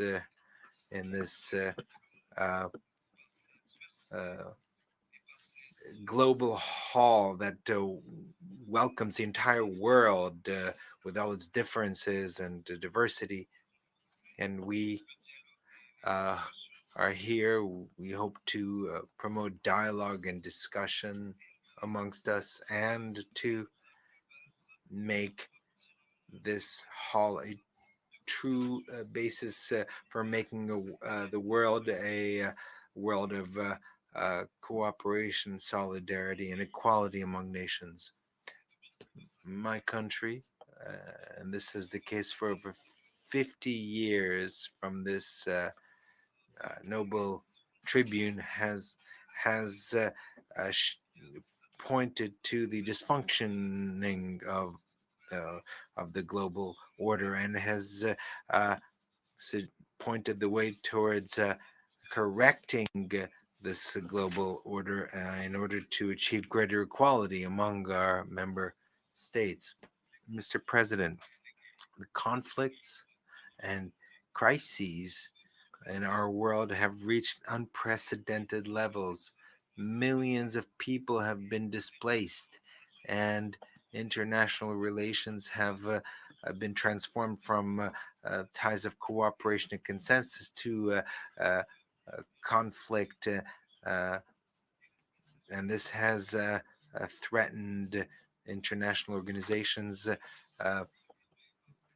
in the midst of a world that is experiencing emergencies under extreme pressure. In the face of these difficult situations and multiple crises, the weakening of the role of the Security Council over the past few years is evident. This is a role that is set out in the Charter of the United Nations. That role is to maintain international peace and security, and in particular by preventing the use of force and by tackling the causes that threaten peace, international peace and security, by ensuring a peaceful resolution of conflicts. I think the time has come for all of us to reflect together, to uphold the principles and goals of the UN Charter, and to strengthen our common engagement, and to establish a sound framework for strengthening international cooperation, make it more effective, and especially on major issues. The goal should be to consolidate international peace and security and to achieve the sustainable development goals in a multipolar world. Following this logic, Algeria, which is preparing itself to be a non-permanent member of the Security Council and aware of the responsibility that is incumbent on us, especially in the face of the challenges that the international community is facing. Bearing all that in mind, I want to take this opportunity to once again express my gratitude to the 184 member states who voted in favor of Algeria to be a non-permanent member. This is an expression of trust that Algeria will seek to justify and uphold throughout its term in the Security Council. We are ready to strengthen cooperation with all member states on the Security Council and in the UN as a whole. We also are ready to take advantage of our extensive experience in mediation and seeking political solutions to peacefully resolve conflicts. Very much in this spirit, my country will sit on the Security Council, bringing with it the aspirations of the African continent and the Arab world, and calling for overcoming conflicts and focusing on lasting solutions to conflicts by dealing with the root causes of these conflicts. Mr. President, any effort to strengthen joint international action forces us to respond to the constant appeals to strengthen the multilateral system by reforming the main organs of our organization. in order to make them more transparent and ensure the necessary balance among the main organs and ensure a equitable geographical distribution, and thus revitalize the central role of the General Assembly as the only organ which truly reflects the diversity of our international community. This is a key element in strengthening equality among states and strengthening the pillar of a true democracy. Also, to make progress on intergovernmental negotiations on reforming the Security Council is essential, based on an inclusive and a comprehensive approach. This should be an absolute priority for the international community in order to find a consensus and to implement a true reform that ensures greater representation and transparency. And here I reiterate the commitment of Algeria with regard to the common African position and the need to put an end to the historic injustice against the African continent. Mr. President, Algeria is aware of the price of freedom. We will never abandon just causes, and we will always support oppressed peoples who are fighting for their freedom. This is why we have always supported the Palestinian cause in order to allow the brethren Palestinian people to exercise their inalienable rights and to establish their own independent states based on the 4th of June 1967 borders with Jerusalem as the capital in conformity with the international resolutions and international law. As part of our support for the Palestinian cause, which is a just cause, last year, my country, under my own personal supervision, held a summit to bring together the various Palestinian factions at a summit, which was crowned with the adoption of the Algiers Declaration. In this context, I would like to reiterate our attachment to the Arab Initiative, Peace Initiative, as a framework for resolving the Palestinian issue and putting an end to the occupation, which is the main cause of instability in the Middle East region. I want to appeal to the conscience of the international community to assume its moral and historical responsibility and allow the Palestinian people to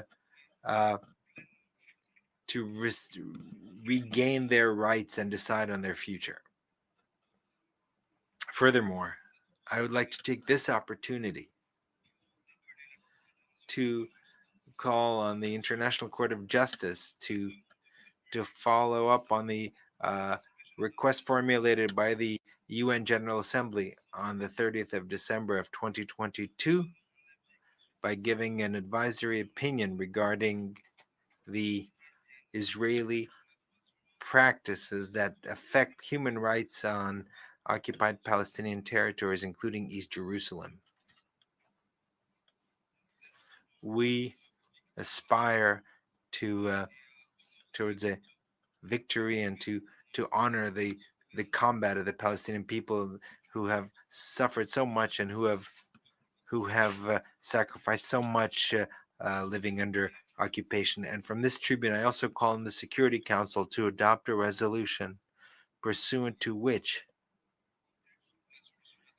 it would guarantee the two-state solution, which enjoys a consensus from the international community, and by virtue of which it would be possible to put an end to the unilateral practices of the occupying authority, starting with the activity of settlement building on occupied Palestinian territory.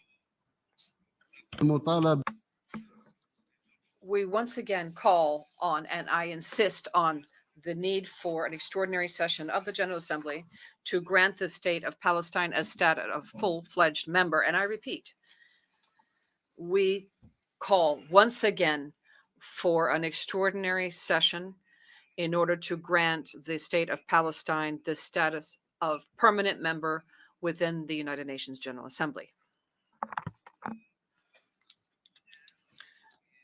We are proud that what our organization has accomplished in terms of decolonization in a number of regions, and we aspire to a definitive solution and putting an end to the colonization with the last African colony, because indeed an entire people in Western Sahara is deprived of its fundamental right to self-determination.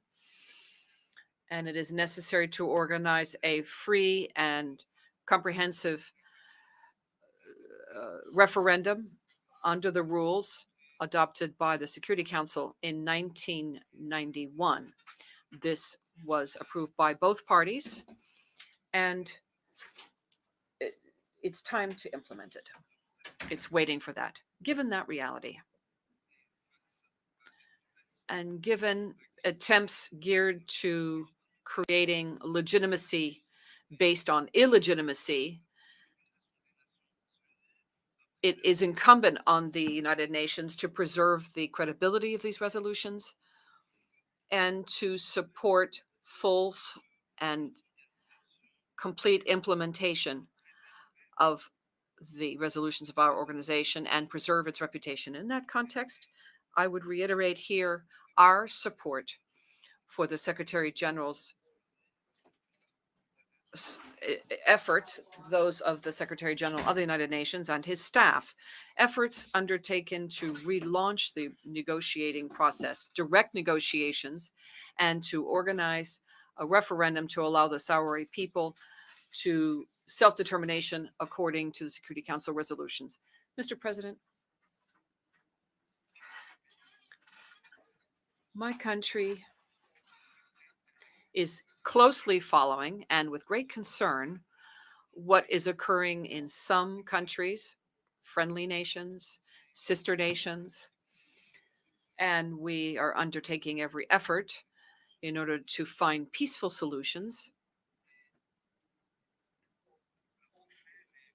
and to bring points of view and positions closer together.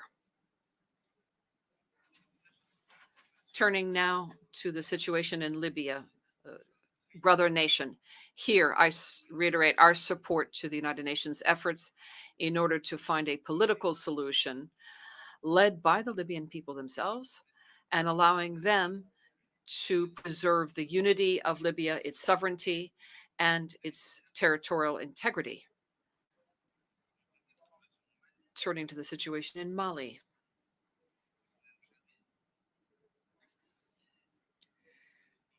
Algeria plays a lead role in the area of international mediation and presides the follow-up committee for implementation of the peace agreement and peace and reconciliation agreement in the Algiers process, is resolute in its efforts to overcome the obstacles in that sister nation. And here we reiterate our position, which is refusing resorting to force in order to settle conflicts. With regard to developments in Niger, a neighboring country, Algeria reiterates its attachment to the return to a constitutional order through peaceful means and to make sure that diplomatic and political solutions prevail while respecting the rule of law.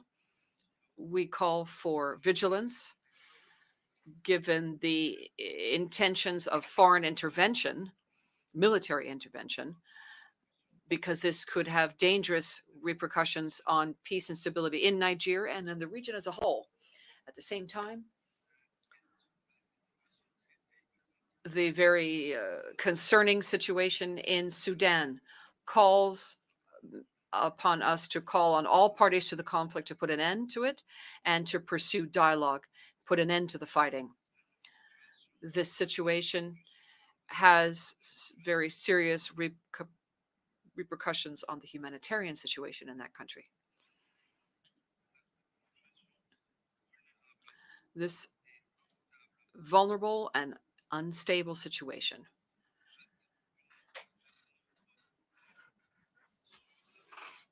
is casting a shadow over the entire Sahel region and the Sahara region. Its development has been stopped and it is now experiencing famine. And turning to the issue of climate change, this is further exacerbating instability and is fueling terrorist groups who are making this region one that they use as a base for their criminal activities. In that context, Algeria will spare no efforts to support development in the region. And we are prepared to share our experience in the area of combating terrorism and extreme violent extremism. We would like to participate in an extraordinary session and the 16th extraordinary session of the African Union in Malibu in 2022 in that regard. And as a coordinator for fighting terrorism and violent extremism in Africa, we presented a report at that time. This report looked at the development of terrorist threats throughout Africa and mechanisms to address those threats. This is a report that is being looked at a number of different practical mechanisms to strengthen the fight against terrorism in Africa. It also underscores the importance of putting the fight against terrorism as a priority and one that requires common African action. Moreover, I'd like to look at Algeria's contribution as an international mediator is not confined just to the African continent and our region. We also participate in the Arab Contact Group's efforts geared to relaunching the negotiations between Russia and Ukraine. Mr. President, 8 years after the adoption of the 2030 Sustainable Development Agenda and the Addis Ababa Plan of Action, a number of states that are currently developing face challenges. And this means they need more solidarity from the international community in order to achieve a better world and to have a more equitable and effective economic model, which would make it possible to achieve the Sustainable Development Goals. Algeria adopted the Sustainable Development Program and has made it a national priority and has integrated it into all the plans, strategies, and programs that were launched by the government. This, in turn, made it possible for us to achieve considerable results in the area of sustainable development, especially with regard to education, healthcare, electricity, and water. Speaking of water, my country launched a desalination of ocean waters program to be completed by the end of 2024, and we will be at the end of next year able to produce over 1 billion metric tons of water on an annual basis through desalination. Mr. President, my country has always enjoyed the support of and confidence of the Human Rights Council and is party to most international human rights treaties. We ensure that our cooperation with the Council, the Human Rights Council, and that we work with all of the human rights treaty bodies created in virtue of various human rights treaties and with regard to the Universal Periodic Review. And to that end, in November of 2022, my country presented its fourth national report in the context of the UPR. My country is firmly convinced that respecting human rights and promoting human rights is the very cornerstone of any political system which is credible. And that's why we work to strengthen human rights by all means available to us. And this conviction is due to the Algerian people's attachment to human rights. And my country's constitution was amended in 2020 based on our convictions and the belief in the importance of strengthening fundamental freedoms and human rights. The amendments bans any explicit undermining of these freedoms and liberties. It also creates equality between all citizens, men and women, in terms of rights and duties, and strengthens the effective participation of all, especially in the area of promoting women's rights and the empowerment of women economically and politically, and women's participation in positions of responsibility. We are also seeking to guarantee a principle of equality in the labor market and to strengthen the role played by women in the area of peace and security, and strengthening the status of women in all areas of life, be it at the national, continental, or international levels. A practical national plan in the context of implementing Resolution 1325 of the Security Council has been implemented. It was adopted in October 2000, and a plan was adopted in order to strengthen the role of women in prevention of and resolution of conflicts, in keeping with the principles of our foreign policy. Algeria has many young people and a great deal of capacity. Young people account for 70% of our national population. Algeria, therefore, adopted measures in order to provide institutional management level with the means necessary to build capacity for young people and to integrate young people as a driving force of the process of sustainable development and a driving force behind the economic, political, and cultural arenas. By way of conclusion, we aspire to a world where peace and prosperity would reign, peace and prosperity for all human beings under the aegis of the United Nations. We must show sincere determination and strong commitment in order to meet the legitimate needs of our people so that our people can enjoy this peace and prosperity. May the blessings be upon you. On behalf of the Assembly, I wish to thank the President of the People's Democratic Republic of Algeria for the statement just made, and I request protocol to escort His Excellency.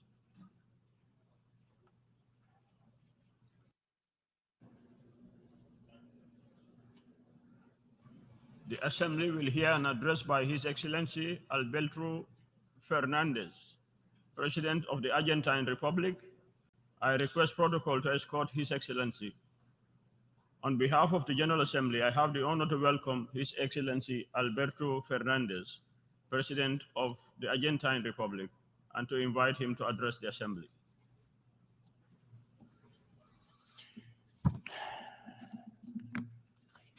Buenas tardes. Good afternoon. Mr. President, the world is experiencing a time of change. A new era is upon us as humankind is still overcoming the effects of a pandemic that led to the loss of lives of 15 million people, leaving us exposed to the inequality that we're confronted. In the meantime, the climate crisis has subjected our planet to all kinds of extreme events. Cyclones, tornadoes, unexpected flooding, or extensive droughts have affected millions of human beings in every corner of the globe. All this is taking place while a war is continuing, carrying away human lives and unleashing an energy and food crisis of unheard of proportions. As all these calamities are occurring, we are witnessing an astounding technological revolution. The robotization and the acceleration of the process of incorporating artificial intelligence forces us to rethink our education, processes of production, and the preservation of work. How we will be capable of confronting these changes and harmonizing interests in this new landscape in which we have found ourselves, that is the true challenge that we are confronting today. As I speak before this assembly, I confess that I feel duty bound to be absolutely frank with you. The problems of the world demand solutions. We have spent too much time diagnosing problems. We cannot continue speaking of these while we're teetering on a ledge. The risks of perpetuating this current situation are very high. We have covered half the path towards the implementation of the 2030 agenda. And yet we know, as ECLAC mentions, that only 1/4 of the targets that we have set for ourselves will be achieved by 2030. This inability to behold a better future sows unease in the developing world, where the poorest and the most vulnerable people live. It is impossible to want to achieve an equitable future by promoting and continuing the same paradigms that have generated inequality in which we live. International financial engineering has demonstrated that it is abusive and it is unchanged. How can we achieve sustainable development without financing that contributes to this? The international financial system has not demonstrated a determination to adapt itself to a world that wants to restore a lost equality. Quite to the contrary, it only seeks to impose the same orthodox policies that have deepened inequality and misery around the world. The global financial architecture only serves to concentrate income in the hands of the few and to marginalize vast regions of the world. It embraces speculative activity rather than development. It promotes cheap labor rather than dignifying labor. The time for words is over. The time has come to promote social justice in the world. The International Monetary Fund cannot continue increasing its interest rates each time that the US Federal Reserve increases its rates to contain national inflation. It cannot continue to do this, and yet it does so. And in this context, it is shameful that even today, IMF applies surcharges to many countries who are already burdened by the unbearable weight of external debt. Ironically, the IMF finances Ukraine in the midst of its war, and in the midst of this war, it applies surcharges on interest that Ukraine is charged. It's shameful. We need a new framework for dealing with sovereign debt, which is guided by the development of social justice. Experience shows that when a people is choked with the eternal noose of indebtedness, its forces flag. Social crises are compounded and debts become unpayable. We face the challenge of feeding a growing global population in the midst of extreme climate conditions, droughts, flooding, tornadoes, hail. Everything affects the production and delivery of foodstuffs. We know this from our own experience. Argentina lost over 20% of its exports due to the worst drought of the past 100 years. no less than 3% of GDP were wiped out. We all know today that the global market of foodstuffs has been poisoned by financial speculation, and it only leads to greater income for the few and instability and misery for millions of human beings.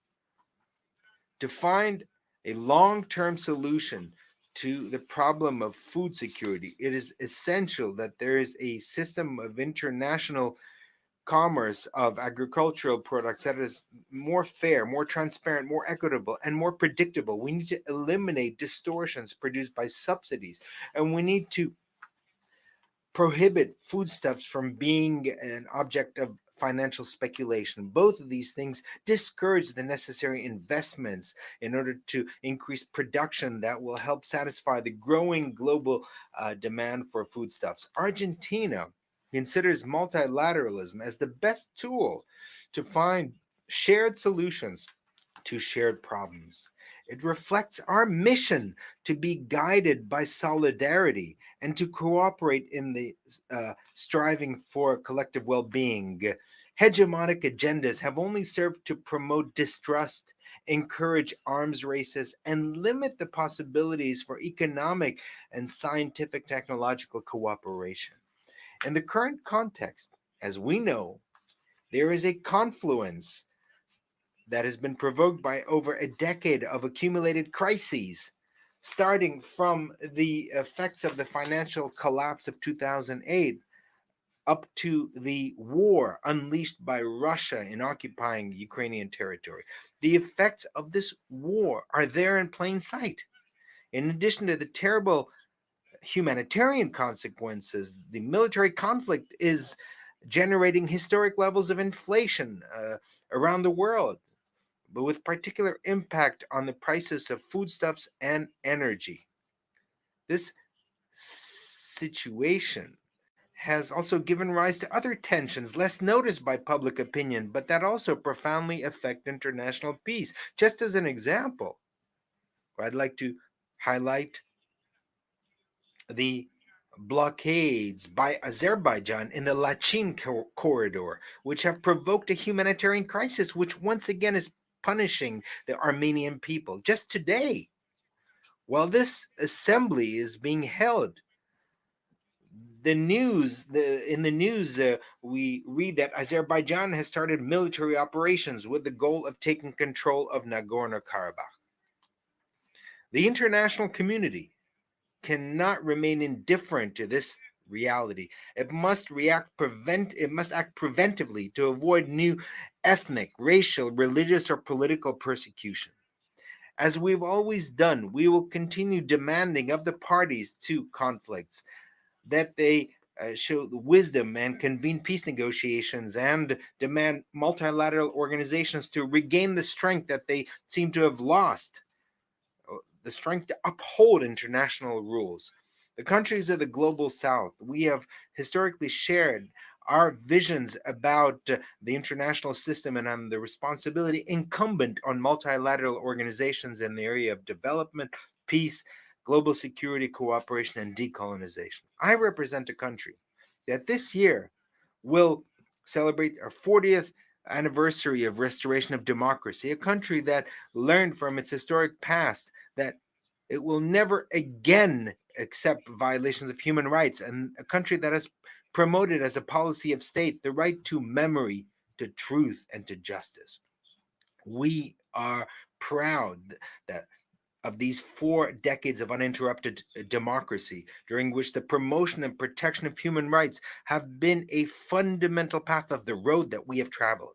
Today, UNESCO declared a World Heritage Site the Museum of Remembrance, ESMA, which was a clandestine center of detention, torture, and extermination, in which the dictatorship perpetrated its worst atrocities. By actively preserving memory that the deniers want to conceal, we will make sure that this pain will never again be repeated. In the face of these crimes against humanity, our solution is not revenge but justice.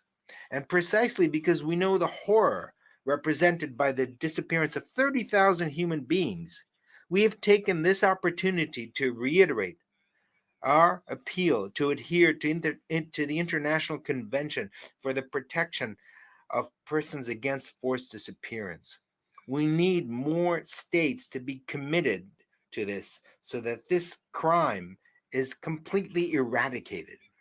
The challenge that we have before us is to consolidate and move forward our efforts on the rights agenda, which means achieving democracies with greater equality among them and equality among its citizens. Human rights admit no kind of regression. If there's regression, those who gain are the advocates of authoritarianism and those who promote a hate discourse. Democracies lose legitimacy, and the crisis of representation that is generated winds up undermining the institutions of the rule of law. Preserving the rule of law is a shared conviction on our continent. This is why we're particularly concerned about what is taking place in Guatemala. The international community must activate the relevant mechanisms that ensure respect for the popular verdict. The climate crisis is a reality that has modified temperatures and atmospheric phenomena around the world, imposing restrictions and obstacles to development. It is therefore essential to resolve problems without delay by implementing an architecture of environmental financing, multilateral one that is just, transparent, equitable, and based on the principle of shared but differentiated responsibilities. Argentina reaffirms its commitment to gender equality and diversity as an essential condition for growth and sustainable development at the national and international level with a human rights approach. We have developed normative frameworks and public policies to promote the equality for all women and to promote diversity.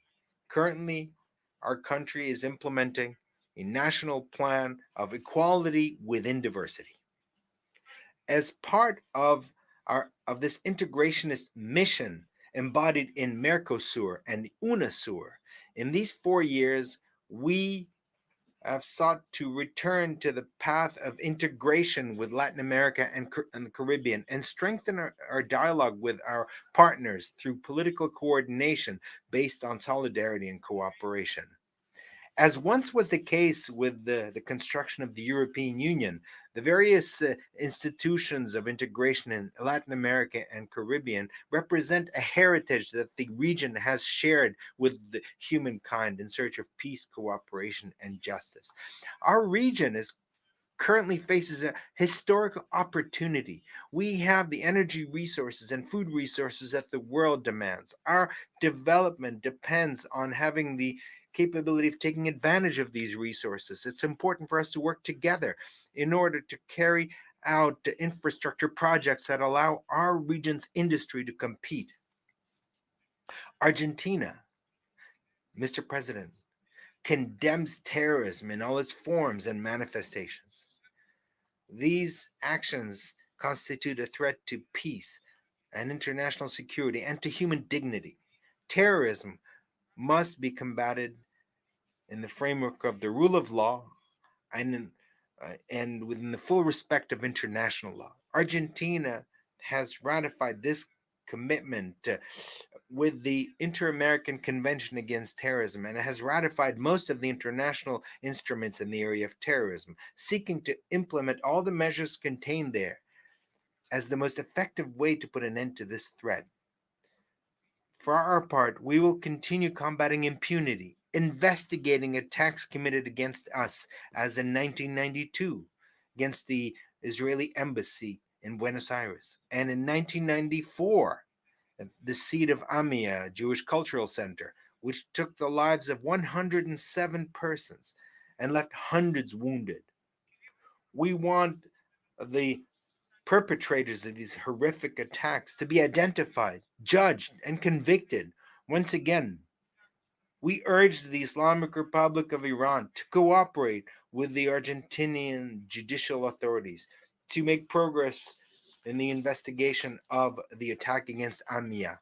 We also urge the international community, all of it, to support us in our fight by not welcoming or protecting any of those involved, even when they enjoy diplomatic immunity. We must remind everyone that these individuals are subject to international arrest warrants and Interpol red notices.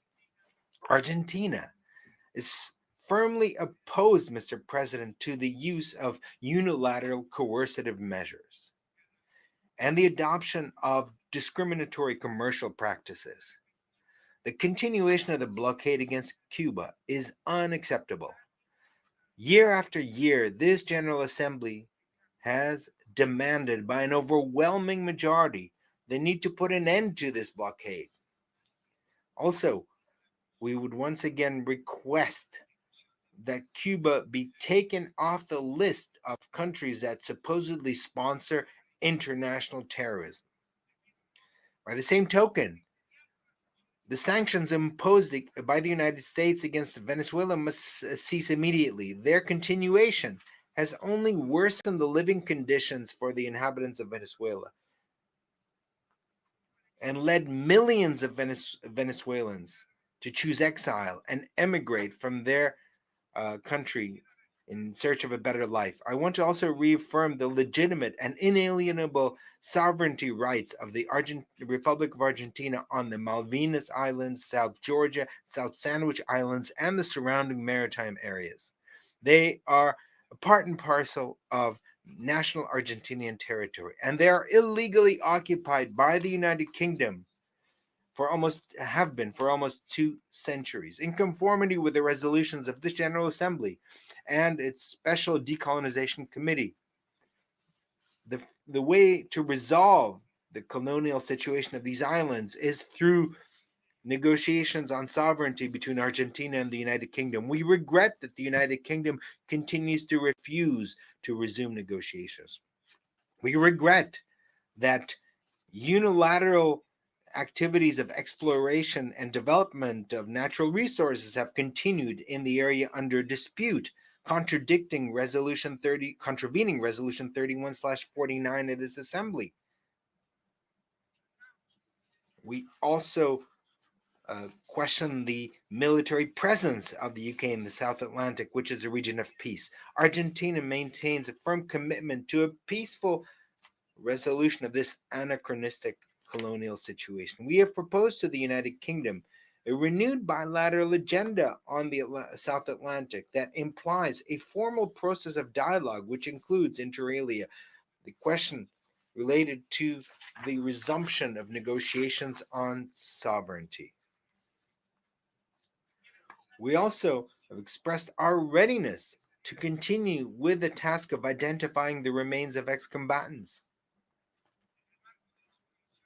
in the framework of obligations deriving from international humanitarian law, and with a view to providing a response and solace to families of the soldiers who lost their lives. Unfortunately, the United Kingdom has rejected our proposal. Notwithstanding this, Argentina reiterates its request to the Secretary General that in the framework of his good offices that he redoubles his efforts to bring both parties together and bring them to the negotiating table. The motto of the 2030 agenda is leave no one behind. May no one lose sight of the path towards justice and development. We are convinced that this is a noble goal that applies to individuals and applies to entire peoples. However, please let us not convert this phrase into an empty phrase, into a dead letter. If we do, remorse won't serve anything. It won't be able to repair the ruined lives, the lives without a future, or to return the lost lives. Thank you very much.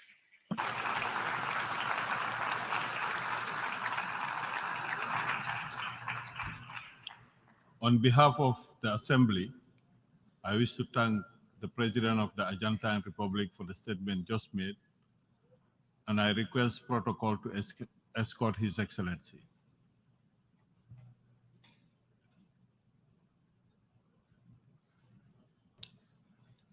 The Assembly will hear an address by His Excellency Nayib Armando Bukele, President of the Republic of El Salvador. I request protocol to escort His Excellency. On behalf of the General Assembly, I have the honor to welcome His Excellency Nayib Armando Bukele, President of the Republic of El Salvador, and to invite him to address the Assembly.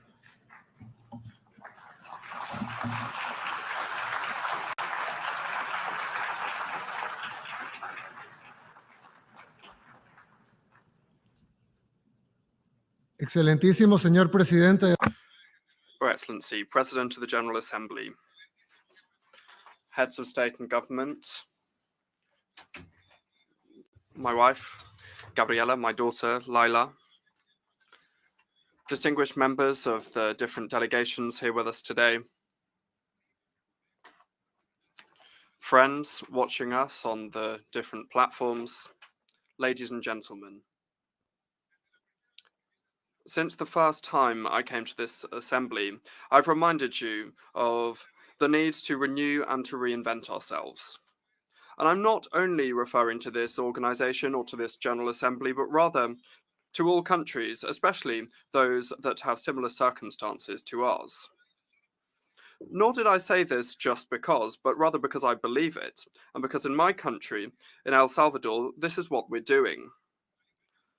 El Salvador, like other developing countries, has always dreamed of being great. For some countries, this dream at some point became possible. However, for others, like our country, this was always something unthinkable. We didn't believe it was possible, or even that we'd get close. In fact, I think that nobody listening to this speech would have thought that they'd say the name El Salvador, or hear it, and think of a global benchmark or a positive example. However, despite all of the stumbling blocks, we decided to take the risk. We didn't accept the fate that others had decided for us. Now, today, 4 years since my government took office, nobody would even dare to deny that for the first time in its 202 years of history, the smallest country on our continent would have made such great strides forward to achieve this dream of greatness. In such a short amount of time, El Salvador went from being the world murder capital, from being the most dangerous country in the world, to becoming the safest country in Latin America. This isn't a promise anymore. It's the reality that the El Salvadorian people are living through, and anyone from abroad is welcome to go and see it for themselves. Thus, many people in the world are following what's happening in our country, especially in Latin America. However, also in the United States and elsewhere. They're seeing what's happening in El Salvador and wondering why they can't do the same in their country. The answer is clear and simple. They must make their own decisions. They must reaffirm their right to use common sense, to try their own methods, and to implement their own plans, and to design their own systems. No country has the right to impose its ideas, to impose their way of doing things, even less when these things don't even work in our countries. In every single one of the decisions that we've made, we have reaffirmed our legitimate right to govern ourselves, even if this could have meant making a mistake. However, we didn't make a mistake. We were successful. In fact, we had a resounding success.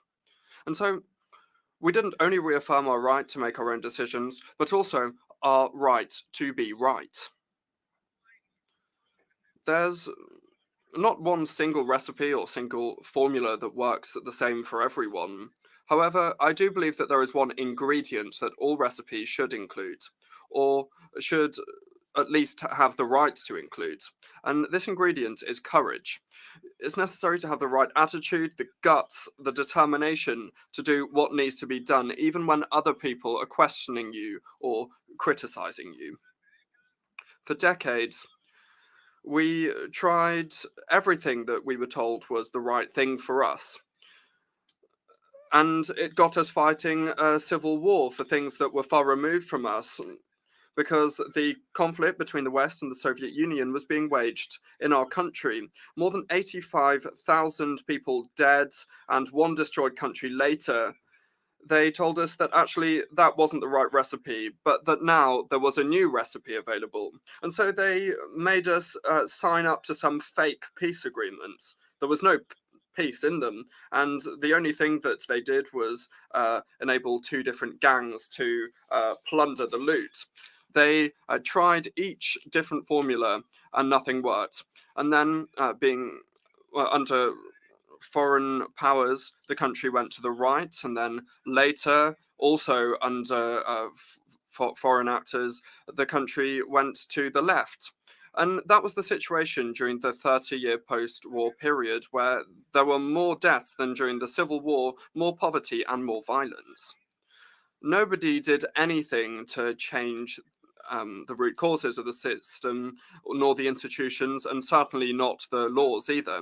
Everything that happened over those years was done with the support, the consent, and the imposition of those who proclaimed themselves to be the great defenders of human rights and democratic institutionality.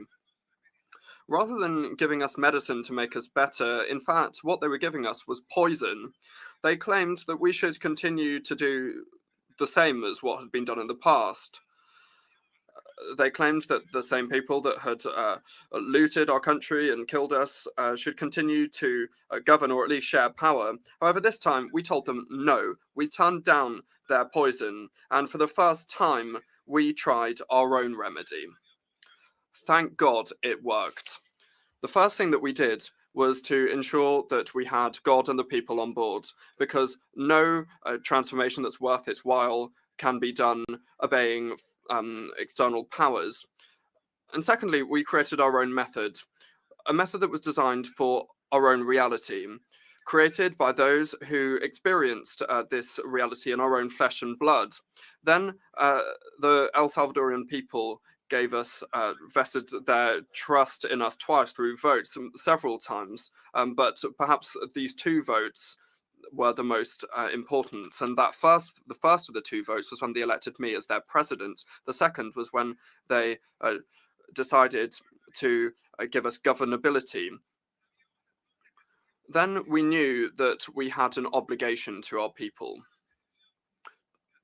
an obligation to make the decisions required in order to address our most pressing problem, insecurity. We needed to make those decisions.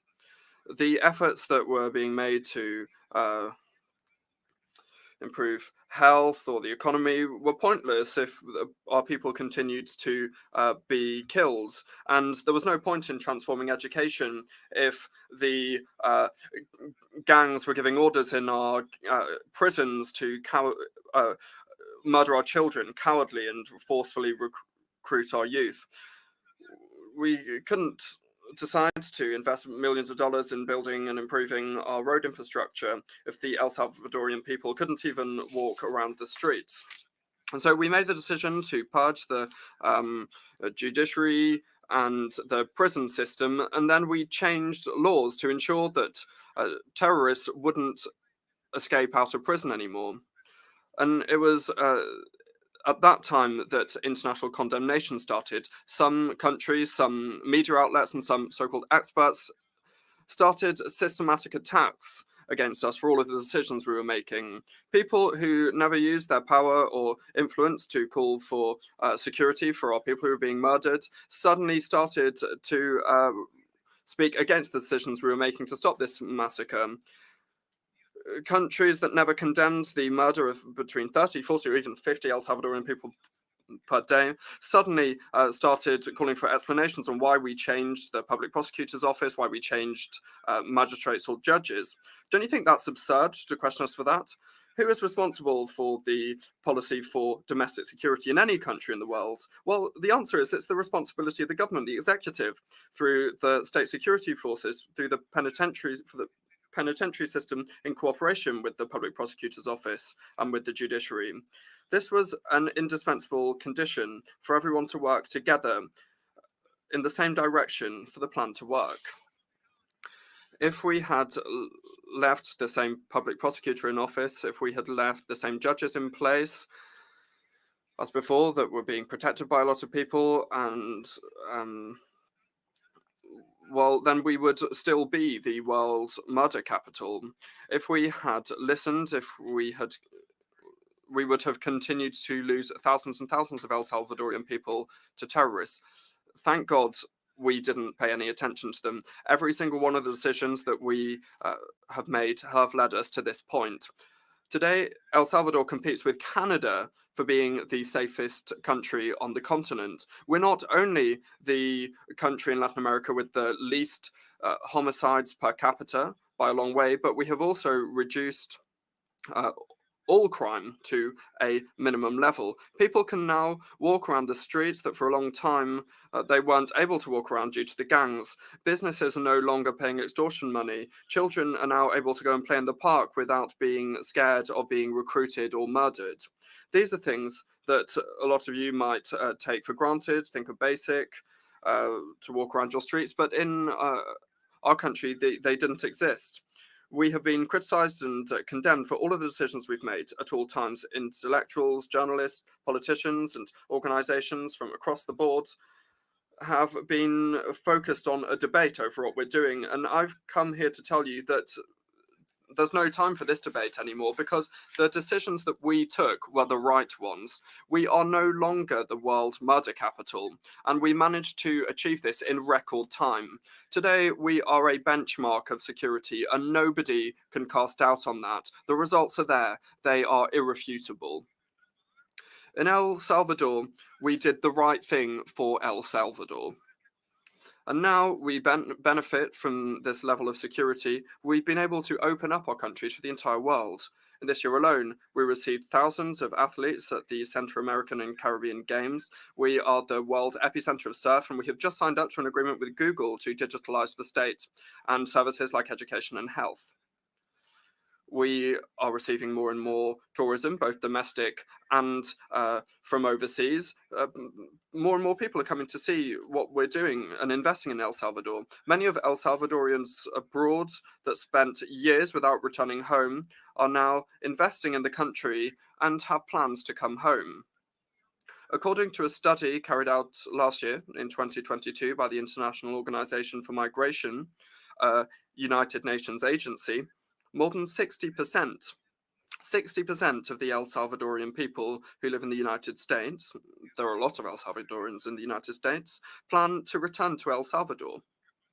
We know that we still have a lot to do. However, we are on track to achieving our goal of reversing the mass exodus of El Salvadorian people as a result of all of the wrong decisions made in the past and the civil war, and to achieve our dream of having reverse migration for more El Salvadorian people to return than leave the country.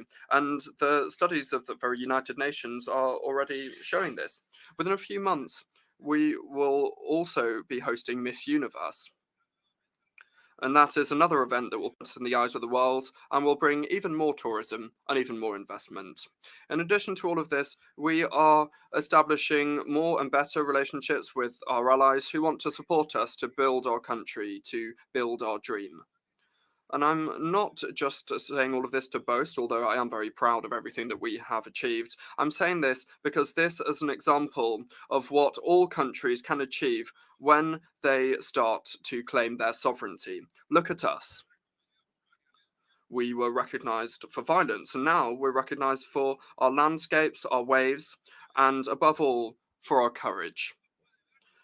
Now the world can see our full potential. We have a country full of marvelous things to offer.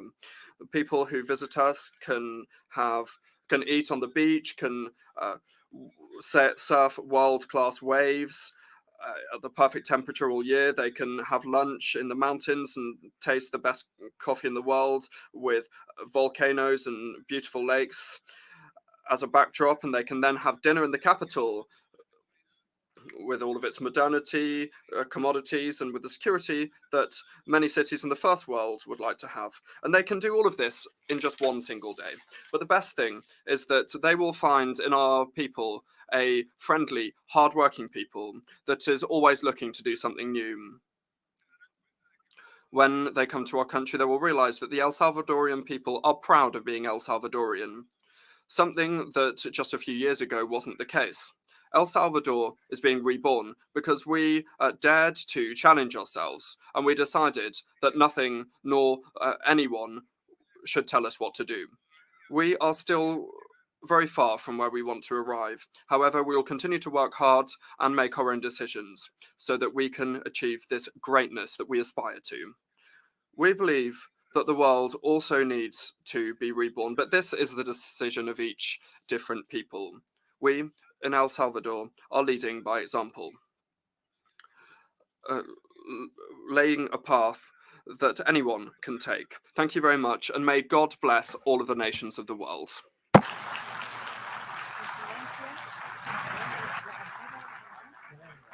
On behalf of the Assembly, I wish to thank the President of the Republic of El Salvador for the statement just made, and I request protocol to escort His Excellency.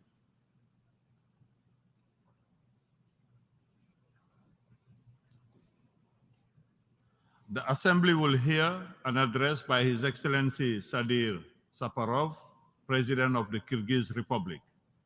I request protocol to escort His Excellency.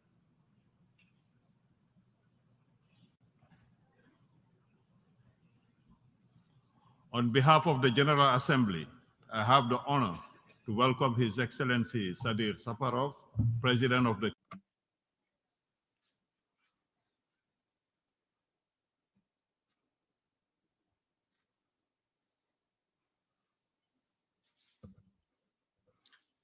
Mr. Secretary General, Mr. President, distinguished heads of delegations, ladies and gentlemen.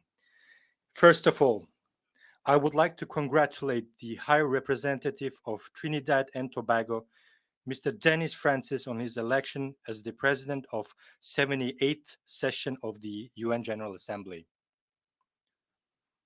I would like to wish you success and fruitful accomplishments in this important position. You can count on the support of Kyrgyzstan during your presidency. I express my gratitude to the President of previous 77th session of UN General Assembly, the representative of Friendly Hungary, Mr. Csaba Kureshi, for his active work and support for his international initiatives of Kyrgyzstan. Ladies and gentlemen, today the world is at a turning point. We are all witnessing and seeing with our own eyes the negative changes in the world order, increasing geostrategic competition between major powers and their blocs.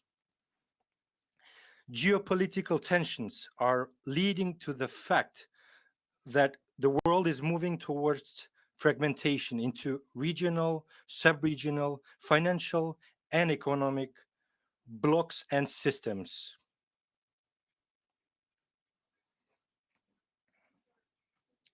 It is also obvious that the governments of various countries will be compelled or forced to make economic, technological, geopolitical choices. Among the shocks on a global scale that have not become a thing of the past, I would like to note the spread of coronavirus infection, which cost humanity millions of lives and economic losses exceeding $12 trillion US. The world today is experiencing the highest inflation rates and food prices not seen in the last 60 years. The risk of geoeconomic fragmentation, according to the International Monetary Fund, could lead to a drop in global gross domestic product by 7%. The decline in trust between different countries and groups of countries is alarming. However, I am convinced that current global challenges and risks, from climate and crisis and the threat to food security to growing inequality, should, on the contrary, unite all the members of the international community. It is vital to build a multilateral system that does not allow further fragmentation of geopolitical landscape in the world. Were international conditions easier 78 years ago, when the United Nations was just beginning its work after the bloodiest and most destructive war in human history than it is today? Were the contradictions between the countries, especially political and ideological, less acute than in our time? What prevents member states from hearing one another and trying to overcome the differences and establish a dialogue? Over the past years, despite the Iron Curtain and military bloc thinking, the UN has been and remains the most legitimate and commonly recognized platform of diplomacy, uniting developed and developing, large and small countries. Kyrgyzstan strongly supports the UN as the only universal, intergovernmental, international organization mandated by all member states to find solutions to the challenges and threats that constantly arise before humanity. I count on our organization under the leadership of Secretary General Mr. Antonio Guterres, and with effective support of member states, to find mechanisms and ways to more effectively perform all its functions and assist member states in solving pressing global issues and overcoming challenges. This is especially crucial in supporting sustainable development through the implementation of the 2030 Agenda. I call on all member states to provide unconditional political support to the organization and its Secretary General at this challenging time. I thank UN Secretary General for presenting the new Agenda for Peace policy brief with his vision for the future of multilateral security cooperation. We agree with the main thesis that the driving force behind the new multilateralism must be diplomacy. We are ready to work closely for a close and active work on a development of future pact during the future summit in 2024. Ladies and gentlemen, speaking about Central Asia, I would like to note the following. We, representatives of Central Asian nations that are related and are proud of their millennia-old history and culture, we have a lot in common: traditions and customs. Much brings us together in terms of similarities in mentality, attitude, and the view of the world. The ongoing global processes have a direct impact on the stability and security in our Central Asian region, and on the other hand, they strengthen its role and significance. One of the highest priorities of our country is to strengthen our relations with countries of the region. I note with satisfaction that in recent years, regional cooperation in Central Asia has been developing consistently in all directions. I see our region as a unified geoeconomic space where all forms of economic cooperation interaction are successfully being formed. I see our region as a geopolitical intermediary through which the interaction and cooperation of members of international community are facilitated. I see our region as actively interacting and dynamically developing communities that share and support similar culture, historical and traditional values and beliefs. Kyrgyzstan intends to contribute to the strengthening of regional cooperation, discover new effective forms of collaboration, and effectively engage with various global centers of influence in both bilateral, multilateral formats. On the path to full regional integration, it is necessary to resolve issues related to legal delineation of state borders. Exactly 1 year ago, speaking from this podium, I, with a heavy heart, informed about the tragic events that occurred in September of the previous year related to the armed clashes on the Kyrgyz-Tajik border, which resulted in numerous casualties. Thanks to restraint of our peace-loving people and the prevailing political will on both sides, we managed to prevent further escalation of conflict and avert a full-scale bloodshed in the region. In this regard, I would like to emphasize that Kyrgyzstan did and will advocate resolving controversial issues exclusively through peaceful diplomatic means based on principles or norms of international law, such as territorial integrity and the non-use of force or threat of its use. We have never sought to take what belongs to others, but we will not allow anyone to take a single inch of our homeland. We always seek a dialogue and search for mutually acceptable solutions based on trust and mutual respect. Last December, after almost 30 years of negotiations, we signed an agreement with Uzbekistan on legal delineation of the state border.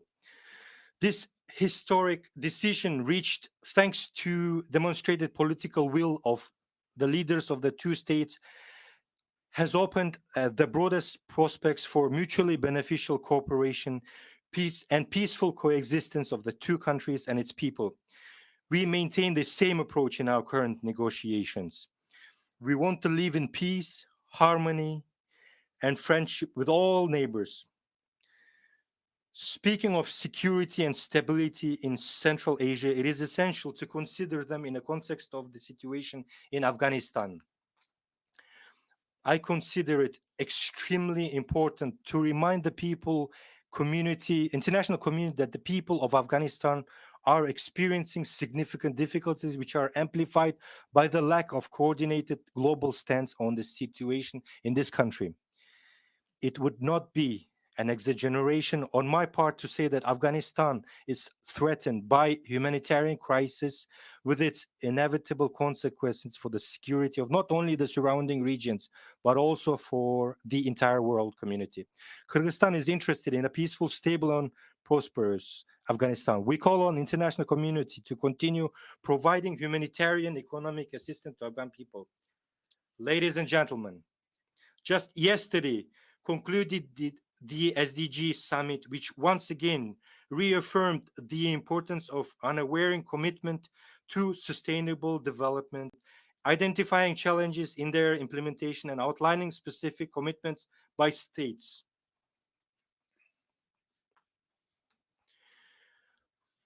We are halfway to 2030, the deadline for reaching sustainable development goals.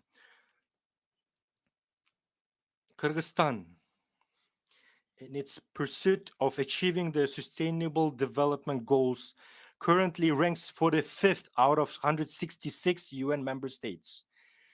We aim to be among the top 30 countries in reaching SDGs by 2030. The international community must breathe new life into these goals and strengthen solidarity in their attainment. It's important that we don't get lost in numbers, schedules, diagrams, and other economic intricacies, because the essence and core of the 70 goals are about people themselves.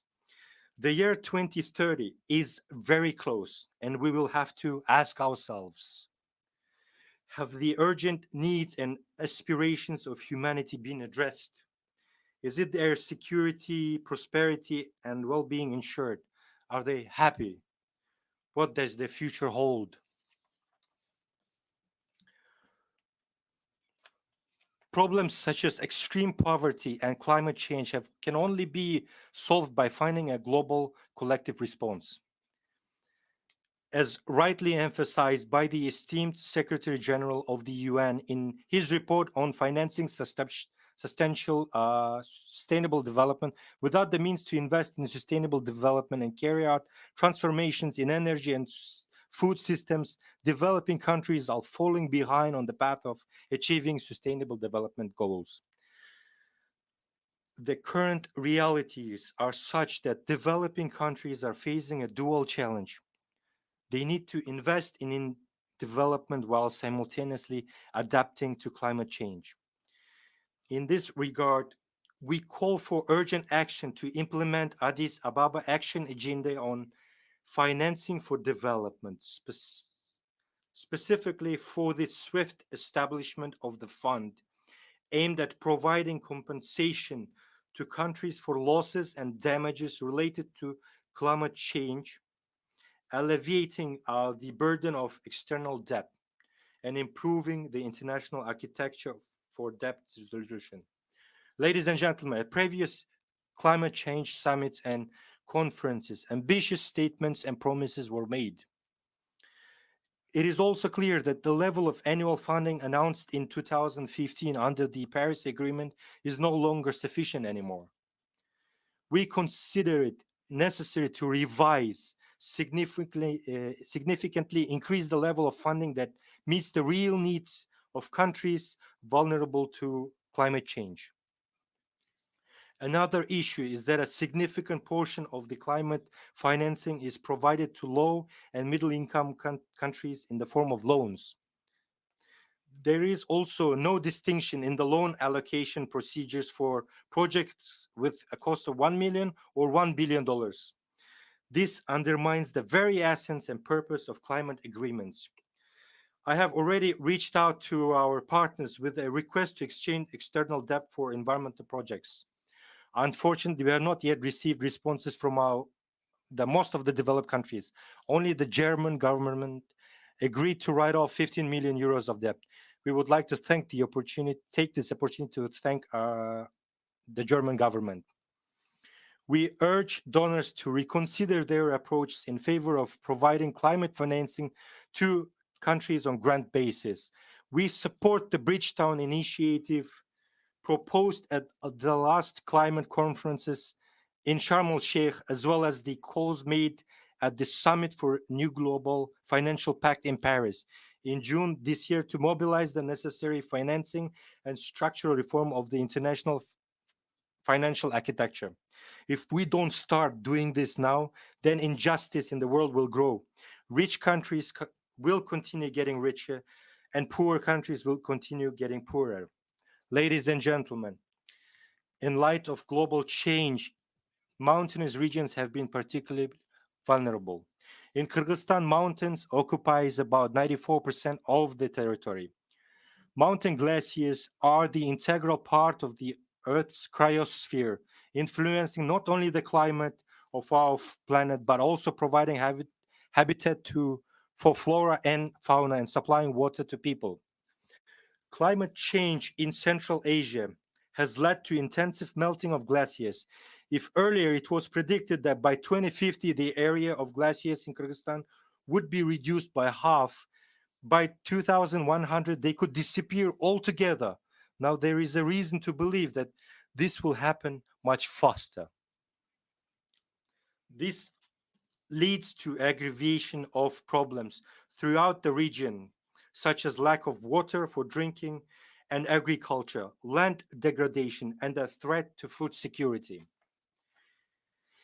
In accordance with the latest assessment report of the Intergovernmental Panel on Climate Change, the adverse effects of cryospheric changes are particularly acute for the residents of high mountain regions, where ecosystems have reached the limits of adaptation. In order to effectively preserve mountain ecosystems and glaciers, based on the resolutions previously adopted by the UN General Assembly on sustainable mountain development, our country, in collaboration with Global Mountain Partnership and other representatives of the UN system, has developed a global action plan.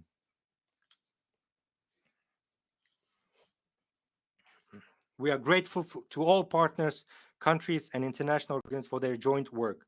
Kyrgyzstan advocates for the creation of a broad coalition of mountainous countries. We believe that climate adaptation and the transition to green economy will main priorities of the future in coalition. As you may know, in 2022, at the initiative of our country and the Italian Republic, the United Nations General Assembly unanimously adopted the resolution on sustainable mountain development, co-sponsored by 110 member states. This document declared the years from 2023 to 2027 as 5 years of action for the development of mountain regions. I would like to take this opportunity to express my sincere gratitude to all UN member states for supporting our initiative. To further implement the UN resolution, I have signed a decree on declaring the years from 2023 to 2027 as the 5-year period of action for the development of mountain regions in the Kyrgyz Republic, and a national roadmap for the implementation of the 5-year period of action for the development of mountain regions for 2023 to 2027 has been developed, which will also be adopted shortly. The roadmap includes measures at the global, regional, national levels, including within the framework of existing prospective projects and measures related to SDGs. As the concluding stage of the 5-year action, we plan to host the second Global Mountain Summit, Bishkek Plus 25 in Kyrgyzstan in 2027, 25 years after the first summit.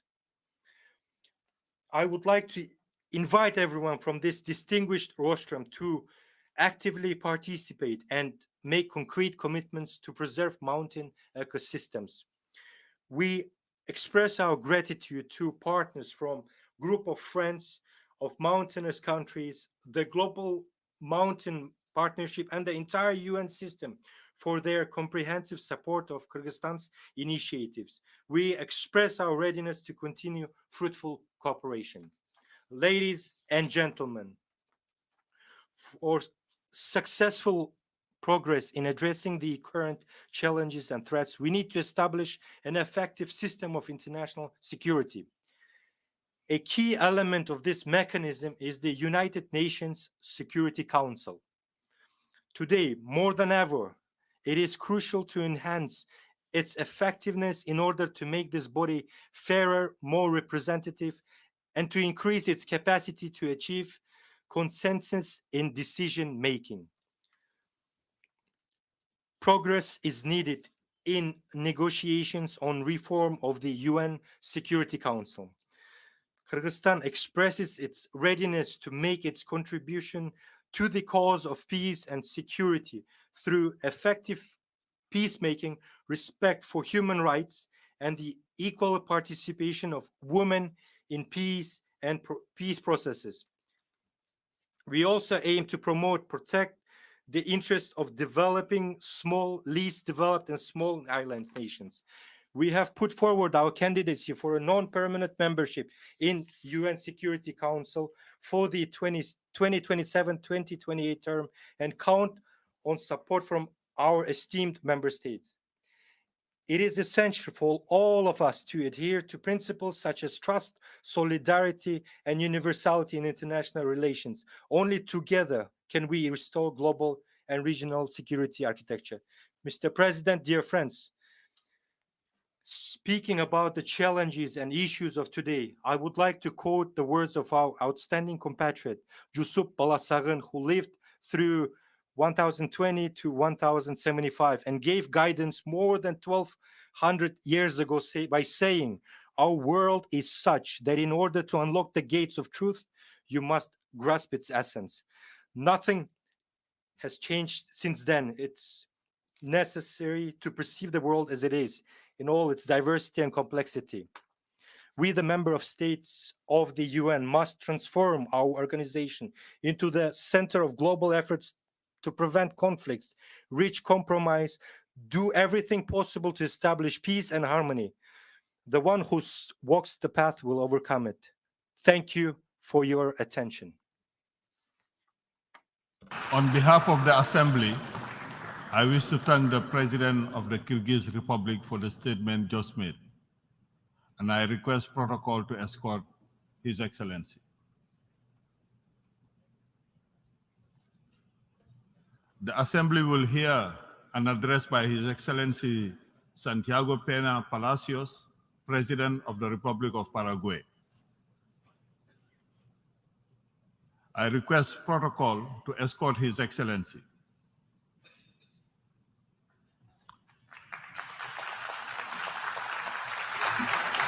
On behalf of the General Assembly, I have the honor to welcome His Excellency Santiago Peña Palacios, President of the Republic of Paraguay, and to invite him to address the Assembly.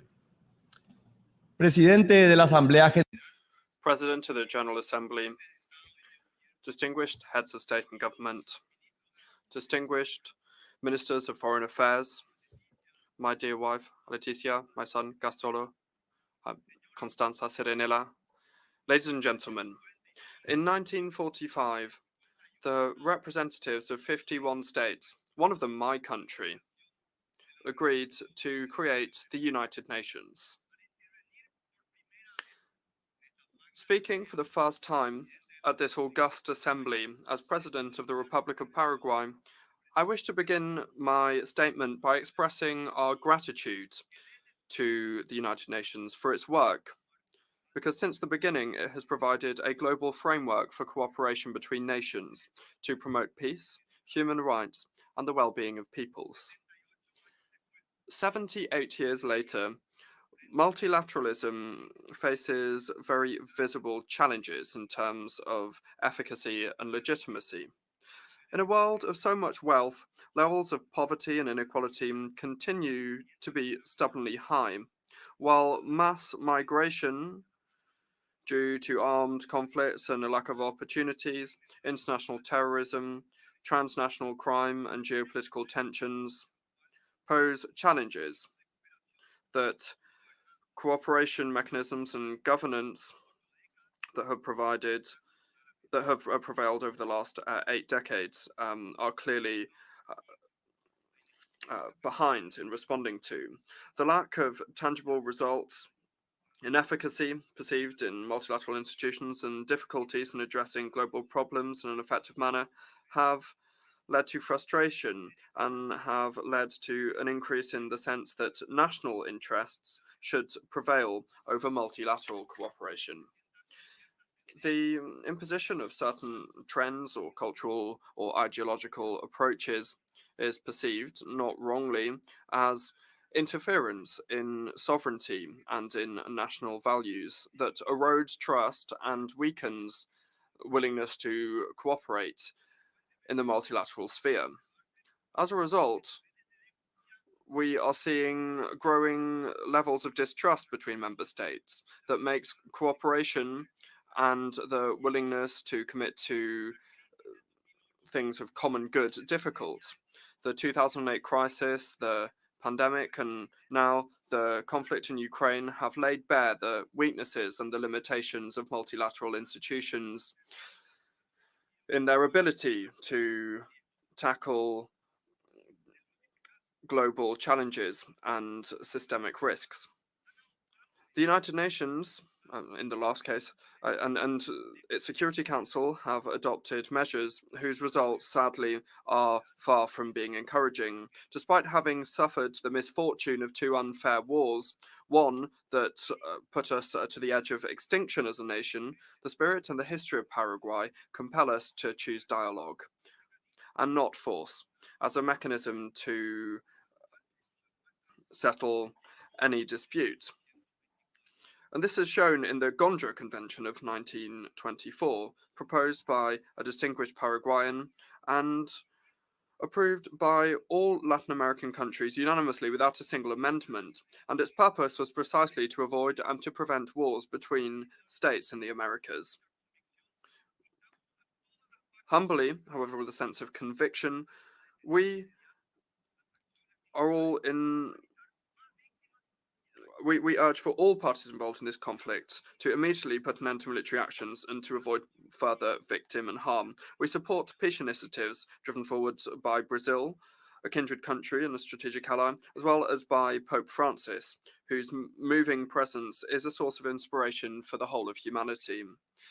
There can be no doubt that we need to work to revise and to reform the mechanisms, means, and institutional capacities of multilateral organizations in order to avoid new wars like the one that is afflicting Ukraine.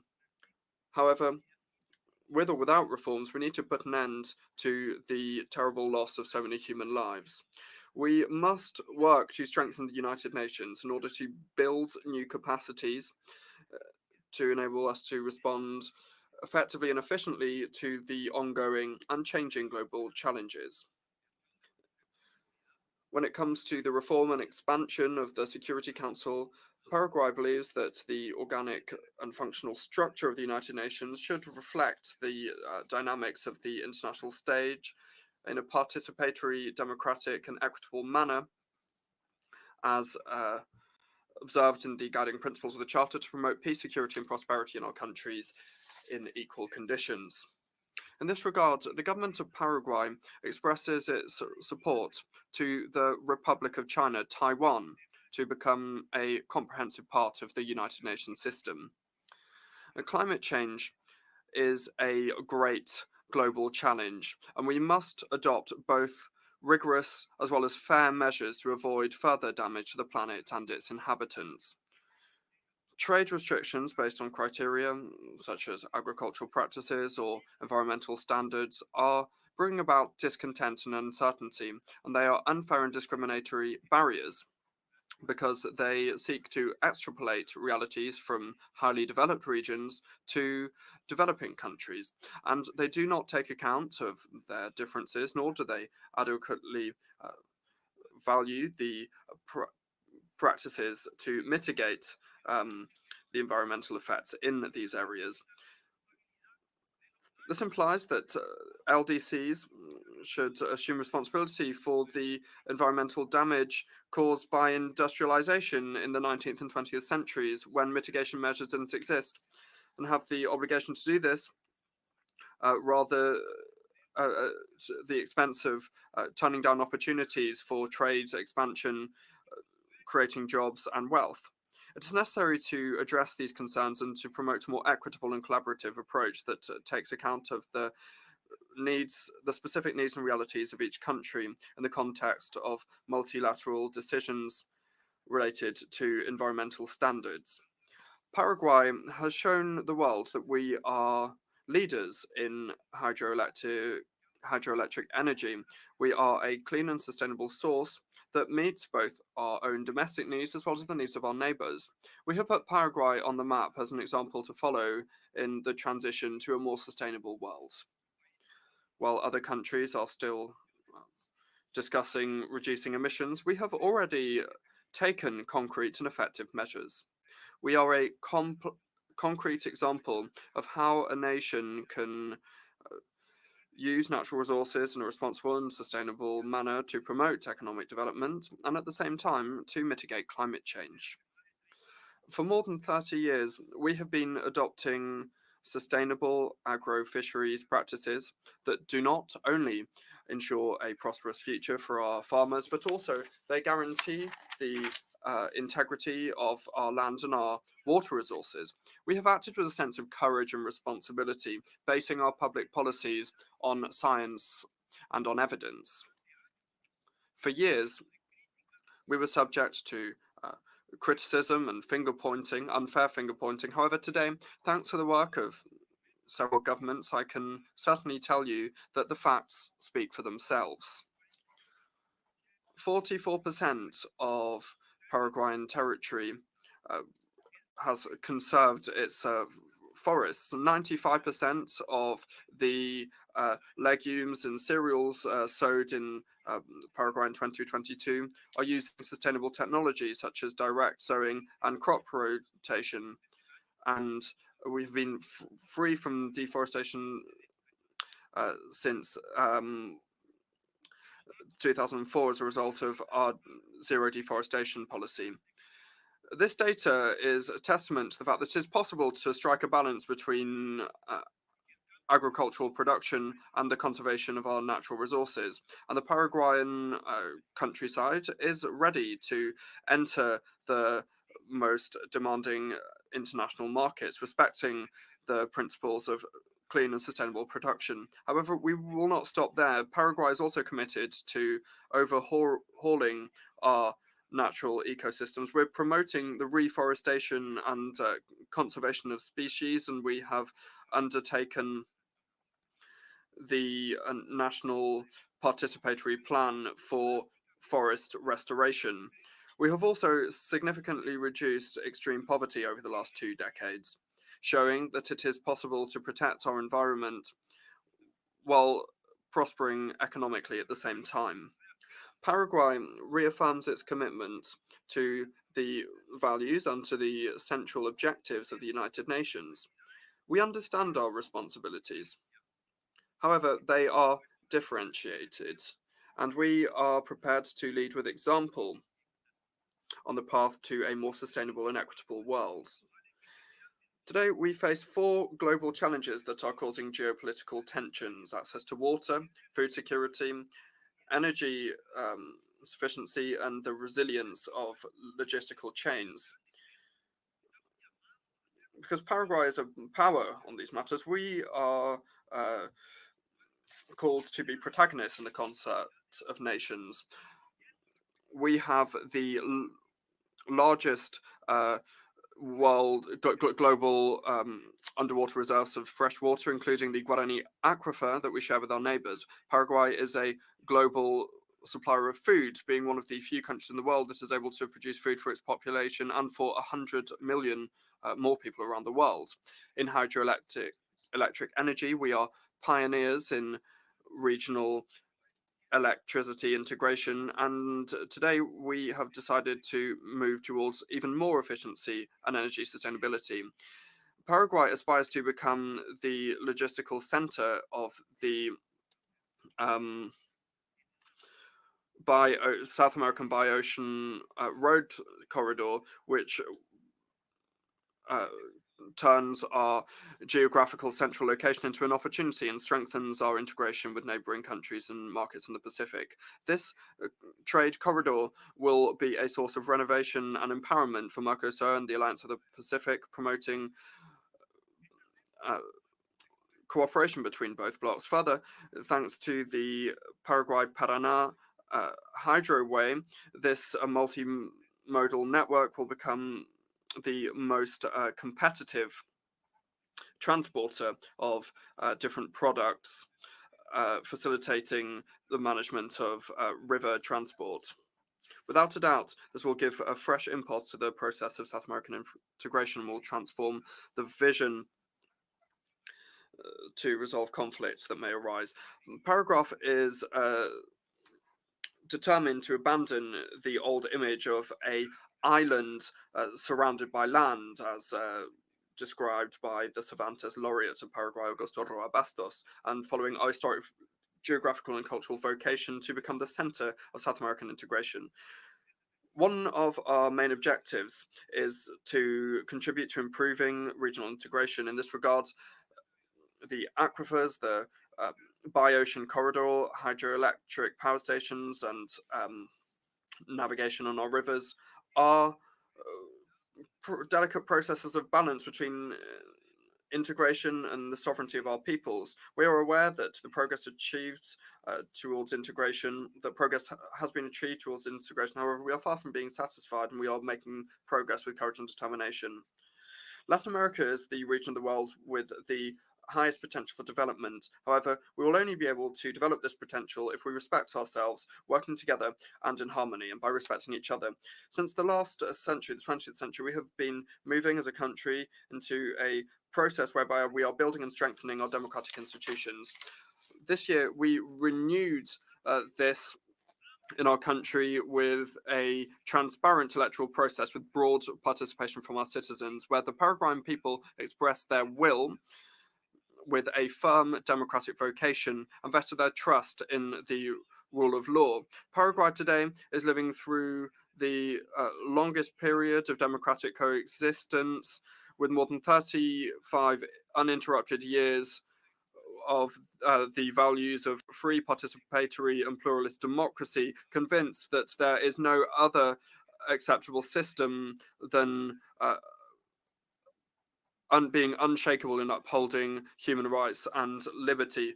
Paraguay, the country of the prose of Augusto Roa Bastos, the universal music of José Asunción Flores, and guitar with its dulcet tones and Nyanduti lace, Berta Roas. This country has a real rhythm that was born in the spirit of the Guarani language. Now, we call this thing Guarania, and it goes around the world. It's a great ambassador for us. My country values peace and sustainable development and integration between peoples, because we are a country that has been reborn from the ashes following a war of extermination that stunted the early development process of a nation that at the dawn of the Industrial Revolution had already developed one of the first interurban railways of South America. We had shipyards and iron foundries, but above all, we had great human capital and education. Then the massacre in 1870 that annihilated 90% of the male population of Paraguay. The reconstruction process after this was headed up by patriotic compatriots without financial nor technological support, and with a small flow of European migrants that arrived and established themselves in the country despite this bad record. However, as Bernardino Caballero said in his presidential message in 1884, Paraguay has the undeniable merit of having risen from the rubble without having requested support from the outside. We have been steadfast in this, the virtue of the strong, and triumphed, being the maker of our own destiny. It's impossible to not mention the fundamental role of Paraguayan women in their heroic task to rebuild the country. This is not in vain, because Paraguayan women are recognized as the greatest in the Americas, and they are the cornerstone of our nation. With decisive and firm steps forward, Paraguay continues to strengthen its institutionality and its economy. Having been the poorest country in South America for decades, today we are a middle to high income country with high credibility for the international financial markets that are bring us close to the so yearn for investment graduation with high standards for production, certified production in line with international standards, and transparency, especially in macroeconomic stability and fiscal discipline and monetary discipline, in an ongoing effort to improve public management. Dear friends of the international community, Paraguay is stood to attention and is ready to discharge its mission before history. Thus, we are talking about the rise of a giant. However, we are not saying this in an expansionist way or a grandiose way, but rather with a firm conviction of a proud people, proud of its roots and our heroic history, our courageousness, and the profound conviction of our destiny of greatness. Thank you very much. Thank the President of the Republic of Paraguay for the statement just made, and I request protocol to escort His Excellency. The Assembly will hear an address by Her Excellency Dina Ercilia Boluarte Zegara, President of the Republic of Peru. I request protocol to escort Her Excellency.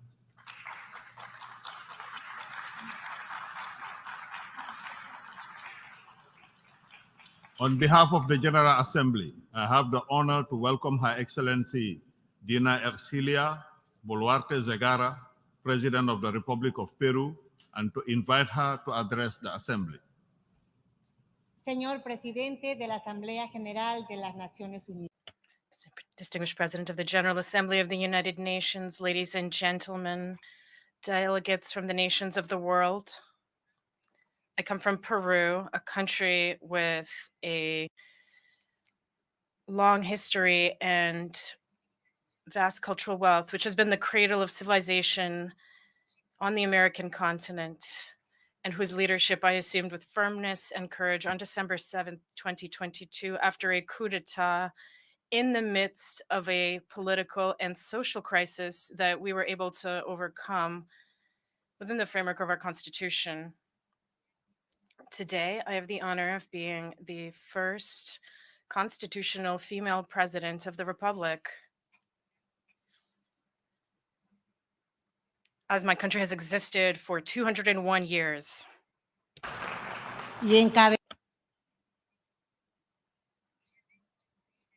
And today, I lead my country's delegation to the United Nations General Assembly.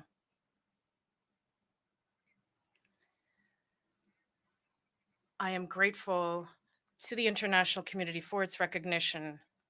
Peru is once again present on the international stage alongside the peoples of the world. I'm a woman from the provinces. I speak Quechua, and I was born in the heights of the southern Peruvian Andes. And I lead a government that, in accordance with the law and in the face of titanic challenges, both from nature as well as on the international stage, has brought back stability and hope to a country that seeks to achieve economic development along with social justice. I would like to begin this message by paying a tribute to women, to girls, adolescents, and particularly to my sisters in Peru, a well-deserved tribute. Amanda Warmi Makaya Kachunchu. This is what we say in Quechua, which in the rest of the world means no more violence against women. Mr. President, Peru is a country that respects democracy, the rule of law, human rights, and international law. For this reason, Peru actively promotes Latin American integration and is firmly committed to cooperation between countries. Peru promotes peace, and to achieve peace, it is necessary to implement the Charter of the United Nations and to uphold it in all circumstances. For this reason, Mr. President, we defend the principle of respect for the sovereignty, territorial integrity, and independence of all states. Mr. President, as a daughter of the southern Andean region of my country, I have known firsthand the suffering caused by poverty. That is why I'm fully aware that, as we reaffirmed in the political declaration adopted yesterday, eradicating poverty is the greatest challenge facing the world and constitutes an essential prerequisite for sustainable development.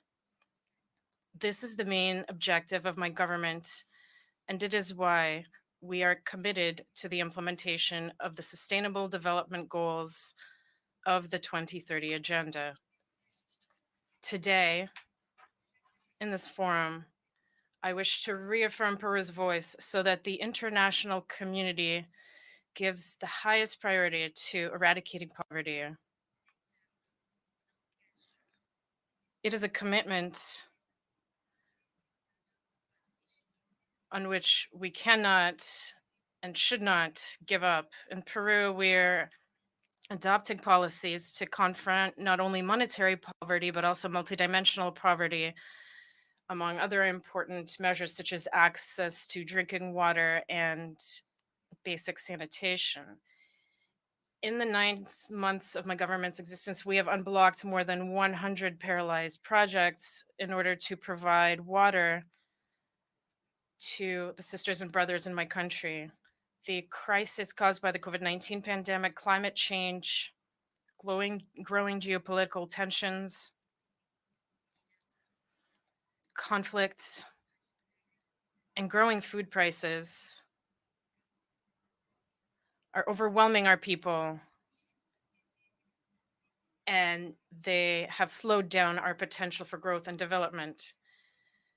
If these trends continue, as Secretary General Antonio Guterres tells us, nearly 600 million people will continue to live in extreme poverty in 2030, and only 1/3 of countries will reach the goal of having their national poverty levels. We cannot accept such a scenario, Mr. President. The time is now. Either we progress together or we all condemn ourselves to failure. United, we will achieve everything. Disunited, we will all lose. And this brings us to the next challenge. Our development agenda has the motto Manan Pitapas Kipapi Sekispa, which in Quechua means leaving no one behind. However, Mr. President, today, millions of human beings are displaced and on the move, sometimes literally carrying their families and their meager belongings in search of well-being or simply survival in the face of conflict, unemployment, and extreme poverty. The current situation of human mobility must prompt the international community to cooperate on the bilateral, regional, and multilateral levels. Peru has been making enormous efforts in this area, but it is only through international cooperation that we will be able to achieve safe, orderly, and regular migration. Mr. President, health, as we know, is not a problem for a handful of individuals. It is a collective issue. My country was one of the hardest hit by the COVID-19 pandemic, which took the lives of more than 200,000 of our fellow citizens, and which revealed the gaps and shortcomings of our health system. And this year, we have faced resurgencies of the dengue, measles, and polio epidemics, as well as an outbreak of Guillain-Barré syndrome. That is why my government is firmly committed to guaranteeing free and universal healthcare access to all without exception. To achieve this, we are in the process of expanding our national vaccination programs coverage. We are reinforcing health infrastructure and equipment. We have been able to achieve more than 1,900,000 children aged from 2 months to 5 years against polio and measles. And we continue to work tirelessly to unblock hospital projects that had been paralyzed due to apathy and corruption from prior governments. We have also made the prevention and treatment of cancer a national goal, and currently 20 out of Peru's 26 regions have at least one oncological service. It is possible to work and to achieve things as long as the political will is there. In these areas, international cooperation must ensure quality health products and services accessible to all, and especially for developing countries where the gaps are much wider. In Peru, it is with great concern that we observe the growing internationalization of criminal networks fueled by the corruption of past governments, which have undermined the credibility of institutions and democracy, and which are affecting the development and well-being of our citizens. That is why it is crucial to reinforce our common work. We cannot let our guard down against crime, organized crime, and drug trafficking. These problems affect us all, and we must all be part of the solution. Our children and grandchildren are at risk of experiencing the hell that a triple environmental crisis would bring now that we are entering this era of global boiling, as the Secretary General of the United Nations has called it. Climate change, loss of biodiversity, and pollution put our very existence as humanity at risk. Peru is facing these phenomena with a sense of urgency and determination. At the beginning of the year, heavy rains affected northern Peru, followed by the onslaught of Cyclone Yaku. In the south, droughts have seriously harmed people, agriculture, and livestock, on top of recurring anomalous waves in the Pacific, which prevent the regular operations of our fishing ports. Finally, we have the growing threat of the coastal El Nino phenomenon after the impact of the global El Nino. An action-focused and prevention-focused approach is urgent. Therefore, from this high rostrum, I call for solidarity and international cooperation. For the first time, a government in my country has undertaken a major campaign against the global El Nino phenomenon with an investment of 4 billion soles, that is to say more than $1 billion. We have also joined the early alerts for all initiative presented by the Secretary General, so that by the end of 2027, all the inhabitants of the planet can be protected against meteorological phenomenon. This, ladies and gentlemen, will help save many lives. In addition, Mr. President, allow me to make a proposal for a compact, a commitment to international cooperation and action in order to immediately address the impact of meteorological phenomena such as El Nino, a pact based on solidarity, resilience, and interdependence. Today, it is Peru that is facing El Nino. Tomorrow,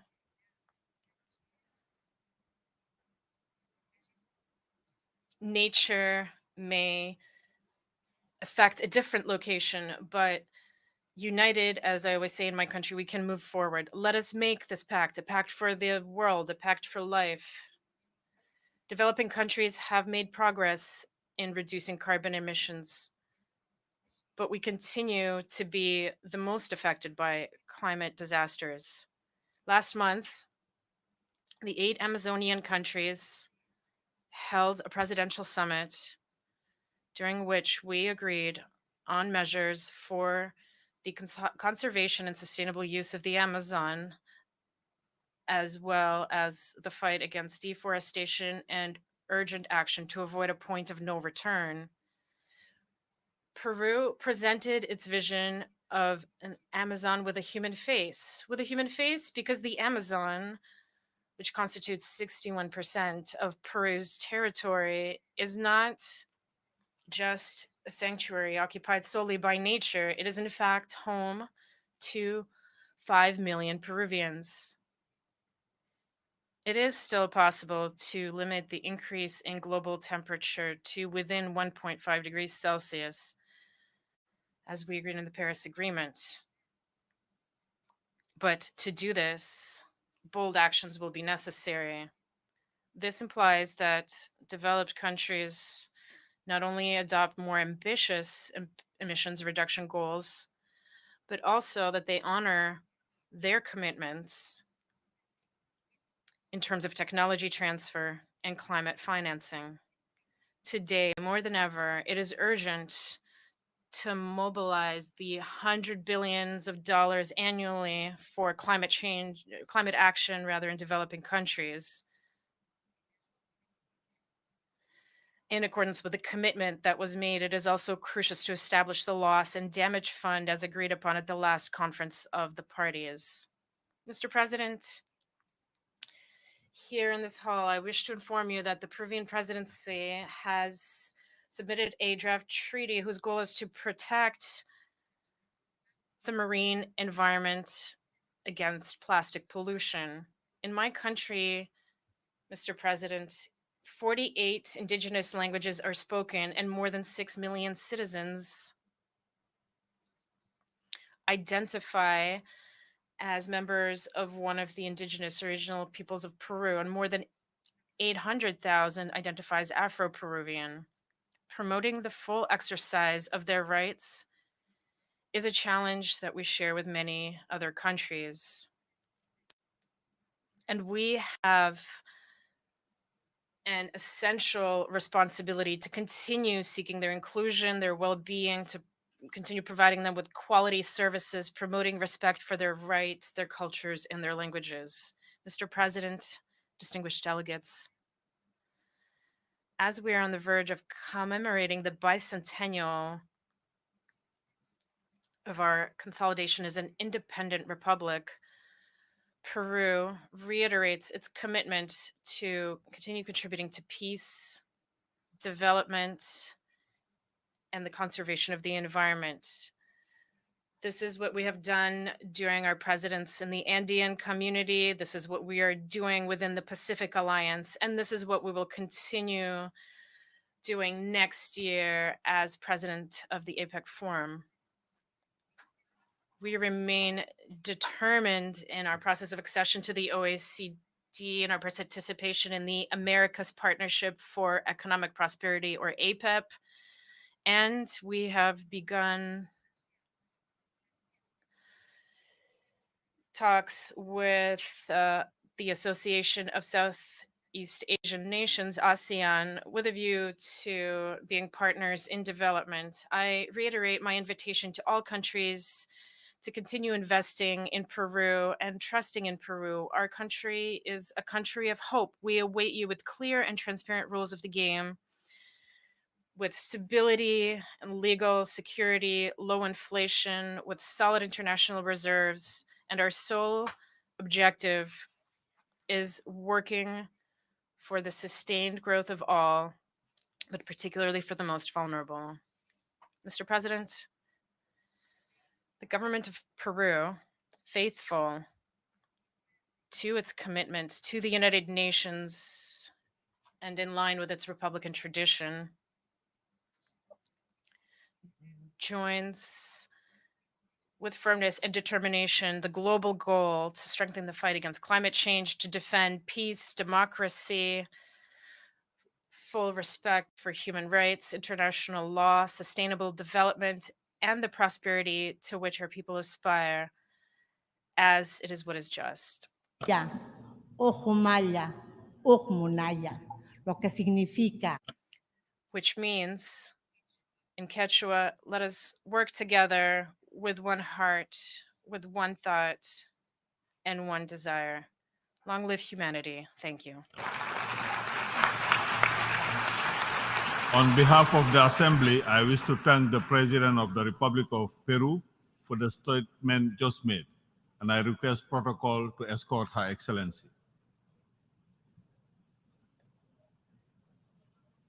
The Assembly will hear an address by His Excellency Felipe Jacinto Nyusi, President of the Republic of Mozambique. I request protocol to escort His Excellency.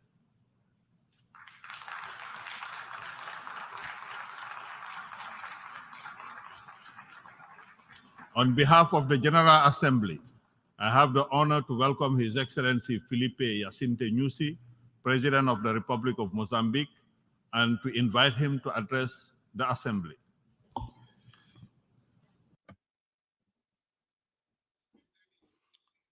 Mr. Dennis Francis, Chairperson of the session of the General Assembly of the United Nations, Engineer Antonio Guterres, Secretary General of the United Nations, heads of states and government, distinguished representatives of member states, esteemed leaders of the system of the United Nations Organization, distinguished invited guests, Excellencies.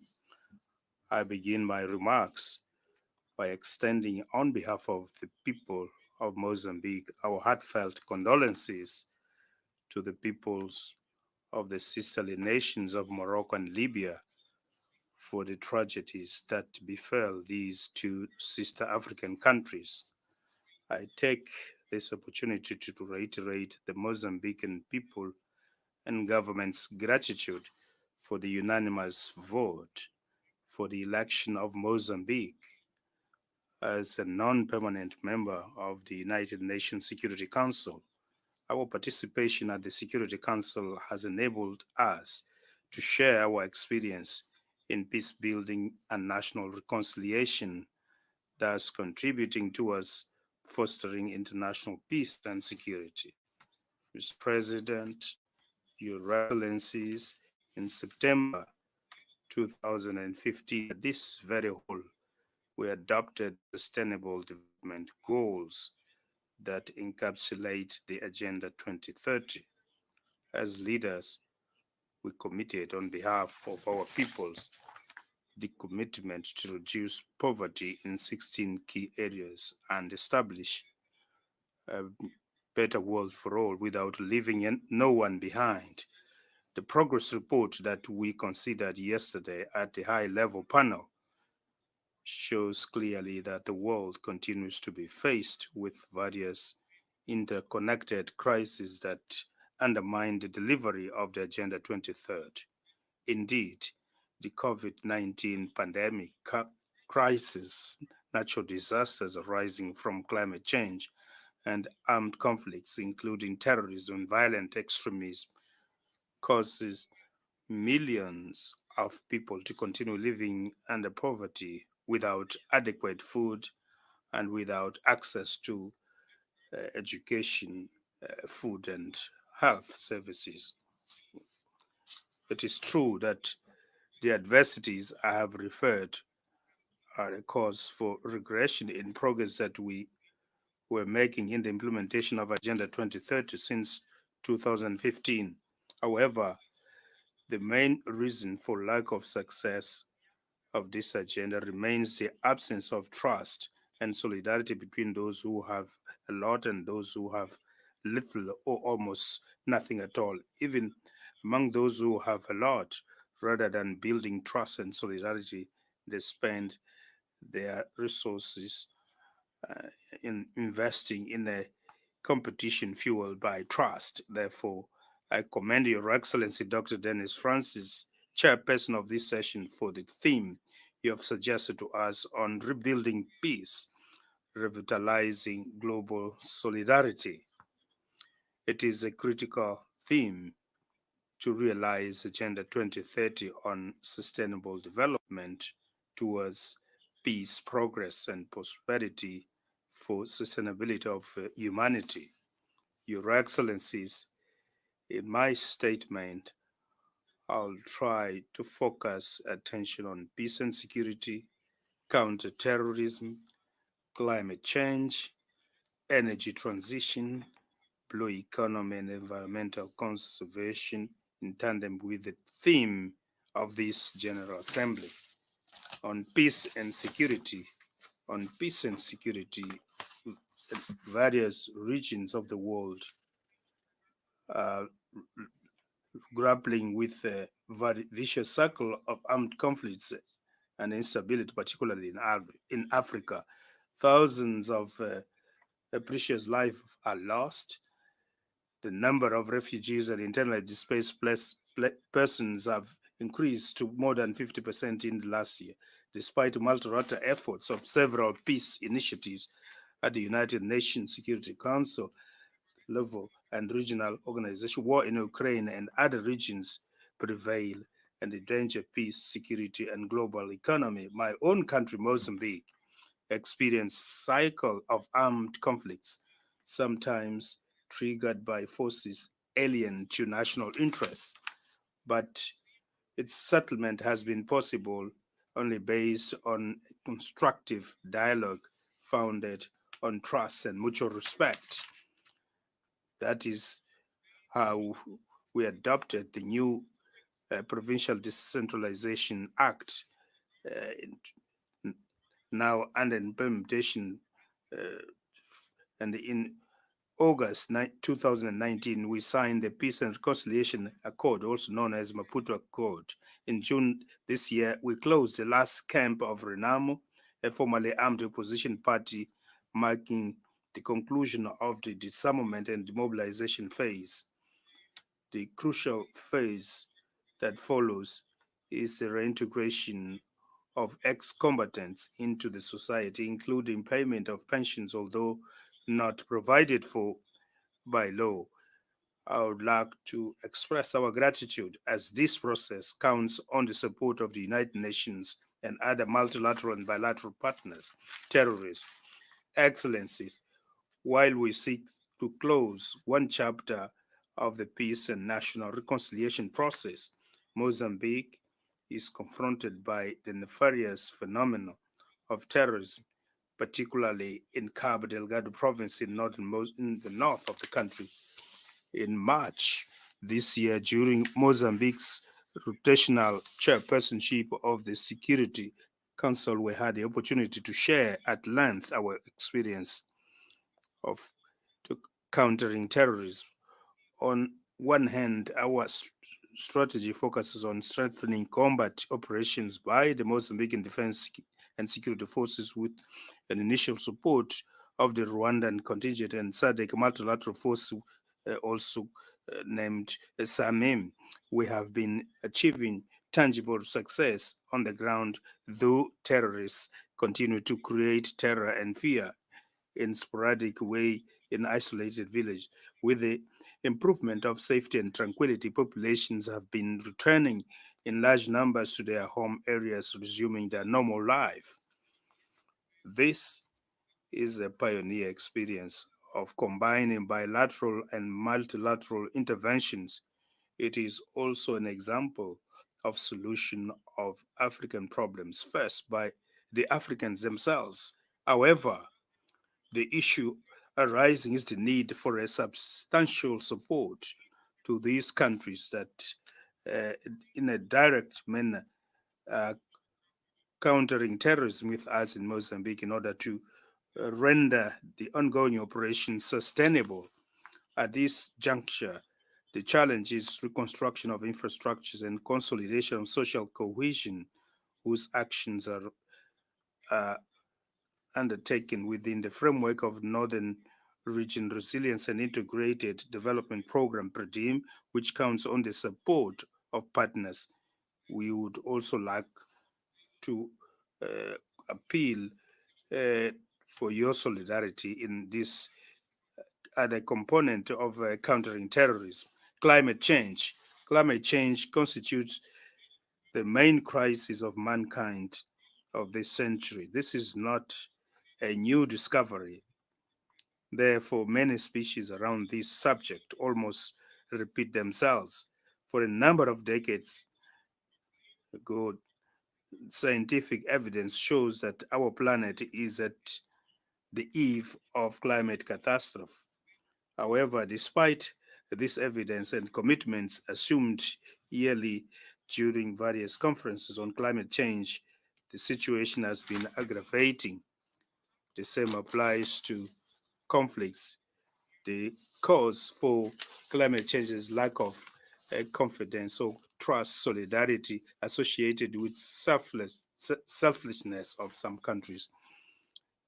Countries that pollute.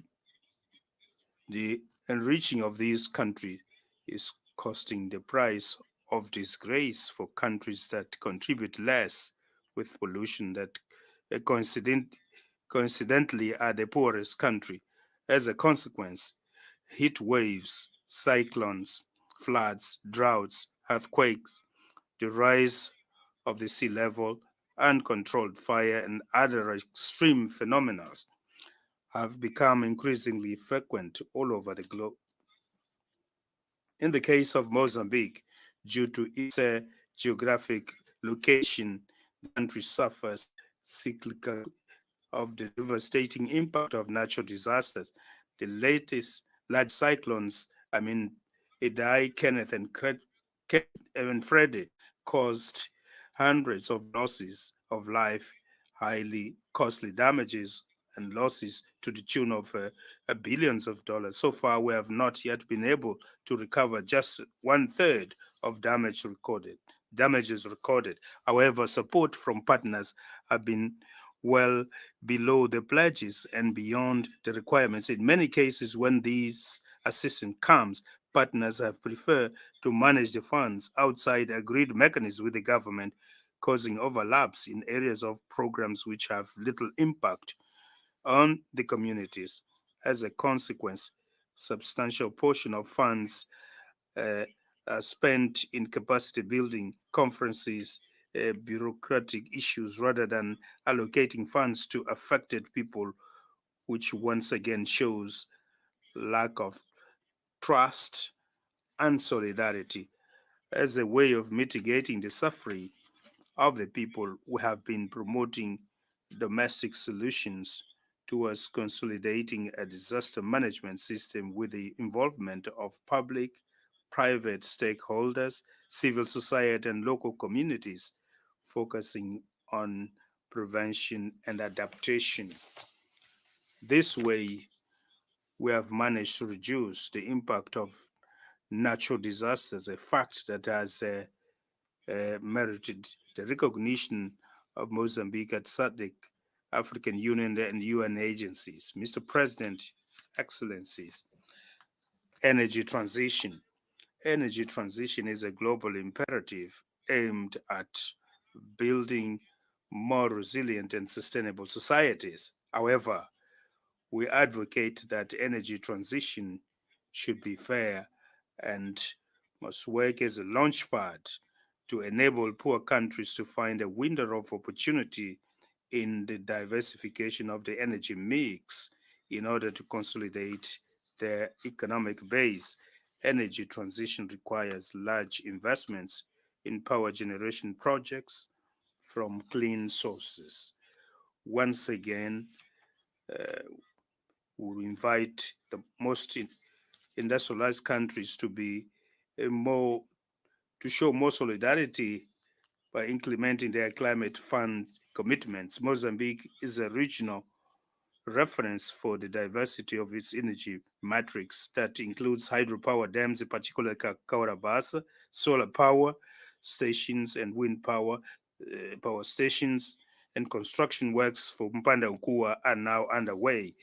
Last year, Mozambique joined the group of liquefied natural gas producing and exporting countries, an important step towards accelerating energy transition. Currently, the energy sector is dominated by hydropower, with a capacity of 2,172 megawatts, solar with 95 megawatts, gas 441 megawatts, and diesel with 120 megawatts, with the possibility of operations of Temane Thermal Power Station over the last quarter of 2024, with the capacity of 450 megawatts, and with a longer maturity cycle, the new Mpanda Nkua hydropower station with a capacity of 1,500 megawatts to be generated by 2030. Likewise, Mozambique bets on the development of blue economy to optimize resources from the extensive exclusive economic zone along the coastline of 2,700 kilometers. Environment conservation. We are also a country with a robust environmental legislation that features major international conventions, including the Paris Agreement, the Convention on the Protection of Endangered Species sites, among others. Within the framework of the nationally determined commitment NCD in 2021, Mozambique became the first African country to receive payments from the World Bank Fund for reducing emissions from deforestation and forest degradation. Last year, we launched a regional initiative on the sustainable management of the Mayombo forest that culminated with the adoption of the Maputo Declaration, which was endorsed by 11 SADC member states. Mayombo woodland is the largest tropical forest ecosystem of the world, where three species are predominant, which covers more than 2,574 kilometers along the Great Zambezi Basin across 8 countries of Southern Africa. Under this initiative, which intends to project nature, we count on the support of bilateral and multilateral partners, in conservation of the Miombo forest that can largely contribute to capture carbon on the planet. Excellencies, the challenges currently faced by humanity are huge. However, solutions are within our reach. We, the leaders present here, have the historic responsibility of saving the planet for the benefit of future generations.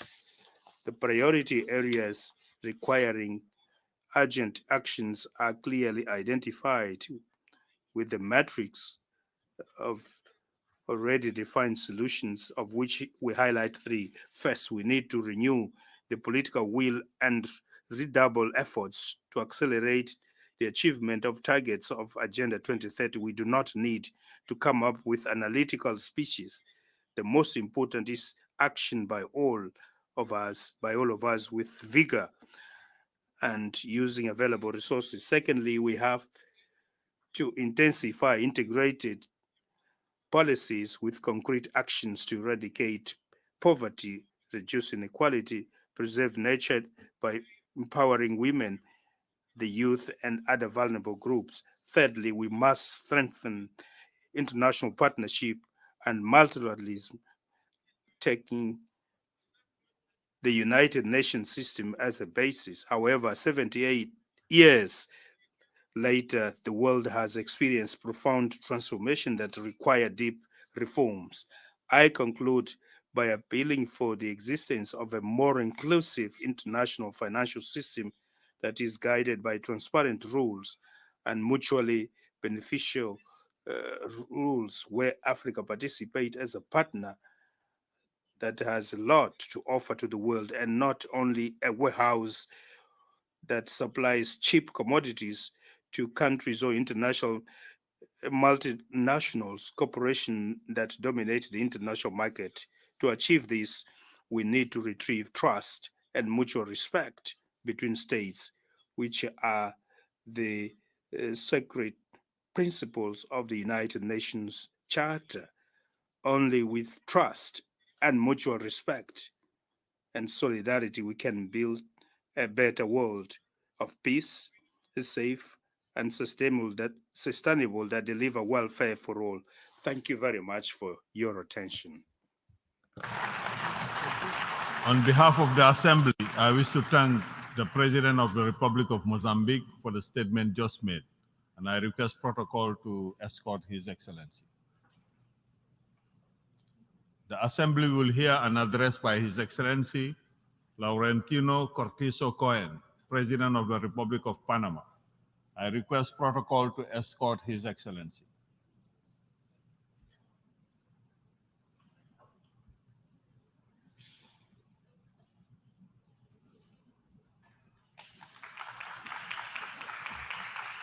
On behalf of the General Assembly, I have the honor to welcome His Excellency Laurentino Cortizo Cohen, President of the Republic of Panama, and to invite him to address the Assembly.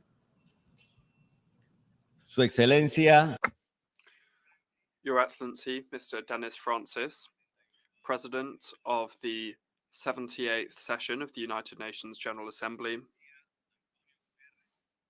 Your Excellency, Antonio Guterres, United Nations Secretary General, heads of state and government, distinguished delegates.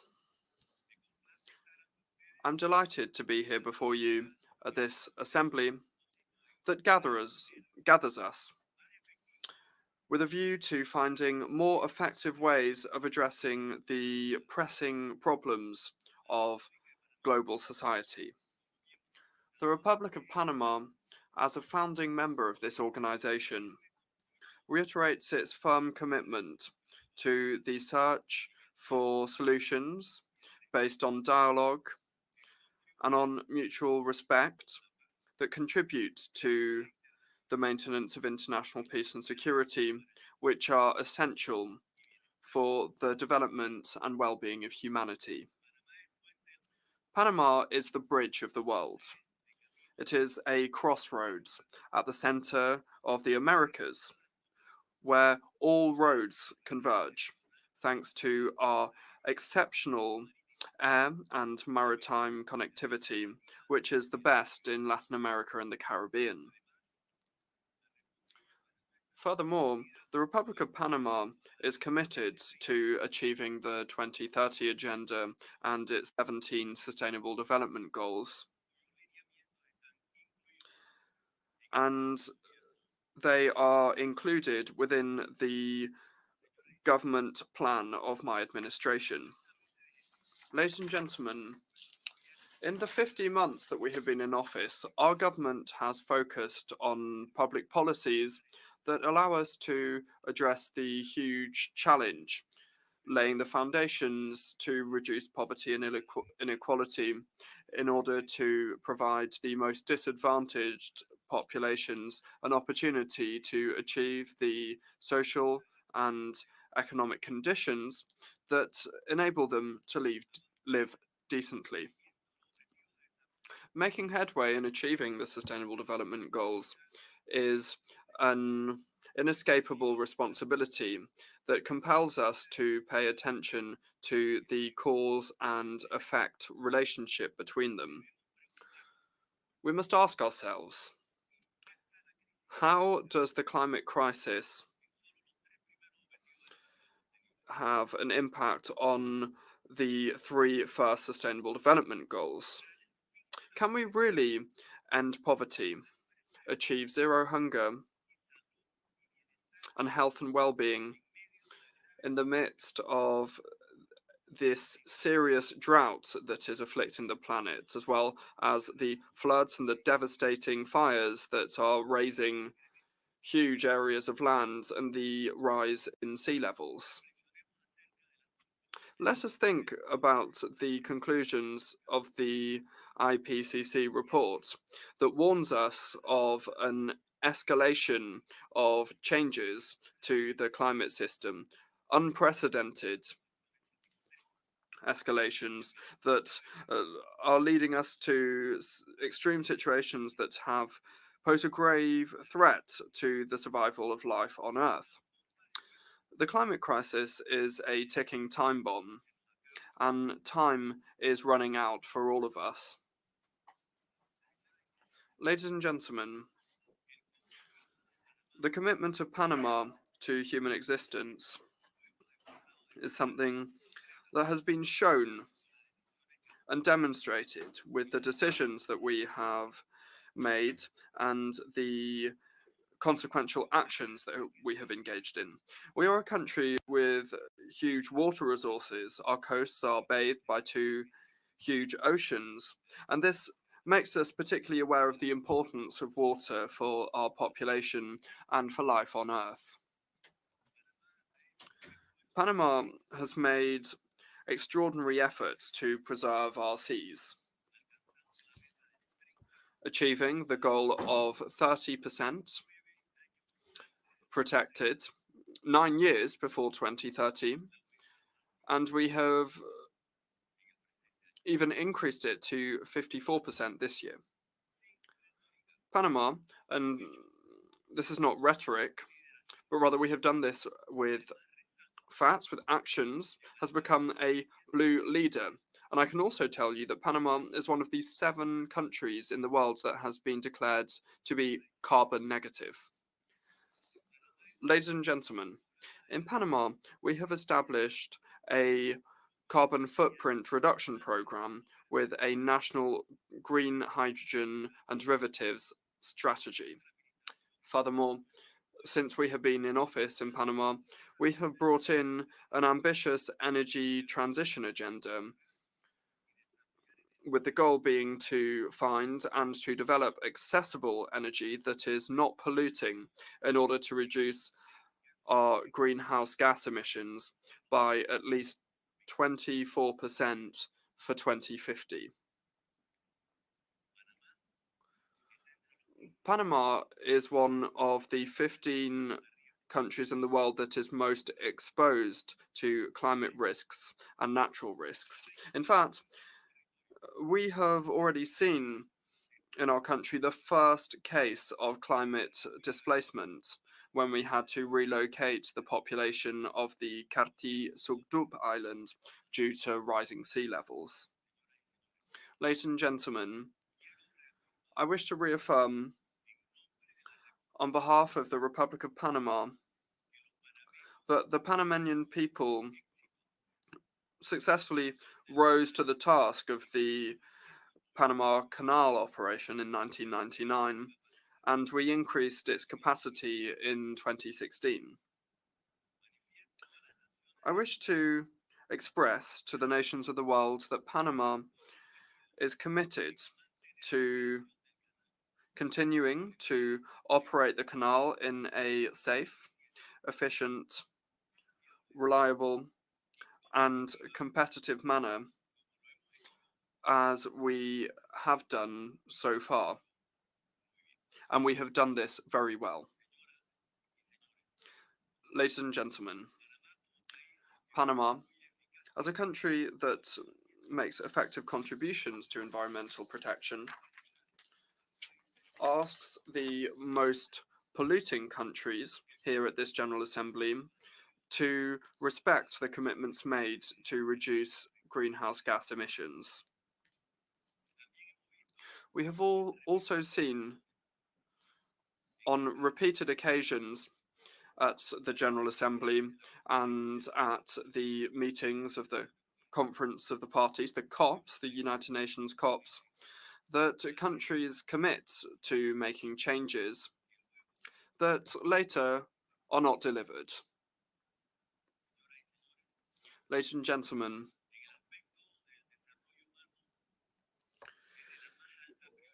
human development is the greatest priority and provides populations opportunities for a more decent life within their own countries.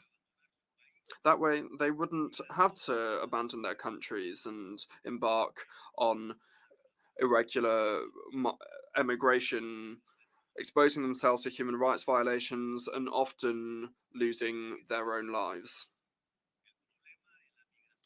In this regard, the problem of irregular migration must be addressed multilaterally, with a focus on the respect for human rights and under the principles of solidarity and shared responsibility, with the aspiration being to safeguard the integrity of human life in a safe and orderly manner. Panama is working actively